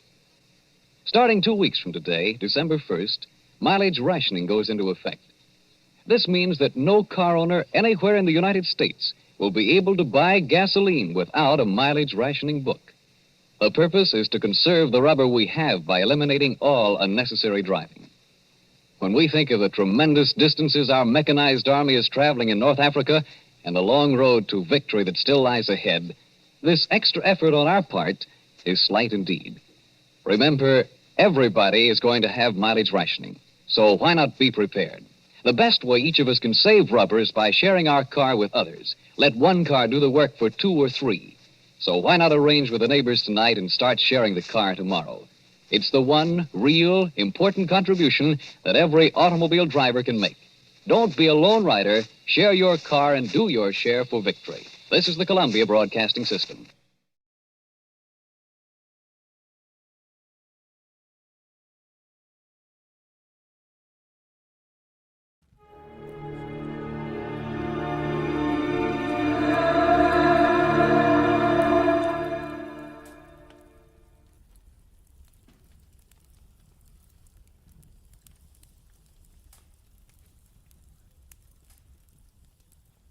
Most Saturdays at this time, we spend an exciting half hour of adventure and action with America's public hero #1, Hopalong Cassidy.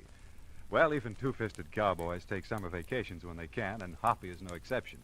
But Hopalong and Topper will be back with us riding the CBS air trails again 3 weeks from tonight, September 22nd. Get this and get it straight. Crime is a sucker's road, and those who travel it wind up in the gut of the prison of the grave. There's no other end. But they never learn. From the pen of Raymond Chandler, outstanding author of crime fiction, comes his most famous character in The Adventures of Philip Marlowe.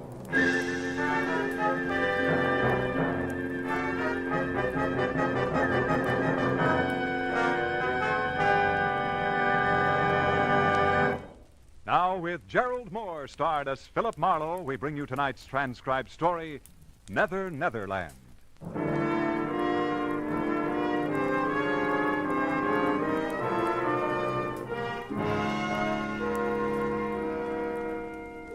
There are times when life makes no sense at all. When confusion is the keynote and all we do is run in ever-tightening circles. The 1 and 1 is 2 school is closed and nothing comes out even. In the 30 hours just passed, I'd wrapped up a case and considerable of my youthful zest along with it. I was bone-tired. When I reached my apartment, sank deep into my bed. It wasn't so much to sleep, but to die a little. And I was not long dead.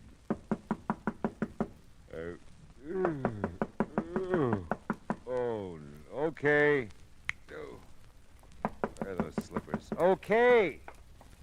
Who needs more than 15 minutes sleep? Yeah. Mr. Marlowe, I've got to see you. It's very important. Yeah, it better be. It's awfully late, I know. You're nice to let me in. Did I let you in? Yes. Just now. You're not still asleep, are you? No. No, I don't think so. You see, I always sleep lying down. It's a habit. You must know I wouldn't bother you this way if it weren't that... Well, someone's following me, Mr. Marlowe. Oh? He's been following me for I don't know how long. I'm so frightened. Oh, come on. How about a cup of coffee, huh? Oh, really, Mr. Marlowe, I don't think you're listening to me. I can make it worth your while. I wish you'd wake up. Yeah, well, that's what coffee's for. Come on. You can talk to me while I make it, Now, you were saying someone's following you. A man. Naturally. Who is it? I don't know. Uh-huh. Well, sit down over there at the kitchen table. This won't take long. Thank you. Now, why would anybody be following you? That's the silliest question I've asked in days. But it isn't silly. I've tried to figure it out myself. I haven't done anything. I don't have anything. Yes. Well, we'll let that go. Look, maybe I ought to know your name, huh? Oh, I'm sorry. I'm Carolyn Shepherd. Don't be sorry. I'm glad you're Carolyn Shepherd. Why? Well, because it beats the heck out of being George Shepherd. Dee Dee said she thought you'd help me. That's why I came. Dee Dee? My roommate, Dee Dee Reynolds. Oh. She doesn't know you or anything. She just said if she were troubled, like I am, she'd get in touch with you. Yeah, well, that's nice of Dee Dee. Does she know somebody's been following you? No, I haven't told anyone. Oh. I don't know her very well. We haven't lived together long. I don't know. I didn't want to frighten her, too. Mm-hmm. So I just told her something that sounded all right. And she said she'd heard about you. Oh, your water's boiling. Mm-hmm. Oh, thanks. Does he ever call you? No, we don't have a phone. Oh. The landlady lives right next to us, the next apartment. We use hers. But he never tries to call me, as far as I know. Well, does he ever come to your door or approach you in any way? Sometimes he gets very close. That is, almost before I know it, there he is. But then I run, and he's never caught up with me yet. Well, he could just be watching you then, huh? Yes, I guess so. But why? I don't know. Maybe we can find out. Did you see him tonight? Yes. He was out in front of the apartment house for a while. I don't think he followed me over here, but he may have. Can you see the street from those windows? Mm-hmm. See anything? No, nothing. Oh, Mr. Marlowe, what will I do? Well, right now, honey, you'll have a cup of coffee. I'll take a quick shower and a shave, and then we'll... He might come. Oh, the doors are locked. If you hear anything, just bang on the bathroom door. You won't be long. No. Sure not. Be back before you know it. It was now 2:30 in the morning. Although I was still gray and half dead inside, my eyes found a new reason for being wide open. Carolyn Shepard was not just an attractive girl. She was slightly sensational. Statuesque would be the term. She was almost shoulder height with ash blonde, long hair. Her smoky blue eyes were half wild with fear and searching. But there were promises in them. And her figure was the kind that you didn't mention in polite society. How's the coffee coming, Carolyn? Carolyn? Hey, where'd you go? Oh, come on, the coffee couldn't be that bad. Carolyn! The craziest thing I ever heard of. The door was locked, all right. It's funny, she's gone. Carolyn! Hello. Oh, hi, Simon. You lose something, Mr. Marlowe? Something named Carolyn? Yeah, it looks like it. You didn't see her out in the hall by any chance, I huh? don't believe I did, Miss Scott. I've noticed her. I'm not so sure. Oh, ran out on you, huh? Well, you dog. Oh, yeah, sure. Yeah, where'd you go? Oh, there. What's out the window? Thought she might still be down on the street. Who? Carolyn. Oh, ran out on you. You said that. What did you do, man? You'll never believe Oh, this. come on, now tell me now. What did you do? I took a shower. You took a shower? Oh, ran out on you.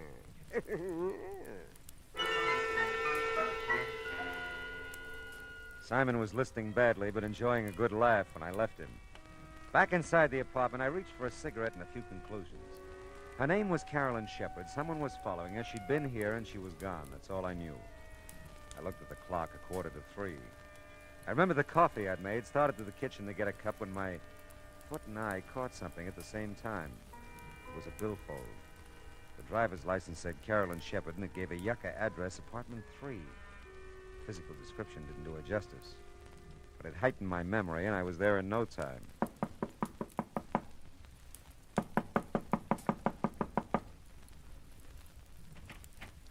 Yes, what is it? I'm looking for Carolyn Shepard. Oh, you were? Well, she isn't here. I don't know her, but I'd like to meet that young woman sometime.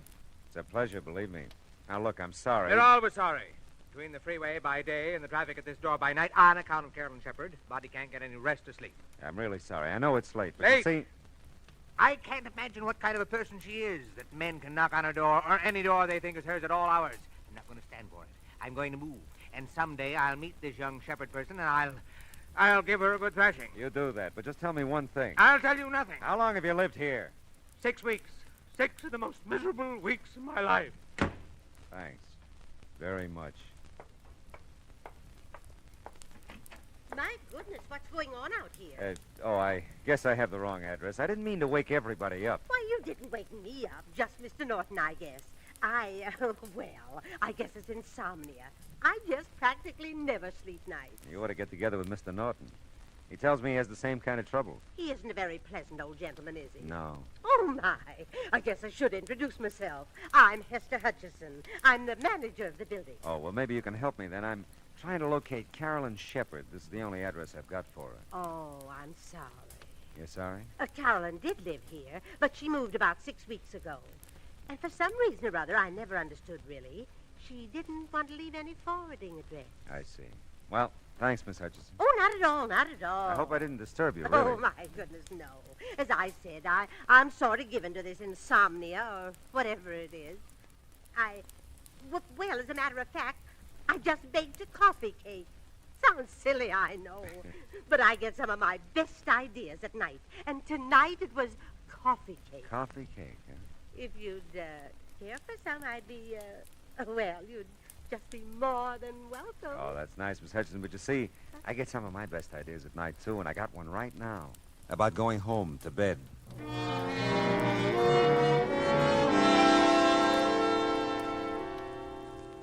I could sleep. I knew I could. I could have been sleeping at least an hour if Carolyn Shepard hadn't decided to come into my life and go out again. Well, I didn't know where else to look for her, so I decided to give my little trundle bed another whirl. I'd gotten about 10 out of the usual 40 winks.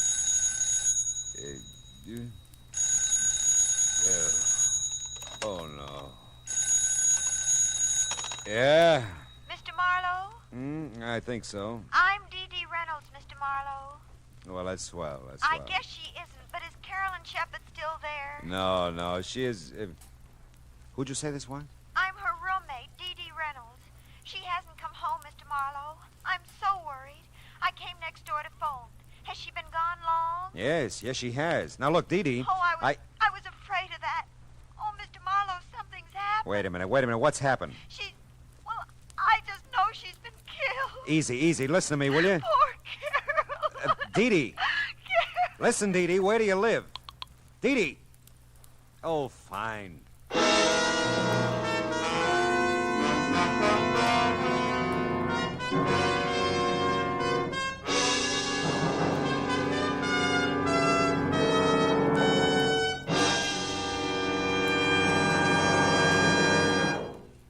In just a moment, we'll return to the second act of Philip Marlowe. But first, James Fassett brings you the second part of his two-program series of Holland Music Festival selections, along with a few colorful words about the music, customs, and people of Holland as he observed them. That's on your invitation to music tomorrow afternoon on most of these same CBS radio stations. Listen to tomorrow for your string serenade featuring Jerry Windsor with his singing strings in Music All America Loves. Now with our star, Gerald Moore, the second act of Philip Marlowe, and tonight's story, Netherland.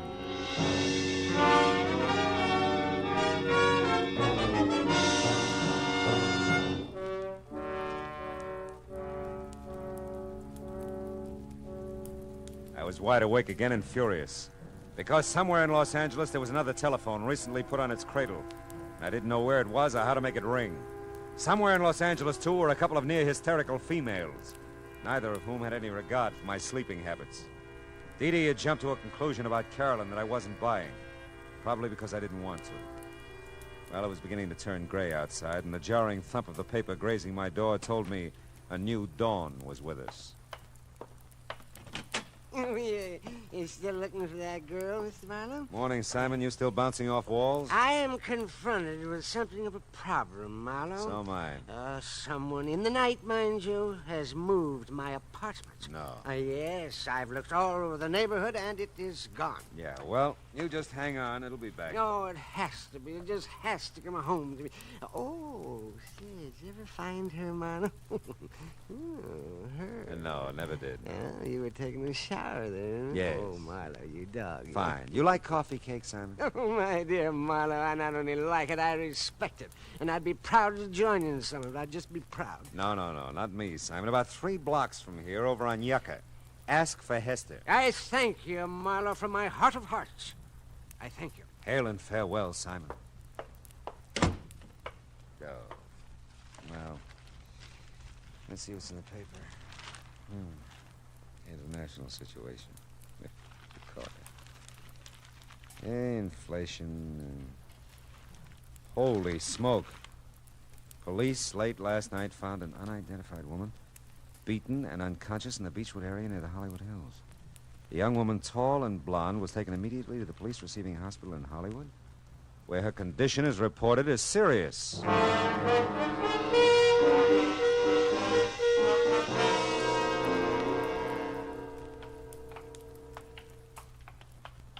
She fits the description of that Shepherd girl's driver's license all right, Mr. Marlowe.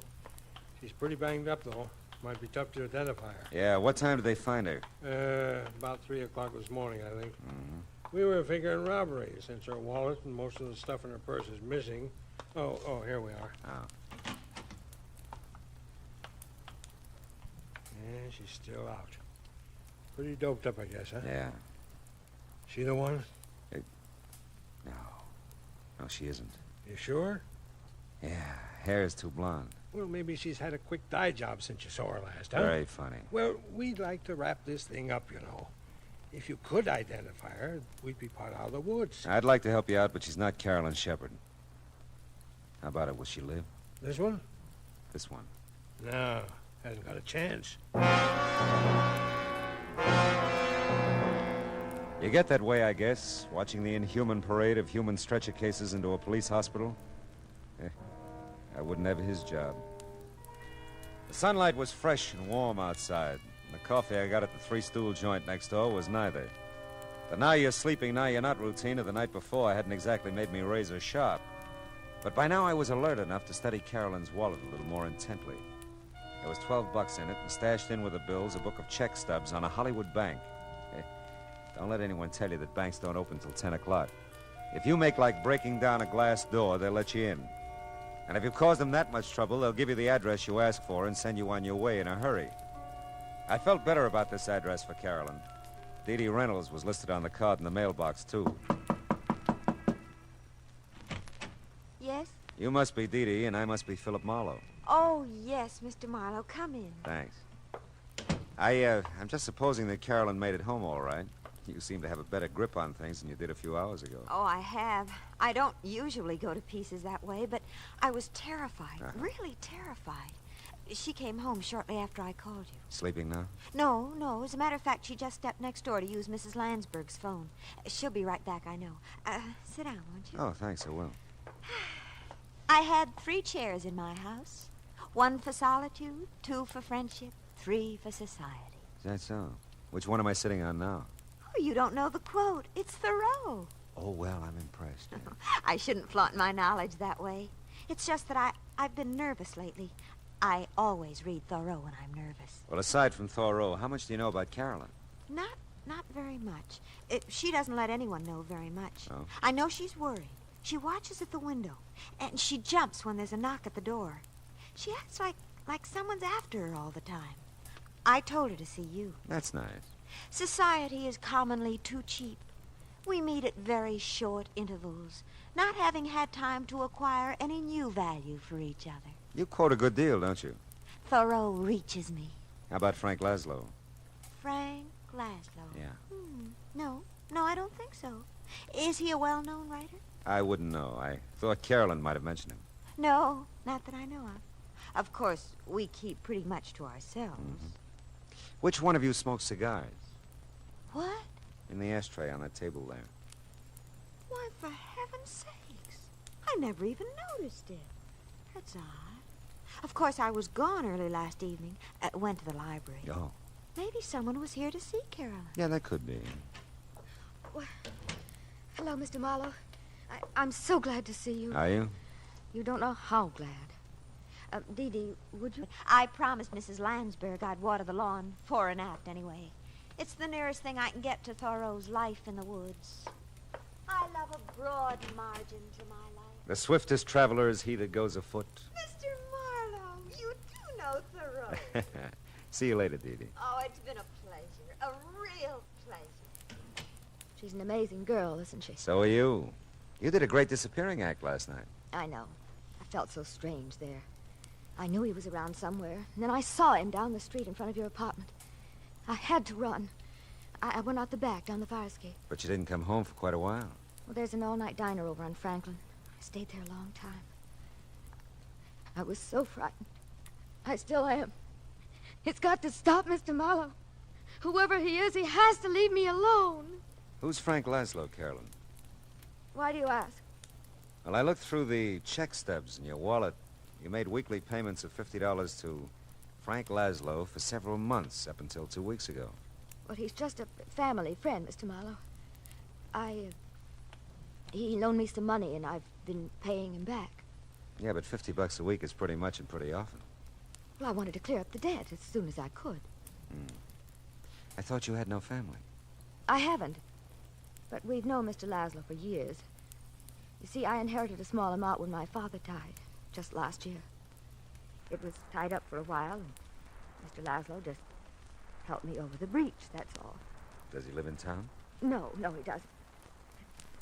If you're thinking he has anything to do with my trouble, Mr. Marlowe, you're very wrong. I wouldn't want him to know about it at all. You know, Carolyn, you never described this guy who's been following you. You know, I wouldn't even know what kind of a fellow to look for. Well, he's short for a man, not quite as tall as I am. And he's muscular looking. I think he's dark, too, although he usually wears a hat and a gray suit. Does he smoke cigars? I've never noticed that he does, no. You don't work anywhere, do you? How can I hold a job in the state I'm in? Oh, no, I just look and wait. What is it? I knew it. He's out there, Mr. Marlowe. Where? He just got in that car, the big convertible at the curb. Okay, honey, come on, let's go.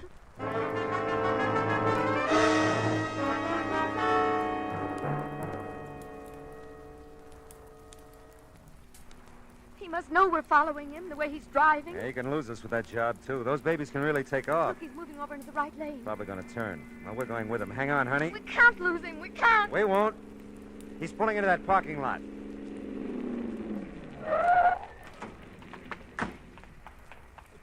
Well, sir, we made quite a chase of it, didn't we? Yeah, we did. Get out of that car. I was just about to... You know, you really shouldn't try to keep up with a car like mine. I was just toying with you that time. Now, if you want to make a real race of it... Now, wait a minute. How tall are you? Oh, I'm quite tall, really. 6'7" in my stocking feet. How tall are you? It doesn't matter. Why, what's the matter, young lady? She'll be all right. She's just a little disappointed. Come on. No. You mustn't take it so seriously, young lady. Your companion here made a good race of it, considering he was up against great odds. Yeah, thanks. Mr. Oldfield. Pious Oldfield. Yeah, well, thanks.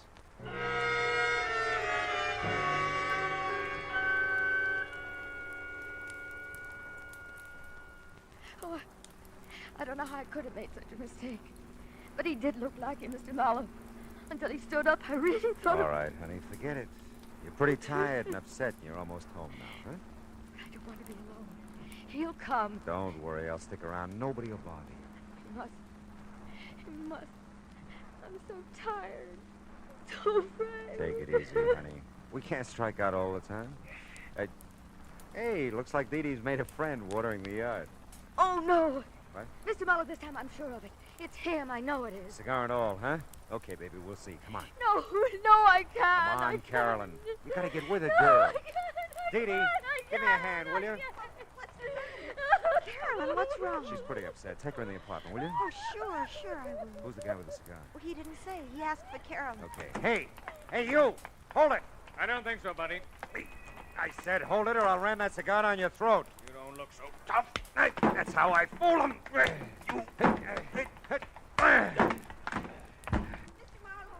Are you hurt? No, go back to Carolyn. Get her in the apartment. Well, she's in Mrs. Lansbury's. She's not making much sense either. Just Nothing's crying making and any mumbling sense. things. Oh, he's really out cold. Yeah, now look, take a look in there. His auto registration. Read it to me. Oh, let's see. Frank Laszlo, Uh-huh. something Kling Street, Barstow, California. I thought so. Did you? Never mind. Go back with Carolyn now and stay with her. If she says anything, memorize it like you do with Thoreau. But where are you taking Where him? I hope he belongs. I'll be right back.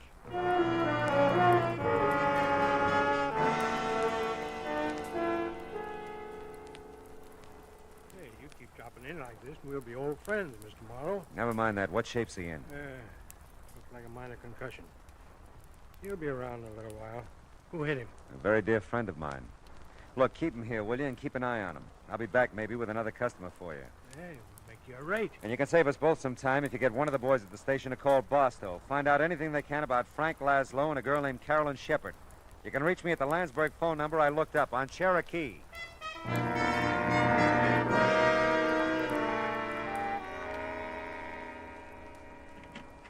Oh, Mr. Marlowe, gee, I'm glad you're back. How's Carolyn?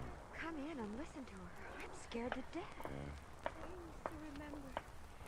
Mail a check to Barstow. I must remember. That mail check. Got so much to forget, too. Forget and remember. It's been going on like that ever since you left. Yeah. What does it mean? I don't know for sure yet. Steve, you can't be everywhere. Everywhere I look, you can't be anywhere.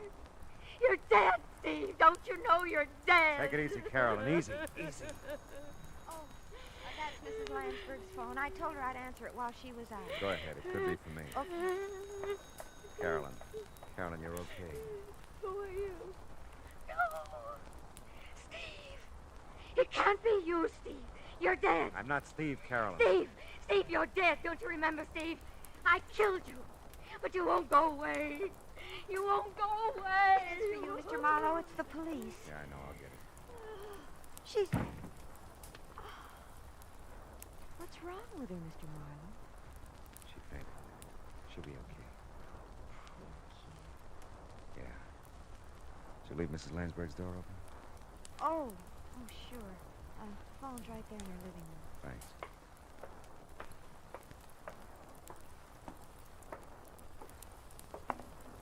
Yeah? Hey, Marlowe, that Barstow call was a rule. Really? That dame you mentioned, Shepard, she's wanted for murder. Who'd she kill? Her husband, Stephen Shepard, last March. Mm-hmm. What about Laszlo? Well, they're not sure out there. He was questioned at the time, but they couldn't get anything on him. The dame apparently just vanished until now. Mm-hmm. Last time they had Laszlo in for questioning a couple of weeks back, he said he didn't know where she was. Must have a real bad memory, huh? You bringing the dame in? Yeah. I'll bring her in. She all beat up, too? I can send the wagon.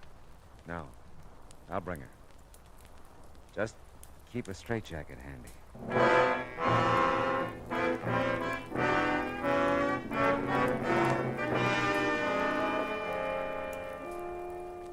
Like I said, there are times when confusion is the keynote.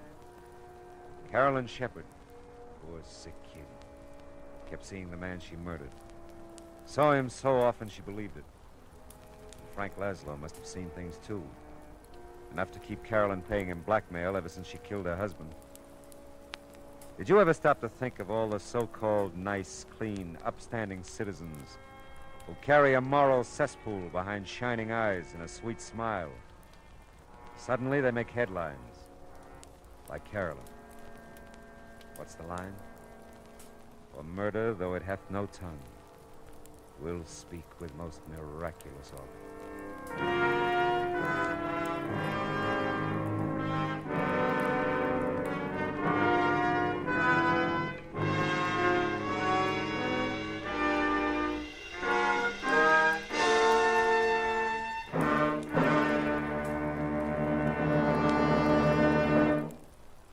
The Adventures of Philip Marlowe, bringing you Raymond Chandler's most famous character, starring Gerald Moore, was produced and transcribed tonight by Cliff Howell and written for radio by Kathleen Height.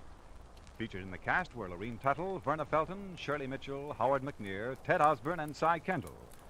Gerald Moore may currently be seen in the Santana production Sirocco. The special music for Philip Marlowe is composed by Pierre Garrigank and conducted by Wilbur Hatch.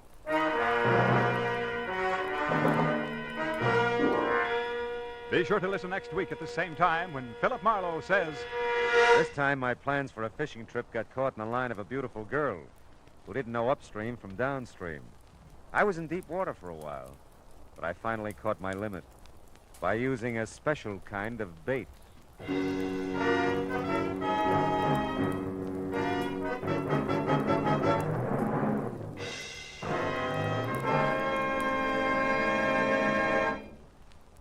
There's a song that goes with this story, friends. The story is, starting tomorrow evening, you'll be able to laugh again at the adorable antics of America's favorite teenager, Corliss Archer.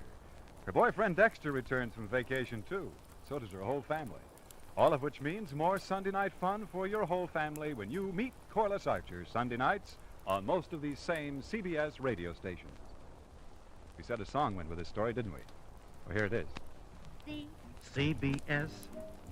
B. For the best. F. Yes, yes, yes. The star's address is CBS.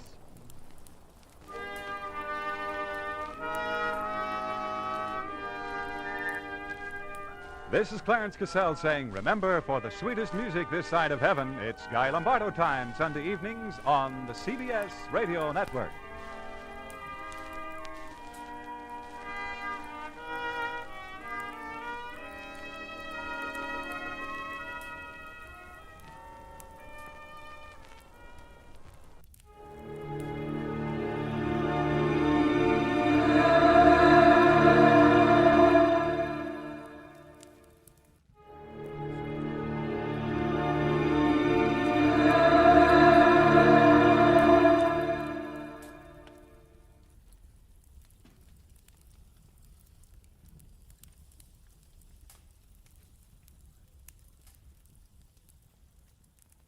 When the will was read, everybody figured she'd been crazy when she wrote it. And that included me. But I changed my mind after spending a night on an island with a pig, a cat, and an ape. Because in reality, they were people.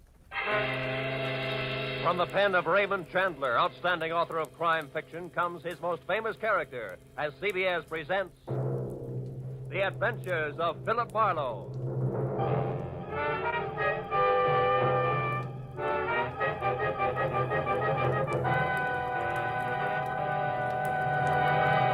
And now, with Gerald Moore starred as Philip Marlowe, we bring you tonight's unusual story, Where There's a Will. I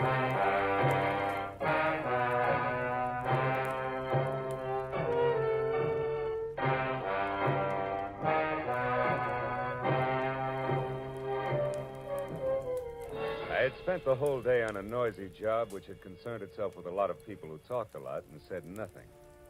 When I finally locked up my office for the night, I was worn out. As I drove slowly along the street, I was glad to be heading for home and a little peace and quiet. At least that's what I thought.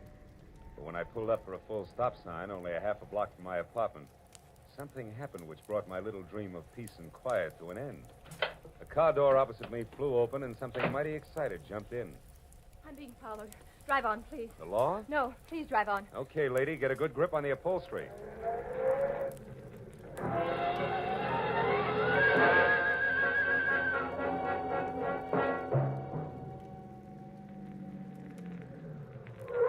There, that ought to do it. Now, what's the... Say, you look a little pale and beautiful. I'm always pale when my heart's in my mouth. Well, then why don't you swallow once, take a deep breath, and tell me who was after you? There isn't much to tell. It was a nasty little man, that's all I know. So thanks for making like Barney Oldfield, and good night. Hey, not so fast. It's impolite to hitch and run. Look, mister, right now I'm up to my earrings in trouble, and that leaves very little time for small talk with strangers. Even nice ones. Well, in that case, the name is Philip Marlowe, which takes care of the stranger part, and I'm a private detective, which makes trouble my business. Where do we go from there? No place. $300,000 worth of hidden bonds, a screwy old lady, and a sculptor with a red beard are too much for any one-man police force, Mr. Marlowe. So again, good night. Before I could say anything, she was out and gone.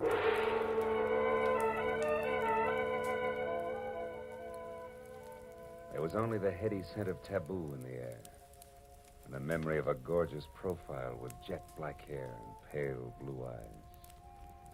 I sighed like a schoolboy and decided to put her under the heading of things that pass in the night. But I couldn't. Why, out of all the cars in Los Angeles, should she have picked on mine? Well, the next morning, as I was walking down the corridor to my office door, I was still seeing pale blue eyes. Maybe that's why I didn't notice the man who waited outside my door until I was almost on top of him.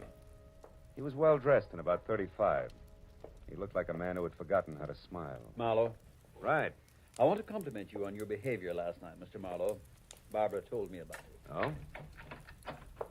Come on in, Mr. Shields. Edward Shields. Would you be interested in aiding 3 people in a search for more than $250,000 in negotiable bonds? 1% of which will be yours if the bonds are found? Being a fairly fast man with figures, yes. Yes, I would. Splendid. I'd like a few details. Well, Mr. Marlowe, my aunt, Bernice Mayhew Shaw, died, leaving her entire fortune to charity, with the exception of the bonds I mentioned. Those are to be divided equally among 3 of us, the sole heirs, if we find them within 24 hours. That sounds like something you dream about after a midnight snack of pizza and pig's knuckles. Perhaps. But you didn't know my aunt. Beside myself, the beneficiaries are Barbara Haynes, the girl you met last night. She was Aunt Bernice's personal secretary. And another nephew, Harlan Crane, who, at the moment, happens to be a sculptor. Happens to be? 6 months ago, he was a sailor. Before that, a writer, without even a rejection slip to his name. My cousin is irresponsible, impetuous, and completely self-indulgent. The will itself, Mr. Shields, what are the exact conditions? At precisely noon today, the 3 of us are to meet with Luther Willard, my beloved aunt's lawyer, who will give us each a large sheet of tissue paper covered with specific markings. Individually, the sheets mean absolutely nothing. But combined, one over the other, the transparent sheets form a coherent map to the location of the bond. But why all the intrigue? My dear departed aunt had a peculiar sense of humor. In addition to this, she was never particularly fond of any of us. She was sure that our individual shortcomings would make cooperation among us impossible, even for so short a period as 24 hours. And the fact that a man followed Miss Haynes last night convinced you that there was something to that, huh? Convinced me? No. He may have been nothing but a purse snatcher. Nevertheless, I do feel that to play safe, a fourth party, a custodian of the map, so to speak, would be advisable. That's fine. When do I go to work, Mr. Shields? At noon, at the lawyer's office. However, I regret that first you must be approved by the third heir. I don't like to ask this, Mr. Marlowe, but would you mind very much calling on my cousin, Harlan, personally? Not at all. As a matter of fact, I think he might prove very interesting. Yes. I'm sure he will. As interesting as an ape in the zoo.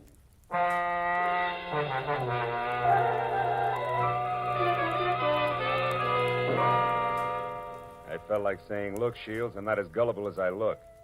But then I thought a client's a client, and I decided to play along. Harlan Crane, 6 foot, red-bearded giant, talked as he worked, wielding a 10-pound sculptor's mallet like it was an 18th century quill. I'll be frank with you, Marlowe. Money isn't everything to me and never has been. Over $100,000 will buy a lot of marble. Half the state of Vermont, I'd say. But coming to the point, Mr. Crane, do I get your seal of approval? Oh, I imagine you'll be all right.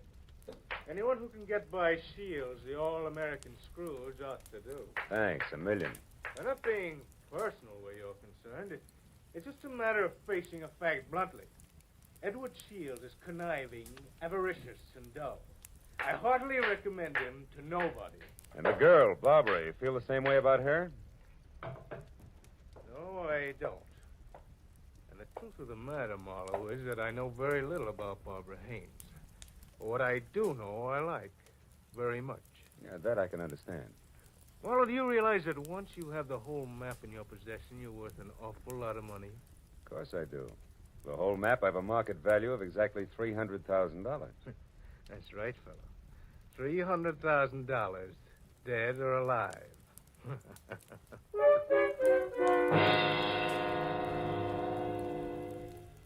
I know it was small of me, but I didn't exactly see the joke. And things got less funny as time went on. Later, as me and my trio got off the elevator at the lawyer's office, old Luther Willard, Aunt Bernice's attorney, was waiting for us, so excited he could hardly talk. I've been held up. What? Yes. A little man. He wanted the map. Little man, dark complexion? Yes. Had a scar on the side of his neck. Are the maps all right? The maps? Oh, yes, they're all right. Now, wait a minute, everybody. Give him a chance. Mr. Willard, tell us exactly what happened. This is Mr. Marlowe. We told you about him, Mr. Willard. Of course, yes. Come into my office. You see, I was putting some papers into my safe when this little man stepped up behind me and demanded the maps. Were they in the safe? No, thank heavens. Make yourselves comfortable. The maps, Mr. Willard, where are they now? Well, right here, where they were all the time. Here under the blotter on my desk. Clever of me, wasn't it? Wax seals, still intact. I'll take all 3 of them right now, Mr. Willard. That is, if there are no objections. All right, then I guess we can be on our way. Hold on, Mr. Marlowe. There are still 2 things you people must know. First, in the event the bonds are not recovered within the 24 hours, I am instructed to open another sealed envelope, which I am happy to report is kept in my bank vault. That envelope contains a complete and simplified map and is to be turned over to a designated charity. And second, if any of you die before the allotted time is up, the bonds are to be divided among the surviving persons. And if none of us survives, Mr. Willard? Why, in that case, the bonds again go to charity. You see, Harlan, your aunt was a very generous woman.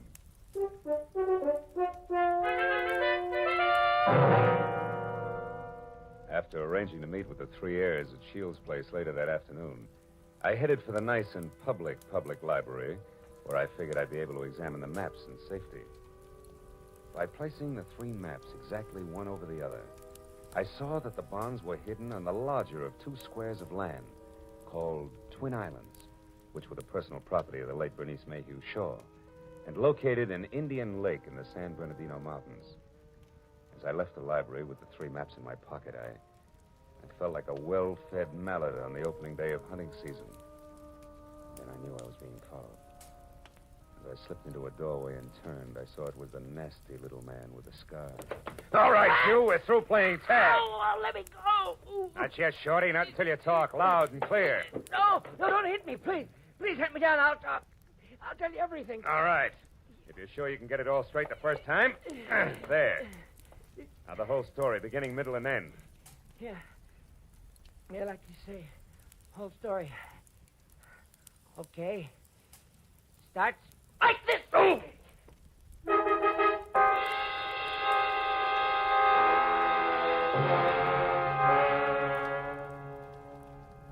By the time I figured out that it had been the sawed-off end of a broomstick that had slammed my stomach up against my backbone, the little man was out of sight. Another 5 minutes went by before I quit calling myself sucker and I started to think straight. Nearest public locker was in the Santa Fe Trailways bus depot in Cahuenga. I went up there and deposited 2/3 of the map for safekeeping until we were ready to leave for Indian Lake. And I found a telephone, and a half a dozen calls later, I knew that a caretaker named Jumbo was the sole inhabitant of Twin Islands.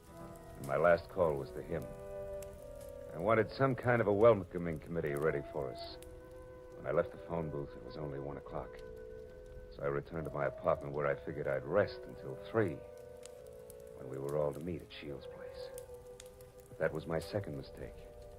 Because the moment I closed my apartment door, I was positive I wasn't going to get much rest. I had an unannounced visitor. Yeah, you look surprised, Mr. Marlowe. I am. I didn't recognize you at first without your broomstick. Yeah, I traded that in on this 22 target pistol here. It's more expensive, but it's better. Makes me as big as you are. Maybe bigger. Yeah, but how much does it do for your personality? Quite a bit. Gives me poise. And poise gives me manners. So in asking for that nap in your pocket, I'll even say please. Come on, Marlowe. I won't say please twice. No, I don't think you would. Here.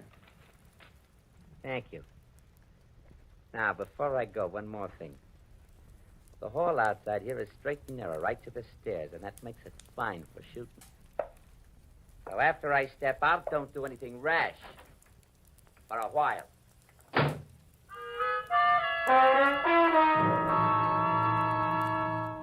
So, loving life as I do, I didn't do anything rash for a while. In fact, I could have whipped up a nice 7-minute frosting before I moved at all. Then I phoned the 3 heirs to get together at my apartment. When I finally had them all seated in front of me, I related the saga of the little man, including my premonition that one of the 3 present was signing his paychecks. Of course, I got nothing but Cupid-doll innocence out of any of them. So after adding that we'd get underway just as soon as the missing 1/3 of the map was returned to me, I threw my trench coat over my arm and told them I was going for a walk. But before leaving them, I reminded them that whoever was behind the little man could fire him, because I would never have kept all 3 maps in one place anyway, unless all of the heirs were on hand to watch one another. And then I left. I hadn't walked more than a half a block up Franklin when I stopped at the sound of Barbara running after me. Phil, I'm scared. Harlan and Shields are acting like a couple of wild men, calling each other every name under the sun. What'd you expect? Chit-chat about the weather? I quit acting like a bobby soxer within squealing distance of Sinatra and try a cigarette. It'll calm your... What is it, Phil? Why are you smiling like that? What's wrong? Nothing's wrong, Barbara, nothing. It's just that I found this in the pocket of my trench coat when I went for my cigarettes. It's the map. That's right. The missing 3rd. It's back already.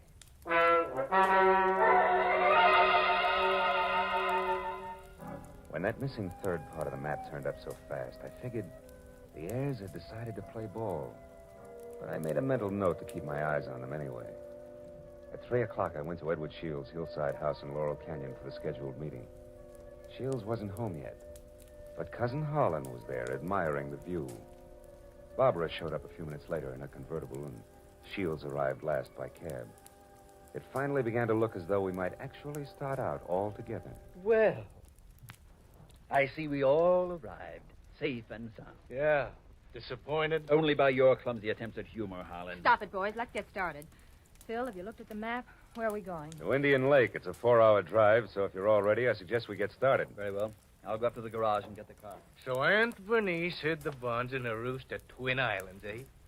Well, well, well. Nobody seemed surprised at the location Aunt Bernice had chosen to hide her bonds. And Holland, Barbara, and I stood on the front porch watching Shields as he climbed the very steep driveway to his garage in the car. But Barbara got more of my attention than Shields. She made a mighty dreamy picture. And she leaned casually back against the rail of the porch. She wasn't aware that I was watching her. And I suddenly saw her go tense, her eyes filled with fear, and I quickly turned to follow her stare. Shields' car was going at a rapid clip down the steep driveway. I still couldn't figure out Barbara's concern, and then she started screaming. The car's out of control. The car was headed for the edge of a cliff. His brakes are out. You go over. The tree stopped him. Shields, are you hurt? No, I'm all right. The brakes, I tried to stop You them. hadn't hit that tree. Should have gone over the edge. Let's have a look at those brakes, Shields. Well, no wonder. What is it? Brake line's broken. Every drop of fluid drained out. I might have been killed. No might about it, Shields. We stood there for a while, all looking at one another, but nothing was said. Brake lines rarely snap accidentally. And I remembered that Harlan had been at Shields' house early, and the car had been in the garage, and Barbara... Well, I had to admit that she actually had anticipated the car going out of control. Well, the 24 hours for finding the bonds were slipping by, and I knew we had to get to Indian Lake. We held a short powwow without passing the peace pipe. We decided to take Barbara's car. We picked up the rest of the map, which I'd checked at the bus station, and we shoved off. After a 4-hour drive that was about as relaxing as the thought of an overdue time bomb in a day nursery, we finally pulled up to the shores of Indian Lake. Jumbo, the caretaker, was waiting at the dock. He knew how to handle a boat, and a few minutes later we could see Twin Islands. We headed for the smaller of the two, where I could make out a rambling lodge. The other island, a quarter of a mile away, seemed deserted. Shields was the first one ashore. Here, Barbara, let me help you. Run along, boy. I'll help Barbara. Thanks, Harlan. Well, Marlowe, what now? Well, first we go up to the house. Oh, Jumbo, you got everything ready for us? Hey, Jumbo. Huh? Oh, sure. Everything's ready, Mr. Marlowe. It's like you said, I opened 4 of the upstairs rooms. Open the rooms? We're not going to sleep out here, are we? I'm going to try. But this isn't a vacation. We're here to find the bonds and get out. You realize it's almost 9 already? That leaves us just 15 hours, Marlowe. Yeah, I know. I got a good watch, and I count to 24, and I'm also giving orders to you Don't three. get high-handed, Marlowe. You're an employee of ours, and that's all. Let's get the map together and start looking for those bonds right now. Take it easy, big man. The bonds are hidden on the other island. The map is as tangled as a second-hand spider web. We wouldn't get anything at all down in the dark. That's your opinion. Look, you people hired me to help you find those bonds. If I have to get nasty to make you take orders, I can do that, too. Now, let's play like we're smart and go up to the lodge and relax. All right, Marlowe. But remember, we'd better have those bonds by tomorrow, or someone else will be nasty. Very nasty. And I mean me. What? You too?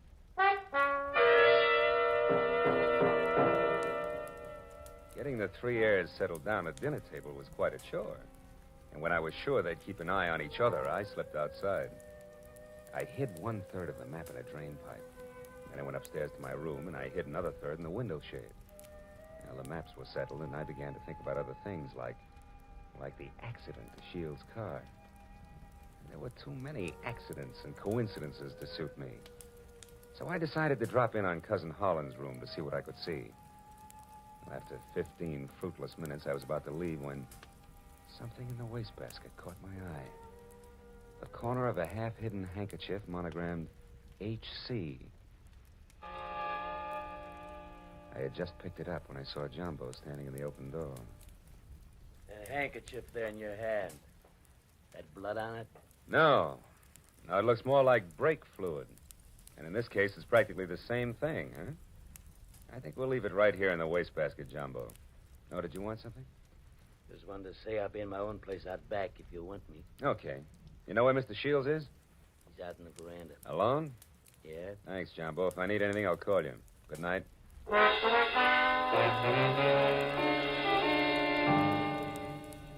Shields.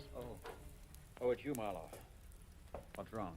You sound like a man expecting trouble. I was nearly killed in my car this afternoon, and I don't think that was the end of it. Yeah, and don't stand too close. The end of it.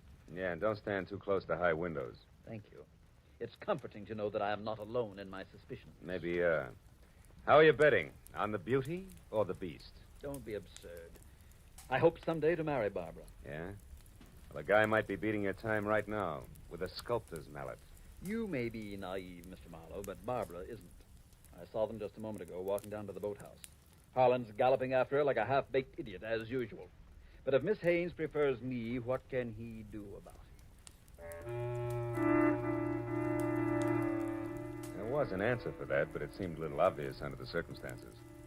Well, a few minutes later, Shields went inside, and I made a beeline for the boathouse to water down a certain hot-headed sculptor named Harlan. When I got within earshot, I knew I'd be as welcome as whooping cough at a glassblower's convention. So I stopped and listened. Barbara, darling, I'm falling in love with you. You know that, don't you? Let me hold you close. Harlan, Oh, Harlan. This is real, Barbara. For the first time in my life, I'm truly in love. I want to do things for you, make you happy. Please wait. I'm not completely free. There are still ties with Edward, you know. Shields. That fat, stingy Babbitt. He's no man for you. Why, if he so much as touches you from now on up... Wait a minute, Barbara. Marlowe, you cheap, snooping eavesdropper. Eavesdropping's a minor vice compared to some of the shenanigans going on around here. Just what do you mean by that? A word to the wise is sufficient. You, I'll give a few more. Now, somebody's trying to cut our little triangle down to two sides before noon tomorrow. What I've seen so far I don't like, so I'm warning everybody. Just what are you accusing me of? Why, Harlan, stop it. Don't be a fool. Will you cavemen control yourselves until those bonds are found? Come on, Harlan, let's go in. Good night, Marlowe. Don't get your head caught in any transoms.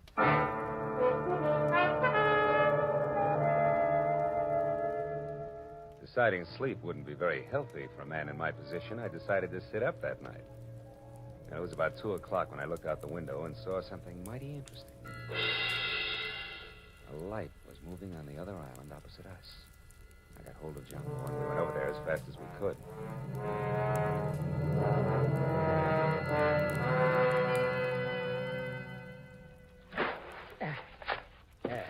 We're beach. That light's dead ahead, Mr. Marlowe. Looks to me like it's up on the picnic shelter. Yeah, I'll see you later, Jumbo.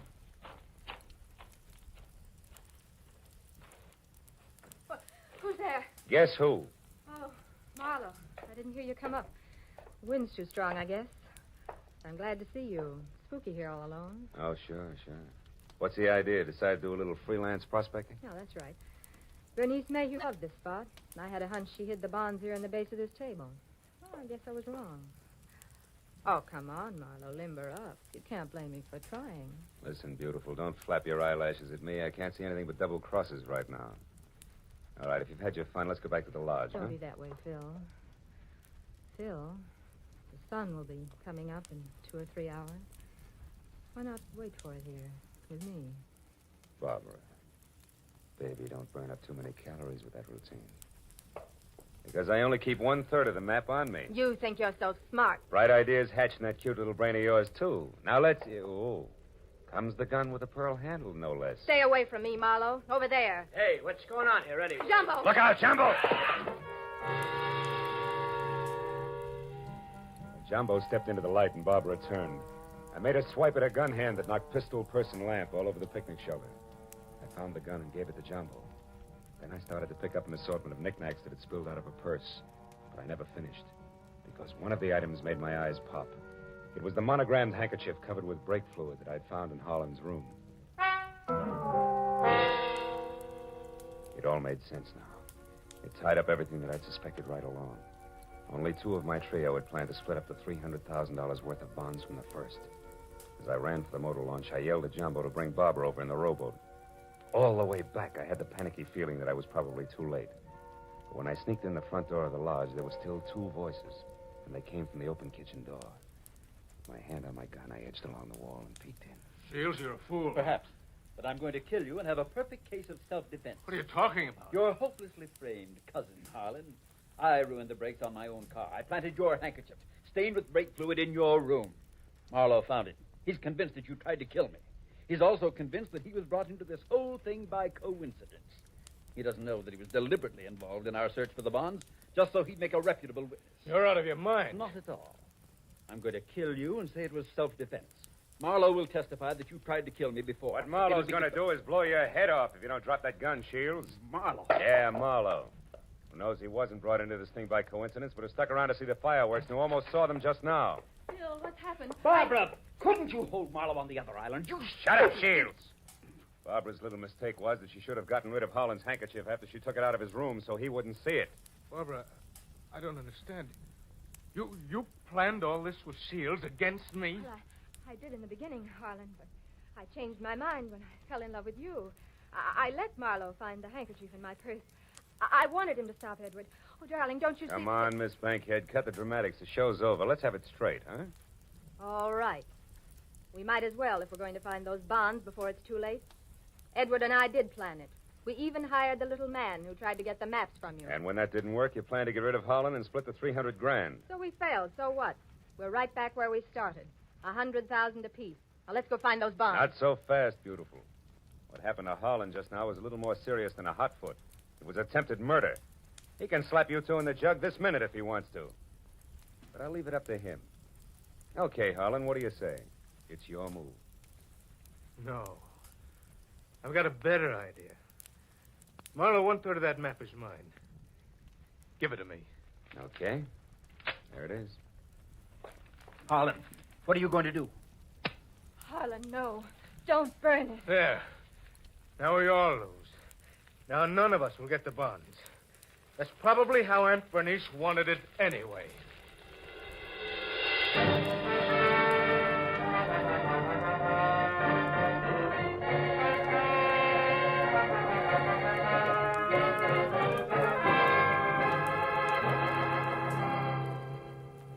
It was almost noon. I was standing on the veranda of the lodge, and a scrawny old crow was perched up on the roof. I saw Barbara and Shields quietly pull away in a boat with Jumbo. And I saw Holland lumbering off to the far end of the island to sulk. And as I watched the three of them, I couldn't help thinking. A pig in a pinstriped suit, an ape with a red beard, and an alley cat in nylon. Yeah. Keep laughing, Aunt Bernice. You were right. Greed, treachery, and rashness don't mix, even for 24 hours. And the 1% of the bonds I was to get? Well, that's my contribution to charity. Who knows? Maybe I can take it off my income tax.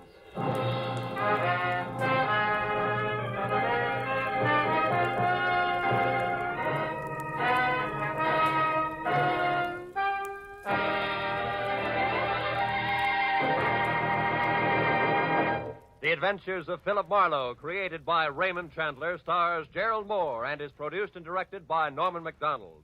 Featured in tonight's story were Mary Shipp, Parley Bear, Don Diamond, Ted Von Eltz, and Wilms Herbert. The special music was conceived and conducted by Richard O'Run. Be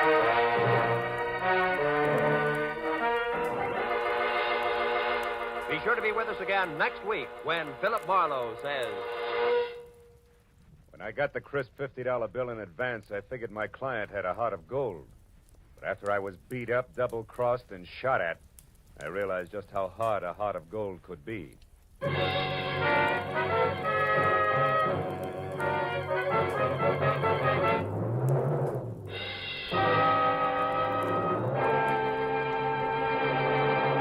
Raymond Chandler, Dashiell Hammett, John Dixon Carr, three great names in the world of mystery and thrills. One down, two to go today on CBS. Now that you've heard Raymond Chandler's Philip Marlowe in action, CBS invites you to hear Dashiell Hammett's Sam Spade in action tonight, followed by John Dixon Carr's personally written radio series, Cabin B-13. Chandler, Hammett, Carr, today and every Sunday, over most of these CBS stations. It's a mystery if you miss them.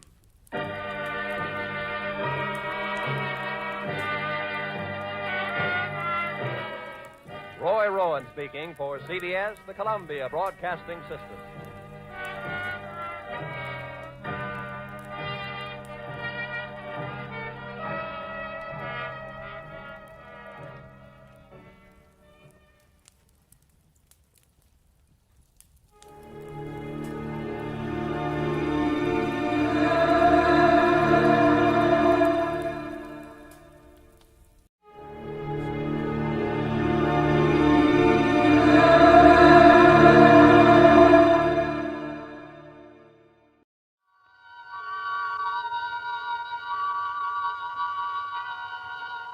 Columbia Network takes pleasure in bringing you Suspense.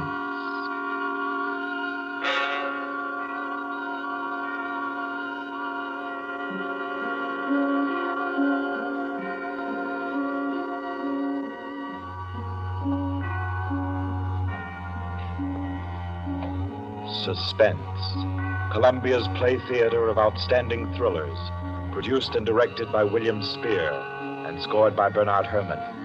The notable melodramas from fiction and stage and screen, from the world's great literature of entertaining excitement, presented each week to bring you to the edge of your chair, to keep you in suspense.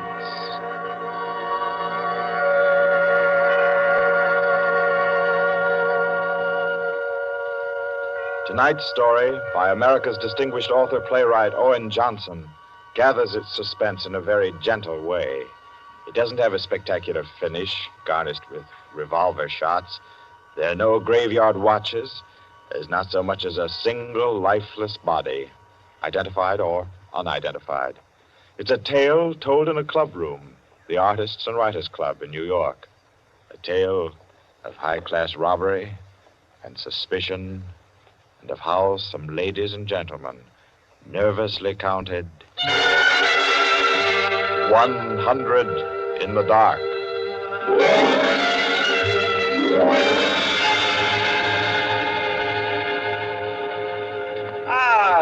That was a fine meal. Me for the club anytime. Here, we can all sit here, Quinty. Yes, if you'll just draw up that chair for Mr. Peters. Oh, yeah. Here you are, Mr. Peters. Thank you. Do you all know Peters? This is Mr. Steingall. How do you do? I know you. Mr. Gaulier. Oh, I believe we've met. Oh, yes. How are you? Oh, you know each other. Yes. And the one who drew up the chair, Mr. Rankin. How do you do? Well, I guess we're all acquainted now. To get back to our table discussion, Quinny. Oh, yes. How about a drink? Who'll join me? Oh, yeah, pleasure. Fine. John. Well, now, Steingall, as I said, there are only half a dozen stories in the world. What is more to the point? There's every reason Yes, sir. What? Oh, 5 with soda, John. Yes, sir. Now, where was I? Oh, yes. What is more to the point, gentlemen, is the small number of human relations that are so simple and yet so fundamental that they can be eternally played upon, redressed, and reinterpreted in every language, in every age, and yet remain inexhaustible in the possibility of variation. Well, that's true, of course. It's very possible. Take the eternal triangle. 2 men and a woman, or 2 women and a man. Its variations extend to thousands. That right, Rankin? Well, in a way. Ah, here we are. Set them down right there, John. Very well, sir. A little soda. Here you are. Thank you. And you. Thank you. Soda, Peter? Yes, please. There. Another one. Here you are. Thanks. And here's yours. Thank you. And now, a little soda in mine. Well, here's to you all. Cheers.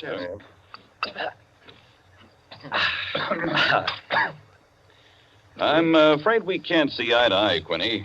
I believe there are situations, original situations, that are independent of your human emotions, that exist just because they are situations, accidental and nothing else. As for instance? Well, I'll just cite an ordinary one that happens to come to my mind. In a group of 5 men, such as we are here, a theft takes place. One man is the thief. Now, which one?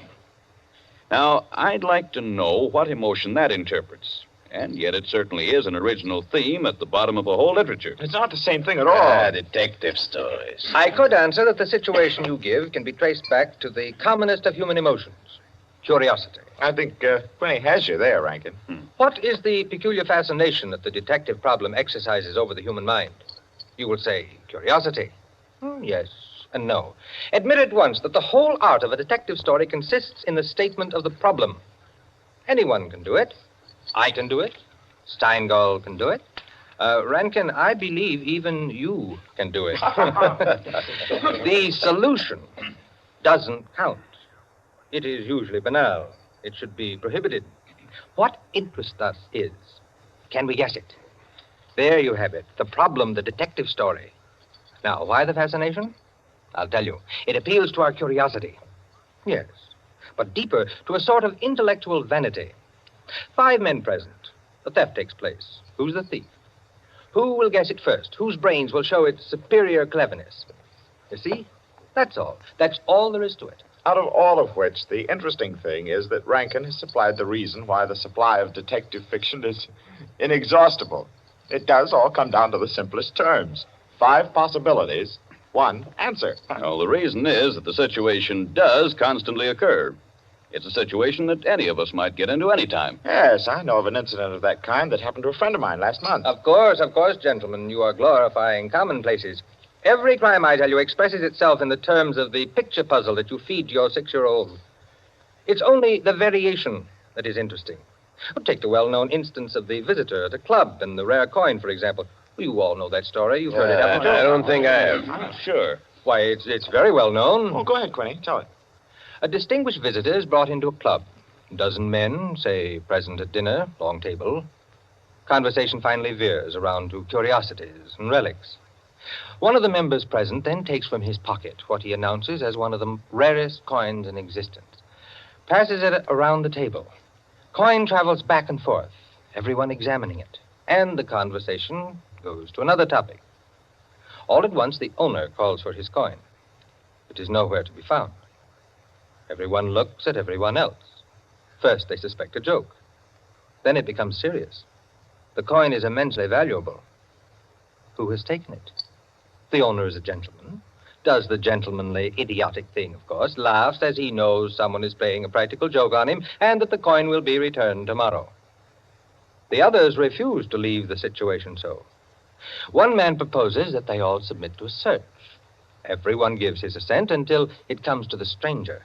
He refuses, curtly, roughly, without giving any reason. Uncomfortable silence. The man is a guest. No one knows him particularly well, but still he is a guest. One member tries to make him understand that no offense is offered, that the suggestion was simply to clear the atmosphere. The stranger becomes very firm, very proud, and says, I refuse to allow my person to be searched, and I refuse to give the reason for my action. Another silence. The visitor evidently has the coin, but he is their guest, and etiquette protects him. Nice situation, huh? Well, what's the answer? The table is cleared. A waiter removes a dish of fruit, and there, under the ledge of the plate, where it's been pushed, is the coin. Banal explanation, eh? Of course. Solutions always should be. At once, everyone apologizes to him, whereupon the visitor rises and says, now I can give you the reason for my refusal to be searched. There are only 2 known specimens of that coin in existence, and the second happens to be here in my vest pocket. That's rather obvious. Of course, the story is well invented, but the turn to it is very nice. Very nice, indeed. Well, I don't know. Ending is very unsatisfactory. The visitor should have had on him not another coin, but something absolutely different, something destructive, say, of a woman's reputation. And a great tragedy should have been threatened by the casual misplacing of the coin. Well, I've heard the same story told in a dozen different ways. Oh, it's happened 100 times. It must continually happen. I know of one extraordinary instance. In fact, the most extraordinary instance of this sort I've ever heard. Peters, you rascal. I see you've been quietly letting us set the stage for you. Well, it's not a story that will please everyone. Why not? Because you will want to know what no one can ever know. It has no conclusion, then? Yes and no. As far as it concerns a woman, quite the most remarkable woman I've ever met, the story is complete. Do I know the woman? Possibly. Probably, I should say. Uh-huh. As a matter of fact, this should be particularly interesting to you because I believe that most of you are acquainted with the people involved. The names, of course, are disguised. I think... yes, I have. Just time before I catch my train to tell it to you.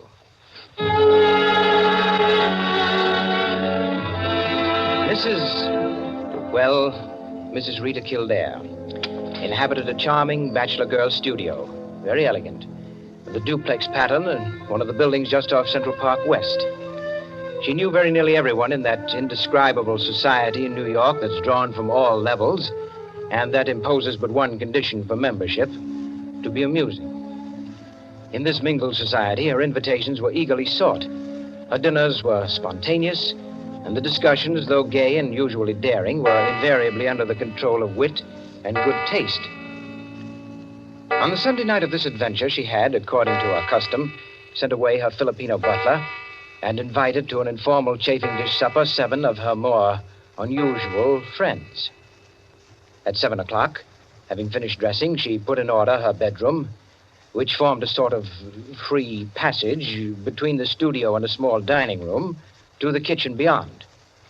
Then, going into the studio, she struck a match and was about to light the candlesticks which illuminated the room when the bell rang, and a Mr. Flanders, a broker, compact, nervously alive, well-groomed, was waiting as she opened the door. Well, you're early. On the contrary, you are late. Well, in any case, hello, and come inside. Here, let me take your things. Thank you. Well, I'm the first, I suppose. Of course. And since you are, you can be a good boy and help me with the candles. Delighted. Who's to be here tonight? The Enos Jacksons. I thought they were separated. Not yet. How interesting. Only you, dear lady, would dream of serving us a couple on the verge. It is interesting, isn't it? Assuredly. Where did you know Jackson? Through the Warings. Jackson's a rather doubtful person, isn't he? Well, let's call him a very sharp lawyer. They tell me, though, he's been gambling pretty much. In deep. How about yourself? Me? I'm a bachelor. If I lose my shirt, it makes no difference. Is that possible? Probable, even. Who else is coming? Oh, Maud Lily. You know her? I don't think so. You met her here some time ago. A journalist. Oh, yes, of course. I'd forgotten. Mr. Harris, a clubman, is coming, and the Stanley Cheevers. Stanley Cheevers? Are we going to gamble? Don't tell me you object. Certainly not. Only the Cheevers. They play quite a game. Yes, well united. They have an unusual streak of good luck. Oh, by the way, it's Jackson, isn't it, who is so attractive to Mrs. Cheever? Quite right. What a charming party. Where does Maud Lily come in? Don't joke. She's in a desperate way. And young Harris? Oh, he's to make the salad and cream the chicken. See the whole party. I, of course, am to add the element of respectability. Of what? Don't play baby with me, my dear Flanders. I apologize. That's better. No one, of course, knows who else is coming. No one, of course.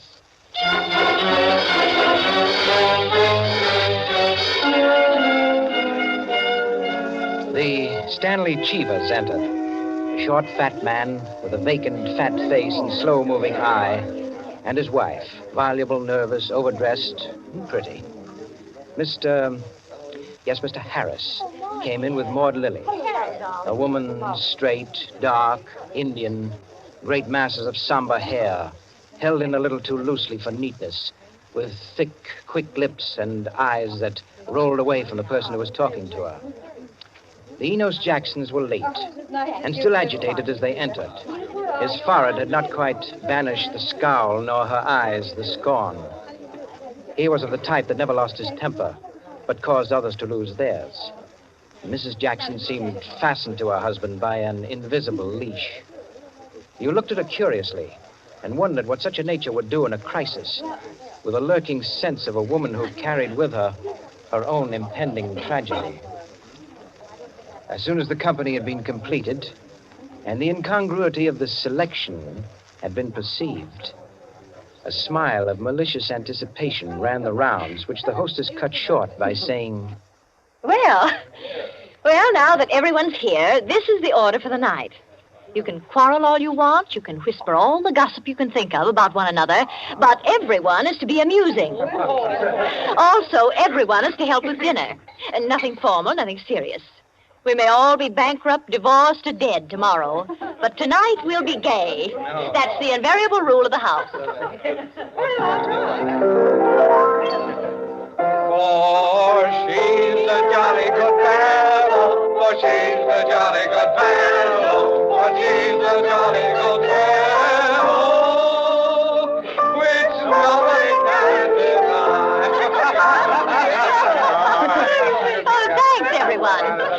if you'll excuse me, I'll get on with the cooking. Harris, I'll need you. Right with you. May I be of any help? Thank you, Ma, dear. Oh, Mrs. Cheever, you might come along, too. All right.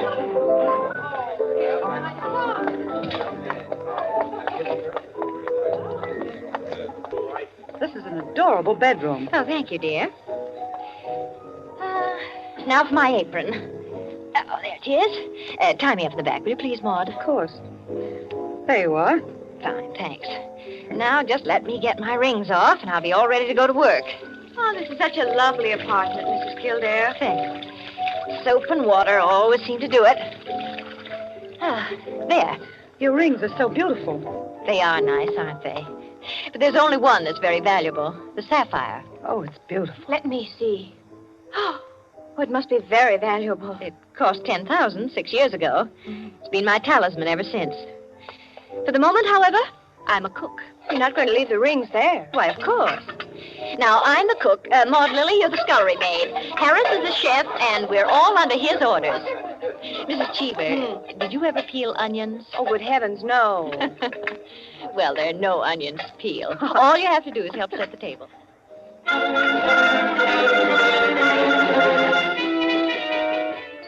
Under their hostess's gay guidance, the 7 guests began to circulate busily through the rooms, laying the table, grouping the chairs, opening bottles, and preparing the material for the chafing dishes. Mrs. Kildare, in the kitchen, ransacked the icebox, and with her own hands shredded the chicken and measured the cream. Flanders, carry this in carefully. Cheever, stop watching your wife and put the salad bowl on the table. Everything ready, Harris? All set. All right, everyone sit down. I'll be right in. She went into her bedroom, took off her apron, and hung it in the closet. Then, going to her dressing table, she drew the hat pin around which were her rings from the pincushion and carelessly slipped them on her fingers. But all at once, she frowned and looked quickly at her hand. Only 2 rings were there. The 3rd ring, the sapphire, was missing. Stupid, she said to herself, and returned to her dressing table. Immediately, she stopped. She remembered quite clearly putting the hat pin through the 3 rings. She made no attempt to search further, but remained without moving, her fingers slowly drumming on the table. Who had taken the ring? Each of our guests had had a dozen opportunities in the course of the time she'd been busy in the kitchen. She ran over their characters and their situations as she knew them.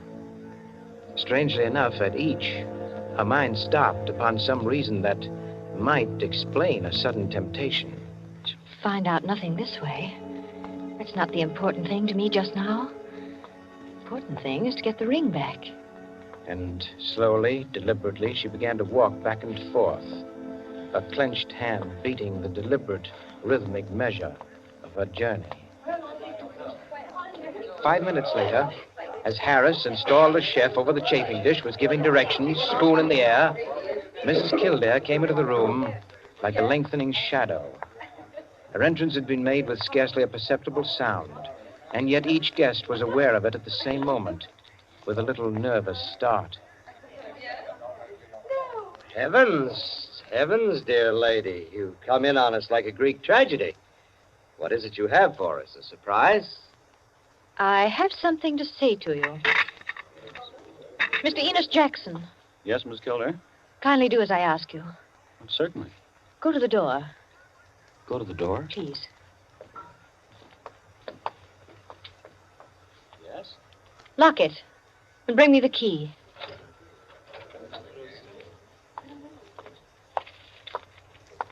Here you are. You've locked it? As you wish me to. Thank you. Now, the bedroom door. Would you do the same? Sure.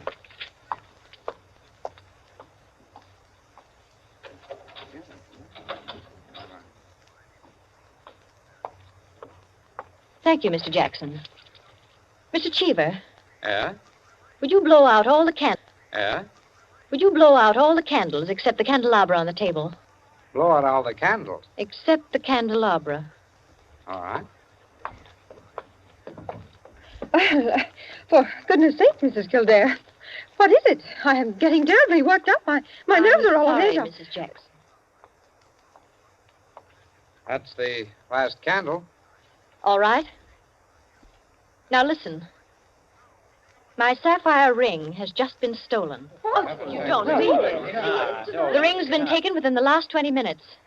I'm not going to mince words. The ring has been taken, and the thief is among you. Well, but Mrs. Kildare, is it possible? Yes, Mrs. Cheever. There's not the slightest doubt. 3 of you were in the bedroom when I placed my rings on the pincushion. Quite true. I was in the room when she took them off. The sapphire ring was on top. Each of you has passed through there a dozen times since. My sapphire ring is gone, and one of you has taken it. For heaven's sake, Now listen. I'm not going to mince words. I'm not going to stand on ceremony. But I'm going to have my ring back. Listen to me carefully. I'm going to have that ring back. And until I do, not a soul shall leave this room. I don't care who's taken it. All I want is my ring. Now, I'm going to make it possible for whoever took it to restore it without possibility of detection. The doors are locked and will stay locked. I'm going to blow out the remaining candles in the candelabra, and I'm going to count 100 slowly. There'll be an absolute darkness. No one will know or see what's done. But if, at the end of that time, the ring is not here on the table, I shall telephone the police and have everyone in this room searched. Am I quite clear? Everyone take his place about the table and remain standing, please. That's it. That'll do. Now, I'll blow out the candles and count 100. No more, no less. Remember, either I get that ring, or everyone in this room will be searched.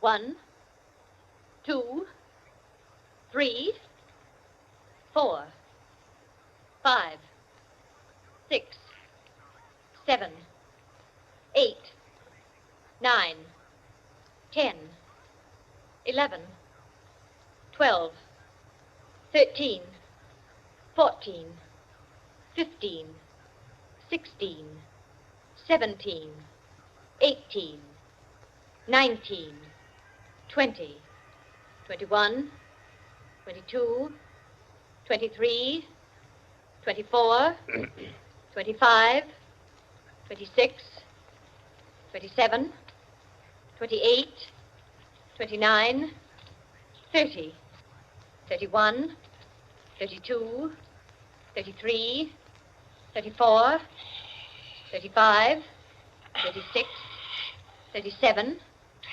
38, 39, 40, 41, 42, 43, 44, 45, Foot slipped off the chair. I'm 46, sorry.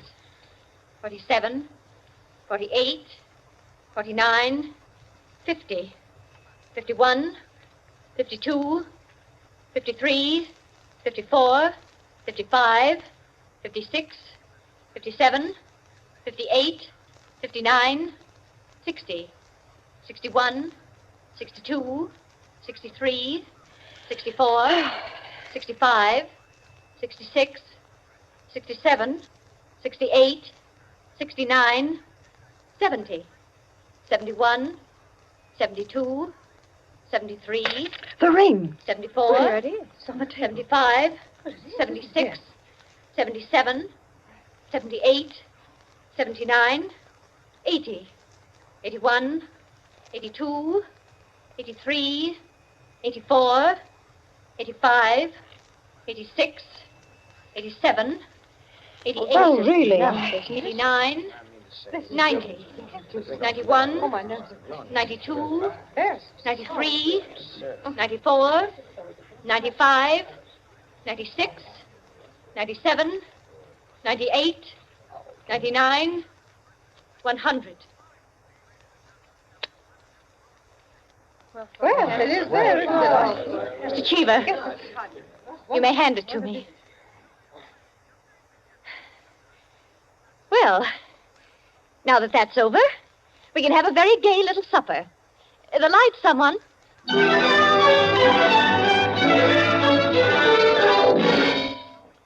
There you are, gentlemen. Oh, I say, Peters, that's not all. Absolutely. The story ends there? Story ends there. But who took the ring? What? It's never found out? Never. No clue? None. I'm not sure I like the story. It's no story at all. Permit me, it is a story, and it is complete.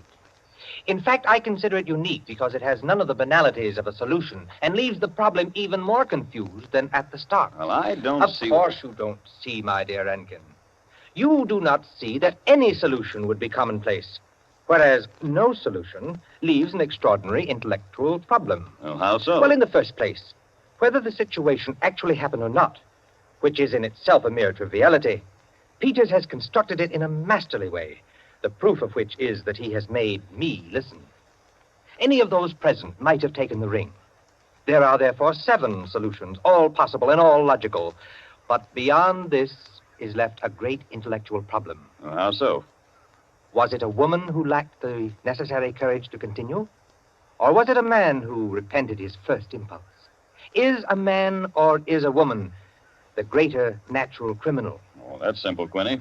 A woman took it, of course. On the contrary, it was a man, for the second action was more difficult than the first. A man, certainly. The restoration of the ring was a logical decision. You see?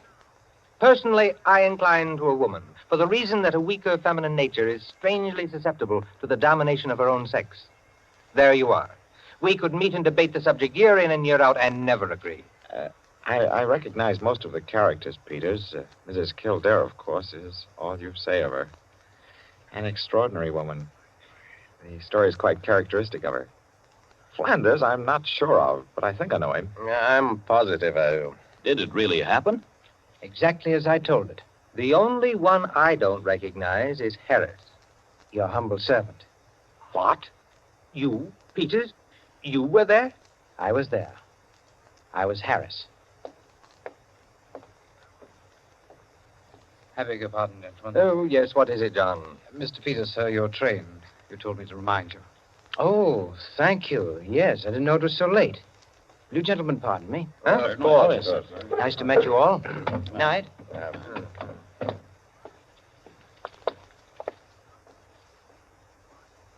Curious chap. Extraordinary. Well, now, I wonder. I wonder if we're wondering the same thing, gentlemen.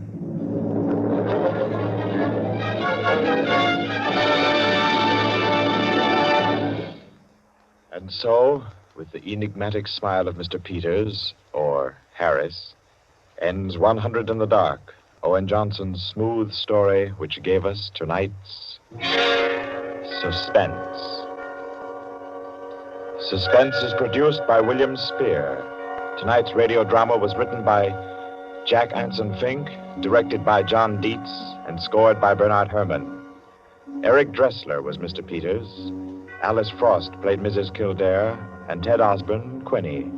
Others in the cast were Helen Lewis, Joan Shea, Henriette Kay, Frank Reddick, Paul Luther, Stephen Schnabel, Ian Martin, and Barry Kroger. With this evening's performance, Columbia brings to a conclusion the present series of Suspense. If you've liked these broadcasts, CBS would be pleased to hear from you. Suspense has been a series presented for your relaxation and enjoyment by the Columbia Broadcasting System.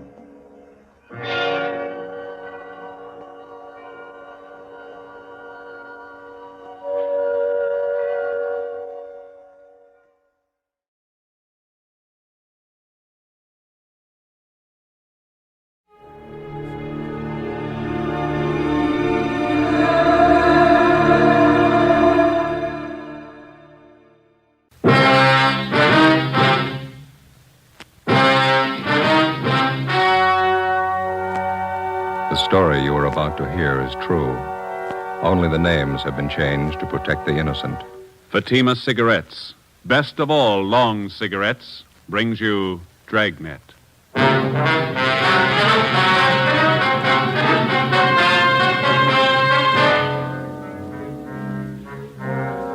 You're a detective sergeant.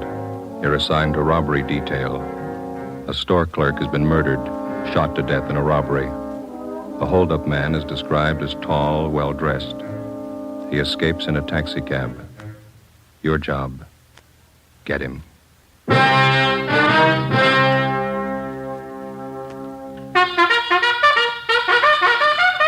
Oh, no.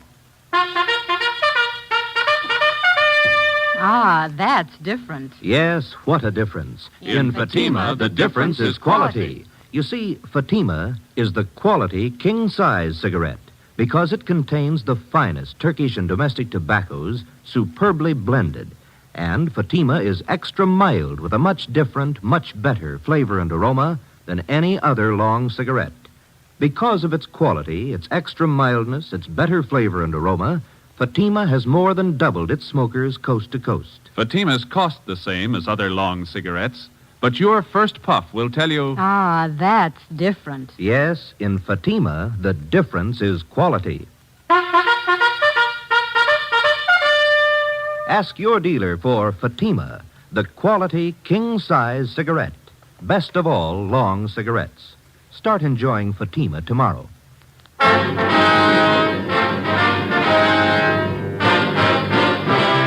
Dragnet, the documented drama of an actual crime. For the next 30 minutes, in cooperation with the Los Angeles Police Department, you will travel step by step on the side of the law through an actual case from official police files. From beginning to end, from crime to punishment, Dragnet is the story of your police force in action. It was Friday, August 17th. It was hot in Los Angeles. We were working the night watch out of robbery detail. My partner's Ben Romero. The boss is Captain Walker. My name's Friday. It was 8:35 p.m. when we got to the Church of St. Damien, the vestibule.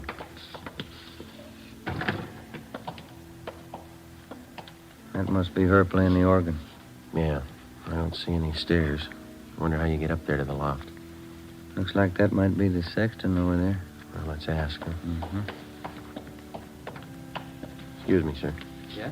We're looking for an Ernestine Matthews. Understand she's the organist here at the church. Well, that's her playing up there now, running over a few pieces for Sunday. Could you tell us how to get up to the choir loft, sir? Surely, through that door over there. Follow the stairway straight up. Can't miss. Thank you.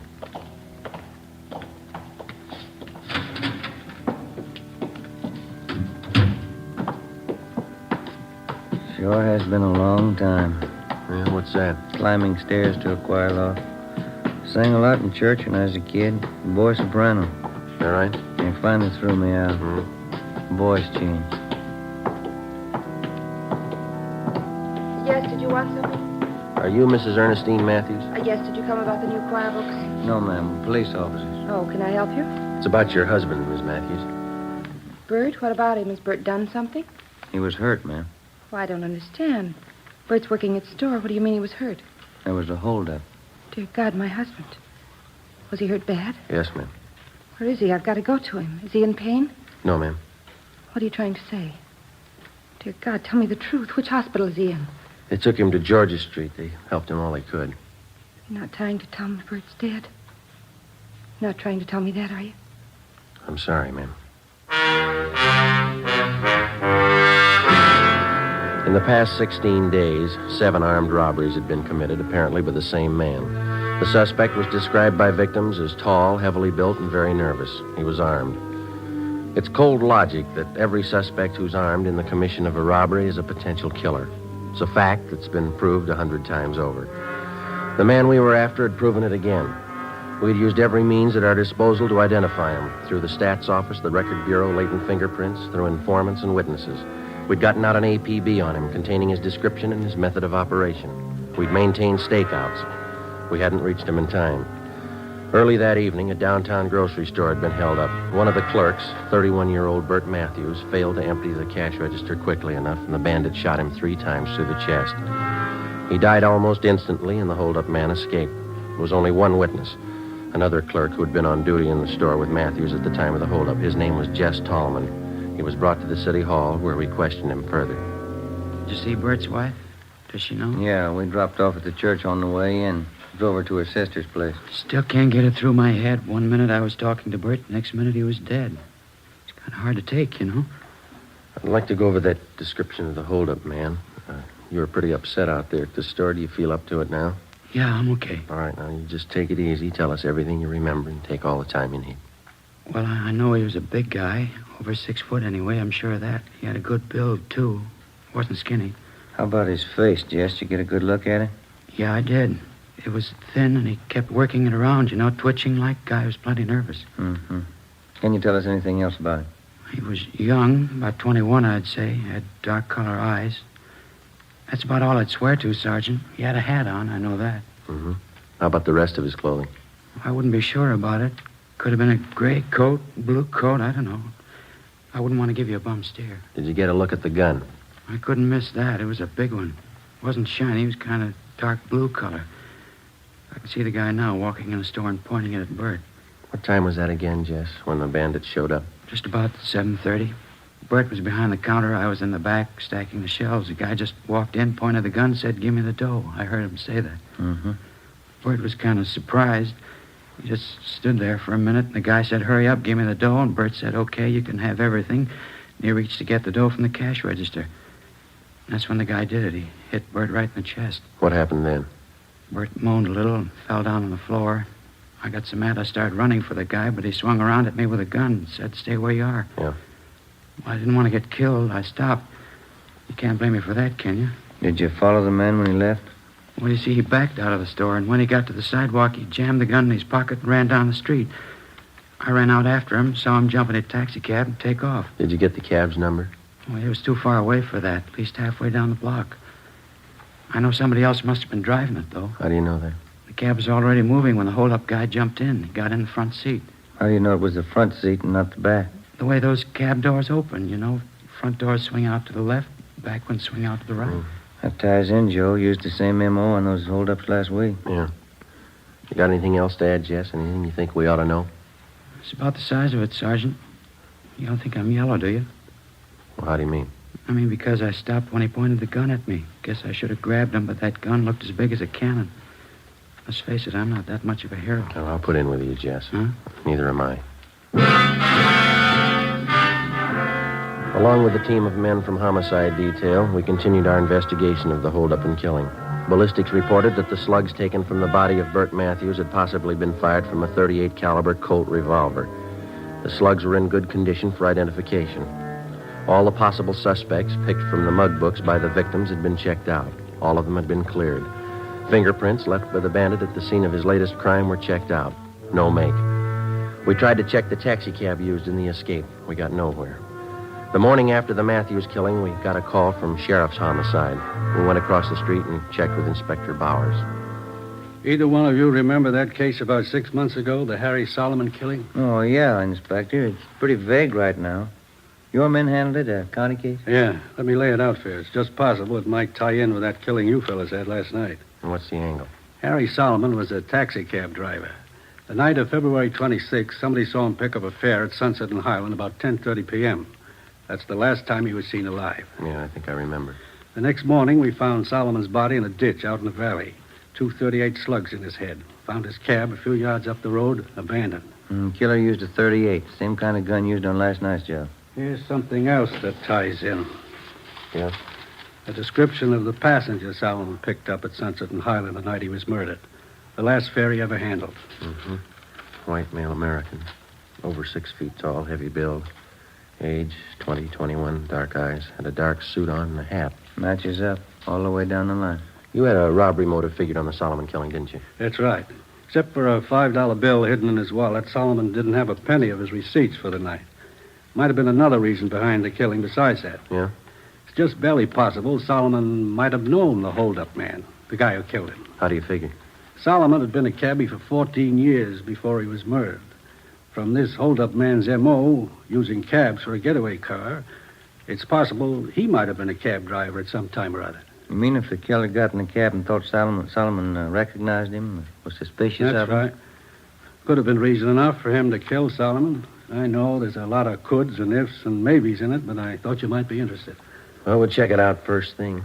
How are your men coming on the Solomon case? Progress is pretty slow. Well, we'll keep you posted on anything new. Fine. If we can help, let me know. Right. Bye.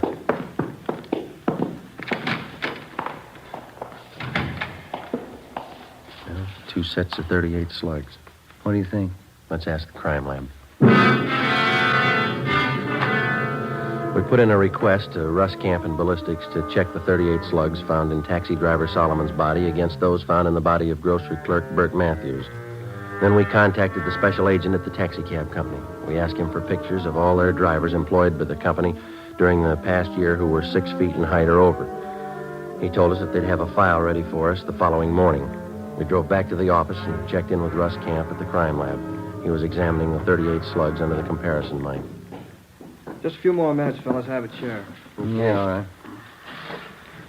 Not much luck so far. No. No. Yeah. Well, that's it. Yeah? No make. These slugs come from two different guns. That night, 2 more armed robberies were committed. One at a liquor store, the other at a cafe. In both cases, the holdup man escaped in a taxi cab. The description of the man who robbed the liquor store matched that of the bandit who shot and killed Bert Matthews. The big switch came when we checked the cafe holdup. There, the victims described the suspect as short and fat with dark blonde hair. He had a deep scar on his chin. During the robbery, this suspect had become so nervous that he'd dropped his gun, but he'd succeeded in getting outside and escaping in a taxi cab before he could be apprehended. The gun was taken back to latent fingerprints and checked. It was clean. Russ Camp checked it through ballistics. Some days are like this, fellas. What do you mean? That cab driver Solomon was shot with a .38. Yeah? Bert Matthews was shot with a .38. A different one, though. Mm-hmm. This gun the bandit dropped tonight, it's a .38, too. Yeah, we know that. What are you getting at? Doesn't match either case. The next morning, we started working one of the few leads we had left. We drove down to the taxi cab company and collected the pictures of all the drivers that they employed during the past year who were 6 feet in height or over. There were 87 of them. We started checking them out. It's what the working detective calls legwork. It's slow and it's tedious, and you're not sure it's going to amount to anything even by the time you finish. 2 nights later, the taxi cab bandit hit again, his first repeater, a restaurant on South Figueroa. He'd robbed the same place less than 3 weeks before. Ben and I interviewed the manager, a Mr. Cavallo. Telling you, Sergeant, I can't take any more of it. Twice in 1 month. Yes, sir. Could we talk back there in one of the booths? Oh, yeah. Come on. You got a good look at the man, did you, Mr. Cavallo? 2 feet from him. Memorized his face from the first time. It's no joke, you know. So I have no time for the customers. I'm too busy opening the cash box for that thief. Sit down. Thanks. Well, and you're positive it's the same man who robbed you before. There's no question there, huh? None, I'm positive. And he used the same M.O., too. Yeah, sure. M.O.? What's that? Oh, excuse me. I mean, he used the same approach, the same method of operation. Everything was the same. The man, the gun, the taxi cab, everything. You didn't get the number of the cab, huh? I looked for it. I didn't see any. Must cover it up some way. Mm-hmm. Well, we've got some pictures here, Mr. Cavallo. I'd like to have you look at them. Just tell us if you recognize any of them. Well, I won't do any good. I already did that. They showed me pictures the last time. This is a different lot, sir. Oh, all right. Quite a few of them, huh? I'd like to have you check each one of them carefully, if you would. Just take your time. Yeah, we can't sit here without coffee. Natalie! Well, I wouldn't... Natalie! I don't care for anything. Yeah, don't be silly. You can't work without eating. Natalie! Yeah. Coffee, 3 cups. Okay. And now, where do I start? Well, these right here, if you'd just check these over, please. Uh-huh. No, not him.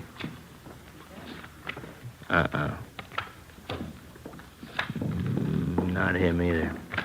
Oh, thank you. Thank you. Yeah.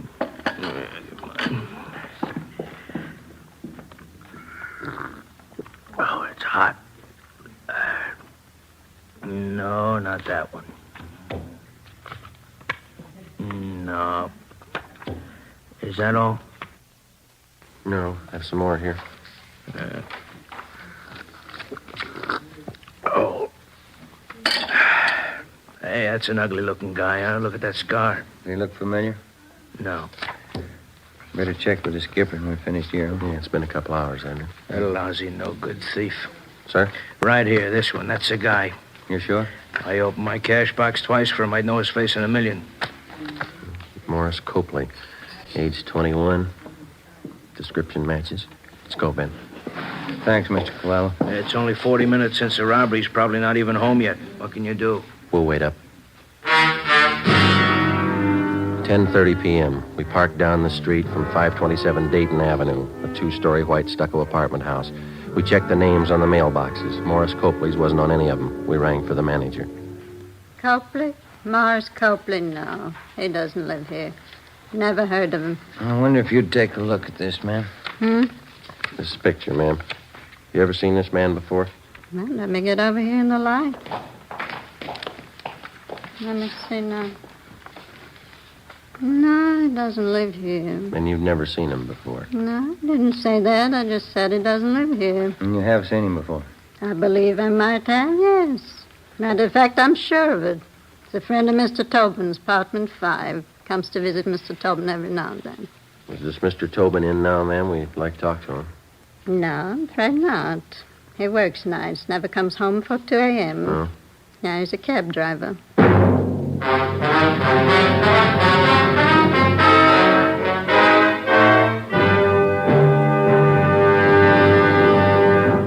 You are listening to Dragnet, authentic stories of your police force in action.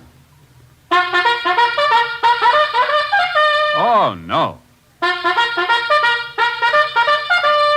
Ah, that's different. Yes, what a difference. There's a difference you can hear, there's a difference you can see, but the difference in Fatima is quality.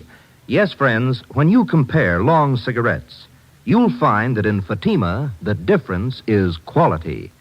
Quality of tobaccos, the finest Turkish and domestic varieties, extra mild and superbly blended to give you a much different, much better flavor and aroma than any other long cigarette. Quality of manufacture. Smooth, plump cigarettes, rolled into the finest paper money can buy. Quality even to the appearance of the bright, clean yellow package, carefully wrapped and sealed to bring you Fatima's rich, fresh, extra mild flavor. Fatimas cost the same as other long cigarettes, but your first puff will tell you... Ah, that's different. Yes, in Fatima, the difference is quality. Ask your dealer for Fatima, the quality king-size cigarette. Best of all, long cigarettes. Start enjoying Fatima tomorrow.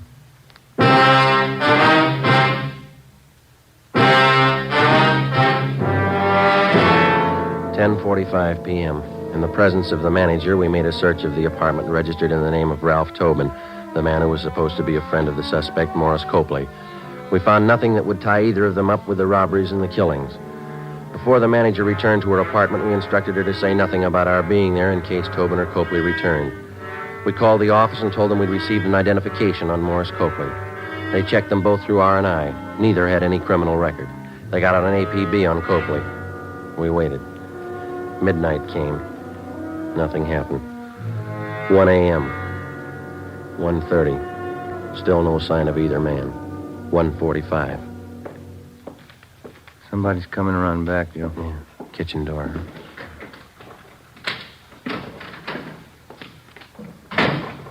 Maury, you back already? Hold it right there, mister. Police officers. Oh, Fanning. Who are you? Is this a stick-up? Police officers. It's clean, Joe. What's it all about? What do you want? You Ralph Tobin? That's right. This is my apartment. You know a Morris Copley? Copley? Yeah, I know him. You looking for him? He's not here. We know that. Where is he? Wish I knew. I'm looking for him, too. He owes me money. Copley's a pretty steady visitor here, is that right? He was till I lent him that $65. Haven't seen him since. He took off. When was that? When? About 2 weeks ago. Yeah, just about. Look, you mind if I sit down? I'm a little nervous. Go ahead. Kind of upsets you, you know. Why are you looking for Maury? I'd like to have you repeat what you said when you came in that door. What I said?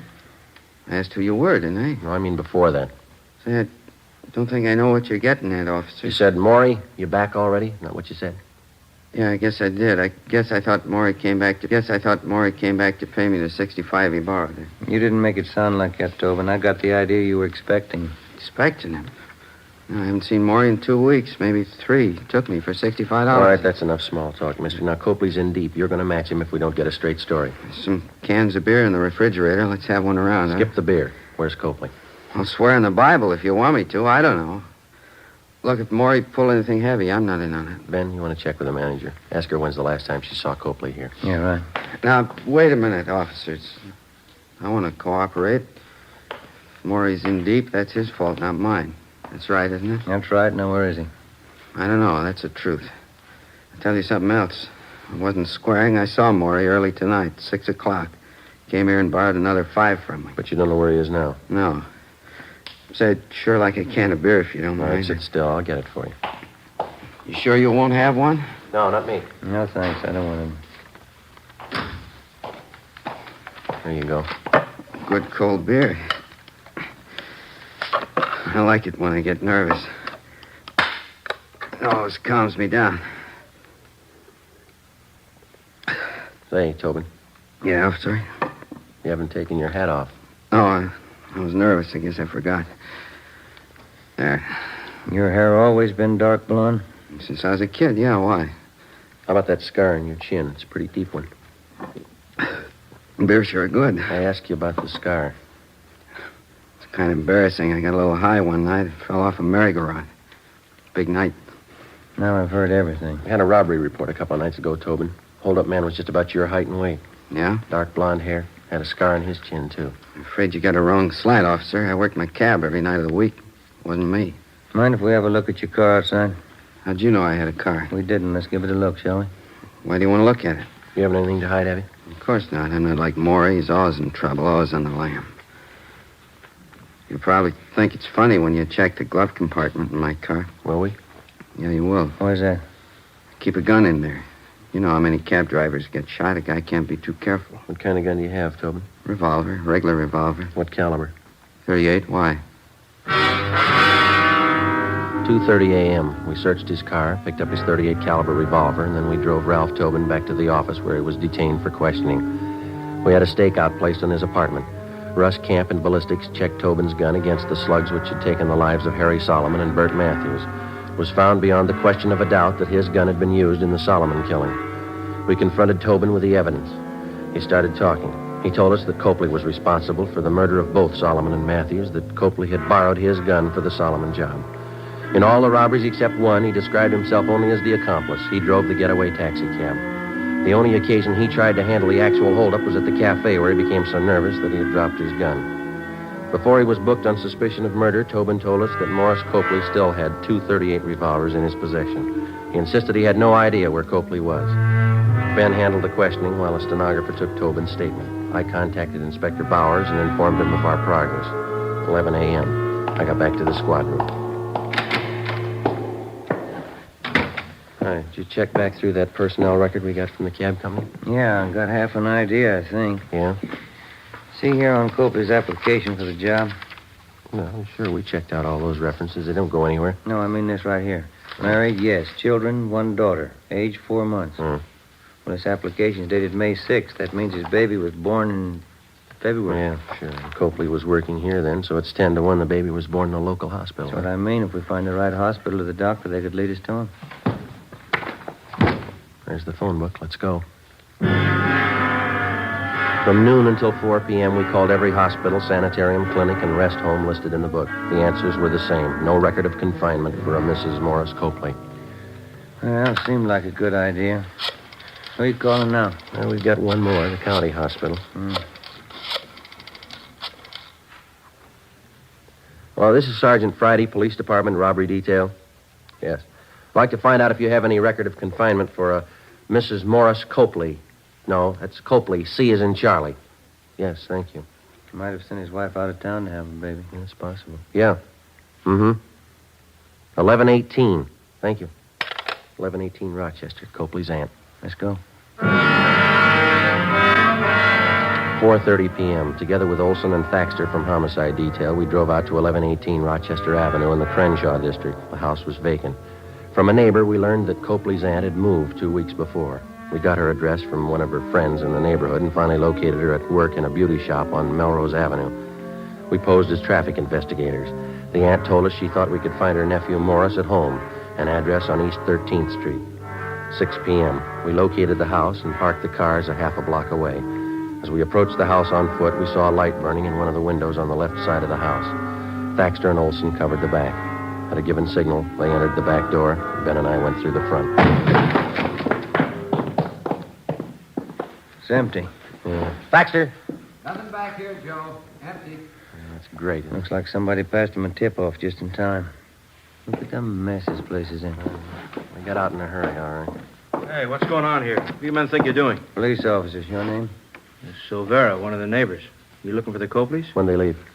20 minutes ago, I guess, in an awful hurry. What's the trouble? You know where they were going? Well, no, but you might try Mr. Copley's aunt. She lives over in Rochester. They're not there. Well, have you tried his sister's house? 6:45 p.m. The neighbor, Silvera, directed us to the home of Morris Copley's sister, a small frame cottage on the edge of Beverly Hills. The lights were on in the living room, but the shades were drawn. Thaxter and Olson made their way quietly around to the back. Ben and I went up the front steps and rang the bell.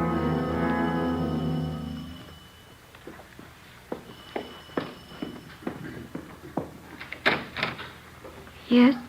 What do you want? You Miss Copley? Yes? What is it? Police officers, ma'am. I'm sorry. Oh, he isn't here. Maury isn't here. We know he's here. Living room's empty. Must be in the back, Joe. You can't. He's in the bedroom with the baby. He's got a gun. You can't go in there. Where's the bedroom? It's the end of the hall at that door. He was sleeping. I think he's awake now. The baby close to him? In the same bed. She's propped up on pillows right next to him. He's got that gun with him. Don't go in, please. Where's the bed situated in the room? It's right inside the door to the left. Oh, please don't go in. He won't care what happens to the baby. Ben, I'll open the door. You hit the light switch and cover me. Watch Right. the baby. You better stay here, Miss Copley. Your baby won't get hurt. Let's go.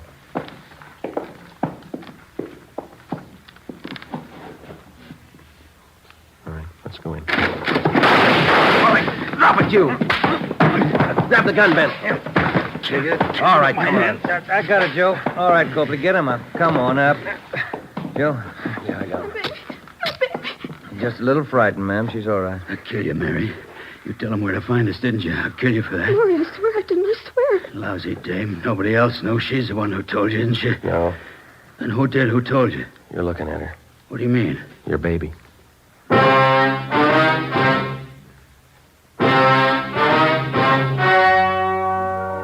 The story you have just heard was true.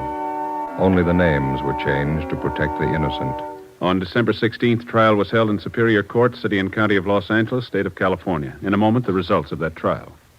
And now, here is our star, Jack Webb. Thank you. The working detective knows that there is one mark of identification that never changes, a man's fingerprints.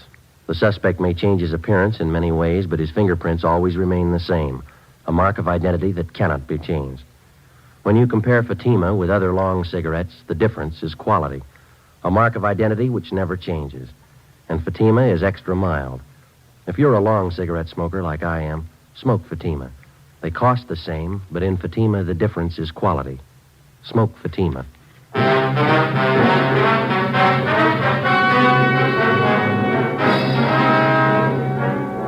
Morris John Copley and Ralph Edward Tobin were tried and convicted of murder in the first degree, 2 counts. They were both sentenced to be executed in the lethal gas chamber of the state penitentiary, San Quentin, California. You have just heard Dragnet, a series of authentic cases from official files. Technical advice comes from the Office of Chief of Police W.H. Parker, Los Angeles Police Department. Fatima Cigarettes, the best of all long cigarettes, has brought you Dragnet, portions transcribed from Los Angeles. Coming up, We the People. Tomorrow, enjoy The Life of Riley on NBC.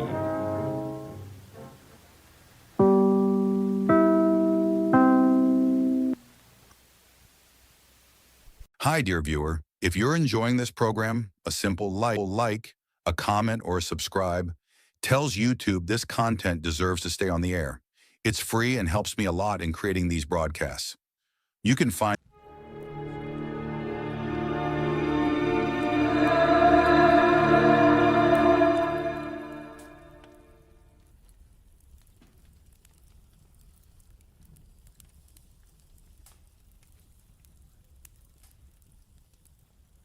Get this and get it straight. Crime is a sucker's road, and those who travel it wind up in the gut of the prison of the grave.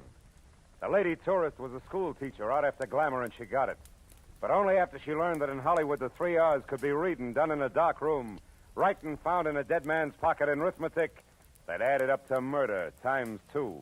From the pen of Raymond Chandler, outstanding author of crime fiction, comes his most famous character in The Adventures of Philip Marlowe.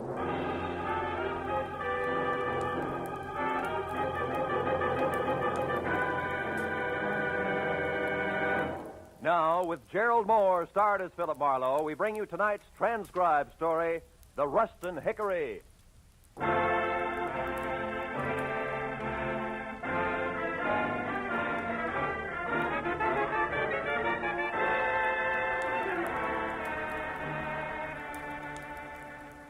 It was hot in my apartment, even at 10 o'clock at night. The sultry wind blowing through curtains at the far side of the room didn't help a bit. It was the kind of night that made me wish I was something else, a butcher, baker, candlestick maker, anything. After a long, hot day spent in the downtown courts of law, listening to the petty arguments of a petty larceny case, I was tired of petty people. The paper I had picked up on my way home wasn't helping any. 10 killed in an air crash. Mental cruelty, says local songbird. I made myself another highball, lots of ice, easy with water, and picked up the paper again. It was still more of the same. Cy Nestor killed in office on Sunset Strip. Cy Nestor. He'd hit the papers before. Bookie, B-minus picture producer, general racketeer. Somehow I wasn't too surprised he was on the receiving end for a change.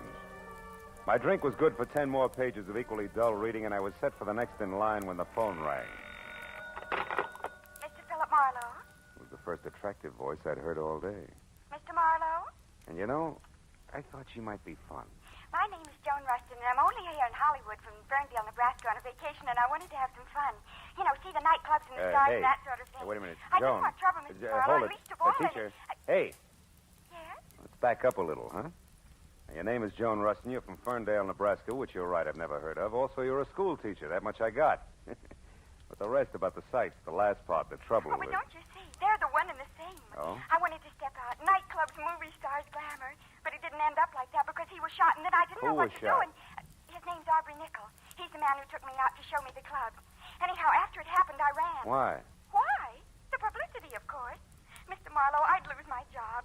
You see, I'm a school Yeah, teacher. you said that, honey. Now, look, where are you, Joan? The Julep Room. It's a bar on Sunset and La Cienega Boulevard. You'll come right over, huh? Huh? Yeah, I'll come right over, huh?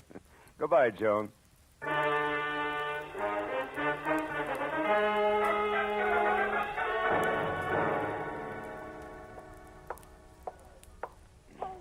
Hey, Mr. Marlowe.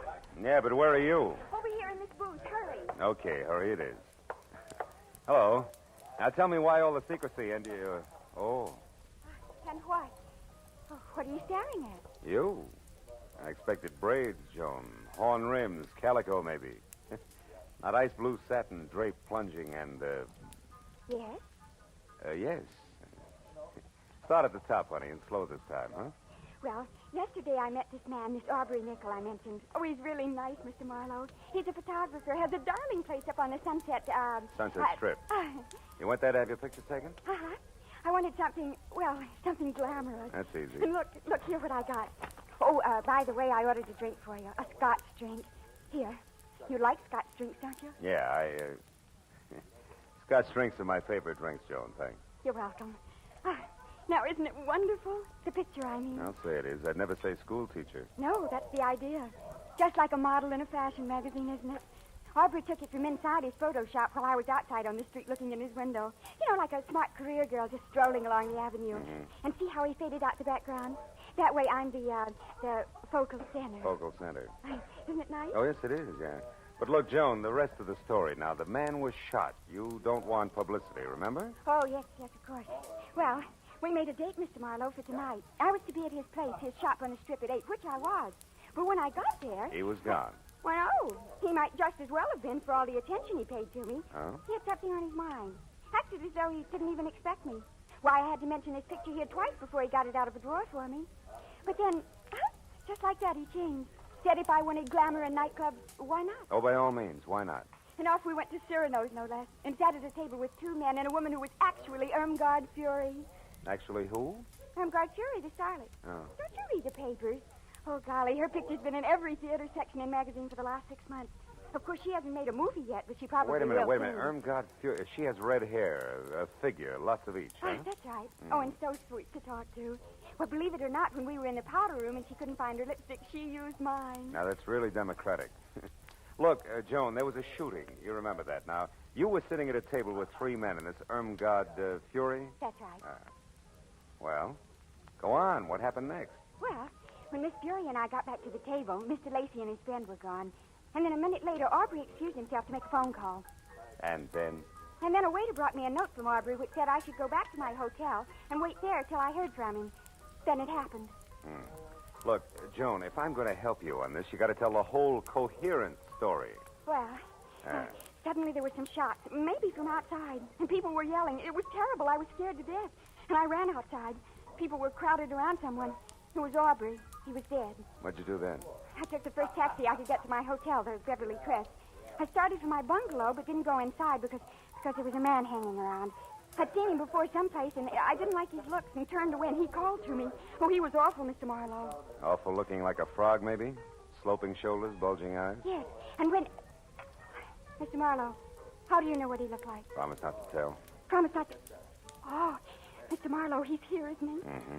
Been watching us for quite a while. Oh, holy smokes, and I didn't get away from him. Oh, Mr. Marlowe, I had nothing to do with this shooting. What can I do?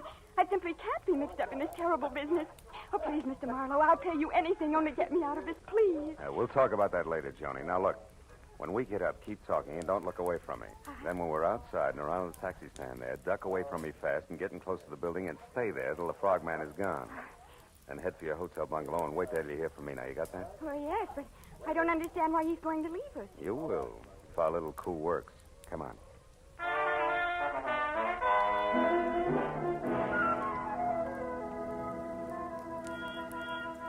It played easier than I'd expected because, like a good shadow, the frogman gave us a small head start, which was all I needed.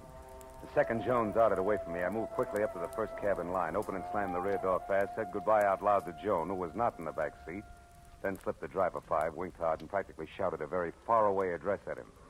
When he lurched from the curb, I stood there and waved a minute. It was still supposed to be Joan. Then, even as I saw the frogman dart across the street, pile into his own car and take off after the cab, I walked slowly back into the bar where I had another Scotch drink and did some fast checking on the current location of Aubrey Nichols, which was the Dawson Memorial Hospital. Then I started outside for my car after stopping en route at the booth where Joan and I had been sitting to pick up a pair of gloves and glamour portrait my new little client had left on the seat. The school mom had been upset indeed.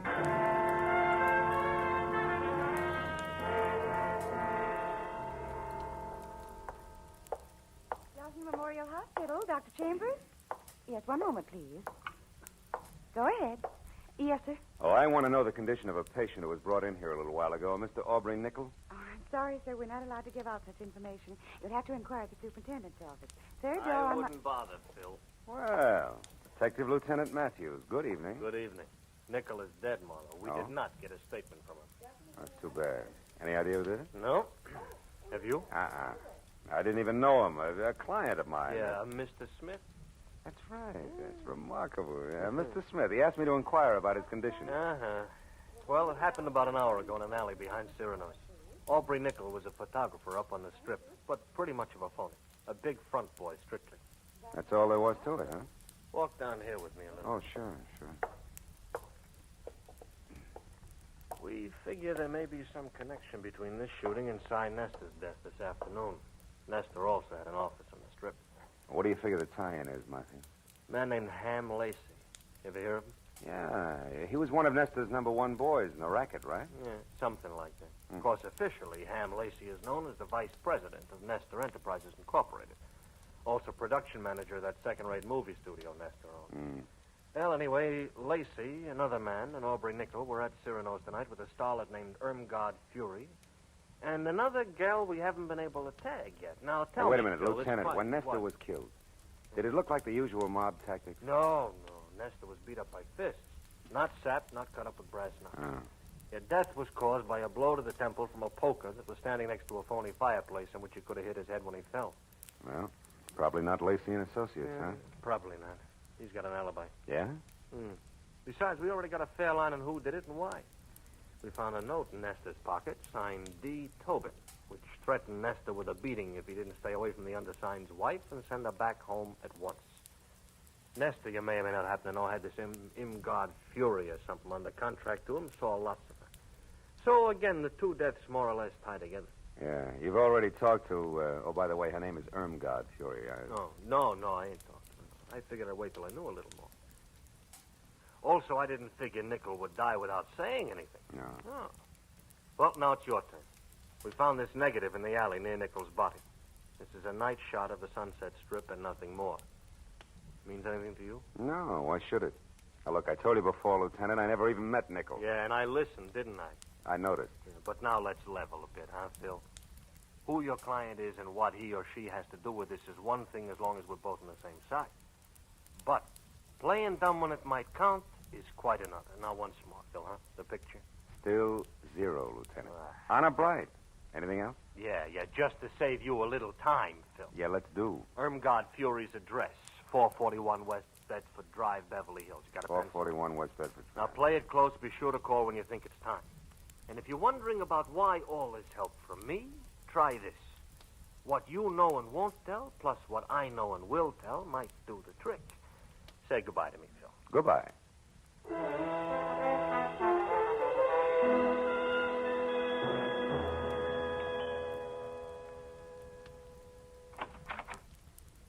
Yes? Miss Fury, my name's Philip Marlowe. I must talk to you at once. About what? Your husband, I'm a friend of his, and he asked me to get in touch with you. It's because of what happened this afternoon up on the Strip. Oh? Well, what's wrong? Is Dave here in town? Yeah, he is, and he's in trouble. You see, the police are after him, All and right, hold it, mister. You've said enough. Huh? What are you, cop or reporter? Oh, now, wait a minute, Miss Fury. I've already told you I'm a friend of Dave's. Whose name happens to be Douglas. Mr. Douglas Tobin. Keep that in mind when you try this next time. Good night. Not so fast, baby. The mistake was mine, but I still want to talk to you. So do a lot of men. I'll bet. Now beat it before... God? Before I forget myself. What's the trouble, Irmgard? Oh, no trouble, Hamilton, darling. This gentleman was just leaving. He had the wrong address. He made a mistake. Didn't you, Mr. Marlowe? Yes, a blunder. 1,000 apologies, and good night, Mrs. Tobin. For what it was worth, it worked. At the mention of the name Tobin, Ham Lacey spun around like he was built on a pivot, and his eyes that were narrow slits with all the come-hither look of a cobra's never left me. As I slowly walked away from him and past the yellow convertible he'd just driven up in. License number 6969X, California. And on out to the street. All of which only meant that Lieutenant Matthews was probably right about there being some connection between Cy Nestor's murder and the death of Aubrey Nickel. When I opened the door of my car and started to climb in under the wheel, the voice in the night helped not at all. If you don't do as I say, I'll kill you. Okay. Knock it out. Take it easy. All right. Now close the door and turn around. Your back to me. Now, look, if this is a stick-up, Busty, you can save us both a lot of time. Shut up. I'm not a hold-up man. Now, move over there, close to those trees. Go on. I want to ask you a question. All right, that's far enough. Now, what have you got to do with Helen? Helen who? Helen Irmgard Fury. That's what she's known as now. What have you got to do with her? Tell me. Very little, Mr. Tobin. Tobin? You know who I am? And so do the police.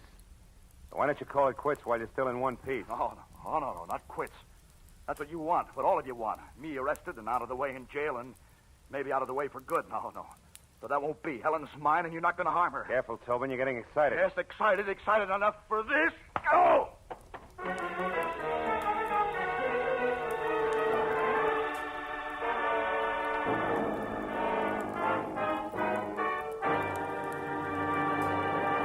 In just a moment, the second act of Philip Marlowe. But first, a thrill-a-minute, high-tension suspense from the word go. Dramatic excitement that builds and builds until it explodes in a smashing climax.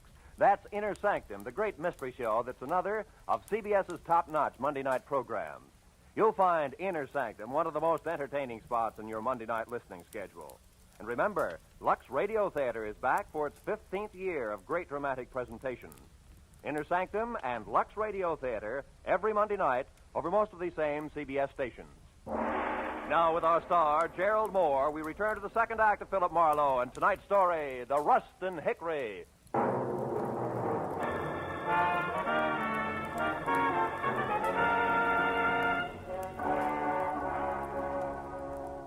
When the whirling pinwheels of light slowed down to being street lamps again, Douglas Tobin had pounded shoe leather on enough sidewalk to be safely out of sight.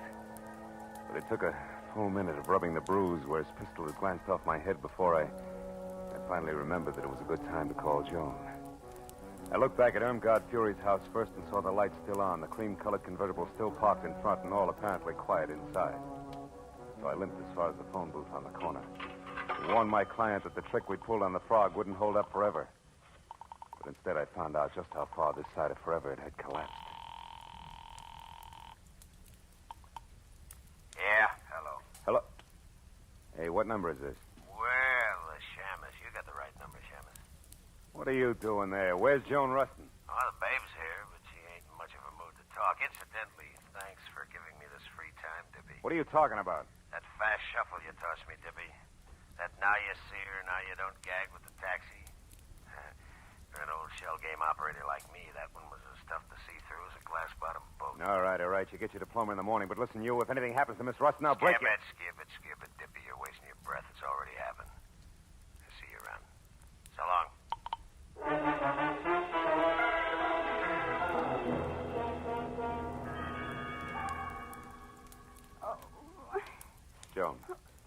Joan, come on, baby. Come on. Snap out of it. Oh, stay away from me. Hey. Get out of here, Hey, you hold ain't it. It's leave me, alone. Joni, Marlowe. Marlowe. Yeah. Oh, Marlowe. Come on, honey. What happened? Are you hurt, Joan? That man, the one with the gruff voice. Yeah? He forced his way in here, Marlowe. He was looking for something. I tried to stop him. I was going to scream, but I guess that's when he put the bite on me. That slug, baby. Well, anyway, he hit me hard. And I've never been treated that way before in my whole life. You've never been buddies with murder before, either. Come on, honey. Get up off the floor, huh? Easy now. There. Hey, he turned your place inside out, too, didn't he? What was he after, Joni? Oh, I don't know. He just told me to quit stalling and hand it over. I didn't know what he meant, so he shoved me. Then he pulled out all the books there, tore up the rugs. He was looking for something small and flat like a... Wait a minute. Sure. The cops found a negative near Aubrey Nickel tonight, but it was worthless. There must have been another one, an important one. And Lacey and Froggy, who no doubt is Helmbay, must think you've got it. Me?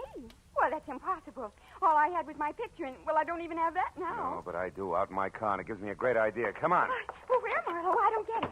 What's my photograph got to do with this? Maybe plenty. You see, when Aubrey printed that picture of you, he faded out the background almost completely. You remember? Uh-huh. That's a stunt in fashion photography to make a subject stand out. But in this case, Joan, I figure it was played strictly in reverse. How do you mean? That Aubrey took you to Cyrano's tonight on business, big business. And you were holding the merchandise for him all the way. Oh. Here. Let's take a look. Oh, Marlowe, my pretty picture frame. Better this than your pretty head later, sweetheart, believe me. Uh-huh, yeah, here it is.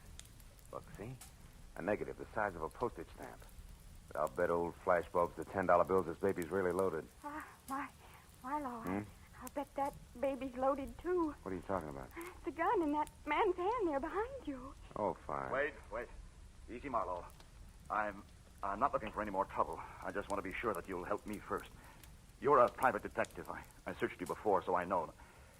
I'm in a jam. It's worse than I figured. The cops are after me for murder. No kidding. I can't understand it, Tobin. All you got is a motive deep enough to swim in, and you've been dropping clues like Hansel and Gretel dropped pebbles. All right, but I didn't do it. Well, I beat up Cy Nestor, sure, but he was going with Helen, my Helen. I hated everything and everybody in this phony town because they took her away from me. Even changed her name for her, Irmgard Fury. But I didn't kill Nestor. I swear I didn't. You've got to help me, Marlowe. With that 38 in your fist, are you asking or telling? Oh, I'm asking, brother. Here, take it. Take the gun. I'm in a fix, and I know it. Okay, hothead. I'm already in Dutch for hiding Matthew's key witness here. Think how I'll look keeping his chief suspect under wraps, too. Yet... Oh, maybe I'm a sucker, but I believe you. All right, where do you hang your hat? The Country Cottages, number 7. It's a kind of a motel court down on Melrose Street. Number 7. Now go there and stay out of sight. And I mean stay out of sight. Yeah, okay. Thanks, Marlowe. Say, I'm sorry I batted you down tonight. That makes a lot of difference to the lump on my head. Go on, Tobin, beat it. Okay. I'll keep in touch with you. And where are we going, Marlowe? Call a friend of mine. We need a big enlargement of a small negative.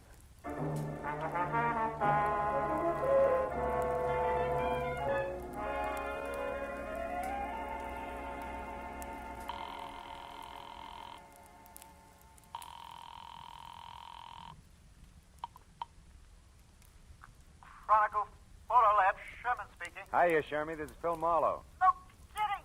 Gee, how's business, Phil? Long time no see. Yeah, I know. Now, look, are you busy? I got a job that's right down your alley, Sherman. It's important. What is it, Marlowe? Well, it's a 35mm negative. I want it blown up to about half as big as a house. Okay, bring it in. I can't. I've got to check a couple of other things at the same time. Now, look, Shermy, can you meet me at the Aubrey Nickel studio on the strip in about 10 minutes, back door? Wait a minute, the back door? Yeah. How come the back door, Phil? So we can kick it in without attracting too much attention. Shermy, I'll see you in 10 minutes. I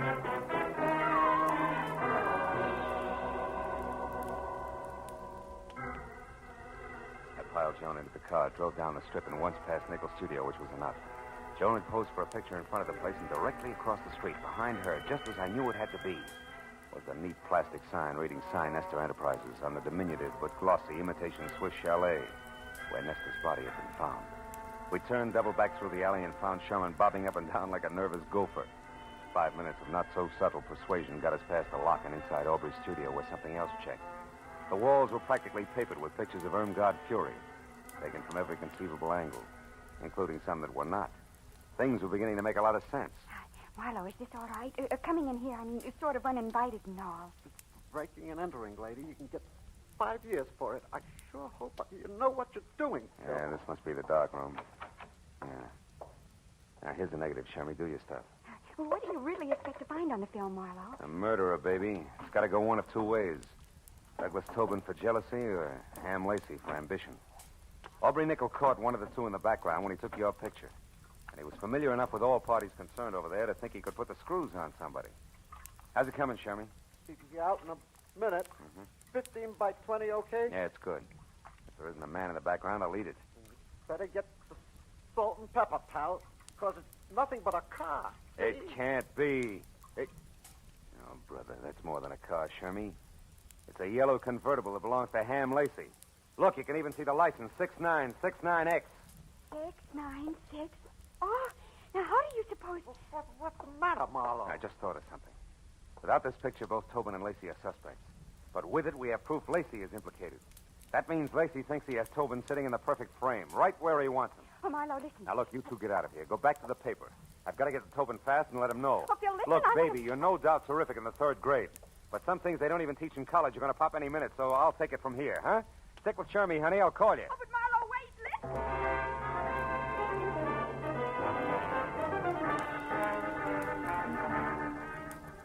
I made it from the strip down to Melrose and then east to the cluster of dusty lean-tos with baths known as country cottages in something under 10 minutes. Parked down the street and cut back through the alley on foot. I got to the door of cottage number 7 with about 30 seconds to spare. No. Wait a minute, mister. You got me wrong. Oh, no, I haven't, pal. You can tell me you didn't knock off Cy Nestor, and I'll believe you. Nobody else will. I've got you right where I want you. Now, wait a minute. Because of your note found in Nestor's pocket.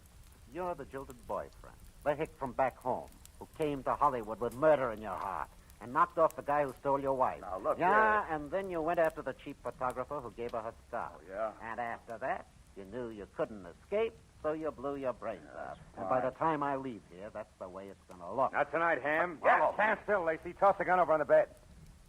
Go on. That's better. So you figured Aubrey was lying about having a picture that pegged you as Cy Nestor's killer, didn't you? You figured Aubrey saw something but had no proof, so you shot him. But you were wrong, Ham. He had all the proof we need. Oh, Marlowe, look out! Joan, who's out there? Oh, Phil. Joan. Phil. Joan, are you all right? Jerry, I hit her. She's the one who killed Cy Nestor. I tried to tell you that. I followed you here to tell you, but instead I saw her with a gun pointed at you. I grabbed the first thing I saw, this broken rake handle, and I hit her with it. I hit her awfully hard, Phil. She isn't moving. You don't think she's... Dead? No. She's probably thinking over the big lesson you just taught her with that stick there. What? Oh, what's the matter? Hey, Teach, you know what that rake handle's made of? What? It's hickory, isn't it? Yeah. What else could it possibly be but a hickory stick?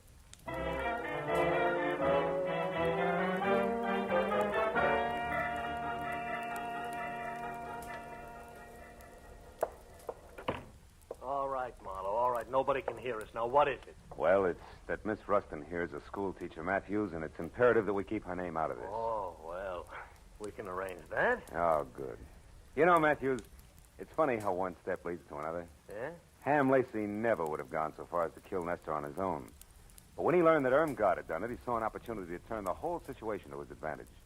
He and the girl agreed to frame Tobin and then go along as a team. You know, of course, that that's just your theory.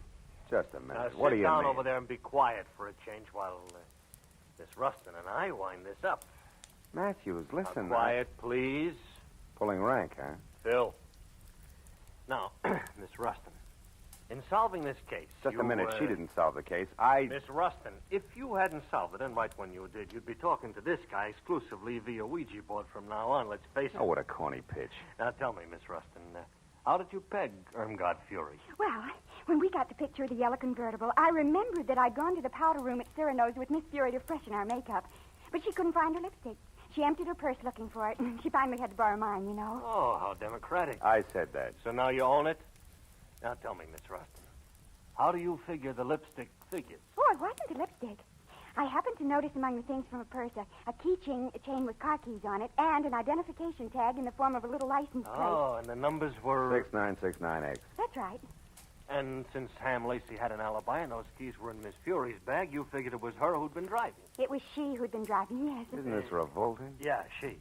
She wanted to kill Nestor because he wouldn't turn loose of her so she could claw her way on up to the bitter top. And when she found him unconscious, it was easy. How literary. Well, that's that, I guess. Thank you very much, Miss Rustin. I hope your stay in our town has been... Oh, what's the matter? Tony, baby, don't cry. I just thought of the most dreadful thing. I've had a wonderful time. I went to Cyrano's. I hit a movie star on the head, and I helped solve a murder. But I'll never, ever be able to say one single word about it to anybody in Ferndale, Nebraska. Darn it all.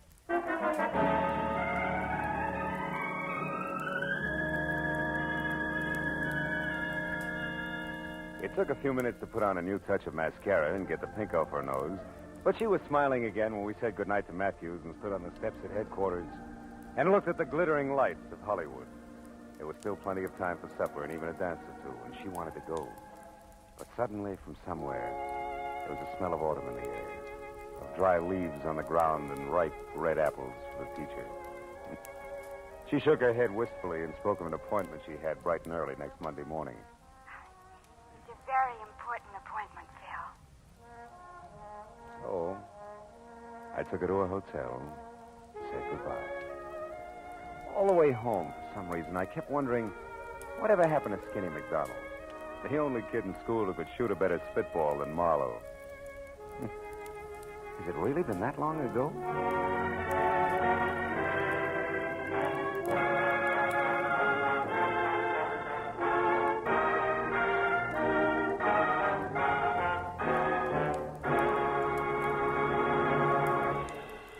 The Adventures of Philip Marlowe star Gerald Moore and are transcribed and directed by Norman MacDonald.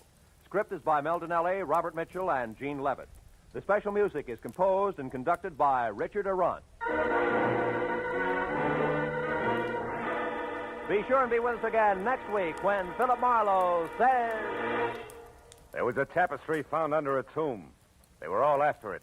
The worried importer, the man with half a face, the Englishman in an L.A. slum, and the lady wearing a green veil. But before it was over, none of them had it, and 2 of the 4 were dead.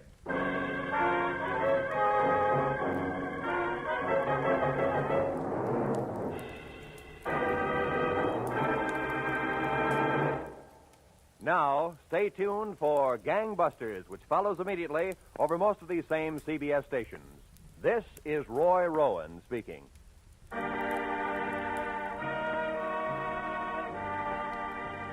This is CBS, the Columbia Broadcasting System.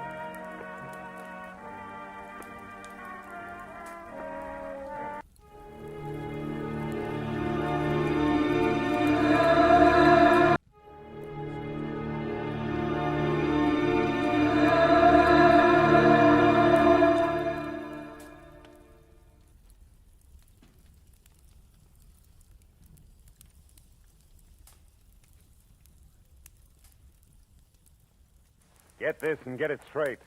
Crime is a sucker's road, and those who travel it wind up in the gut of the prison of the grave. The lady tourist was a school teacher out after glamour, and she got it.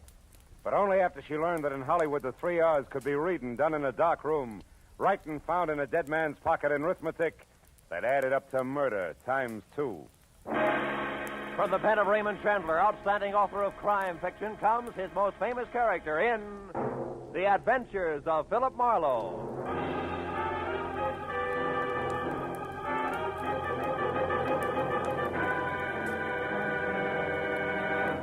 Now, with Gerald Moore starred as Philip Marlowe, we bring you tonight's transcribed story, The Ruston Hickory.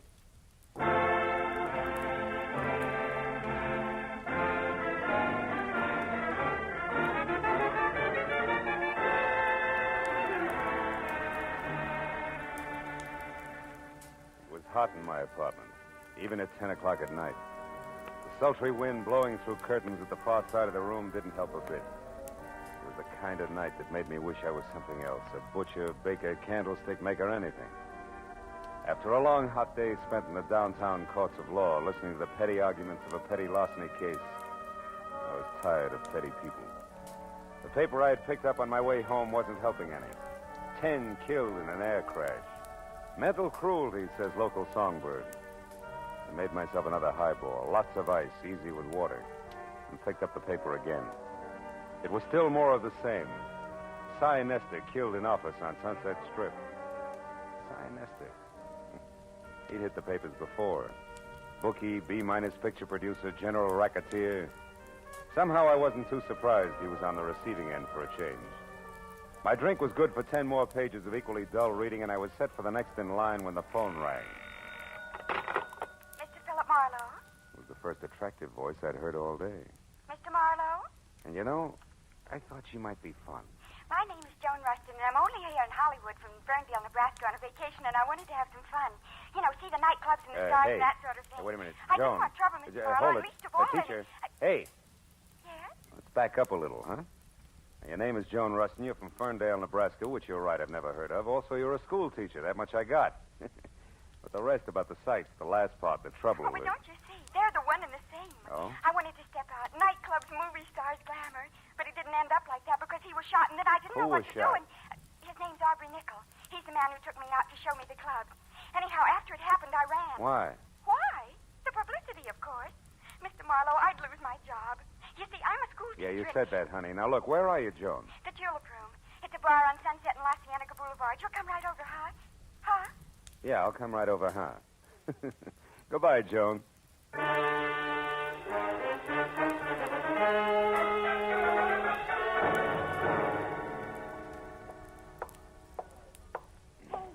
Hey, Mr. Marlowe. Yeah, but where are you? Over here in this booth. Hurry. Okay, hurry it is. Hello. Now tell me why all the secrecy and you... Oh, And what? Oh, what are you staring at? you. I expected braids, Joan. Horn rims, calico, maybe. Not ice blue satin, draped plunging, and, Yes? yes. Start at the top, honey, and slow this time, huh? Well, yesterday I met this man, this Aubrey Nickel I mentioned. Oh, he's really nice, Mr. Marlowe. He's a photographer, has a darling place up on the Sunset, Sunset Strip. You went there to have your picture taken? Uh-huh. I wanted something, well, something glamorous. That's easy. And look here what I got. Oh, by the way, I ordered a drink for you, a Scotch drink. Here.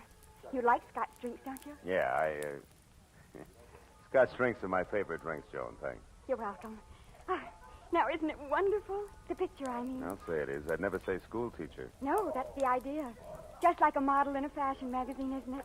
Aubrey took it from inside his photo shop while I was outside on the street looking in his window. You know, like a smart career girl just strolling along the avenue. Mm-hmm. And see how he faded out the background? That way I'm the focal center. Focal center. Isn't it nice? Oh, yes, it is, yeah. But look, Joan, the rest of the story. Now, the man was shot. You don't want publicity, remember? Oh, yes, of course. Well, we made a date, Mr. Marlowe, for tonight. I was to be at his place, his shop on the strip at 8, which I was. But when I got there... He was gone. Well, no. He might just as well have been for all the attention he paid to me. Oh? He had something on his mind. Acted as though he didn't even expect me. Why, I had to mention his picture here twice before he got it out of a drawer for me. But then, just like that, he changed. Said if I wanted glamour in nightclubs, why not? Oh, by all means. Why not? And off we went to Cyrano's, no less, and sat at a table with two men and a woman who was actually Irmgard Fury. Actually, who? Irmgard Fury, the starlet. Oh. Don't you read the papers? Oh, golly, her picture's been in every theater section and magazine for the last 6 months. Of course, she hasn't made a movie yet, but she probably will. Wait a minute. soon. Irmgard Fury. She has red hair, a figure, lots of each, huh? That's right. Oh, and so sweet to talk to. Well, believe it or not, when we were in the powder room and she couldn't find her lipstick, she used mine. Now, that's really democratic. Look, Joan, there was a shooting. You remember that. Now, you were sitting at a table with 3 men, and this Irmgard Fury? That's right. Well, Go on. What happened next? Well, when Miss Fury and I got back to the table, Mr. Lacey and his friend were gone. And then a minute later, Aubrey excused himself to make a phone call. And then? And then a waiter brought me a note from Aubrey which said I should go back to my hotel and wait there till I heard from him. Then it happened. Look, Joan, if I'm going to help you on this, you got to tell the whole coherent story. Well, suddenly there were some shots, maybe from outside, and people were yelling. It was terrible. I was scared to death. And I ran outside. People were crowded around someone. It was Aubrey. He was dead. What'd you do then? I took the first taxi I could get to my hotel, the Beverly Crest. I started for my bungalow, but didn't go inside because there was a man hanging around. I'd seen him before someplace, and I didn't like his looks and turned away, and he called to me. Oh, he was awful, Mr. Marlowe. Awful looking like a frog, maybe? Sloping shoulders, bulging eyes? Yes, and when... Mr. Marlowe, how do you know what he looked like? Promise not to tell. Promise not to... Oh, Mr. Marlowe, he's here, isn't he? Mm-hmm. Been watching us for quite a while. Oh, holy smokes, and I didn't get away from him. Oh, Mr. Marlowe, I had nothing to do with this shooting. What can I do? I simply can't be mixed up in this terrible business. Oh, please, Mr. Marlowe, I'll pay you anything, only get me out of this, please. We'll talk about that later, Joni. Now, look, when we get up, keep talking and don't look away from me. Then when we're outside and around the taxi stand there, duck away from me fast and get in close to the building and stay there till the frogman is gone. Then head for your hotel bungalow and wait there till you hear from me. Now, you got that? Oh, yes, but I don't understand why he's going to leave us. You will, if our little coup works. Come on.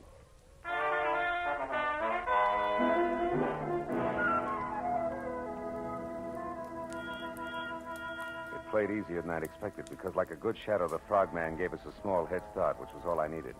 The second Joan darted away from me, I moved quickly up to the first cab in line, opened and slammed the rear door fast, said goodbye out loud to Joan, who was not in the back seat, then slipped the driver 5, winked hard, and practically shouted a very far-away address at him.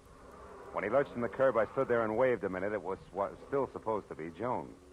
Then, even as I saw the frogman dart across the street, pile into his own car and take off after the cab, I walked slowly back into the bar where I had another Scotch drink and did some fast checking on the current location of Aubrey Nichols, which was the Dawson Memorial Hospital. Then I started outside for my car after stopping en route at the booth where Joan and I had been sitting to pick up a pair of gloves and glamour portrait. My new little client had left on the seat. The school mom had been upset indeed.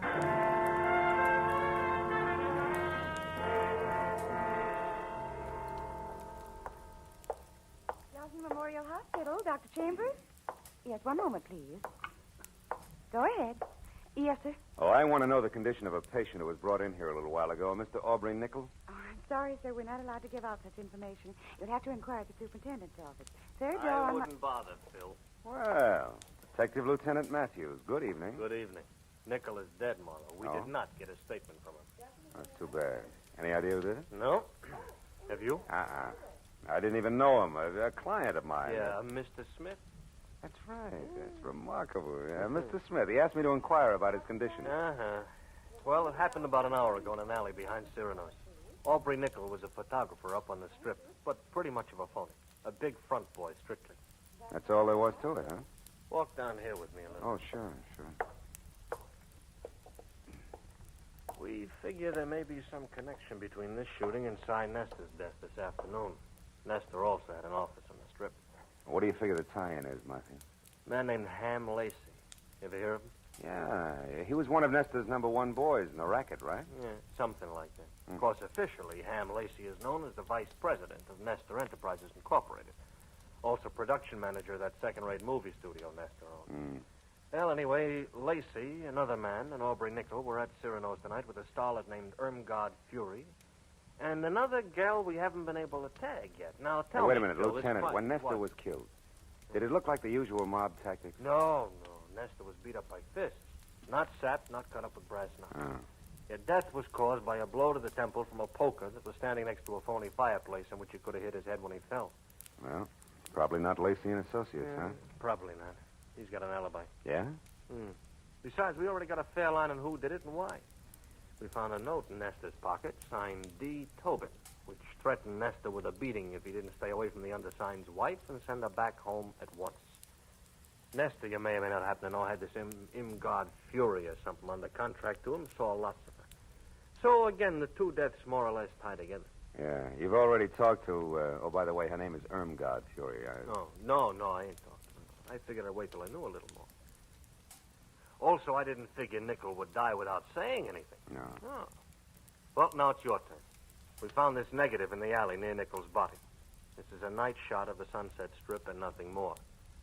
Means anything to you? No, why should it? Now, look, I told you before, Lieutenant, I never even met Nickel. Yeah, and I listened, didn't I? I noticed. Yeah, but now let's level a bit, huh, Phil?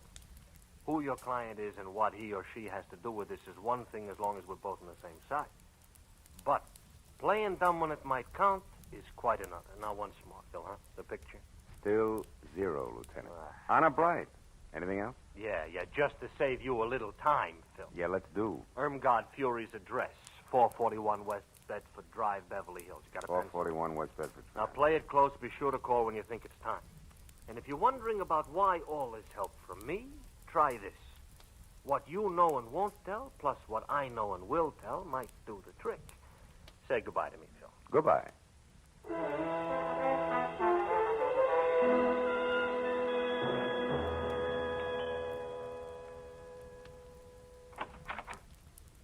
Yes? Miss Fury, my name's Philip Marlowe. I must talk to you at once. About what? Your husband, I'm a friend of his, and he asked me to get in touch with you. It's because of what happened this afternoon up on the Strip. Oh. Well, what's wrong? Is Dave here in town? Yeah, he is, and he's in trouble. You see, the police are after him, All and right, hold it, mister. You've said enough. Huh? What are you, cop or reporter? Oh, now, wait a minute, Miss Fury. I've already told you I'm a friend of Dave's. Whose name happens to be Douglas. Mr. Douglas Tobin. Keep that in mind when you try this next time. Good night. Not so fast, baby. The mistake was mine, but I still want to talk to you. So do a lot of men. I'll bet. Now beat it before... God? Before I forget myself. What's the trouble, then, God? Oh, no trouble, Hamilton, darling. This gentleman was just leaving. He had the wrong address. He made a mistake. Didn't you, Mr. Marlowe? Yes, a blunder. 1,000 apologies, and good night, Mrs. Tobin. For what it was worth, it worked. At the mention of the name Tobin, Ham Lacey spun around like he was built on a pivot, and his eyes that were narrow slits with all the come-hither look of a cobra's never left me. As I slowly walked away from him and past the yellow convertible he'd just driven up in. License number 6969X, California. And on out to the street. All of which only meant that Lieutenant Matthews was probably right about there being some connection between Cy Nestor's murder and the death of Aubrey Nickel. When I opened the door of my car and started to climb in under the wheel, the voice in the night helped not at all. If you don't do as I say, I'll kill you. Okay. Knock it out. Take it easy. All right. Now close the door and turn around. You're back to me. Now, look, if this is a stick-up, Busty, you can save us both a lot of time. Shut up. I'm not a hold-up man. Now, move over there, close to those trees. Go on. I want to ask you a question. All right, that's far enough. Now, what have you got to do with Helen? Helen who? Helen Irmgard Fury. That's what she's known as now. What have you got to do with her? Tell me. Very little, Mr. Tobin. Tobin? You know who I am? And so do the police. So why don't you call it quits while you're still in one piece? No, not quits. That's what you want, what all of you want. Me arrested and out of the way in jail and maybe out of the way for good. No. So that won't be. Helen's mine and you're not going to harm her. Careful, Tobin. You're getting excited. Yes, excited enough for this. Go!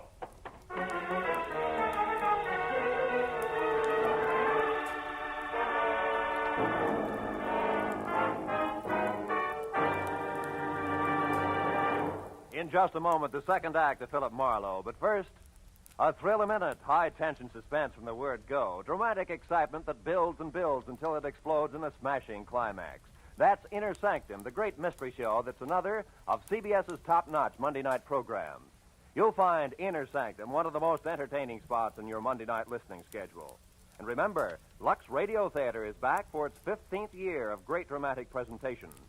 Inner Sanctum and Lux Radio Theater every Monday night over most of the same CBS stations. Now, with our star, Gerald Moore, we return to the second act of Philip Marlowe and tonight's story, The Rust and Hickory.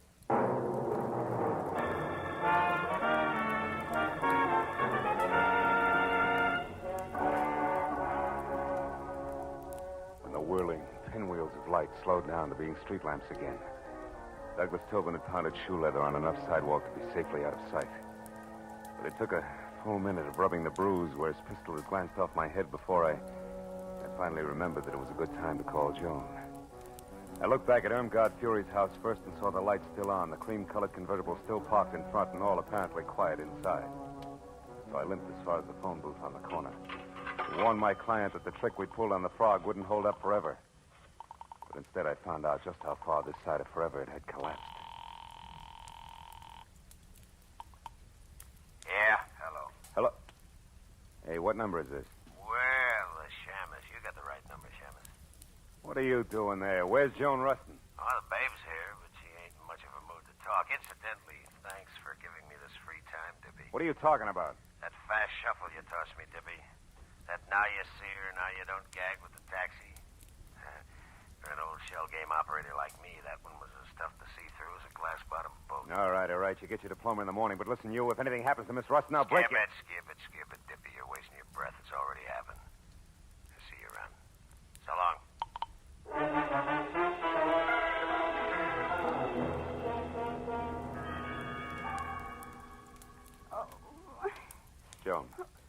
Joan, come on, baby. Come on, snap out of it. Oh, I told you, stay away from me.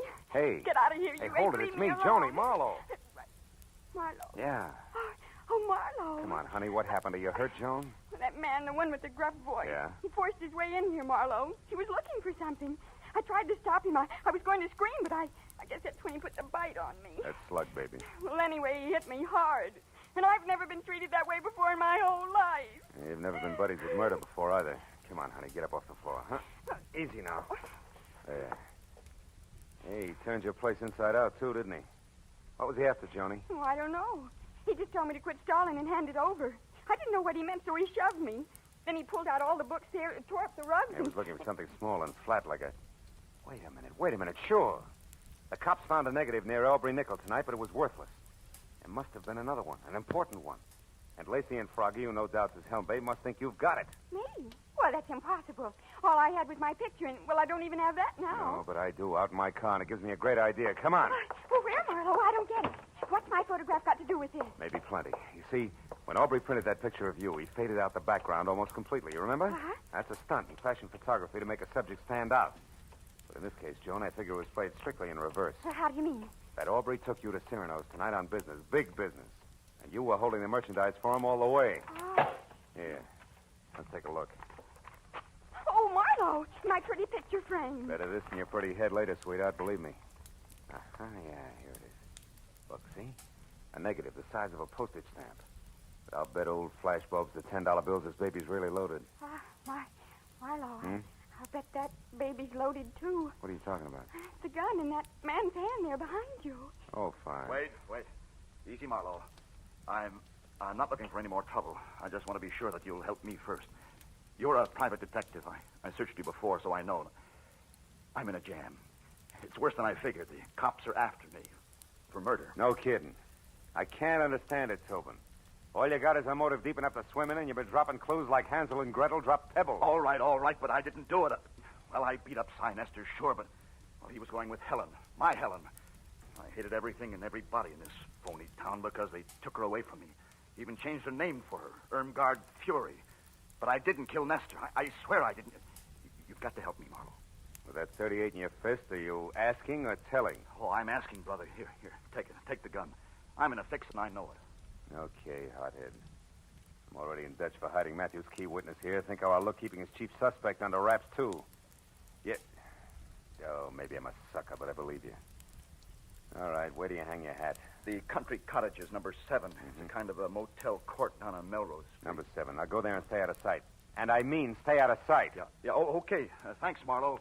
Say, I'm sorry I batted you down.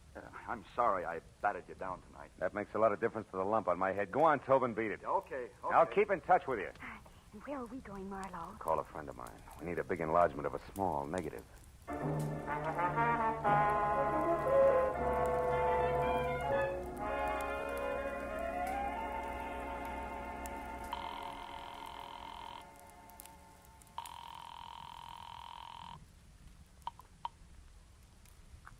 Chronicle Photo Lab, Sherman speaking. Hiya, Shermy. This is Phil Marlowe. No kidding.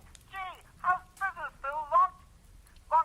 Long time no see. Yeah, I know. Now, look, are you busy? I got a job that's right down your alley, Sherman. It's important. What is it, Marlowe? Well, it's a 35-millimeter negative. I want it blown up to about half as big as a house. Okay, bring it in. I can't. I've got to check a couple of other things at the same time. Now, look, Shermy, can you meet me at the Aubrey Nickel studio on the strip in about 10 minutes, back door? Wait a minute, back door? Yeah. How come the back door, Phil? So we can kick it in without attracting too much attention. Shermy, I'll see you in 10 minutes. I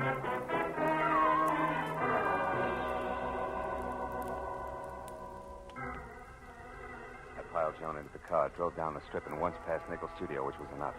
Joan had posed for a picture in front of the place, and directly across the street, behind her, just as I knew it had to be, was a neat plastic sign reading Sign Nestor Enterprises on the diminutive but glossy imitation Swiss chalet where Nestor's body had been found. We turned double back through the alley and found Sherman bobbing up and down like a nervous gopher. 5 minutes of not-so-subtle persuasion got us past the lock and inside Aubrey's studio where something else checked. The walls were practically papered with pictures of Irmgard Fury, taken from every conceivable angle, including some that were not. Things were beginning to make a lot of sense. Marlowe, is this all right? Coming in here, I mean, it's sort of uninvited and all. Breaking and entering, lady. You can get 5 years for it. I sure hope you know what you're doing. Yeah, this must be the dark room. Yeah. Now, here's the negative, Shermy. Do your stuff. Well, what do you really expect to find on the film, Marlowe? A murderer, baby. It's got to go one of two ways. Douglas Tobin for jealousy or Ham Lacey for ambition. Aubrey Nickel caught one of the two in the background when he took your picture. And he was familiar enough with all parties concerned over there to think he could put the screws on somebody. How's it coming, Shermy? You can be out in a minute. 15 by 20, okay? Yeah, it's good. If there isn't a man in the background, I'll eat it. Better get the salt and pepper, pal, because it's nothing but a car. It can't be. Oh, brother, that's more than a car, Shermy. It's a yellow convertible that belongs to Ham Lacey. Look, you can even see the license, 6969X. 696. Oh, now how do you suppose... What's the matter, Marlowe? I just thought of something. Without this picture, both Tobin and Lacey are suspects. But with it, we have proof Lacey is implicated. That means Lacey thinks he has Tobin sitting in the perfect frame, right where he wants him. Oh, Marlowe, listen. Now, look, you two get out of here. Go back to the paper. I've got to get to Tobin fast and let him know. Oh, Phil, listen, Look, baby, you're no doubt terrific in the 3rd grade. But some things they don't even teach in college are going to pop any minute, so I'll take it from here, huh? Stick with Shermy, honey. I'll call you. Oh, but Marlowe, wait, listen.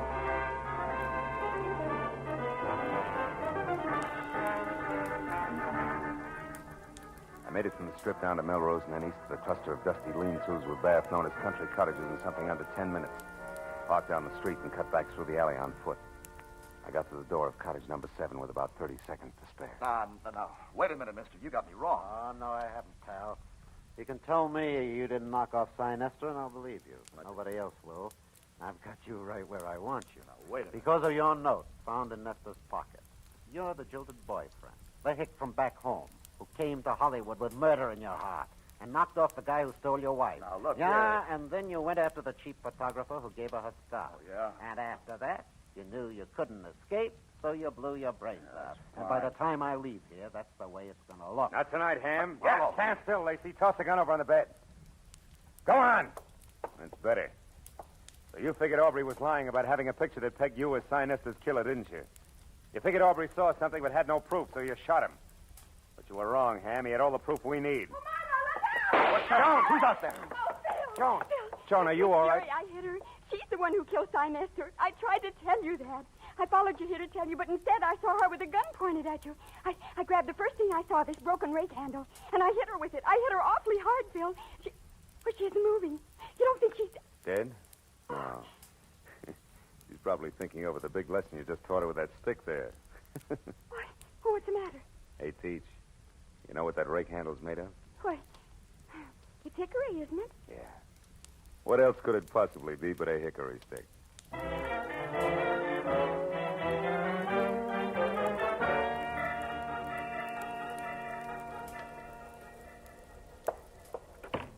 All right, Marlowe, all right. Nobody can hear us. Now, what is it? Well, it's that Miss Rustin here is a school teacher, Matthews, and it's imperative that we keep her name out of this. Oh, well, we can arrange that. Oh, good. You know, Matthews, it's funny how one step leads to another. Yeah? Ham Lacey never would have gone so far as to kill Nestor on his own. But when he learned that Irmgard had done it, he saw an opportunity to turn the whole situation to his advantage. He and the girl agreed to frame Tobin and then go along as a team. You know, of course, that that's just your theory.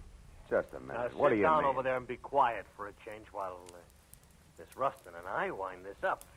Matthews, listen. Now, quiet, please. Pulling rank, huh? Phil. Now, Miss Rustin, In solving this case... Just you, a minute. She didn't solve the case. Miss Rustin, if you hadn't solved it, and right when you did, you'd be talking to this